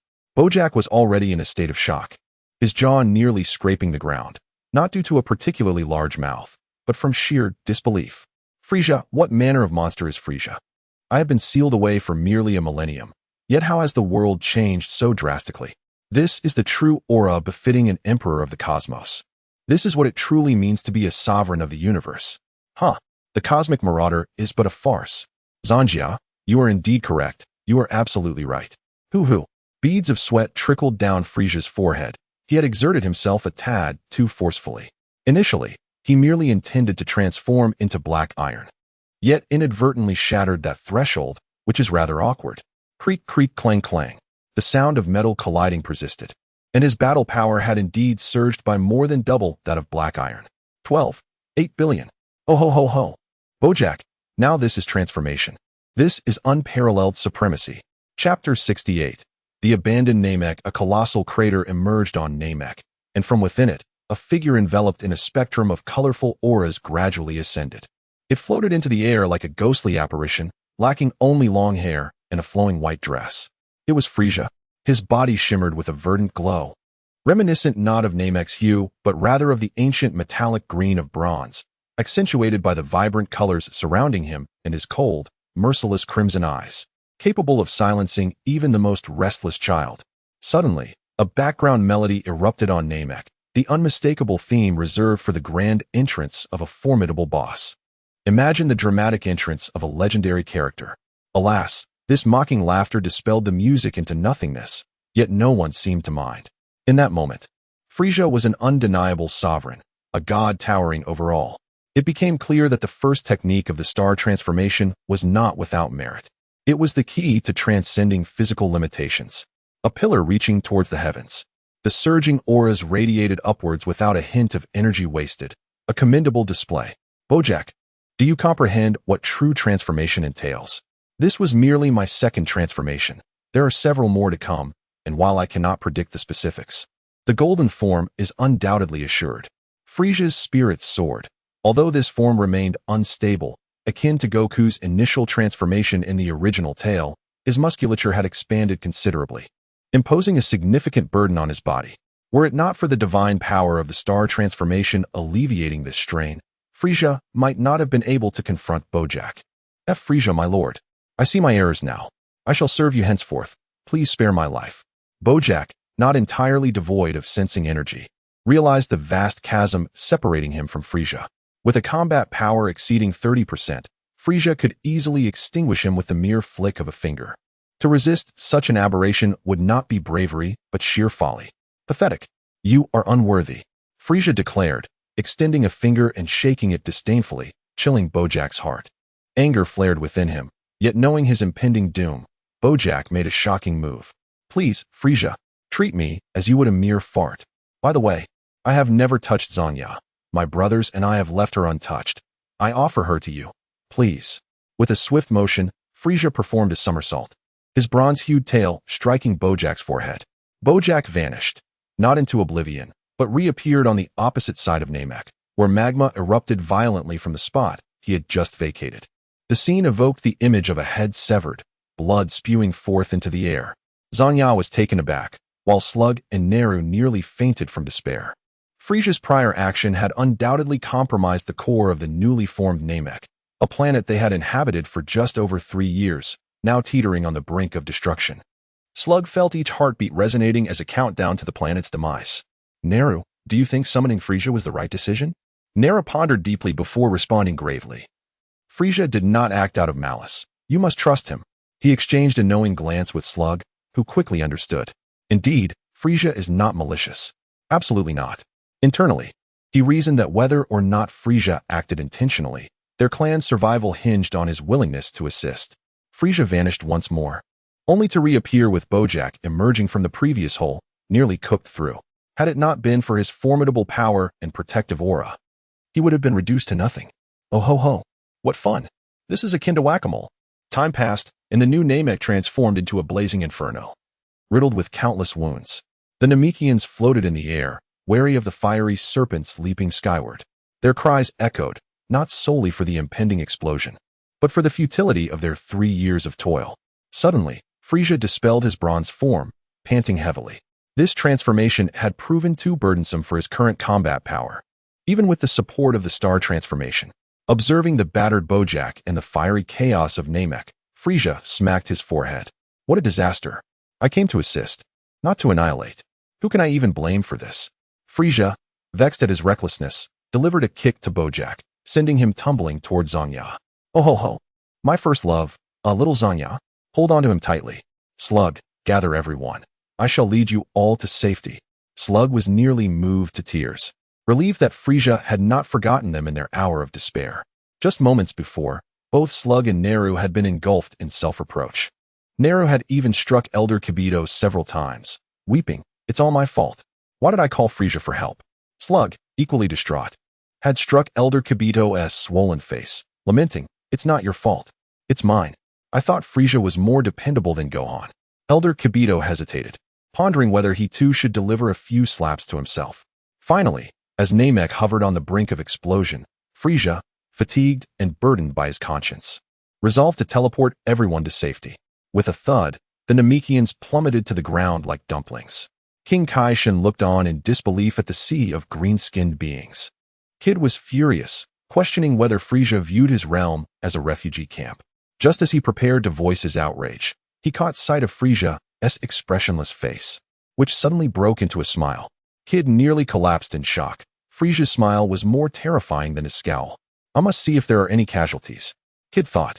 Compelled by the memories of past horrors, the old King Kai distanced himself, fixated on his screen, fervently wishing to avoid the chaos. Oh ho ho, Mr. Kid, I am most pleased with your performance this time. At last, we recognize who the true master here is. Kid ground his teeth in frustration while Shin facepalmed. And the old King Kai remained oblivious, absorbed in his videos. Lord King Kai? Upon hearing Shrag's words, Kid nearly unleashed a torrent of profanity. Merely hearing the first 2 words led him to believe that this green-skinned Namekian could not differentiate between genders. How could he possibly refer to such a robust man as sister? Nevertheless, he remained displeased. I am not the great Kai Shin. I am merely the humble servant. Shrag forcefully pushed Kid aside, his gaze intensely fixed on a tuft of hair belonging to Shin. I know you are not, with your appearance. How could you possibly be the illustrious, great Kai Shin? Kid felt as if he had suffered an astronomical blow, nearly collapsing on the spot. Frieza paid no mind to their antics and instantly materialized before Zanja. Ah, your beauty is exquisite. Shall I introduce you to someone? Zanja remained silent, while the nearly gasping Bojack interjected, so it appears you do not adore beauty. Rather, you prefer to gift it away. With a thud, Frieza sensed Bojack's thoughts and promptly stomped him into the ground, leaving only his toes visible. Frieza, who did not cherish beauty, who would dare utter such a claim? Igniting his fury to an unprecedented level, this was a wound in his heart that none could touch, not even little golden turtle. Otherwise, retribution would be swift. Can you guess who Zanja's romantic partner is? If you guess correctly, there is no prize. Chapter 69, The Gift from Frieza. The question of the ownership of Namek was of no concern to Frieza, even if they settled in the Kai Shin realm. He would not have the slightest thought about it. The people lacked combat power. The dragon was of no help. The crux of the matter was, he was a harbinger of calamity. Since his rebirth, Frieza had already destroyed 3 planets, the first being Namek itself. The second was a desolate planet obliterated by a digestive exercise, and the third was once again Namek. Was he truly a harbinger of disaster? The planet obliterated by Cooler after the black hole incident was of no consequence to Frieza. Come, follow me to a place where you shall find your destined partner. As for him, he is also quite a splendid gift. Frieza vanished, leaving the Kai Shin realm in a state of peace and tranquility, though it now often echoed with stifled laughter. Cell had stood on the shattered arena for a full 6 days, inundated by an endless cascade of bird droppings, which led to Frieza discovering a mentally unraveling Cell upon his arrival. Hohoho, I shall not permit you to move. You may at least vent your anger to cleanse yourself. Cell was indeed incensed. Frieza had not even allowed him the release of flatulence. Gas is gas. Though they are inherently different, they ultimately converge. Cell truly dared not. Thank you. After merely 5 days of silence, Cell struggled to articulate his words, indicating the punishment had taken its toll. With a thud, the spherical Bojack was cast before Cell, his limbs shattered, leaving only a flicker of life. Here, a gift for you. Absorbing him will surely elevate your combat prowess. Cell disdainfully regarded the offering, yet dared not resist. Even if Frieza pointed at a rock and claimed, "Hey, absorb this to become stronger," Cell would not hesitate, for at worst, he could shatter it and expel it. After all, stones were of no significant concern. Cell's tail suddenly elongated, enveloping Bojack, but midway was seized by Frieza. Alas, this is somewhat repulsive. Cell, Zanya trembled. Ultimately, Frieza relented, curiosity piqued. As he had no intention of entering himself, he was formidable, yet not foolish enough to embark on a belly tour. Gurgle, gurgle. Frieza turned, intrigued. Do you wish to devour Bojack as well? Zanya's face, once a pale green, turned a deep shade of green, both repulsed and terrified. And no, Lord Frieza, I consume regular food, not humans. Frieza scoffed, having just heard Zanya swallow. He mistakenly thought she was merely salivating. She would not mind slicing some flesh from Cell to roast for Zanya. After all, that creature could regenerate at an astonishing rate. Hohoho. Cell, I've conceived a brilliant scheme. Let us set up a stall to sell meat. You can cut a portion, and it will regrow, a no-cost venture. Zanya instinctively retreated several steps, while Cell covered his tail protectively. Choking. Still not feasible. Your flesh is green, and others may fear we're poisoning them, which is not ideal. Moreover, you lack a livestock certification. Hurry and swallow it down, or must I prod you with a stick? Frieza chuckled, his eyes narrowing in amusement, causing Cell to break into a cold sweat. Gulp. Finally, Bojack was consumed, leaving not a trace behind. Suddenly, a tremendous wave of energy surged forth, as Cell let out a tormented roar. It resembled the cries of dragons and tigers, a fierce beast echoing Cell's fury. His anguished growl led to spasms, and his combat power soared rapidly, soon reaching 3.5 billion, with no signs of halting. Hohoho. Splendid, splendid. My combat power has inadvertently risen to 4 billion. I feel so invincible, yet empty and lonely. Indeed, Cell, you have not disappointed me. Continue. At that moment, the people on Earth screamed in terror, the Z fighters furrowing their brows. This energy was all too familiar. It was now the 6th day, and Goku and Vegeta had yet to re-enter the hyperbolic time chamber, yet they also did not remain stagnant, for their current combat powers were indeed inferior to Cell's. Bulma's home had seen the addition of several gravity chambers, averaging 1 to 2 explosions daily, a testament to the wealth that allowed such extravagance. However, just moments ago, all the gravity chambers detonated. From the ruins emerged Goku, Vegeta, Dend, Gohan, and Piccolo. Piccolo had yet to merge with the Supreme Kai, but that was bound to happen soon. This is Cell's energy. How is this possible? How could it be this powerful? Piccolo exclaimed, veins bulging on his forehead. Disbelief mingled with helplessness. Their expressions were grave. Goku's carefree demeanor vanished, and Vegeta's confidence suffered another blow. In many ways, Vegeta's efforts far surpassed anyone else in Dragon Ball. Remember, anyone. Yet, no matter how hard he strained, someone always effortlessly surpassed him. If given a choice, Frieza's soul would wish to inhabit Vegeta, not the androgynous Frieza. Frieza seethed with rage. Kakarot. Ignored. Vegeta's plight was heart-wrenching, his pride was stirring, and his competitive spirit was unparalleled to Goku's. By birth, he was superior to Goku, yet fate had not favored him as it did Goku. Kakarot felt the ache. Vegeta's emotions were tumultuous. Over these days, his combat power had reached 2.3 billion, matching Goku's, marking the pinnacle of Super Saiyan 1. Let us not nitpick, shall we? Both Goku and Vegeta aspired to transcend Super Saiyan, yet had failed to achieve it. Notably, Gohan had also attained a combat power of 2.3 billion. During this period, he had grown taciturn, and none knew why he had suddenly changed, speculating it must be the side effects of Super Saiyan. Only Goku bore an expectant glimmer in his eyes. However, with Cell's sudden eruption and frenzied increase in power, Goku felt uncertain. Number 17. Speak. Number 17. What are you talking about? Number 18, concerned for number 17's comprehension, took over the conversation. Cell's current combat power is 3.8 billion. Soon to reach 3.9 billion, with no signs of slowing down. Number 18's words sent chills through everyone's hearts. They were acutely aware that the strongest trio, Goku, Vegeta, and Gohan, had only reached 2.3 billion. Den barely reached 1.8 billion, gritting his teeth to endure. Number 17 finally caught on whenever Bulma appeared.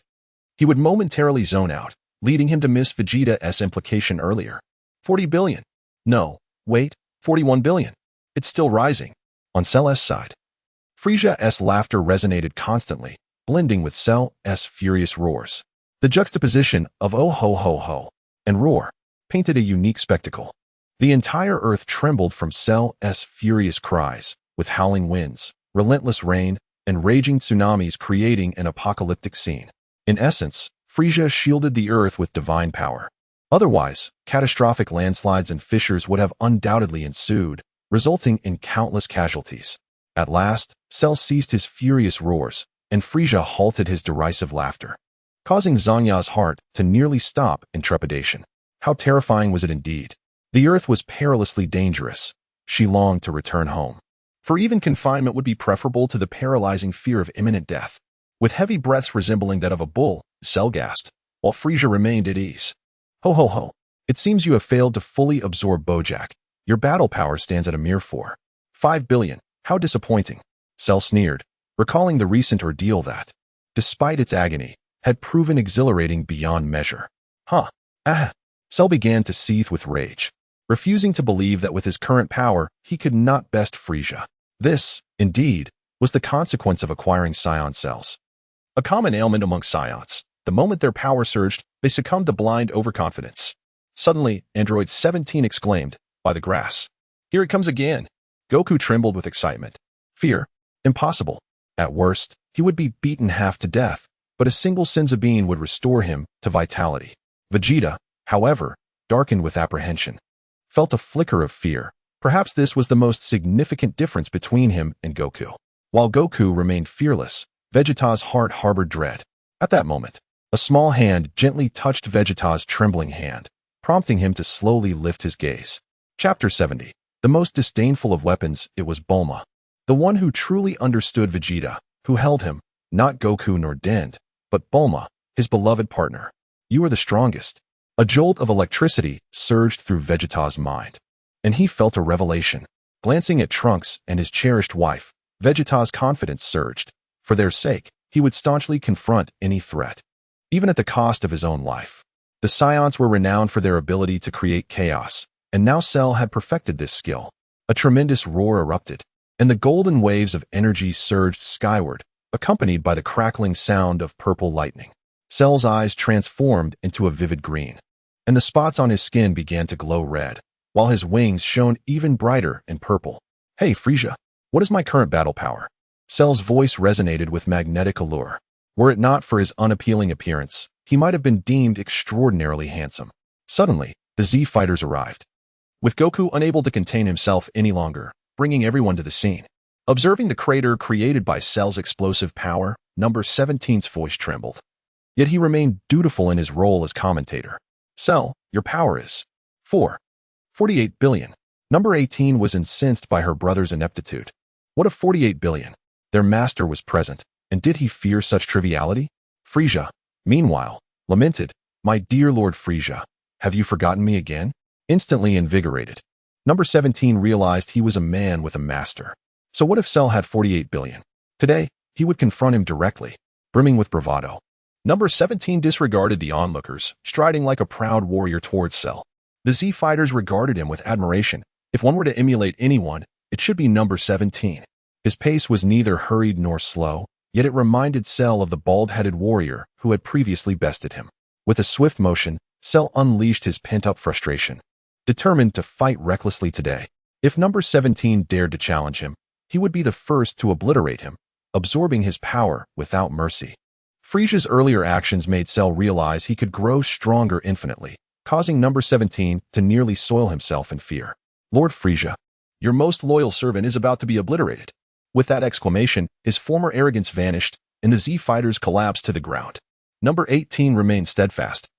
Having found love in Krillin, she refused to exhibit any more comical antics. Instead, she simply placed a hand on her forehead, murmuring, "This foolish brother of mine is still so endearing." A larger crater erupted, sending number 17 hurtling through the air like a rag doll, only to be kicked away as he approached Vegeta, landing near a woman with vibrant orange hair.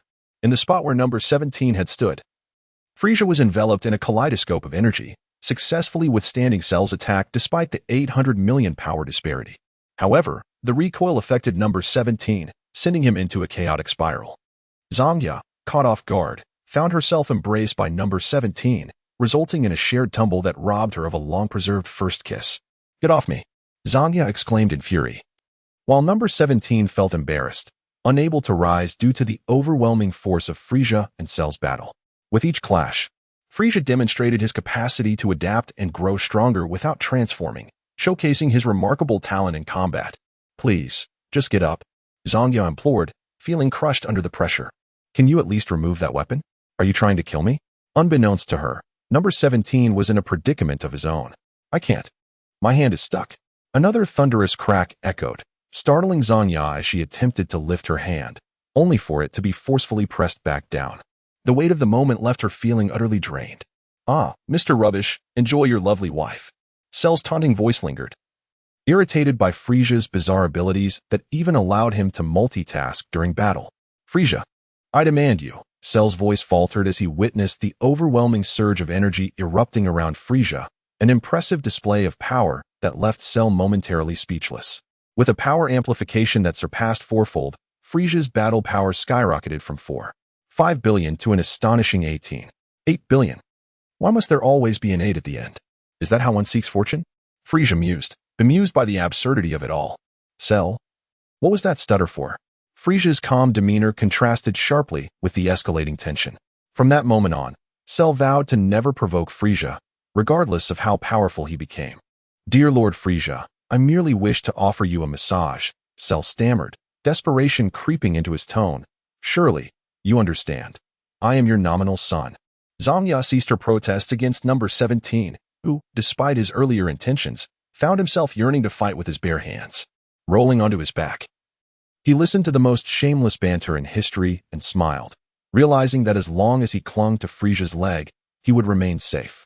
Goku, Vegeta, Dend, and Gohan bore witness to an unparalleled display of audacity. Bulma was right. In this world, there was no limit to shamelessness, only an ever-increasing scale. Cell epitomized this truth perfectly. "Ah, Mr. Cell, it appears you have disrupted my intended punishment. How shall I penalize you?" Frieza pondered, showcasing his mastery of intimidation. With a slight curl of his toes, he devised a fitting punishment. Remain here for 10 days, but in a most peculiar stance, standing like a golden rooster. Mouth agape towards the heavens. Cell was left petrified as everyone gaped in disbelief. The Z fighters thought this punishment far too lenient. Cell, on the other hand, felt the urge to simply end it all, wishing for nothing more than to escape this bizarre fate. Standing like a golden rooster? That was merely absurd. That is truly an unbearable affront. The fire of indignation ignited within him. He could no longer tolerate it.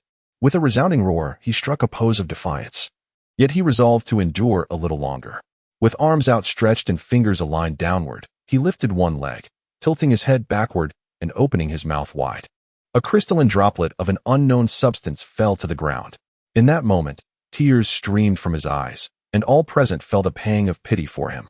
Sun Wukong, hands on his hips and a look of distress upon his face, remarked, "Do you not feel a sense of compassion for him?" Vegeta, arms crossed, chose to remain silent. The young one cast a glance at his father, opting to keep his lips sealed. How could Gohan allow his father to feel embarrassed? Father, I too find him quite pitiable. Piccolo scoffed. Humph, he brought this upon himself.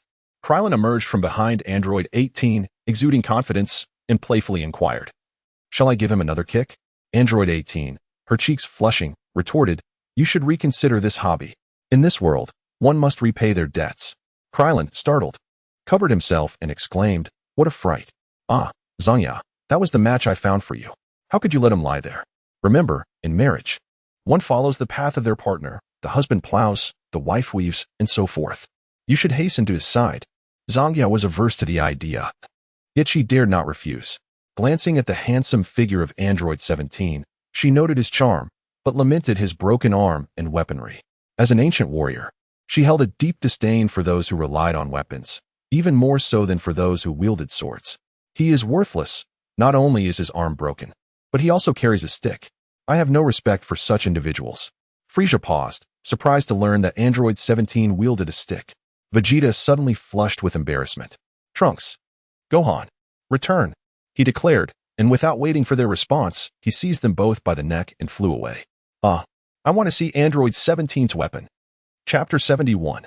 A new turn of events. What does the weapon of number 17 truly look like? No one knows. Perhaps Zangya does, but certainly not at this moment. Currently, everyone is gathered at Bulma's residence. As per tradition, the dining room is the meeting point. Gohan, is he really not Ultraman? Why does he resemble Galaxy so much?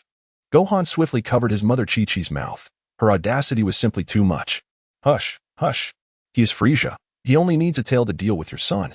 Goku interjected. He only needs a tail to deal with your man too. Piccolo remarked casually. It takes merely half a tail to handle your son's godfather. The conversation among Gohan's family prompted everyone else to steer clear. This family surely had a penchant for self-destruction. Even Piccolo had been influenced. Frieza was elegantly slicing a steak while Zangya reluctantly massaged his shoulders, struggling to apply any real pressure. Number 17 stood nearby, a white towel draped over his arm, holding a tray topped with steaming towels. The pressure Frieza exuded was palpable, evident by the fact he was the sole occupant of a seat, while everyone else dared not sit or even approach within 5 meters of him. Suddenly, a flash of light revealed a red-skinned, wrinkled figure, accompanied by another grotesque red-skinned individual adorned in a vest that accentuated his impressive abdominal muscles. Kid did not wish to be present, yet he found himself compelled to attend. As Dodoria lamented with heartfelt sorrow, his cries were enough to bring tears to the eyes of any listener. Frieza, here is your delivery, please sign for it. Frieza, eyes closed and cheeks puffed, did not even glance at it. Bulma, there seems to be an issue with this steak. It's impossible to chew. Kid was left speechless. Dodoria, who is that? He is the top lackey. Rest assured, Lord Frieza, I shall personally prepare a meal for you, and soon you shall savor the most exquisite steak in existence. Upon seeing Lord Frieza, he radiated delight. This was the true demeanor of the number 1 lackey, far superior to number 17. Mr. Dodoria, I fondly remember your culinary skills. Kid, feeling overlooked, chose to ignore Goku and the others, departing quietly. Bulma, cradling little Trunks, gracefully approached Frieza. She extended a delicate wrist, offering 2 capsules. Mr. Frieza, this is a small token of my appreciation, a house and the latest aerial vehicle. Wishing number 17 and Miss Zangya a joyful marriage. Number 17 frowned in silence, while Zangya blushed, equally speechless. Rubbish, Zangya. Do you not understand courtesy? Frieza's sinister voice sent shivers down the spines of the golden couple. They bowed deeply and, in unison, expressed, Thank you, Miss Bulma, for your generosity. Vegeta was quite pleased with Bulma's gesture, as it ensured number 17 would no longer be a nuisance to his woman, allowing him to roam freely. Good morning, esteemed viewers. This is Tianxia's television station bringing you live coverage. Thanks to vigilant citizens, we swiftly arrived on the scene to discover this bullet-shaped machine. Experts have identified it as a spaceship, albeit with a rather limited capacity. The sudden broadcast on television captivated everyone's attention. Even Frieza's eyes glimmered with surprise. This scenario was not part of the original storyline. The footage displayed a time machine identical to the one used by Date, with the only distinction being that its top had shattered, unlike the one used by Cell, which melted away. Dodoria, holding a freshly cooked steak, perfectly medium, noticed the broadcast and trembled under Frieza's gaze. Struggling to suppress his fear, he placed the steak before Frieza and knelt. Lord Frieza, I assure you that Monaka returned the time machine to headquarters. This matter is documented. Boom. Dodoria jumped, fearing he had caused an explosion. He checked himself, and everything appeared intact. Frieza remained unmoved. Suddenly, a time machine identical to the one on television appeared, save for its broken top. Date was stunned. Trunks. How many time machines did I create in the future? Bulma, curious, inquired about the machine, already aware it was of her making but still fascinated, as she had yet to comprehend its workings. Date replied with a bittersweet smile. Mother, the future world has been ravaged. Constructing a single time machine required the collective effort of the nation. How could there be multiple? Bulma felt a pang in her heart, suddenly recalling something. She rummaged through her bag and produced a capsule box, placing it in Date's hands. I nearly forgot. This is for you. Remember to take it back with you. It contains an abundance of laboratory equipment, food, clothing, and more. Tears welled in Date's eyes, overwhelmed with gratitude. I thank you on behalf of my mother. Frieza, meanwhile, felt a strange sense of betrayal, unable to pinpoint the source of his discomfort. Can we set aside the sentimental moments? Do you not sense that events have taken an unforeseen turn? This newly emerged time machine, who could have arrived in it? Frieza's words jolted everyone from their emotional reverie. Indeed. Who could this individual be? The Z warriors, aware of certain details that Frieza was not, understood that Cell would arrive, yet they remained oblivious to his origin. They pondered the nature of the unfolding events when suddenly, the entire planet trembled as a ferocious, merciless aura manifested somewhere on Earth. This presence was immense and utterly unacceptable. Everyone instinctively turned to number 17, who was engaged in a rather jovial conversation with Dodoria. Greetings, you are the number 1 of the Tianzi Pavilion. I am the number 2. I have long admired your reputation. Number 17 shamelessly flattered his nominal superior. Indeed, the Tianzi Pavilion is a fine establishment. Although you are merely number 2, you must uphold our esteemed name. Lord Frieza demands absolute loyalty. You have now earned Lord Frieza's favor, but Zanjia must undergo further training. She has yet to grasp the essence of being a member of the Tianzi Pavilion. Blah, blah. Number 17 and Dodoria echoed. Little magical fairy. Transform. This scene left not only the Z warriors in disbelief but also rendered Bulma speechless, while Frieza felt a peculiar embarrassment. That presence we sensed earlier, there is no record in the database of who it could be, but its battle power is merely 1.5 billion. Sun Wukong remained exuberant. Yet the aura of 1.5 billion felt profoundly malevolent, promising an exhilarating confrontation. Vegeta, however, harbored a subtle unease. This presence, both familiar and foreign, suggested that matters would not unfold easily. Casting a glance at Bulma and Little Trunks, his resolve began to solidify. Regardless of who it was, such brazen power of 1.5 billion demanded a lesson in humility. Frieza's eyes glimmered with a sinister light, his crimson gaze instilling fear in all who dared to meet it. Let us proceed, he declared. Though this aura may not be overwhelmingly strong, its wickedness cannot be allowed to wreak havoc upon Earth. If the planet is destroyed, we shall all perish without exception. Piccolo, ever the embodiment of responsibility, found it unacceptable that the Earth, under his stewardship, could vanish inexplicably. Sun Wukong chuckled nonchalantly. No worries. No worries.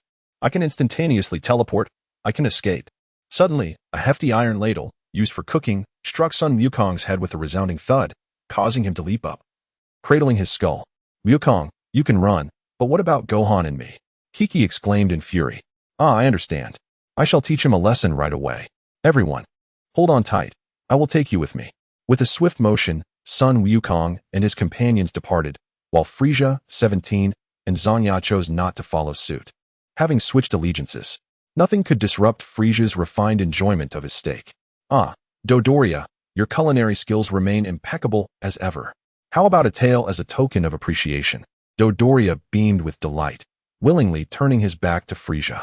My lord, please be gentle. Frieza, however, was repulsed, his forehead wrinkling in disgust. He resolved to take action this time with his foot. Chapter 72. Unprovoked aggression. Sun Wukong and his companions found themselves in a picturesque locale, replete with mountains, trees, and a waterfall. Regrettably, the waterfall had ceased to flow, and amidst it stood a figure enveloped in golden energy, the recent explosion of which had caused cracks to form in the cliffside.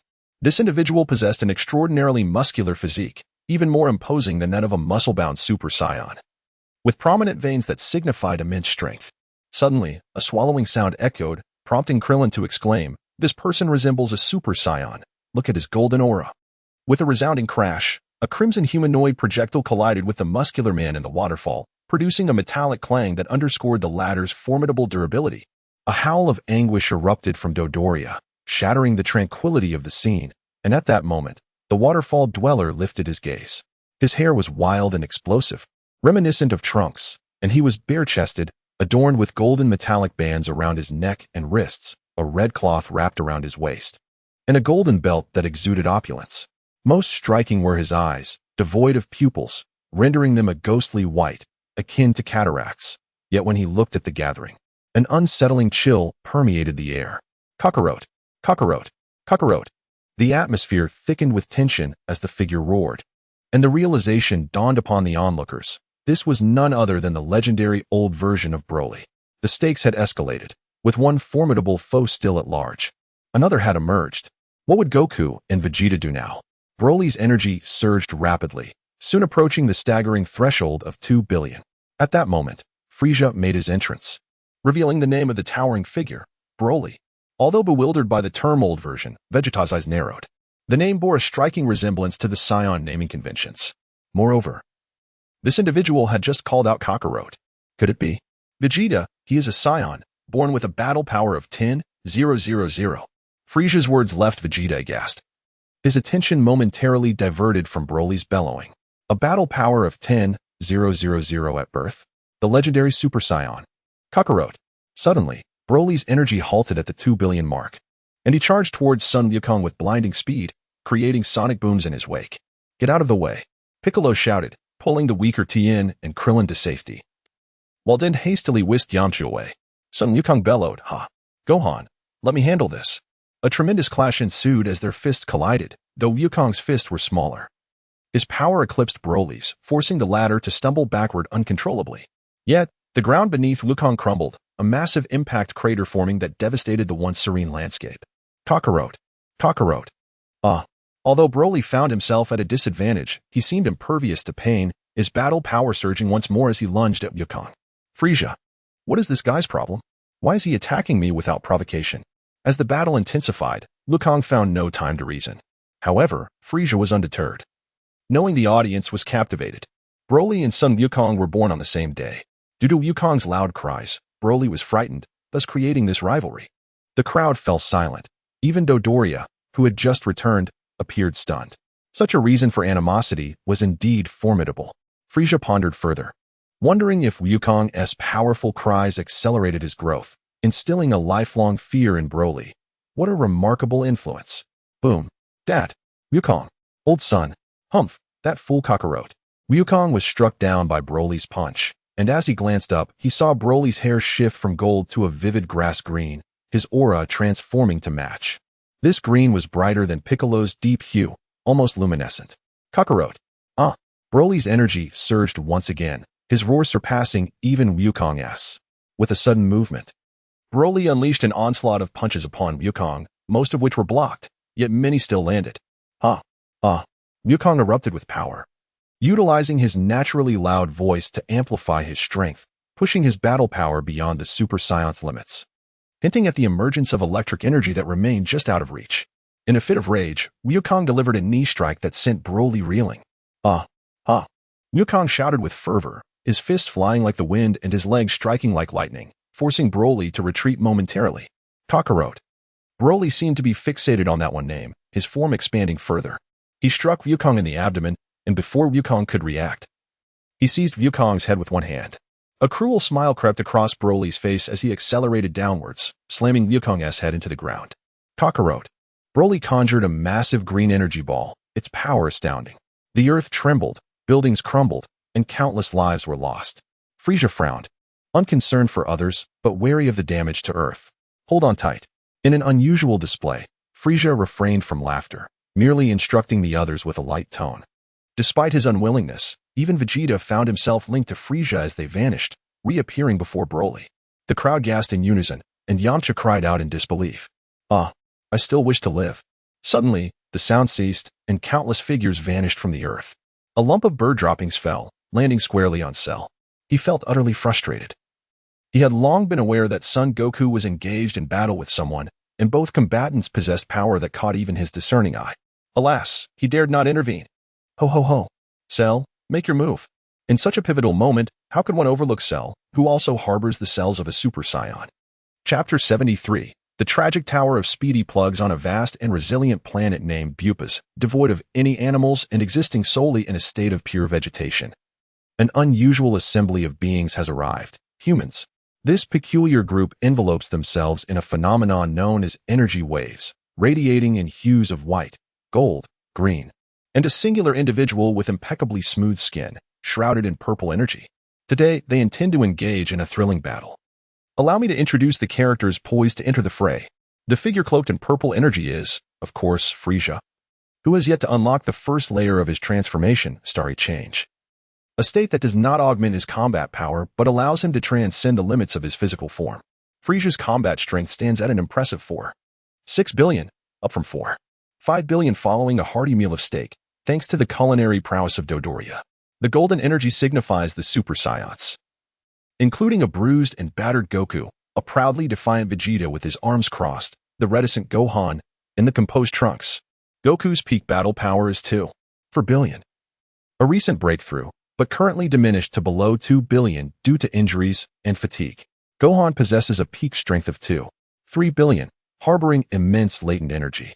Vegeta, with a peak power of 2.3 billion, boasts the ability to transcend levels in combat. Trunks, with a peak strength of 1.8 billion, demonstrates resilience despite a slightly lower base power. The white energy is significantly weaker than the golden and purple counterparts, with Krillin at 2 million, Tien at 1.5 million, and Yamcha at 800,000. Additionally, a red-skinned muscular figure, seemingly on the brink of collapse with a combat strength of 20, appears to be grievously injured. Two individuals lacking energy waves, one male and one female, stand out. Android 17, known as Rubbish, with a combat power of 900 million, and Android 18, the former Blood Queen, now with a power of 800 million. The green energy also belongs to a duo, a muscular male with bulging muscles and vibrant green hair, a powerfully imposing presence. Is none other than Broly, the catalyst for this confrontation, boasting a current strength of 2.8 billion. The female, petite and charming with a hint of melancholy, is Zangya, possessing a combat power of 1 billion, and is set to be Android 17's romantic interest. Lastly, the grotesque figure sprawled on the ground, covered in grime and retching, is the main antagonist of this narrative arc, Cell, with a formidable combat power of 4.8 billion, characterized by green skin, black spots, purple wings, and a syringe-like tail. This is the commentary from the Little Golden Turtle announcer regarding the contestants. Now, let us welcome the first competitor to the stage. Buzz. Broly, unfazed by the announcer's words, has a singular objective, to annihilate Kakarot, who nearly drove him to madness. Why else would he endure the arduous journey through time?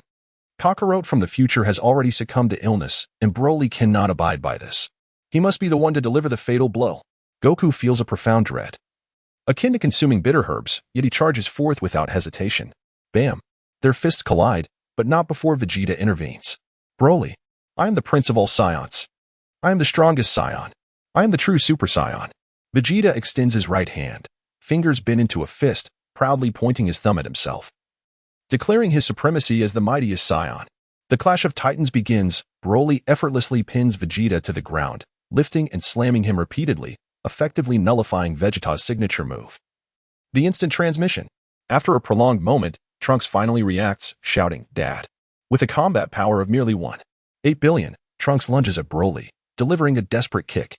The impact reverberates, yet it proves futile. Broly, undeterred, continues his relentless assault, his glowing white eyes instilling terror in onlookers. Boom. Vegeta's anguish cries echo, while Trunks' efforts to assist are rendered impotent against Broly's overwhelming might. In a final act of desperation, Trunks conjures a massive energy blast and directs it at Broly's head. The audience, standing at a safe distance, feels the very ground tremble beneath them. Lamenting the chaos wrought by these intruding humans, silence descends upon the world.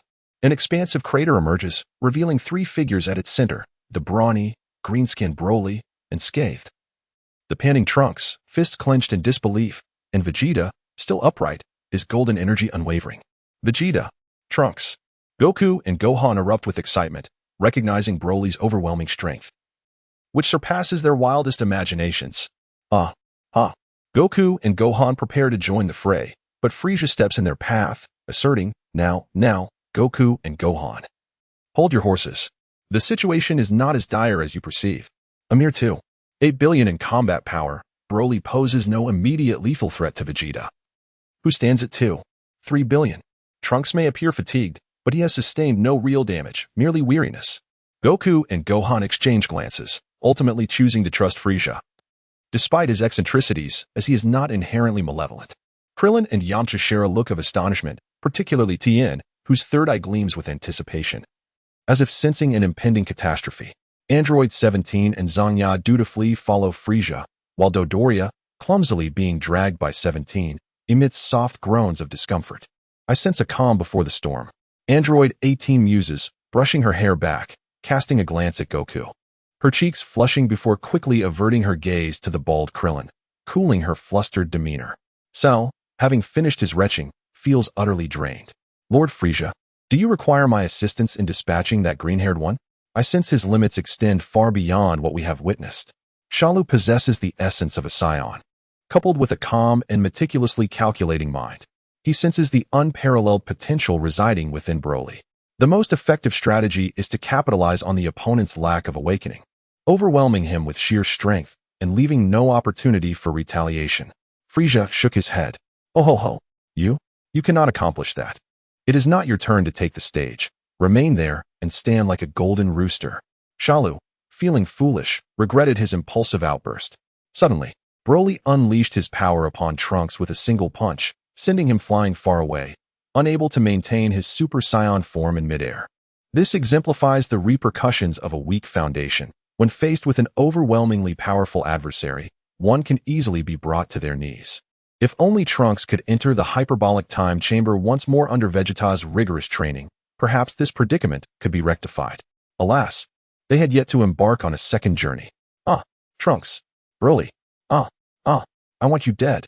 With a roar, as Trunks was sent flying and fell to the ground in his normal state, Vegeta's aura surged dramatically. Crackling electricity enveloped him, his hair even appearing to grow slightly longer and wilder, his fiery hairstyle becoming even more striking. His emerald eyes, filled with murderous intent, radiated an overwhelming power. In this moment, Vegeta transcended every Super Saiyan present, surpassing not only himself but the very concept of a Super Saiyan. Hohoho, prepare to be overwhelmed. Chapter 74. The unthinkable, the unimaginable. Do not strike him. Son Gohan's eyes suddenly sparkled with realization. He had long felt he was on the threshold but could never pinpoint what was amiss. Now, he understood. It was the pinnacle of emotion, particularly profound feelings. Son Goku relaxed considerably, sitting on the ground, murmuring, I thought Gohan would be the first to break through, yet it seems Vegeta has surpassed us all. This time, you have truly transcended me. Android 18 exchanged a glance with Android 17. This energy seems rather promising. They who had not progressed in strength now yearned desperately for an enhancement. Hohoho, how many minutes can you withstand this? Super Saiyan 2. Vegeta roared in fury. You bastard. I am a Super Saiyan 2, not some trivial Super Saiyan 2. Broly perish. Broly. He wished to protest that he had not insulted his opponent at all. Kakarot. Broly lifted his gaze and spotted Son Goku seated on the ground, his hatred overwhelming him, and he bellowed. Buzz Broly charged forward, targeting Son Goku. Vegeta. Am I not worthy of recognition as a Super Saiyan 2, even more than this Kakarot? Boom, the planet trembled once again. Broly's furious punch landed squarely on Frieza. It was not that Broly had misidentified his target. Rather, Frieza had inadvertently obstructed Broly's advance. The shockwave rippled outward, sending everyone staggering. Android 17 activated a protective shield while holding onto Dodoria's foot, and Zangya clung to Android 17's arm, feeling a sense of security from the man. Frieza glanced at the massive fist resting on his chest, enraged. Broly, your eyesight needs correction. With a swift 360-degree spin, Frieza retaliated with a punch to Broly's chin. As Broly was sent soaring, Frieza teleported directly above him. Return to your place. With legs bent and tail arched skyward, Frieza clenched his fists and smashed down towards Broly's head. Whoosh bang, Broly plummeted like a human cannonball towards Vegeta. Come on. Today marks my pinnacle battle. Vegeta erupted with fury, his golden aura rivaling Cell S, his battle power skyrocketing to 8 billion. Super Saiyan 2 represented a 100-fold increase over his base form, effectively doubling that of a regular Super Saiyan. Cell, that hybrid, was utterly crushed beneath the might of a true Saiyan like Vegeta, as Cell's enhancements were significantly weaker. Thud. Boom boom boom. Vegeta caught Broly's incoming form with both hands and hurled him skyward, his battle power exploding to 4.8 billion instantly. The speed was blinding, with dazzling kicks and punches raining down on Broly, eliciting cries of agony. Kakarot Kakarot. Roar. The green energy surged again, his battle power climbing to 2.8 billion once more. He seemed to possess no limits, especially with his iron-like physique, which withstood Frieza's 2 attacks with minimal damage, rendering Vegeta's efforts almost trivial. Gulp. Android 17 swallowed hard. Initially, he believed Vegeta to be a freak, then Cell, but now he recognized Frieza as the true anomaly. Now, 17 thought. Broly was the ultimate freak, his power surges defying all logic and breaking every rule. Broly's height surged again, the green aura intensifying, and his already exaggerated muscles expanded even further. Gulp. Broly's current battle power stood at an extraordinary 5.6 billion. Cell, in his precarious stance, nearly wept, overcome by emotion. So, Frieza truly protects me, preferring to let me stand here rather than meet my demise. Kakarot. Slap slap. Bang. Broly's massive hands seized Vegeta's arms, delivering a brutal headbutt. The impact sent shockwaves through planet Namek, causing tremors that toppled mountains and redirected rivers. Vegeta's scream echoed, this collision leaving him in tears. He had witnessed shameless tactics before, but this was a reckless exchange of harm. Bang. While Vegeta writhed in agony, another headbutt struck. A third, a fourth. The relentless sounds of impact stunned everyone as Vegeta began to roll his eyes, his hair reverting to black. Only then did the others realize that if they did not intervene, Vegeta might meet his end with the next blow. Roar. Roar. Aside from Frieza and the allies at his side, Android 17, Zangya, and the unconscious Dodoria, everyone else charged forward. Bang, bang, bang, bang. A series of attacks failed to deter Broly's rampage. Son Goku, alarmed, shouted, I am Kakarot. If you have guts, face me one-on-one. Broly's bright white eyes gleamed with fury as his assault on Vegeta paused. He raised his head, disregarding the others around him, and focused on Son Goku. Furious. Kakarot. Kakarot. Broly instinctively grasped the unconscious Vegeta and hurled him towards Son Goku. Son Goku gasped, what the? You are dishonorable. Fortunately, Son Goku reacted swiftly, utilizing instant transmission to evade. Vegeta, the human punching bag, was discarded as Broly turned to the distant Son Goku, his rage reigniting. Kakarot. Roar. Bang, bang, bang. Bang. With a mere eruption of anger, Piccolo and Krillin, who were attacking Broly, were sent flying. Piccolo felt utterly humiliated. Throughout his life, he had always kept pace with Son Goku. Now, he found himself reduced to the same level as Yamcha, merely a bystander. He was defiant. He was unwilling. Special beam cannon. Son Gohan was alarmed. Broly was terrifying, and Piccolo's move would surely fail and likely provoke Broly's retaliation. Puff. The special beam cannon struck Broly's temple. But after a cloud of dust settled, it left no mark. But Broly vanished and reappeared. Bang. Piccolo lay in a pool of blood. His arms, once raised to block Broly's fist, no longer visible. Uncle Piccolo. Broly, I will make you pay. I will destroy you. Damn it, damn it, damn it. Unforgivable. Roar. Crackle. Son Gohan was consumed by rage, losing control of his emotions. He transformed into Super Saiyan 2. A long strand of golden hair fell between Son Gohan's eyes, his gaze fierce and more ferocious than Vegeta's. You shall perish. You may strike my father. You may assault Vegeta, and you may even confront Frieza. However, there is one whom you must never harm, my Uncle Piccolo. Oh, how terrifying this fury is. Surpassing even that of Vegeta's recent wrath. In his rage, Gohan is far more formidable than an enraged Vegeta. With a swift motion, he launched a kick that sent Broly, who was prepared to eliminate Piccolo, soaring through the air. This time, Broly's body was dented by the impact. Everyone is acutely aware of the immense hardness of Broly's muscles. Yet Gohan's kick has altered even those bulging muscles. It is evident that Gohan's power at this moment is astonishingly formidable. Chapter 75, Gohan's Outburst. Cell warms up. Son Wukong felt immense pride. His son had truly come into his own, his joy surpassing even that of Gohan himself. Piccolo, though capable of sitting up and regaining his strength, chose to feign death. Without his ruse, how could Gohan unleash his full potential? With Frieza looming as a formidable threat, all their hopes rested solely on Gohan. Frieza was not someone who could be commanded. Reliance on Gohan was their only option. Piccolo was acutely aware of Gohan's ability to unleash astonishing power when enraged. He had known this since Gohan's childhood. Gohan did not disappoint. He was stronger than ever before. At the onset of Super Saiyan 2, his battle power surged to 100 times the norm, with the potential to increase over time, much like the first Super Saiyan, where 50 times was merely the baseline. Hey, number 17, what do you think? Number 17 had already grasped his mission as an adept combat power detector. It was his responsibility to provide crucial commentary. Frieza, the tyrant, assessed Gohan's current power at 6.5 billion, yet sensed an unsettling instability in it. Meanwhile, Krillin had rescued Vegeta and Din, opting to join forces with number 18 at Frieza's side. Although Frieza appeared terrifying, he was still far less menacing than the deranged Broly. As for Cell, Krillin felt no sense of security. The memory of that audacious kick sent shivers down his spine. Gohan's furious state had previously resulted in explosive power surges. He had demonstrated this during Raditz' arrival and Vegeta's visit to Earth. Such fury was potent but fleeting, creating an impression of volatility. Krillin pondered aloud whether Gohan could defeat Broly. Wukong, could you fetch some senzu beans? Vegeta's energy is faltering. This was the second time Krillin had clutched Vegeta's feet, each time finding him on the brink of collapse. What a catastrophe! Wukong was reluctant to miss witnessing his son's battle, yet he understood the gravity of life and death. Unlike Frieza, who could watch the fight with a smirk even as Dodoria faltered, Wukong could not remain detached. In an instant, Wukong vanished. Gohan faced off against Broly. One a child still in his youth, the other a towering giant over 3 meters tall. At first glance, the disparity was stark.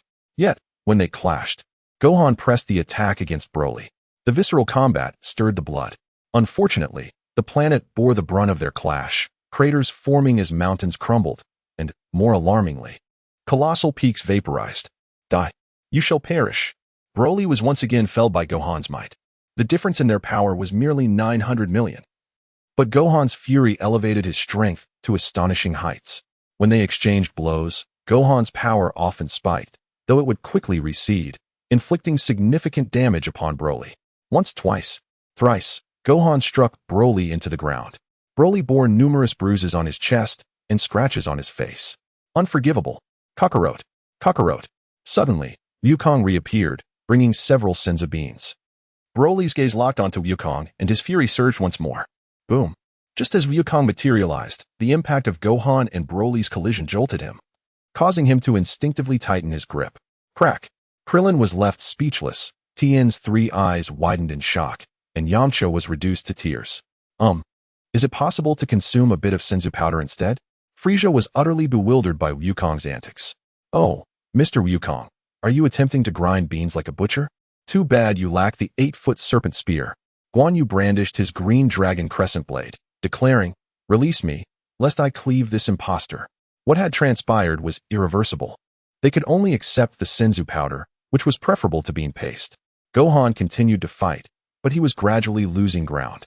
His power had diminished to approximately 4.8 billion, while Broly's surged to 6 billion. The tides had turned, and Gohan was on the verge of collapse. Unlike Broly, who grew stronger with each encounter, Gohan's energy was faltering, and he risked becoming yet another tragic casualty. Piccolo ceased feigning death, his arm restored, and he soared to Frieza's side, exclaiming, "Wukong, don't waste time. Gohan can't hold on much longer. Broly is simply inhuman, growing stronger with every blow." Frieza had already discerned the truth. Gohan was now relying solely on momentary bursts of power to persist, utterly devoid of the strength to launch an offense. Scanning the surroundings, he noted that Wukong had yet to transform into Super Saiyan 2. Rushing in would be tantamount to suicide. Even if he did transform, it would be a futile effort. It seemed the time had come for that golden rooster to take center stage. Frieza had yet to tire of this spectacle, which was far more entertaining than many television shows. Oh ho ho. Mr. Cell, do engage in some warm-up exercises. Be cautious of cramping. Infuriated, Cell complied and began his warm-up. Damn Frieza, making me warm up as if I were Sakuragi Hanamichi? The cataclysmic power of Cell, at 4.8 billion, unleashed chaos with merely a warm-up, causing the ground to quake beneath him, burying him in soil. In the midst of the battle, a small figure burst forth. Golden energy still raging, but a heart-wrenching cry nearly caused Piccolo to faint from anguish. Gohan. Wukong rushed forward, catching his son as he flew backward. A father's heart ached for his child. Ruffling Gohan's hair and pinching his cheek, Wukong beamed with pride. Well done, Gohan. You have surpassed your father. I am proud of you. Dad. Uncle Piccolo. Gohan finally succumbed to unconsciousness, his hair reverting to black, and he even began to snore. He was utterly exhausted. If Wukong and Broly had battled for 5 minutes, and Vegeta had endured 10 minutes of punishment, Gohan had fought Broly for no less than 20 minutes. Upon seeing Wukong, Gohan also noticed Piccolo rushing toward him, and he felt a wave of relief wash over him. I can finally sleep peacefully now. Kakarot. Piccolo exclaimed, equally concerned. This Broly was a monstrous entity, entirely ignorant of the concept of halftime breaks or substitutions. Quick, Piccolo, grab my hand. Let us flank Cell. Yes, that's the plan. With a swift motion, Baiku embraced Son Wukong's waist, and in an instant, the three of them materialized behind the panting Shalu. This fellow has truly overexerted himself in his warm-up. Chapter 76, nearly exploded twice as Shara twisted his waist. He felt the strain of maintaining a single-legged stance. Midway through, he noticed Goku, Piccolo, and the snoozing Gohan behind him, leaving him bewildered. How did these three end up behind me? Hey you. You wouldn't want to try that red-haired guy's infamous technique on me, would you? I'm not some ordinary fellow. I have needles behind me. However, Goku and Piccolo merely exchanged mischievous glances without responding. A chill ran down Shara's spine. These individuals were utterly shameless, resorting to underhanded tactics. Was it too much to ask for a different tormentor? Disregarding his prior posture, Shara sought to escape this unnerving situation. Suddenly, he noticed a shift in Goku and Piccolo's expressions, morphing from mischief to sheer terror. Terror? What could they possibly be afraid of? I never intended to kill them. In a flash, Goku vanished. Wow, that instantaneous movement is incredibly useful. I must learn it. Boom. Before Shara could react, he plummeted deep into the ground. Accompanied by a green, muscle-bound figure, Broly. With a punch, Broly sent Shara crashing deeper into the earth, only for him to erupt back to the surface. Given the angle and the immense size of the planet, the core remained untouched. Otherwise, this blow could have led to its destruction. Goodness gracious. That was too brutal. Thankfully, we managed to evade it. This Broly is a complete lunatic. Piccolo struggled to swallow, still shaken by the recent events. His petite frame could hardly withstand such force. No. I must merge with that old fool upon returning. If I perish, he won't survive either. Piccolo's thoughts wandered until he sensed a powerful tremor beneath his feet. This isn't good. He and Goku hurriedly took flight, realizing that Frieza and his crew had vacated the area without a word of warning. How inconsiderate. Boom. Just as Piccolo took off, Shara was propelled outward by Broly's relentless assault. Broly, you madman. You've even dislodged my needles. Ha ha ha. Keep it up, Mr. Shara. If you can endure his relentless beating for half an hour, I'll ensure you can absorb Android 16. Everyone distanced themselves from Frieza, except for Android 17 and Zanya, who stayed put. Even Dodoria remained motionless, having succumbed to unconsciousness. Frieza cast a glance at Dodoria, feeling satisfied with the punishment meted out, murmuring that he wasn't so cruel as to take his life. With a flick of his wrist, a green light shot into Dodoria's body. 5 seconds later, Dodoria awakened. During those 5 seconds, Shara endured an unimaginable beating. Thanks to his formidable resilience, a product of his cellular composition, he possessed an astounding capacity to withstand blows. Boom. 10 minutes later, Shara's hands exploded. 12 minutes later, his feet vanished as well. Yet, these were trivial matters. Shara had the power of regeneration. 15 minutes later, boom. Shara was no more. Kakarot. Broly, having slain Shara, began his frenzied search for Goku, instilling dread in the latter.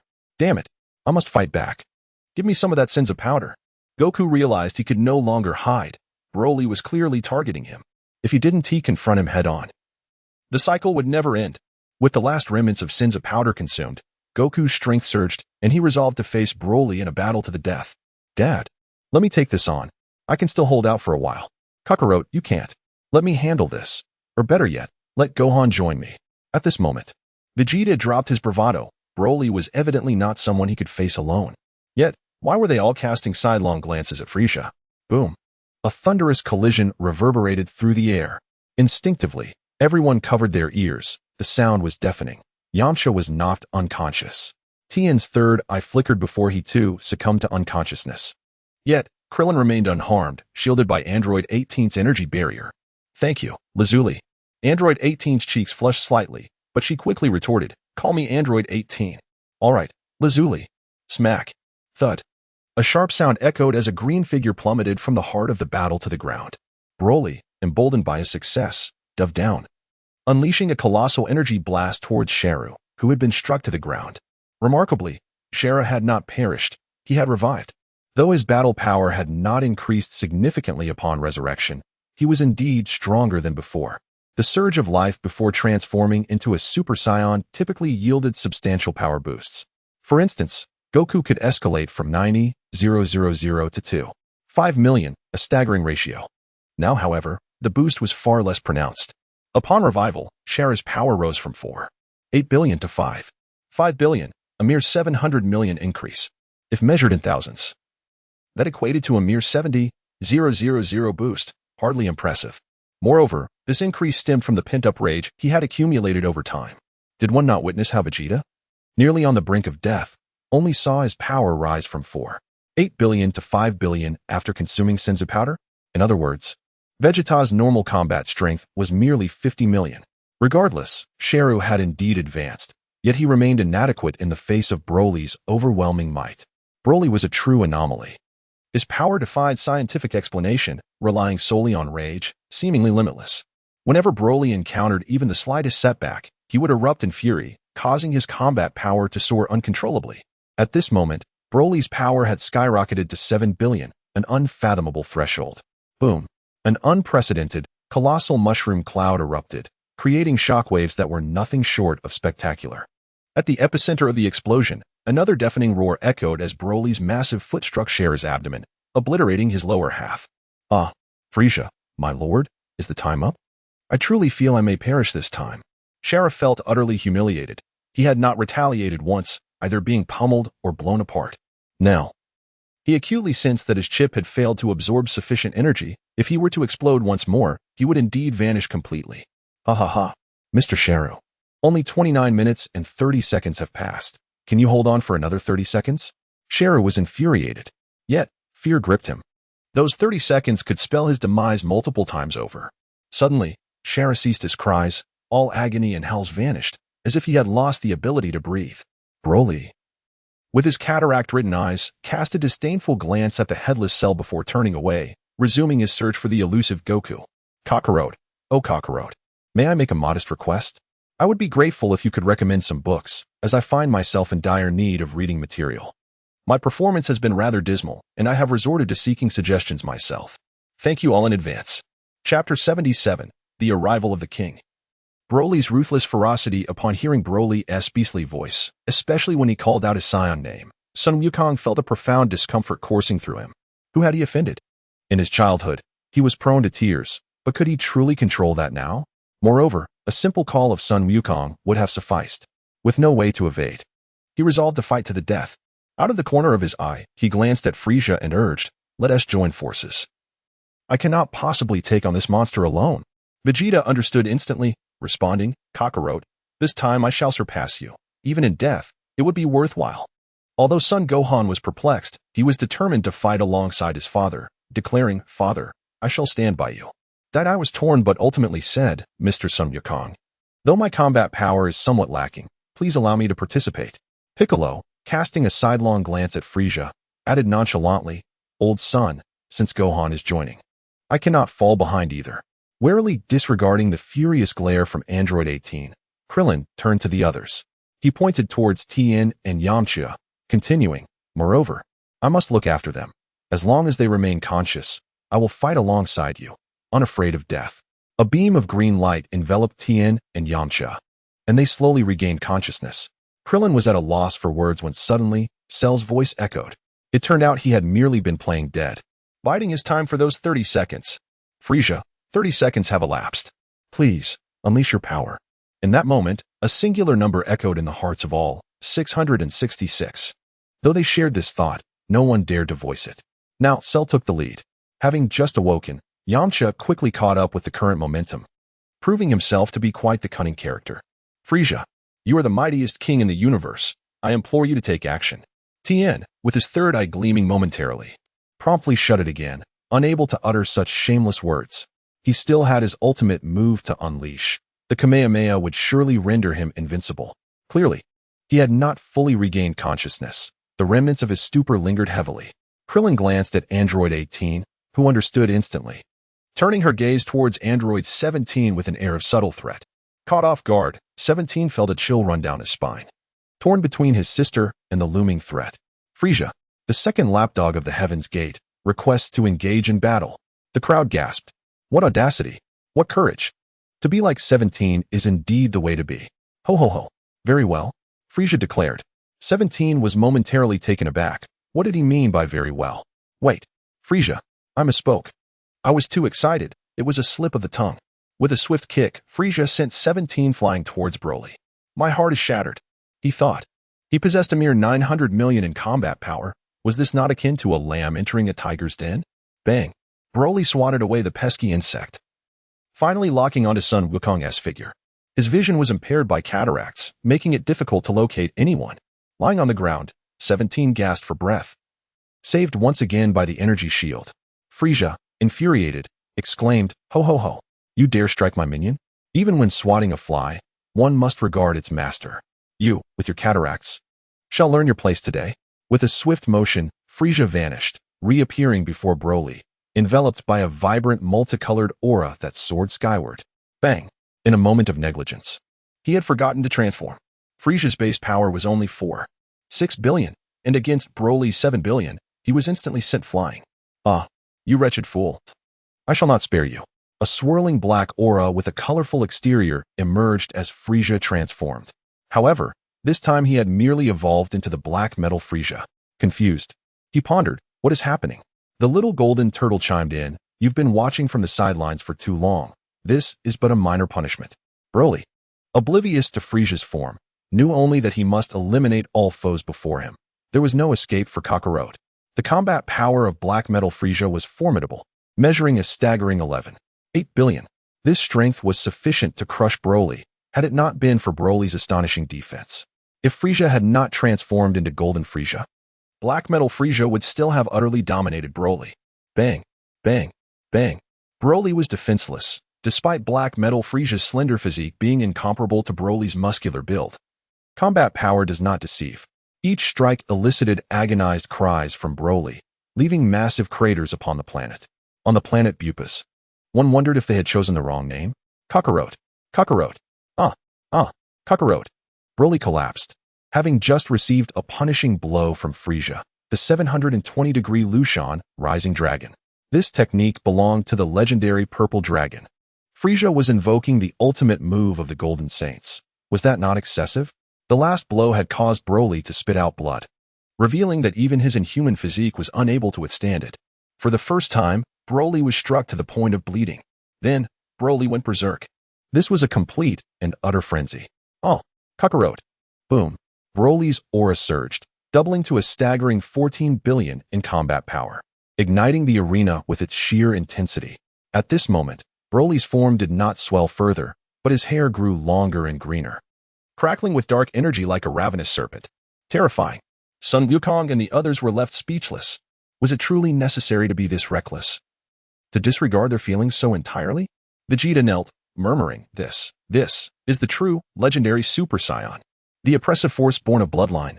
I do not wish to admit it, yet it truly extinguishes any desire for battle within me. Dai felt a pang of sorrow for his father, whose pride was shattered to such an extent. Trunks, allow him to regain his composure. This is a journey he must undertake alone. No one can assist him. Though Piccolo dismissed Vegeta's sentiments, he too felt an overwhelming sense of helplessness. Not only against Broly, but even in the face of Frieza, he sensed an insurmountable disparity.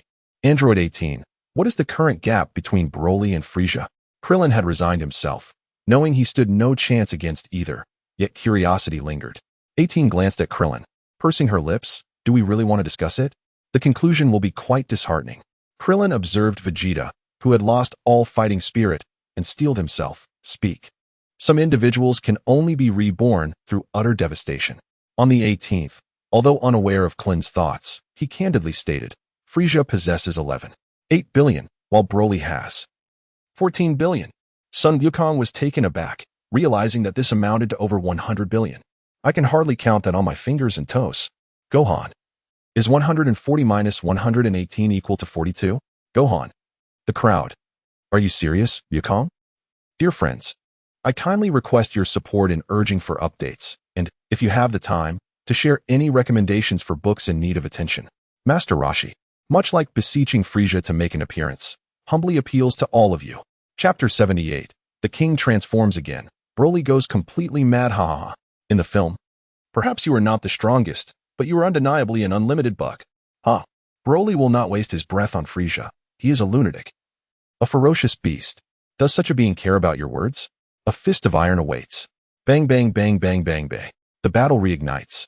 A flurry of fists and kicks. You strike me in the stomach, and I return the favor. Duong. Frieza lands a punch on Broly's face, then swiftly spins 360 degrees, delivering a kick to Broly's chest. Slap. Did you think Frieza's moves were that simple? No. His tail, as dark as iron, strikes fiercely at Broly's crown. This little combo sends Broly staggering back dozens of meters. Kakarot. Broly bellows. Frieza. Frieza shouts back. The two exchange blows and roars, leaving Goku and the others utterly petrified. Can a fight generate a DJ? Frieza. Kakarot. Frieza. They compete in volume. One rough and boisterous, the other sharp and piercing. After a full 3 minutes, Frieza clutches his throat, feeling as though he might perish. It seems his voice will require a golden throat lozenge to recover. Yet, this bout of shouting has yielded delightful results. Frieza. Frieza. Look. Has T. Broly been led astray? Goku feels a wave of relief. Frieza is genuinely a good person, actively drawing the flames of battle towards himself. Haha. Frieza. Frieza. Ada-da-da. Bang bang bang. Duong duong. Guang. The rhythmic clash reverberates across the planet. While Tien and others with lesser combat power can only sense the commotion and hear the sounds, unable to witness the battle. Goku and the others strain to keep pace with the two, their hearts racing with excitement. At last, Broly disregards all rules, facing an opponent of lesser power. Yet repeatedly striking at empty air, he initiates an interstellar battle. Countless green energy blasts erupt from Broly's hands, and Frieza, not to be outdone, retaliates in kind. In close combat, Frieza evades direct hits with lightning speed and teleportation. In ranged combat, he is undeterred. With his hands extended, his fingers splayed, black energy orbs materialize from his fingertips. Behold my whirlwind poison dragon spin. Frieza begins to spin rapidly, dodging Broly's energy blasts while firing back with equal ferocity. They unleash a bombardment more extreme than any princess tactics. This is truly a 360-degree assault. Frieza. Frieza. Ha. The more they fight, the madder Broly becomes. While Frieza revels in the excitement. Swish clang. Broly abruptly alters his attack strategy, catching Frieza off guard with a punch to the stomach. Fortunately, in his black iron form, Frieza can withstand the blow without sustaining serious harm. However, Broly's ferocity erupts uncontrollably. Before Frieza can evade, Broly seizes his tail. Oh no. Bang. Oh bang bang. Bang. Bang. Oh haha. Frieza is hurled about by Broly, each impact with the ground eliciting a cry of agony. Yet, he stubbornly maintains his mocking laughter. Boom. At last, Frieza, feeling the pain, overwhelmed with frustration and rage, transforms once again. His bronze skin, now no longer the black iron of a warrior, but the epic skin of a true champion. His power soars to an astounding 8 billion. The staggering contrast of 8 billion in combat power enables Frieza to break free from Broly's grasp. Hoo-ha-ha. Come now, let us enjoy ourselves. You. Get over here. Now that Frieza possesses absolute confidence, he does not believe Broly can unleash his fury again. Frieza. Frieza. Ha.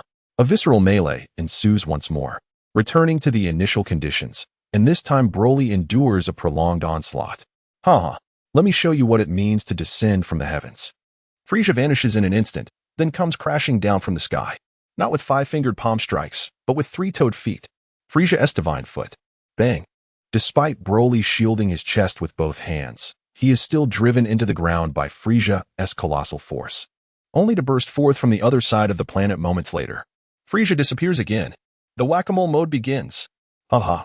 Bang. Bang. Bang. Goku and the others are left astonished, gazing at the battered planet, the towering geysers of lava, their faces paling in shock. Bupa's planet. Humph. I cannot be like Namek.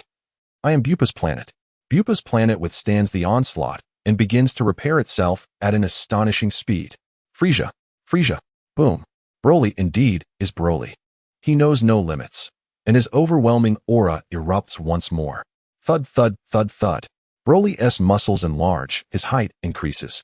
His hair bursts forth in a wild frenzy. Did you think this was the end? No. The green hue deepens, and more importantly, a circular green barrier envelopes Broly, his aura reaching unprecedented heights. Gulp. All the Z fighters cannot help but swallow hard. Oh, at least Tien and Yamcha fainted again. And this time Krillin is not spared either, as Android 18 is too preoccupied to assist him. Din's heart races. He cannot fathom how this sudden monstrosity can become so wildly powerful. Gohan's eyes reveal a glimmer of fear, his already wavering combat spirit faltering. Vegeta remains in a daze, while Goku exhibits unbridled excitement. Piccolo, oh, he clutches his head in pain. Zangya clings desperately to Android 17, trembling all over. Struggling to contain her urge to urinate, Android 17 dismisses the unconscious Todoroki and, with a fervent grip, passionately narrates the unfolding battle. Breaking news. Frieza's power stands at 8 billion, while Broly has surpassed 28 billion. Broly. His combat power has doubled once more. Crackle. Boom. The planet trembles. Bupa's planet emits an enraged roar. Colossal bolts of lightning strike down, instilling terror in all who witness. On the 17th, a spark of realization ignited in the eyes of one, while on the 18th, a swift glance was exchanged between the two. In unison, they nodded and cast aside Zangya, propelling themselves towards the crimson lightning that danced in the sky with remarkable speed. Shalu, bewildered by the unfolding scene, stared with bulging eyes, completely unaware of the intensity around him. With a gulp, he stammered, "So, Buchanan." Suddenly, Frieza materialized beside Shalu, striking him down with a swift motion of his tail, only to vanish once more, leaving behind a chilling remark. "Speak that gibberish again, and I'll pull out your needle." 3 chapters delivered. Wishing everyone a joyful Monday. If you find a moment, kindly lend your support by following and saving, and share this in case of literary drought. Chapter 79. The king unleashes full power. Faced with the utterly unreasonable Broly, Frieza began to feel a twinge of exasperation. At this moment, Broly had attained his most formidable form, as seen in the cinematic adaptations. Muscles bulged impressively, exuding an overwhelming dominance, and his towering stature created an immense pressure. His eyes glimmered with a white light, and his hair, bursting forth in vibrant green, was encased in a protective green energy shield. Any ordinary energy sphere would be hard-pressed to even breach that barrier, let alone harm Broly's physical form. With a swift motion, Frieza tested the resilience of the energy shield by unleashing 2 crimson death beams from his eyes. Unlike ordinary energy spheres, death beams possess a remarkable penetrative capability, adept at piercing through defenses. Yet, the beams failed to breach the energy shield, merely causing it to ripple momentarily before returning to its original state, as if the attack had never occurred. Given this, close combat became the only option. Infuriated by Frieza's death beams, Broly made a sudden move, creating intense sonic booms around him. Clang! Frieza's iron fist struck against Broly's chest, but Frieza swiftly defended with his arms, retaliating with a knee strike while his tail wrapped rapidly around Broly's neck. In an instant, Frieza unleashed a barrage of punches, landing 100 strikes on Broly's body, forcing him to stagger back a few steps. Just a few steps. The disparity in combat power, nearly 100 billion, made it challenging to break through Broly's defenses. Boom, boom, boom. A sequence of impactful sounds resulted in countless deep craters forming on the surface of planet Bupas, a testament to the fierce exchanges between Frieza and Broly high above. Frieza, Frieza, bang, duong, boom. Broly delivered a rapid punch to Frieza's left cheek, following up with a side kick that struck before Frieza could even teleport, sending him crashing towards the ground. An enormous crater, larger than any previous ones, appeared, distorting the very shape of planet Bupas. Red thunderbolts continued to cascade from the sky, yet they did not strike the ground, as 2 figures navigated through the tempest, persistently resisting the divine wrath. Ah, damn wild monkey, damn Saiyan, damn it all. Frieza soared into the sky, clasping his shoulders with both hands. His expression twisted in a grotesque fury, veins bulging on his forehead, and his crimson pupils gleaming with a thirst for blood. Frieza's body began to transform, muscles swelling in layers, even his tail growing thicker. Stellar transformation, 3rd form, trifold wave. Ah, huh. The seven-colored energy waves surged ferociously, no longer linear but rather overwhelming, as if to crush everything in their path. Frieza unleashed every hidden card at his disposal. The transformation into Bronze Frieza and the third form of stellar transformation, both utilized simultaneously for the very first time. Broly posed an extraordinary threat to Frieza, compelling him to exert his full might in response. The transformation into Bronze Frieza provided a fourfold increase in combat power, while the trifold wave contributed an additional threefold boost. However, it is important to note that this does not imply a multiplication of 4 by 3. Rather, it signifies a threefold increase on the base power. In simpler terms, Frieza now commanded a staggering sevenfold increase in combat power. This enhancement, while impressive, was still modest. As Frieza had yet to fully master the intricacies of stellar transformation, he had merely grasped the surface of its potential. Fortunately, following the recent battle, Frieza's power level had risen from 4.6 billion to 5 billion, and with the sevenfold increase, his combat strength soared past the 30 billion threshold, reaching an astonishing 35 billion. All the Z warriors stood in stunned disbelief. It turned out that the king was indeed a monster among monsters, rivaling even the shameless Broly. This time, both androids 17 and 18 were absent from the scene, preoccupied with their own trials throughout the planet. After witnessing this event, they were eager to enhance their combat strength. Dr. Gero was indeed a genius, emulating ancient legends by employing thunder to temper the bodies of androids 17 and 18. A notion Frieza had never anticipated. Observing the rapid movements of androids 17 and 18, Frieza felt utterly speechless, yet also profoundly impressed.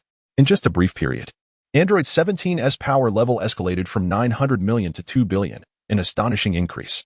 Android 18, initially at 800 million, now boasted a power level of 1.8 billion. Merely from enduring the thunder strikes, her strength surged dramatically.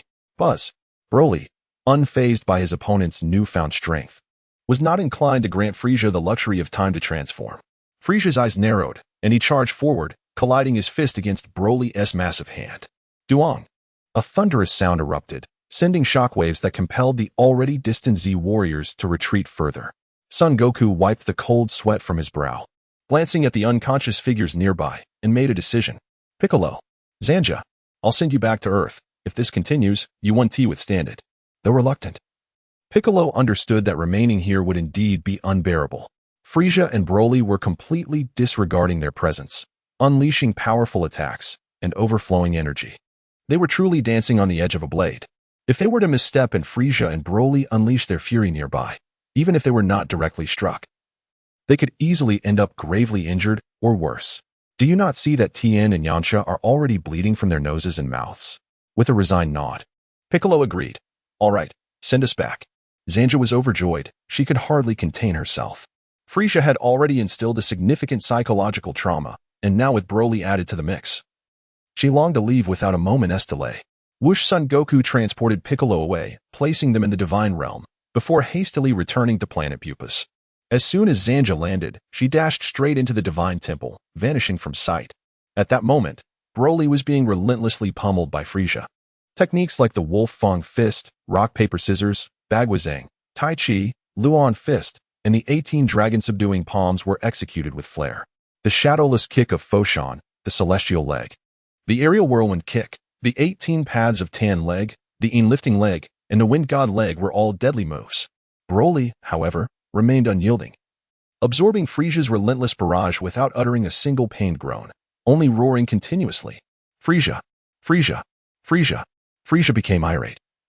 How could it be that only Broly's voice was heard? Did he not have any pride? Ho ho ho.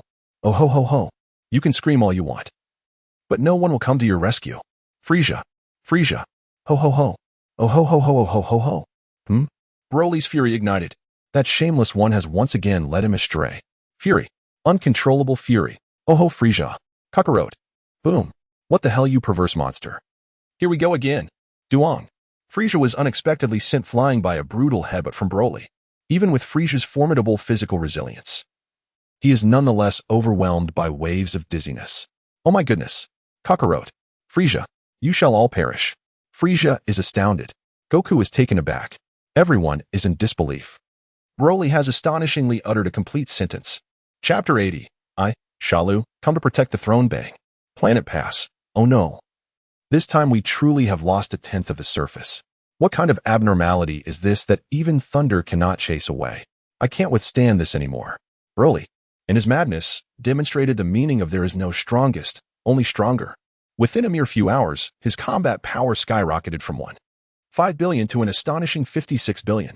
What an unbelievable phenomenon. Can science explain this? However, this time, Broly may have reached his limit. For blood vessels had begun to appear in the corners of his originally luminous white eyes, giving him a terrifying appearance. It is uncertain whether he has truly surpassed his limits, but Broly's hair had not lengthened. If one were to describe his current condition using a tiered system, there would be but one possibility, the legendary Super Saiyan 2 fully powered. Note that it is the legendary version, not the ordinary kind exhibited by Goku and his companions. Yet, even if Broly has reached his limit, Frieza is simultaneously unleashing his full power. This creates quite an awkward situation. Swish swish. Androids 17 and 18 finally ceased their desperate pleas for assistance. With a single strike, they had both achieved their temporary limit of 3 billion, though still insufficient. It was a significant gain, especially during Broly's recent explosion of power. The shockwave unleashed green lightning, propelling them from 2 billion to 3 billion. This indicates that the thunder on the planet pales in comparison to the thunder generated by formidable warriors like Broly. Goku, stop merely spectating. We must flee. 56 billion. If we take even a single hit, we will be obliterated. 17 shouted, having just boosted his combat power and eager to make use of it. Dying now would be such a waste. Krillin was not entirely wrong. When an individual is pushed to their limits, miracles can occur. Vegeta leaped up in anger, exclaiming, "Escape! How could I possibly flee? Trunks, quickly hold me back. Do not let me charge out." Des, is this really happening? Gently grasping Vegeta's clothing, Des found that Vegeta could indeed not break free. "Father, let us leave. This place is beyond our capabilities. The gap is far too vast to close with mere shouts." Gohan urged, feeling helpless towards his battle-crazed father. Goku, too, recognized the gravity of the situation, especially since he had yet to break through to Super Saiyan 2, with his current strength only marginally superior to Daz's. "Let us depart. I will train relentlessly." Goku and the others retreated. Shalu was left in shock. "Hey, have you forgotten about me? I have yet to master instant transmission." Duong. Frieza was seized by Broly, his iron-like claws gripping Frieza's arms with an unyielding ferocity. Although Broly was not entirely coherent, his combat instincts were terrifyingly sharp. Frieza, skilled in evasion and possessing a rudimentary electric dash, found himself slightly slower than Broly, even at 56 billion combat power. Thus, Broly clutched Frieza and commenced a mutual destruction strategy. Headbutt. Duong, duong, duong. Crack, crack. Initially, Frieza retaliated with his tail, his legs delivering fierce kicks to Broly's abdomen. Frieza had contemplated a low blow, but being held aloft, his feet could only reach Broly's midsection. Although his tail could strike Broly's vital areas, Broly, in his madness, seemed to disregard it. After all, the tail's power was lesser than that of the legs. 5 minutes passed, and bubbles began to froth at the corners of Frieza's mouth as his legs could no longer execute various kicking techniques, his tail drooping limply. Broly, too, was suffering, for Frieza's bronze form possessed remarkable defensive capabilities. The headbutts had a recoil effect, causing blood to trickle from Broly's lips. The battle could only be described as brutal, or perhaps, utterly destructive. Shalu floated in the low sky, the ground beneath his feet having vanished, surrounded by a vast sea of molten rock. This planet was on the brink of disintegration. Frieza, the king, the planet is about to explode. Frieza heard this, but chose silence. He was exhausted, too weary even to dream. What of the planet's destruction? His race could survive in the cosmos. Shalu grew frantic, cursing loudly. "Damn you, Goku, why are you running? Even taking me with you would suffice. At the very least, leave some Senzabine powder. Even the remnants would be appreciated." In this dire situation, Shalu truly wished for Frieza to prevail. For Broly held no possibility for negotiation and would only annihilate everything before him. Shalu, unwilling to succumb, roared in fury. "Ah, Broly, release Lord Frieza." Duong another headbutt, and Frieza sputtered white foam, while Broly's mouth again spewed bubbles. Ultimately, Broly's combat power was superior. A staggering gap of 21 billion meant that Frieza enduring for 5 minutes was unimaginable. Shalu's fist landed squarely on Broly's head. Yet, it was of no consequence. 5 billion combat power was nothing more than a tickle to Broly, not even worthy of a massage. Duong. The moment Broly and Frieza collided again, The ensuing energy wave propelled Shalu outward, landing with a splash into the molten rock. Senza beans? Senza beans. Frieza's eyes lit up, his crimson pupils radiating an astonishing aura. Wah! Wah! Frieza, while shouting and expelling the foam from his mouth, sought to retrieve the Senzu beans from his storage. Duong! Frieza was again knocked senseless. Duong, duong, duong. Blood began to flow from the corners of Broly's mouth, while Frieza's orifices began to bleed profusely. In his daze, Frieza glimpsed a figure. Though the details were indistinct, the individual emitted a distinctive multicolored aura reminiscent of Frieza's own. A series of obscure characters drifted from the figure's lips, enveloping Frieza's body, instilling a wave of warmth within him. Since his transformation, he had never felt warmth. He was only acquainted with piercing cold. Yet, these characters evoked that sensation.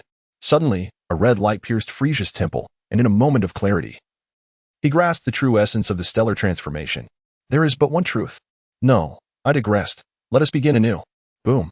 Broly did not grant Frieza the luxury of a reset. He ceased using headbutts, instead embracing Frieza and charging towards the planet's shattered core, plunging into the fiery magma. The intense heat of the magma posed no threat to Shalu, nor could it harm Frieza and Broly, yet Broly was determined to collide with Frieza at the planet's core. Broly had truly lost his sanity. With a 21 billion power advantage, he sought to perish alongside Frieza. Suddenly, Frieza reopened his eyes, and this time, they were no longer merely blood-red points, but rather shone like stars. Brilliant and sacred, untouchable. Get away from me. King Frieza, I, Cell, have come to your aid. Boom. Just as Cell grasped Frieza's tail, a thunderous explosion caused his eyes to roll back. Planet Bupas has been obliterated. Chapter 81. Monster? No. I'm a demon 5 minutes earlier. Earth. Goku and his companions suddenly teleported to Zangya's side. As for why they did not appear beside Piccolo, do not inquire. The answer is simply unknown. Just as Zangya stepped out of the restroom, she sensed something amiss. Turning around, she was startled to find a group of burly men and a blonde beauty crammed into the small bathroom. Zangya was horrified. 17.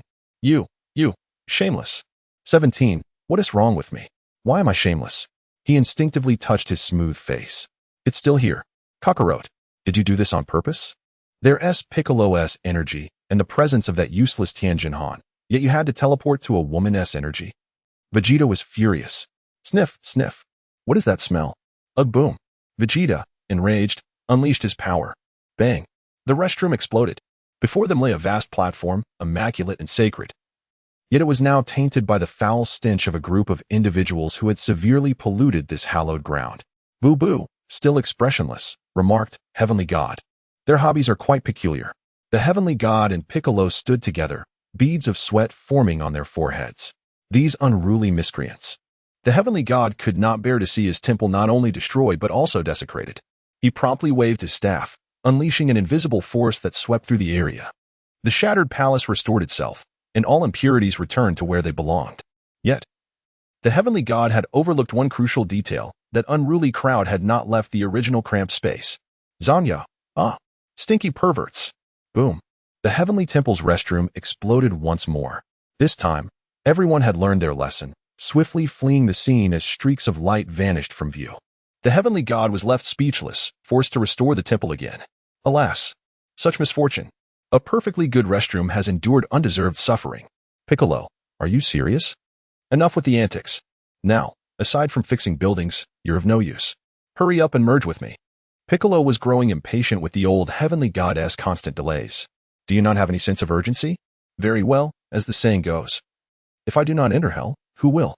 Now, embrace the essence of unity. You must remain calm and unperturbed, silently reciting the mantra I taught you, Bodhisattva Avalokiteshvara. Barabaromi Dasha. Piccolo's face flushed as he extended his hands to form a circle, palms down on his abdomen, murmuring, You immortal board. Excellent. You possess great talent. Here I come.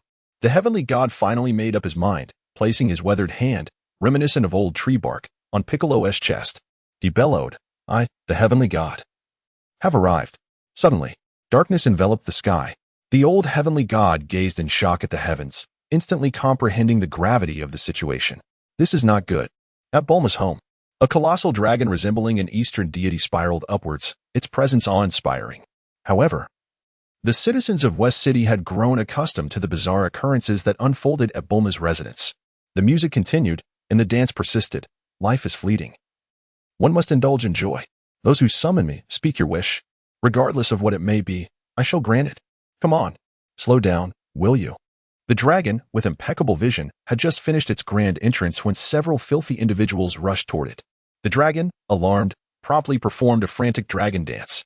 I twist my waist, I lift my hips, just barely evading the human bombs that Goku and the others had become.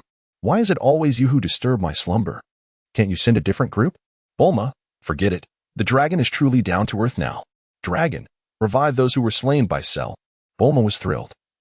Regardless of how many times this process occurred, it always felt immensely satisfying. This wish was simple. Thud, thud, thud, thud, thud, thud, thud. The sound of 7 solid objects hitting the ground left Bulma in disbelief. Dawn broke, the dragon vanished, and the Dragon Balls turned to stone, falling to the ground? At the Heavenly Temple, the Heavenly God had just exclaimed in alarm before vanishing, almost simultaneously with the dragon. Piccolo's power surged dramatically. Ah, how strong. I am so strong. What are Cell, Broly, or Frieza to me? I could take on 10 of them. Boo-boo. Sigh, another one has gone mad. Goku and Vegeta, along with the others, were bathing in Bulma's bathroom when they suddenly sensed Piccolo's energy and were immediately taken aback. Piccolo. Such an overwhelming aura. Humph. Still just a waste. Vegeta grumbled as he scrubbed vigorously, feeling utterly disheartened. 17 elegantly scrubbed himself, bubbles forming all over, stating nonchalantly, only 35 billion. Once I stabilize for a while, I'll go find King and unleash my power. Daidoka was curious. What on earth happened to Mr. Piccolo? This surge in combat power is utterly unreasonable. Gohan was overjoyed, exclaiming, I know. Uncle Piccolo must have merged with the Heavenly God. Which is why his energy has changed so drastically. Vegeta's expression darkened as he seemed to recall something. Hey, was that dancing just now the dragon? With the Heavenly God gone, did the dragon grant Bulma's wish? Outside, Bulma kicked the Dragon Balls that had turned to stone, puzzled. This doesn't make sense. They didn't glow red, so why did they turn to stone? Moreover, I didn't stop you this time. Why didn't you run away? Were the Earthlings truly revived? Those still waiting in line for Yama to register. What do you think? If I were alive, would I still be floating here? This is a planet known as Deburan, small, only slightly larger than North Kai's planet, entirely metallic in structure and remarkably resilient. Deburan, like the planet Pupas, was pre-equipped with energy signals by the Doria clan, primarily intended for Frieza's digestion exercises. Just moments ago, a formidable figure with a 7-colored energy wave and a bronze aura emerged, gripping a muscular man enveloped in a grass-green energy wave. Alongside them was a creature covered in green with countless black spots, clutching the formidable one's tail. This was Frieza, Broly, and Cell. At this moment, Frieza was drastically different from before. To put it simply, the layers of his energy had completely inverted. The 7-colored aura clung tightly to Frieza's body, while the bronze energy wrapped around it. Do not underestimate such a transformation. Frieza's energy had geometrically multiplied. First and foremost, Frieza's power had escalated to 56 per billion, and it was still climbing rapidly, soon surpassing the 60 billion mark. With a deeper understanding of the transformation into the stars, Frieza could now double his power again after transforming. Furthermore, by utilizing the transformation into the stars to break through physical limits, his combat power surged swiftly. Broly finally regained some clarity, his fierce gaze fixated on Frieza before him. Smack! Cell was sent flying by Frieza's tail, finally snapping back to reality. The first person to catch his eye was Broly, who immediately let out a terrified scream. Monster! Broly, you monster, do not come any closer. Broly glanced down at his immobile feet, a smirk curling at the corners of his mouth. Perhaps due to the numerous encounters with Frieza, a glimmer of clarity returned to Broly's mind. Monster? No. I am not a monster. I am a demon. Since I could not offer Kakarot as a blood sacrifice, I shall begin with you, the worthless wretch bearing Kakarot's aura. Just as Broly prepared to lift his foot. Ready to stride towards Cell, he exclaimed. Aha. You truly delighted me with your previous assault. Now, it is my turn to exact revenge. Chapter 82, The Resurgence of Tianzi Pavilion. Frieza. Frieza, you say. Ho-ho-ho, ho-ho-ho. What? Frieza, in a furious rage, found himself thrown off balance. Boom. Frieza unleashed his staggering battle power of 62.8 billion, causing the small planet to hum ominously, yet it did not suffer any craters. Boom. Broly. Unfamiliar with the concept of retreat, was oblivious to the written word at this moment, as he was unable to articulate anything. Two tremendous waves of energy collided violently, sending Cell hurtling away in an instant. Unfortunately, the planet was too small. He quickly circled the Deburan planet and was once again blasted away by the two energy waves. Smack! Despite the unyielding hardness of the Deburan planet, Cell was still struck down by Frieza's tail, creating a modest crater. Cell, foaming at the mouth, inadvertently spat out 3 of his front teeth. Tears of frustration welled in Cell's eyes as he lamented his fate. Bang! The clash of titans reignited, with fists and feet colliding, causing the Deburan planet to tremble incessantly. Cell, disoriented, felt as if he were intoxicated. Cell, what grievance do you harbor against me that necessitates my torment during your brawl? However, Frieza and Broly were utterly indifferent to Cell's plight. The two had engaged in battle countless times. Crack! Deburan planet. Who named this? It has barely been a few minutes, and it's already cracking. Thud thud thud. Bang bang bang. Boom boom boom.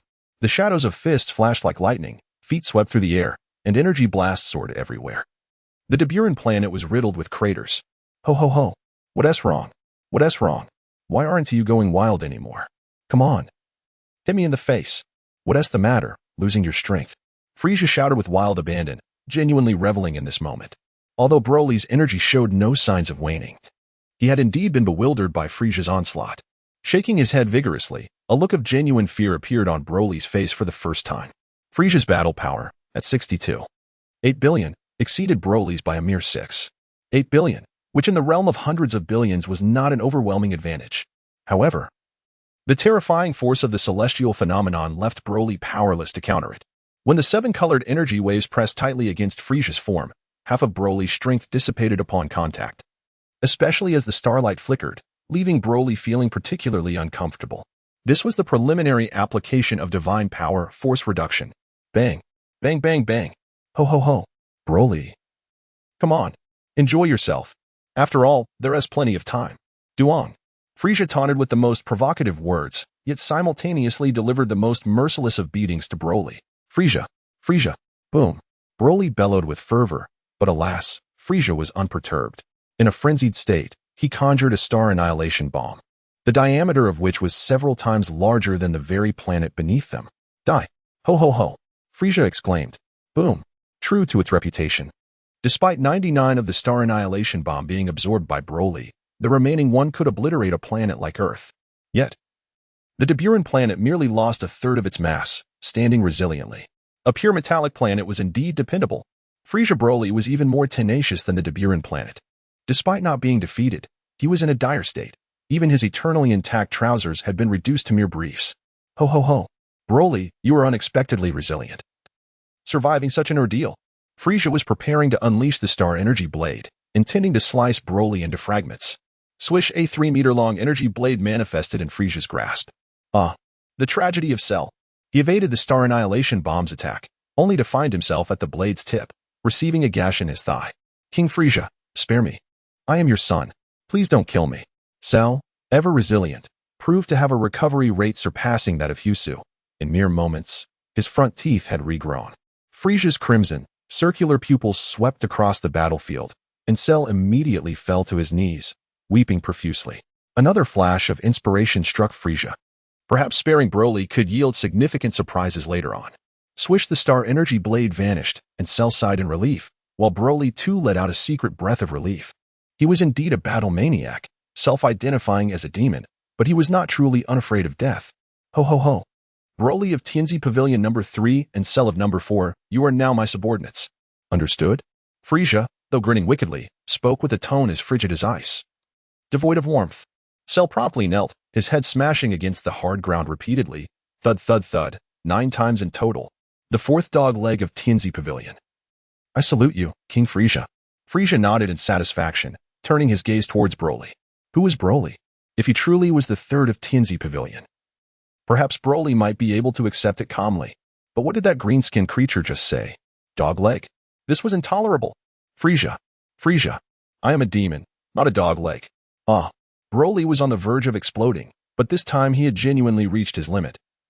Unable to exploit any further potential from his body, Frieza's eyes locked onto him, and suddenly he appeared behind Broly, fist clenched tightly, delivering a devastating blow to the back of Broly's head. Duong.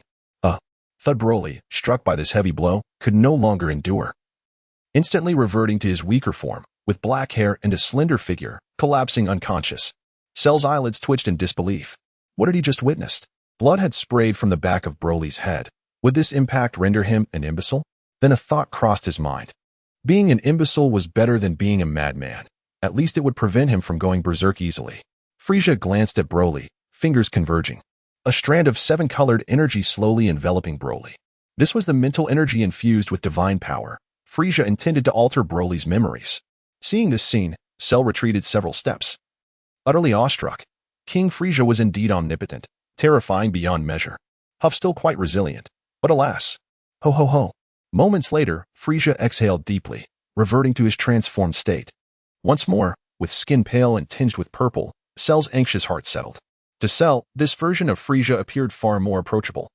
At least he would only make him perform a few silly poses, right? Come, let us return to Earth. Cell scurried to Frieza's side, fearing abandonment once more.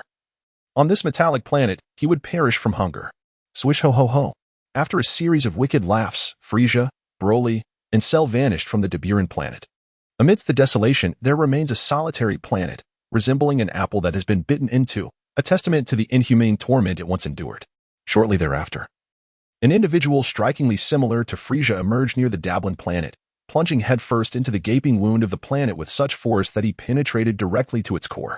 On Earth, when Frieza made his unexpected appearance in Bulma's family restaurant, a wave of startled gasps erupted.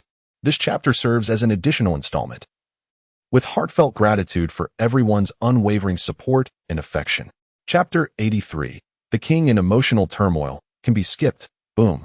As Frieza and the members of the Heavenly Character Pavilion arrived at Bulma's residence, a loud explosion erupted from the laboratory. Startled, Bulma rushed towards the laboratory, clutching little Trunks. Vegeta. Trunks. Hurry, my father is still inside the lab. Frieza recalled that Dr. Briefs was a good man, having once assisted him in creating a gravity chamber. This debt of gratitude was not to be overlooked. Without hesitation, Frieza teleported to the center of the explosion, where he found Dr. Briefs unharmed. Ah, I almost forgot. This is the Dragon Ball world. In this realm, not even a minor explosion could claim a life, for even if Dr. Briefs were to perish, he could be resurrected with the Dragon Balls.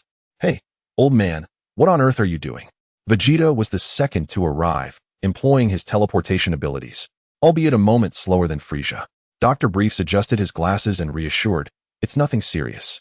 I accidentally set off a small missile while modifying Android 16. A missile? And it exploded? Remarkably, nothing happened. Indeed, the disparity between the Dragon Ball universe and reality was astonishing. Thud. Thud.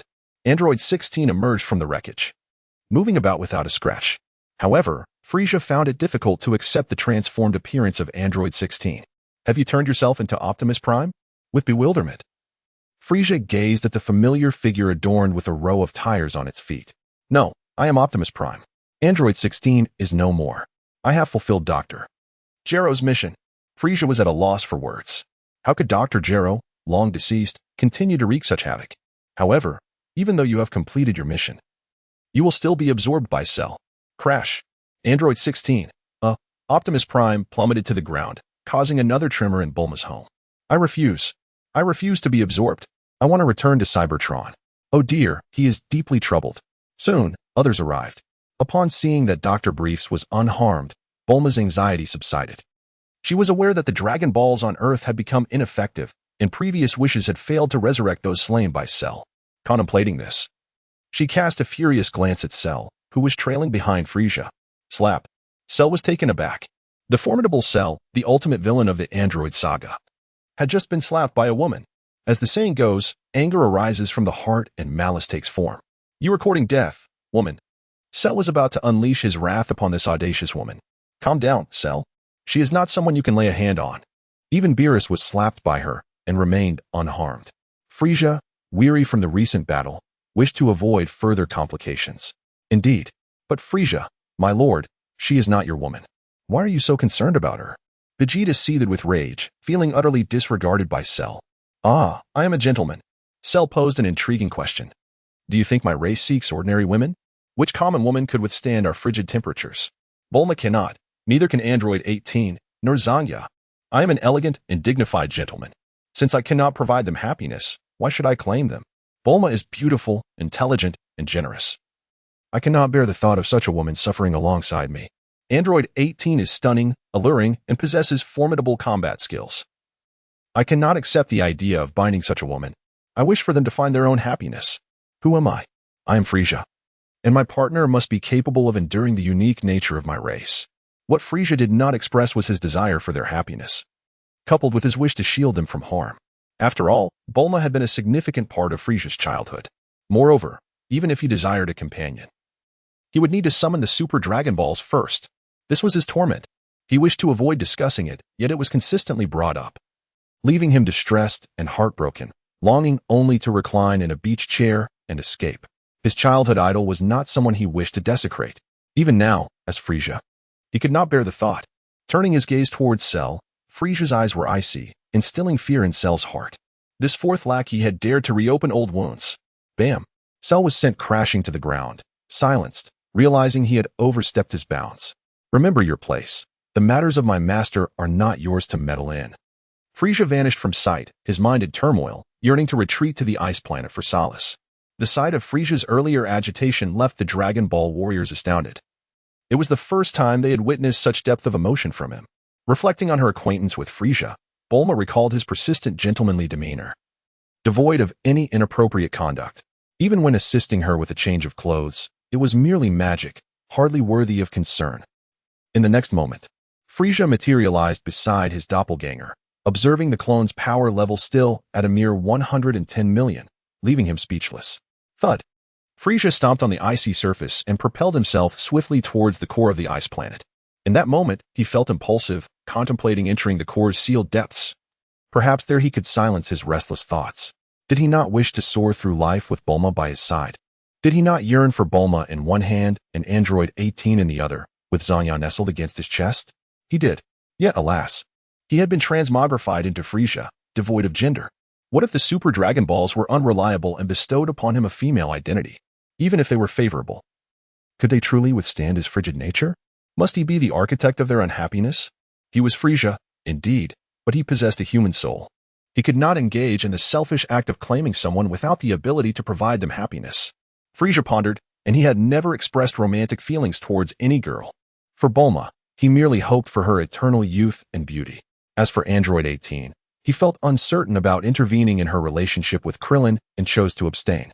Ultimately, he was pleased to see Android 18 and Krillin develop feelings for one another. Zanya was delightful. To protect her, he had ensured that Android 17 was with her, as he was handsome and powerful, making them a perfect pair. Lost in thought, Frieza reached the edge of the ice planet's core and hesitated. After all this effort, was he truly going to encase himself in ice over such trivial matters?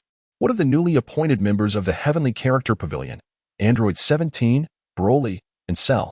Dodoria was resourceful and had grown in strength. As long as he refrained from causing trouble, he should live comfortably. Boom, boom, boom. The entire ice star trembled with a violent explosion in response to Frieza's furious roar. Ever since his battle with Broly, his combat power had soared to an astonishing 7 billion. What a terrifying figure. On the ice star, towering icebergs erupted from the ground, and vast glaciers shattered into fragments. It was only due to the unique structure of the ice star that it did not succumb to a catastrophic collapse. Tagma beheld the newly constructed palace before him, now reduced to rubble, and his heart ached with despair. Alas, Frieza the Great had returned. Yet he had not even laid eyes upon the fruits of his labor before they vanished into oblivion. Tagma could hardly believe that he could once again elude death. He was merely endowed with a trace of the resilient bloodline, not truly immortal. Chapter 84. Emotions once again unraveled. Tagma found himself in a precarious situation, gripped by fear. Yet, fortune smiled upon him, for King Frieza had not returned to his palace, instead captivated by the spectacle of his own doppelganger. Moments ago, Frieza had unleashed his pin-up fury, momentarily channeling all his might, nearly bringing about a cataclysmic disaster upon the ice planet. Then, a miraculous scene unfolded. The ice planet remarkably began to restore itself. The towering icebergs settled down, and the sunken icy plains regained their former smoothness. The architect of this phenomenon was none other than Frieza's clone. A torrent of energy surged from various corners of the ice planet, converging upon the doppelganger, causing it to emanate waves of energy. Although these were merely the most ordinary of white energy waves, such a feat was beyond the capabilities of an unawakened clone. This extraordinary state persisted for less than 3 minutes, after which the ice planet was fully restored, and the clone stood tranquil once more, as rigid as an ancient ice sculpture. Astonishingly, the clone's combat power surged to an astounding 500 million. Admittedly, in comparison to Frieza's own formidable strength, this figure appeared trivial, yet it filled Frieza with delight. Thankfully, in his earlier emotional turmoil, he had refrained from crushing the clone underfoot. Otherwise, he would have regretted it profoundly. The reasons behind this occurrence eluded Frieza, and he lacked the time to ponder it further, for just then, the divine power he had exerted upon Broly was jolted, revealing cracks in its manifestation. In a flash, Frieza vanished from the spot, leaving behind an identical replica of himself. Tagma sensed the shift in the ice planet and surmised that Frieza had departed, prompting him to summon the workers once more to carry water and construct the palace. This time, he resolved to build an ice city, a venture that would save time, labor, and money. Most importantly, it would be durable, and when adorned with neon lights, it would possess an enchanting beauty. On Earth, after a brief interval following Frieza's departure, Broly gradually stirred from his slumber. Neither Frieza nor Cell had revealed his identity, leaving none to discern who this peacefully sleeping boy was. After all, he was a far cry from the rampaging Broly, and with his attire obliterated by Frieza, he was left clad only in black shorts. Broly rubbed the back of his head as he sat up, bewildered by his surroundings. Food. An abundance of food. This was truly a paradise for him. Broly did not descend into madness. Instead, he devoured everything in sight at an astonishing pace, reminiscent of a golden ham, stinky tofu, snail noodles, and foul-smelling salmon, odors that would repulse most, were all met with his insatiable appetite. The kitchen was once again in chaos. The cooks astonished at the sight of a gluttonous giant, each more outrageous than the last. This was akin to a starving ghost reincarnate. When Goku and the others returned, they were greeted by a man in shorts who could out-eat them all, igniting their competitive spirits. Vegeta was particularly unwilling to concede any ground to Goku and thus joined the fray. Gohan reluctantly participated, while Date also mustered the courage to compete. In an instant, the 5 Saiyans were akin to a whirlwind, leaving no edible morsel untouched. 3 chefs had already fainted, while more swayed precariously. Seeing the spectacle, Bulma exclaimed in alarm. She hastily pulled out her phone, frantically ordering takeout, nearly reaching out to Monaka for assistance. Before Bulma could complete her call, a new development unfolded. Broly and Goku simultaneously seized a roasted elephant, each refusing to yield. Ultimately, they relied on their own strength, one starting from the left and the other from the right, devouring with fervor.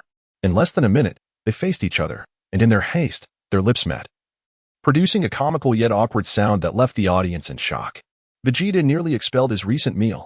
Goku, unperturbed, wiped the grease from his lips, intent on continuing the contest. For the first time, Broly's gaze landed on Goku. That iconic crab hairstyle evoked a sense of familiarity he could not place. But it was the energy emanating from Goku that Broly found intolerable. Stunned, Broly murmured, Ka what? Kawaii? No. Cappuccino? No. Came turtle? Carrying tower? Vegeta, lacking appetite yet unwilling to admit defeat, called out to Goku, Kakarot. Can you not repulse me? Goku scratched his head, sensing that the previous moment was indeed inappropriate. He could accept it if it were Bulma, but between 2 men, it was rather uncomfortable. Kakarot? Broly finally grasped the significance of the name Kakarot. Cell, witnessing this, turned to flee. Goodness, with King Frieza absent, who can restrain this monster? This place is far too perilous. I must return to Gaolao village. Bulma stepped forward, blocking Cell's path, and demanded loudly, Hey, ugly bug, who exactly is that guy? At this moment, Bulma's face flushed slightly as she added softly, He is rather cute, and his physique is impressive. Vegeta felt a strange sensation atop his head, as if something were trying to be removed, yet he found nothing. Cell swallowed hard, knowing he dared not lay a hand on Bulma, for King Frieza would undoubtedly have his head. He is the monster who defeated everyone here without effort. Broly. Yamcha darted out of the dining hall like a gust of wind. Following him, Tien, Krillin, Android 18, Android 17, Zangya, and Dodoria all vanished. Date was frozen in place, Gohan dazed, and Vegeta dumbfounded. Goku? He had not heard. He was captivated by Broly's utterance of Kakarot. How do you know my name is Kakarot? Are you also a Saiyan? Kakarot. Kakarot. Who is Kakarot? With a resounding crash, Bulma's floor shattered once more. Kakarot. He is Broly. Quickly, While he has not gone berserk, let us subdue him. Vegeta exclaimed, fully aware of Broly's terrifying nature. Having experienced Frieza's wrath, he knew well the ferocity of Broly's headbutts. He was not keen on reliving that agony. Broly. Kakarot. Monster. No. I am a demon. Kakarot. The blood sacrifice is about to commence. I shall claim your blood. Kakarot. Ah. A kaleidoscope of colors erupted. The sound of cracking resonated. Broly's eyes turned white, his veins bulged, and his power escalated dramatically. Do not hesitate. Everyone, attack together. Cell, you too. Ha.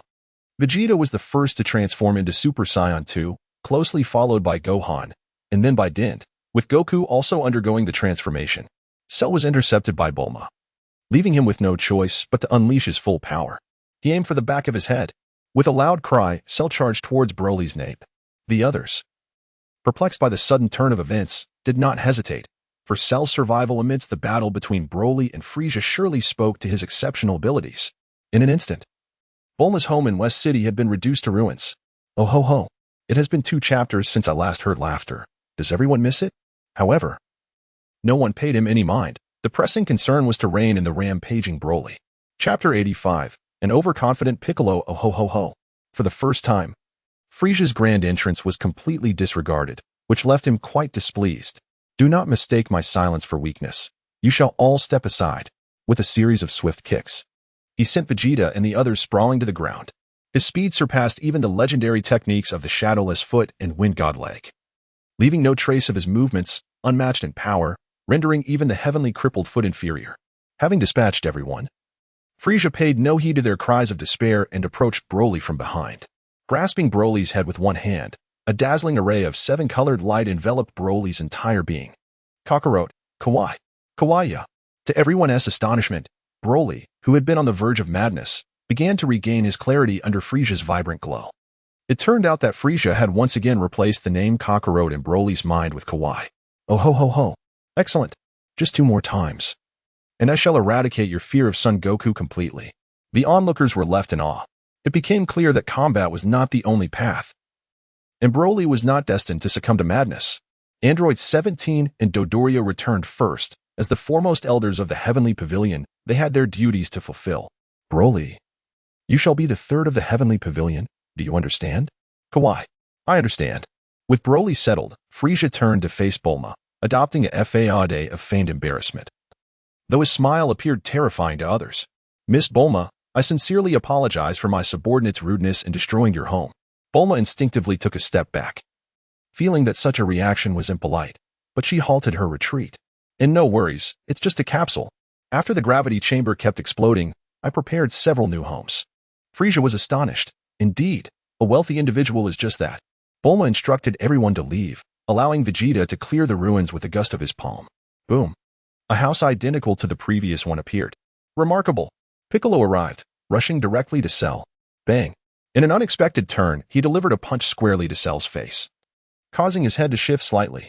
Piccolo, do you think you stand a chance? With such meager strength, you dare to ambush me? Is it arrogance, or do you believe my blade is slow? Cell regarded Piccolo with disdain, his expression brimming with arrogance, as if Piccolo's full-force punch had inflicted no damage whatsoever. In truth, it had not caused a scratch. Bang. In a flash, Cell retaliated with a punch to Piccolo's stomach. Ugh. No way. I could take on 10 Friezas. How can I not withstand 1 punch from Cell? Just upon hearing this, Frieza erupted with laughter, spraying his nutritional drink all over Dodoria's face. Dodoria did not hesitate to bow deeply, exclaiming, Thank you, Lord Frieza, for your generous gift. Frieza twitched at the corner of his mouth, deciding to ignore this already brainwashed elder of the Heavenly Pavilion. Oh ho ho ho. Piccolo, come here. If you can withstand a slap from me, I shall overlook your rudeness. Piccolo glanced at Goku and the others, then at Cell, who appeared unfazed after receiving his full power punch, and finally at the exuberant Frieza. Colt, may I have the number 1 lackey of the Heavenly Pavilion do it for me? Lord Frieza, you are far too noble to dirty your hands. But this time, everyone could not contain their laughter. Gohan stepped forward, standing protectively in front of Frieza. Frieza, I will take your slap, but please, not on my backside or face. Frieza. He was moved by the father-son bond between Gohan and Piccolo, instantly losing the desire to strike. If only the Frost Demons could experience such emotions. This minor interlude was gracefully brushed aside by Frieza. Piccolo spoke again, Goku. Can you locate Namek? With the god of the heavens gone, the Dragon Balls have lost their power, and those killed by Cell cannot be revived. In the crowd, only Frieza and Goku understood instant transmission. Piccolo dared not ask Frieza for help. Thus he turned to Goku. God Piccolo, I do not know where the Namekians currently are. Piccolo stumbled and retorted loudly, do not call me God Piccolo. Though it sounds impressive, it is utterly useless. Just call me Piccolo. Oh ho ho ho. I shall see if Namek still exists. Await my news. Swish Frieza vanished from sight, reappearing in the realm of the Kais. Observing a group of green-skinned Namekians, Frieza chuckled.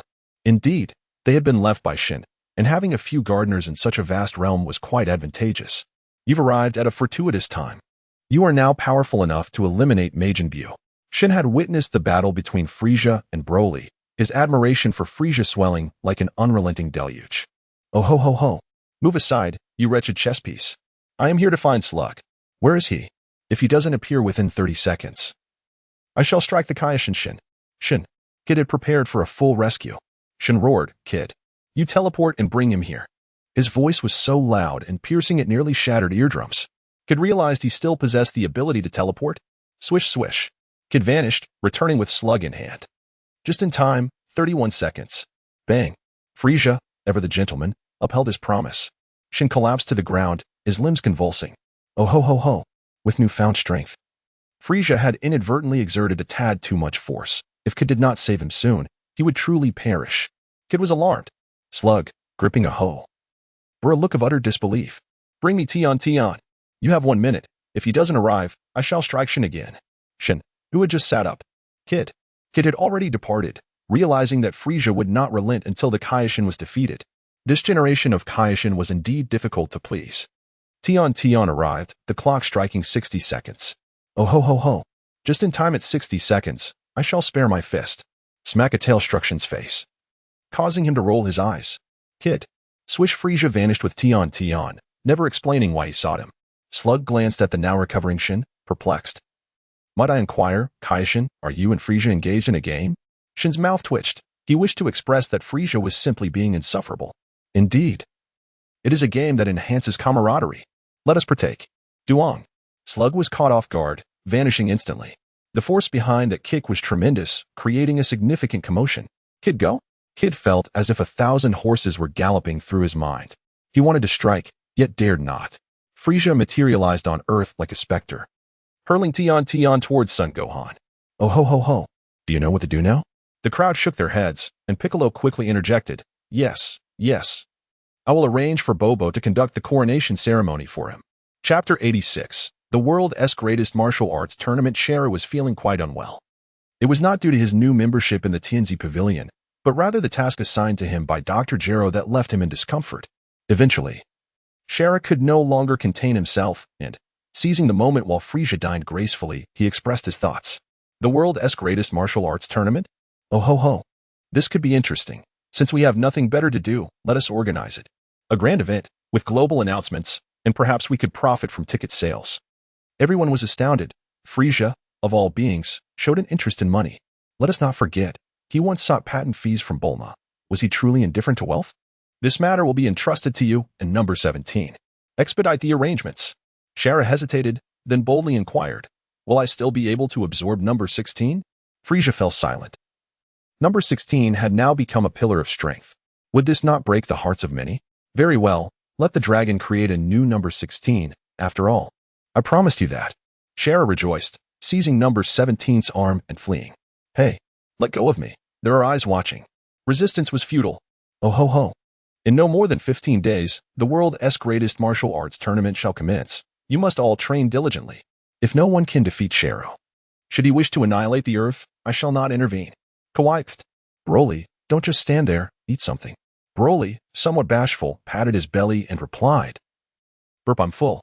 Frieza discreetly wiped his cold sweat and turned to Piccolo. Let us go witness the Ascension ceremony of the deity.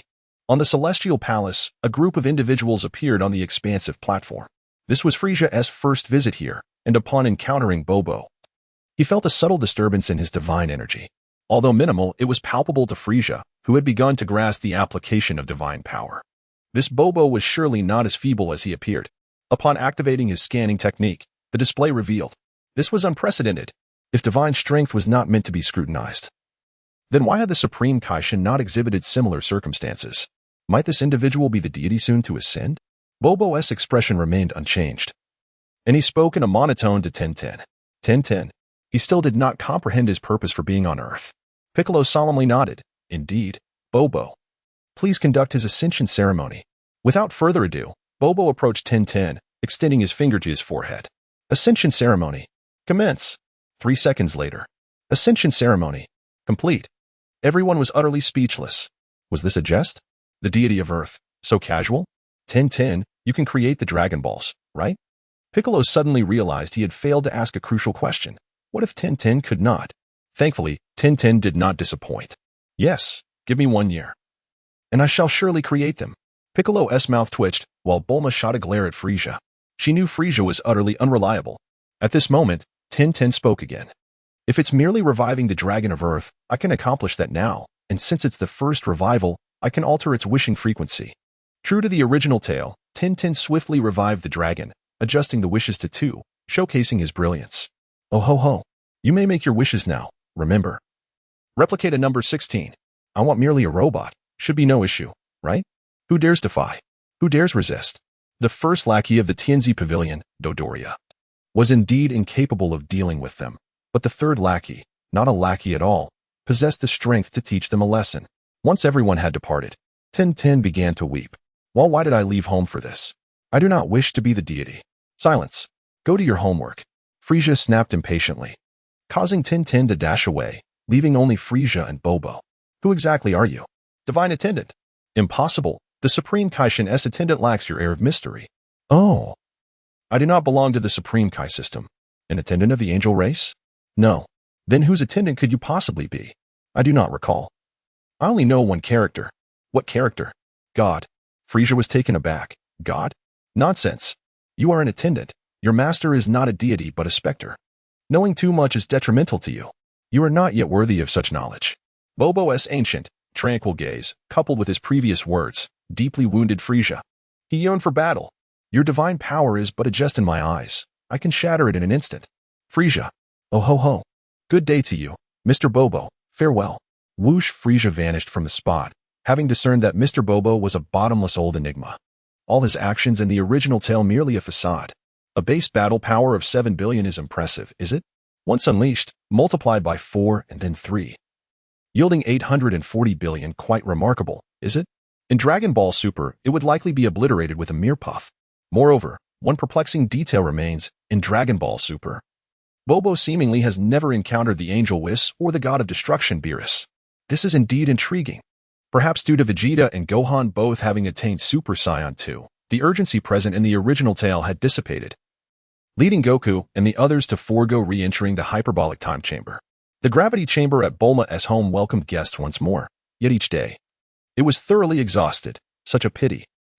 Piccolo entered the hyperbolic time chamber. Upon emerging, he radiated energy, contemplating shouting that he could take on 10 Friezas, but ultimately chose silence. This was because Gohan, under Chi-Chi's insistence, was busy with his studies, and Piccolo overheard him. History serves as a mirror to discern gains and losses. A copper mirror can correct attire and crown. Piccolo did not need history as a reference. A few days prior sufficed. News of the world's greatest martial arts tournament soon spread across the land. The victor would receive a grand prize of 100 million, attracting countless martial artists eager for the challenge. Such news traveled swiftly, reaching even the underworld, and then to the Supreme Kai's planet.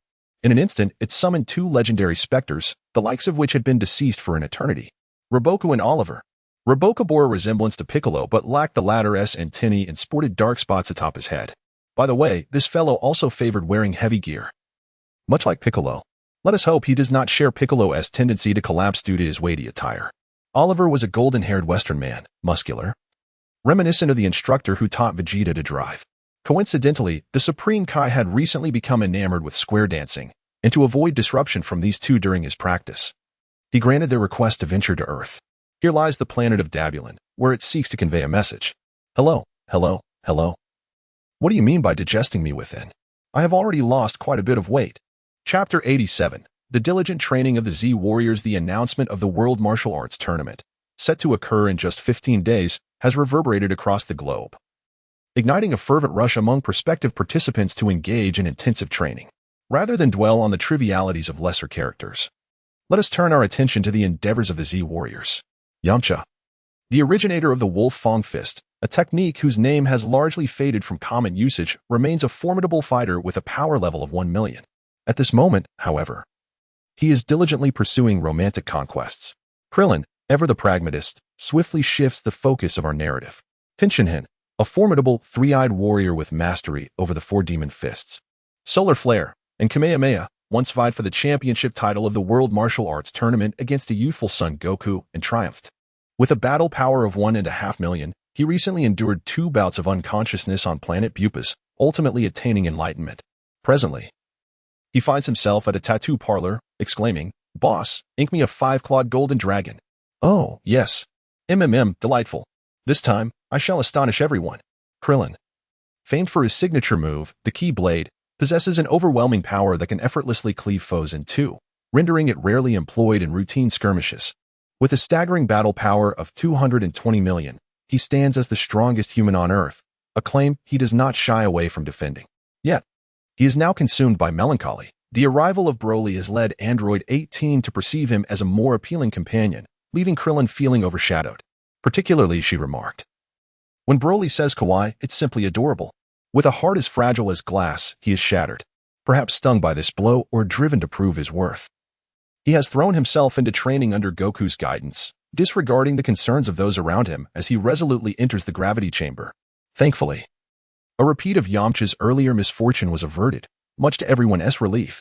Meanwhile, Yamcha's companions, including Din and Master Roshi, have opted out of the tournament, instead forming a quartet of vacationers alongside Oolong and Puar, indulging in prime-time yoga classes. Among the normal humans, Krillin reigns supreme, but in the realm of the extraordinary. The most formidable beings on Earth are undoubtedly the android siblings, 17 and 18. Android 17, known as Lapis, nicknamed Rubbish, boasts sleek black hair and a striking appearance. With a battle power of 3 billion, he is a relentless force, possessing infinite energy. As long as his opponent cannot vanquish him, he will outlast them. It is said that Zangya has grown increasingly fond of 17, particularly after that fateful night when she was utterly captivated by his boundless vitality, earning him the moniker Perpetual Motion Machine. As for Android 18, originally named Lazuli, she is youthful and radiant, with cascading golden locks that once rendered Krillin utterly smitten. Yet, she has recently developed an interest in the endearingly Na'vi Broly. With a battle power of 3 billion, she too possesses infinite energy. Though still grappling with memories of Goku due to Dr. Gero's machinations, her perspective is gradually shifting. If 17 is the heartthrob of older women, then 18's beauty is universally enticing. Even little Trunks, due to his age, was the first to receive her embrace. The two androids require no training, simply seeking thunderstorms to enhance their prowess. Alas, the Earth's thunderstorms are woefully inadequate. Now, let us shift our gaze to the extraterrestrial visitors. Dodoria, the chief elder of the Ginyu Force, prefers the title of flunky, finding it far more relatable than the lofty titles bestowed upon him.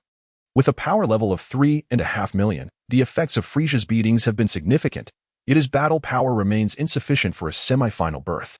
Infuriated, Dodoria asserts, "I never intended to participate." Zangya, a paragon of cuteness, with her vibrant orange waves, bears a striking resemblance to Krillin's former love interest, Marin. Upon their first encounter, Frieza affectionately remarked that she evoked the feelings of a first love. This sentiment led him to spare her life and even facilitate a budding romance with the Perpetual Motion Machine, 17, who now enjoys a blissful relationship. Their current mindset is clear: training pales in comparison to the joys of romance. With a battle power of 1 billion, she is undeniably impressive, as Frieza would assert. She possesses 9/10 of my strength. Piccolo, the Namekian warrior who dubs himself the Demon King, has found himself relegated to a caretaker role. He requires no sustenance beyond water, a fact humorously noted by Zangya's boss, Bojack, who affectionately refers to him as a vegetative being, emerging from the hyperbolic time chamber. Piccolo's battle power has soared to 50 billion, and he is currently meditating within the gravity chamber, radiating an astounding aura. Trunks, affectionately known as Daitenchi or Harry Potter Conan, is a love-starved youth who traversed time in a time machine, the son of Vegeta and Bulma. His heritage as a half-Saiyan grants him a unique edge. However, lacking the rigorous training from his father, he is currently engaged in fundamental exercises within the gravity chamber, performing sit-ups, push-ups, pull-ups, squats, and rapid punches, often crawling to the dining hall. His battle power has now reached the pinnacle of Super Saiyan 1 at 23 billion. With just a single trigger needed to ascend to 24 billion and transform into Super Saiyan 2. Among the Saiyans, where revelry is common, Trunks stands out as the most composed, being the only one who does not indulge excessively. Finally, we turn to Gohan, who, at the tender age of 10, has matured into an 11-year-old after spending a year in the hyperbolic time chamber. A hybrid Saiyan raised on Earth, he has already exhibited extraordinary potential. In a remarkable display, he once amplified his battle power 500-fold, startling Krillin in the process. Gohan has not only surpassed Super Saiyan 2 but has also witnessed tremendous growth in power leading up to the World Martial Arts Tournament. Boasting a staggering 60 billion in battle power, eclipsing even Uncle Piccolo and Father Goku in strength. Stay tuned for the next installment, where we will delve into the exploits of Son Goku. Chapter 88, The Armored Sheriff's son Wukong, marked by his crab-like head, is a low-level warrior among the Saiyans. Born with a battle power of merely 2. Consequently, he was dispatched to Earth, a remote planet with a significantly lower combat capability. Some speculate that Bardock altered his course secretly, leading him to this planet. Regardless, such details have become trivial. What truly matters is that Son Wukong has transcended his origins, now embodying the might of a Super Saiyan, having even evolved into the Super Saiyan 2, surpassing the very notion of a Super Saiyan. Although he has only recently attained this form, his battle power now stands at an astonishing 5 billion, making his prowess undeniable. Remarkably, his pinnacle was reached at the moment of his birth, when his cries nearly drove the legendary warrior Broly to madness. Vegeta, the proud prince of the Saiyans, possesses an ego so formidable it is awe-inspiring. He was the first to achieve the transformation into a Super Saiyan and subsequently the first to ascend to Super Saiyan 2. His prolonged exposure to the gravity chamber has rendered him somewhat shorter, yet it has also granted him the highest battle power among Saiyans, boasting an impressive 5 billion. He is married to the proactive Bulma, the world's wealthiest individual, who has borne him a dutiful son, Trunks. Though a product of a drunken encounter, it is a fate woven by history itself, as Vegeta's affection for Bulma is genuine, devoid of pretense. Sharu, a creature synthesized from the cells of Mini, created by Dr. Gero, is a unique entity who has traversed through time.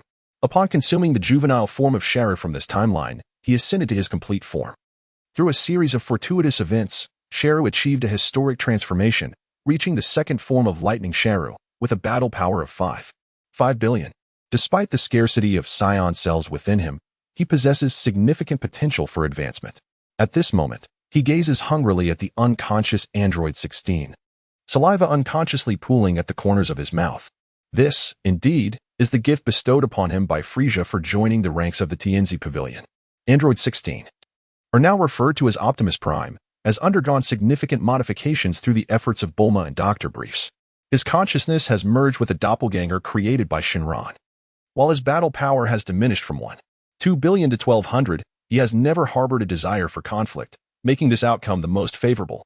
Broly, a pure-blooded Saiyan, emerged with an astonishing battle power of 10,000 at birth, marking him as a rare genius, the legendary Super Saiyan.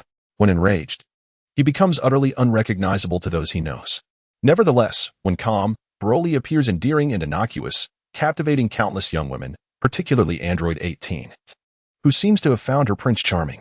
Thus, one's appearance can indeed dictate numerous outcomes. Broly's mere presence eclipses Krillin, who remains perilously ensconced in the gravity chamber. He is the only individual whom Frieza strictly forbids from associating closely with Son Wukong, and when Broly is present, Vegeta refrains from calling Wukong by his name, Kakarot. As for our Lord Frieza, it is perhaps best left unsaid. He is a capricious being, and to introduce him is almost a waste of breath. Hohoho.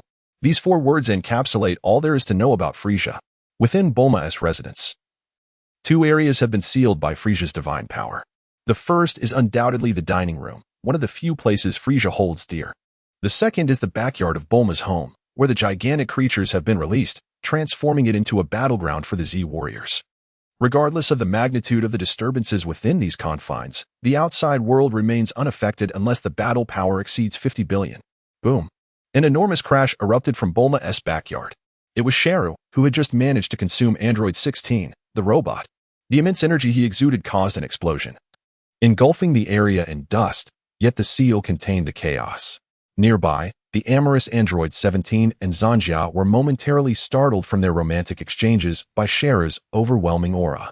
In that instant, whether in love, freshly tattooed, struggling in the gravity chamber, or engaged in combat within it, everyone hastily gathered at the scene. Oh, and Frieza. The peculiar being who daily indulges in steak and juice to enhance his battle power, also arrived, attended by his devoted follower. Shera's aura continued to surge explosively, swiftly surpassing Frieza's previous battle power of 7 billion and nearing the current 8 billion. Oh ho ho. Indeed, this is the offspring of my meticulous nurturing 8 billion battle power, a commendable advancement. Beads of cold sweat formed on everyone's foreheads. Wasn't the fourth elder of Tianzi Pavilion supposed to be a noble being? How has he suddenly become a mere offspring? Witness the whims of this unpredictable character. How can Turtle Hermit properly introduce him? Should a tome of millions of words be penned?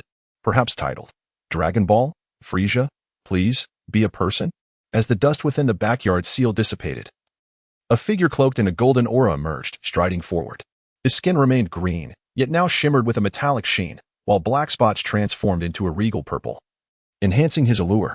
The once purple wings had morphed into golden ones, now composed of a sharper metallic structure. The tail stinger had vanished, replaced by a purple armor. Perhaps a psychological evolution spurred by past trauma. With each step, Shero emitted the sound of metal clashing. Upon reaching Frieza, he knelt before him with a resounding thud. Tianzi Pavilion No. 4, Armored Shero, pays homage to Lord Frieza. May Lord Frieza be invincible, embody both literary and martial virtues, reigning supreme for eternity, uniting the universe. With a swift motion, Frieza kicked Shera back into the seal, causing even the barrier to protest under the strain. At that moment, Frieza activated the third form of his stellar transformation, the three-body wave. With a battle power of 24 billion, he swiftly imparted to Shera the lessons of existence. While he may lack gender, he is certainly not akin to the androgynous warriors of lore. Oh ho ho. Should I ever hear such absurd accolades again? I shall reduce your purple armor to shambles. Remember, even the supreme Kai would be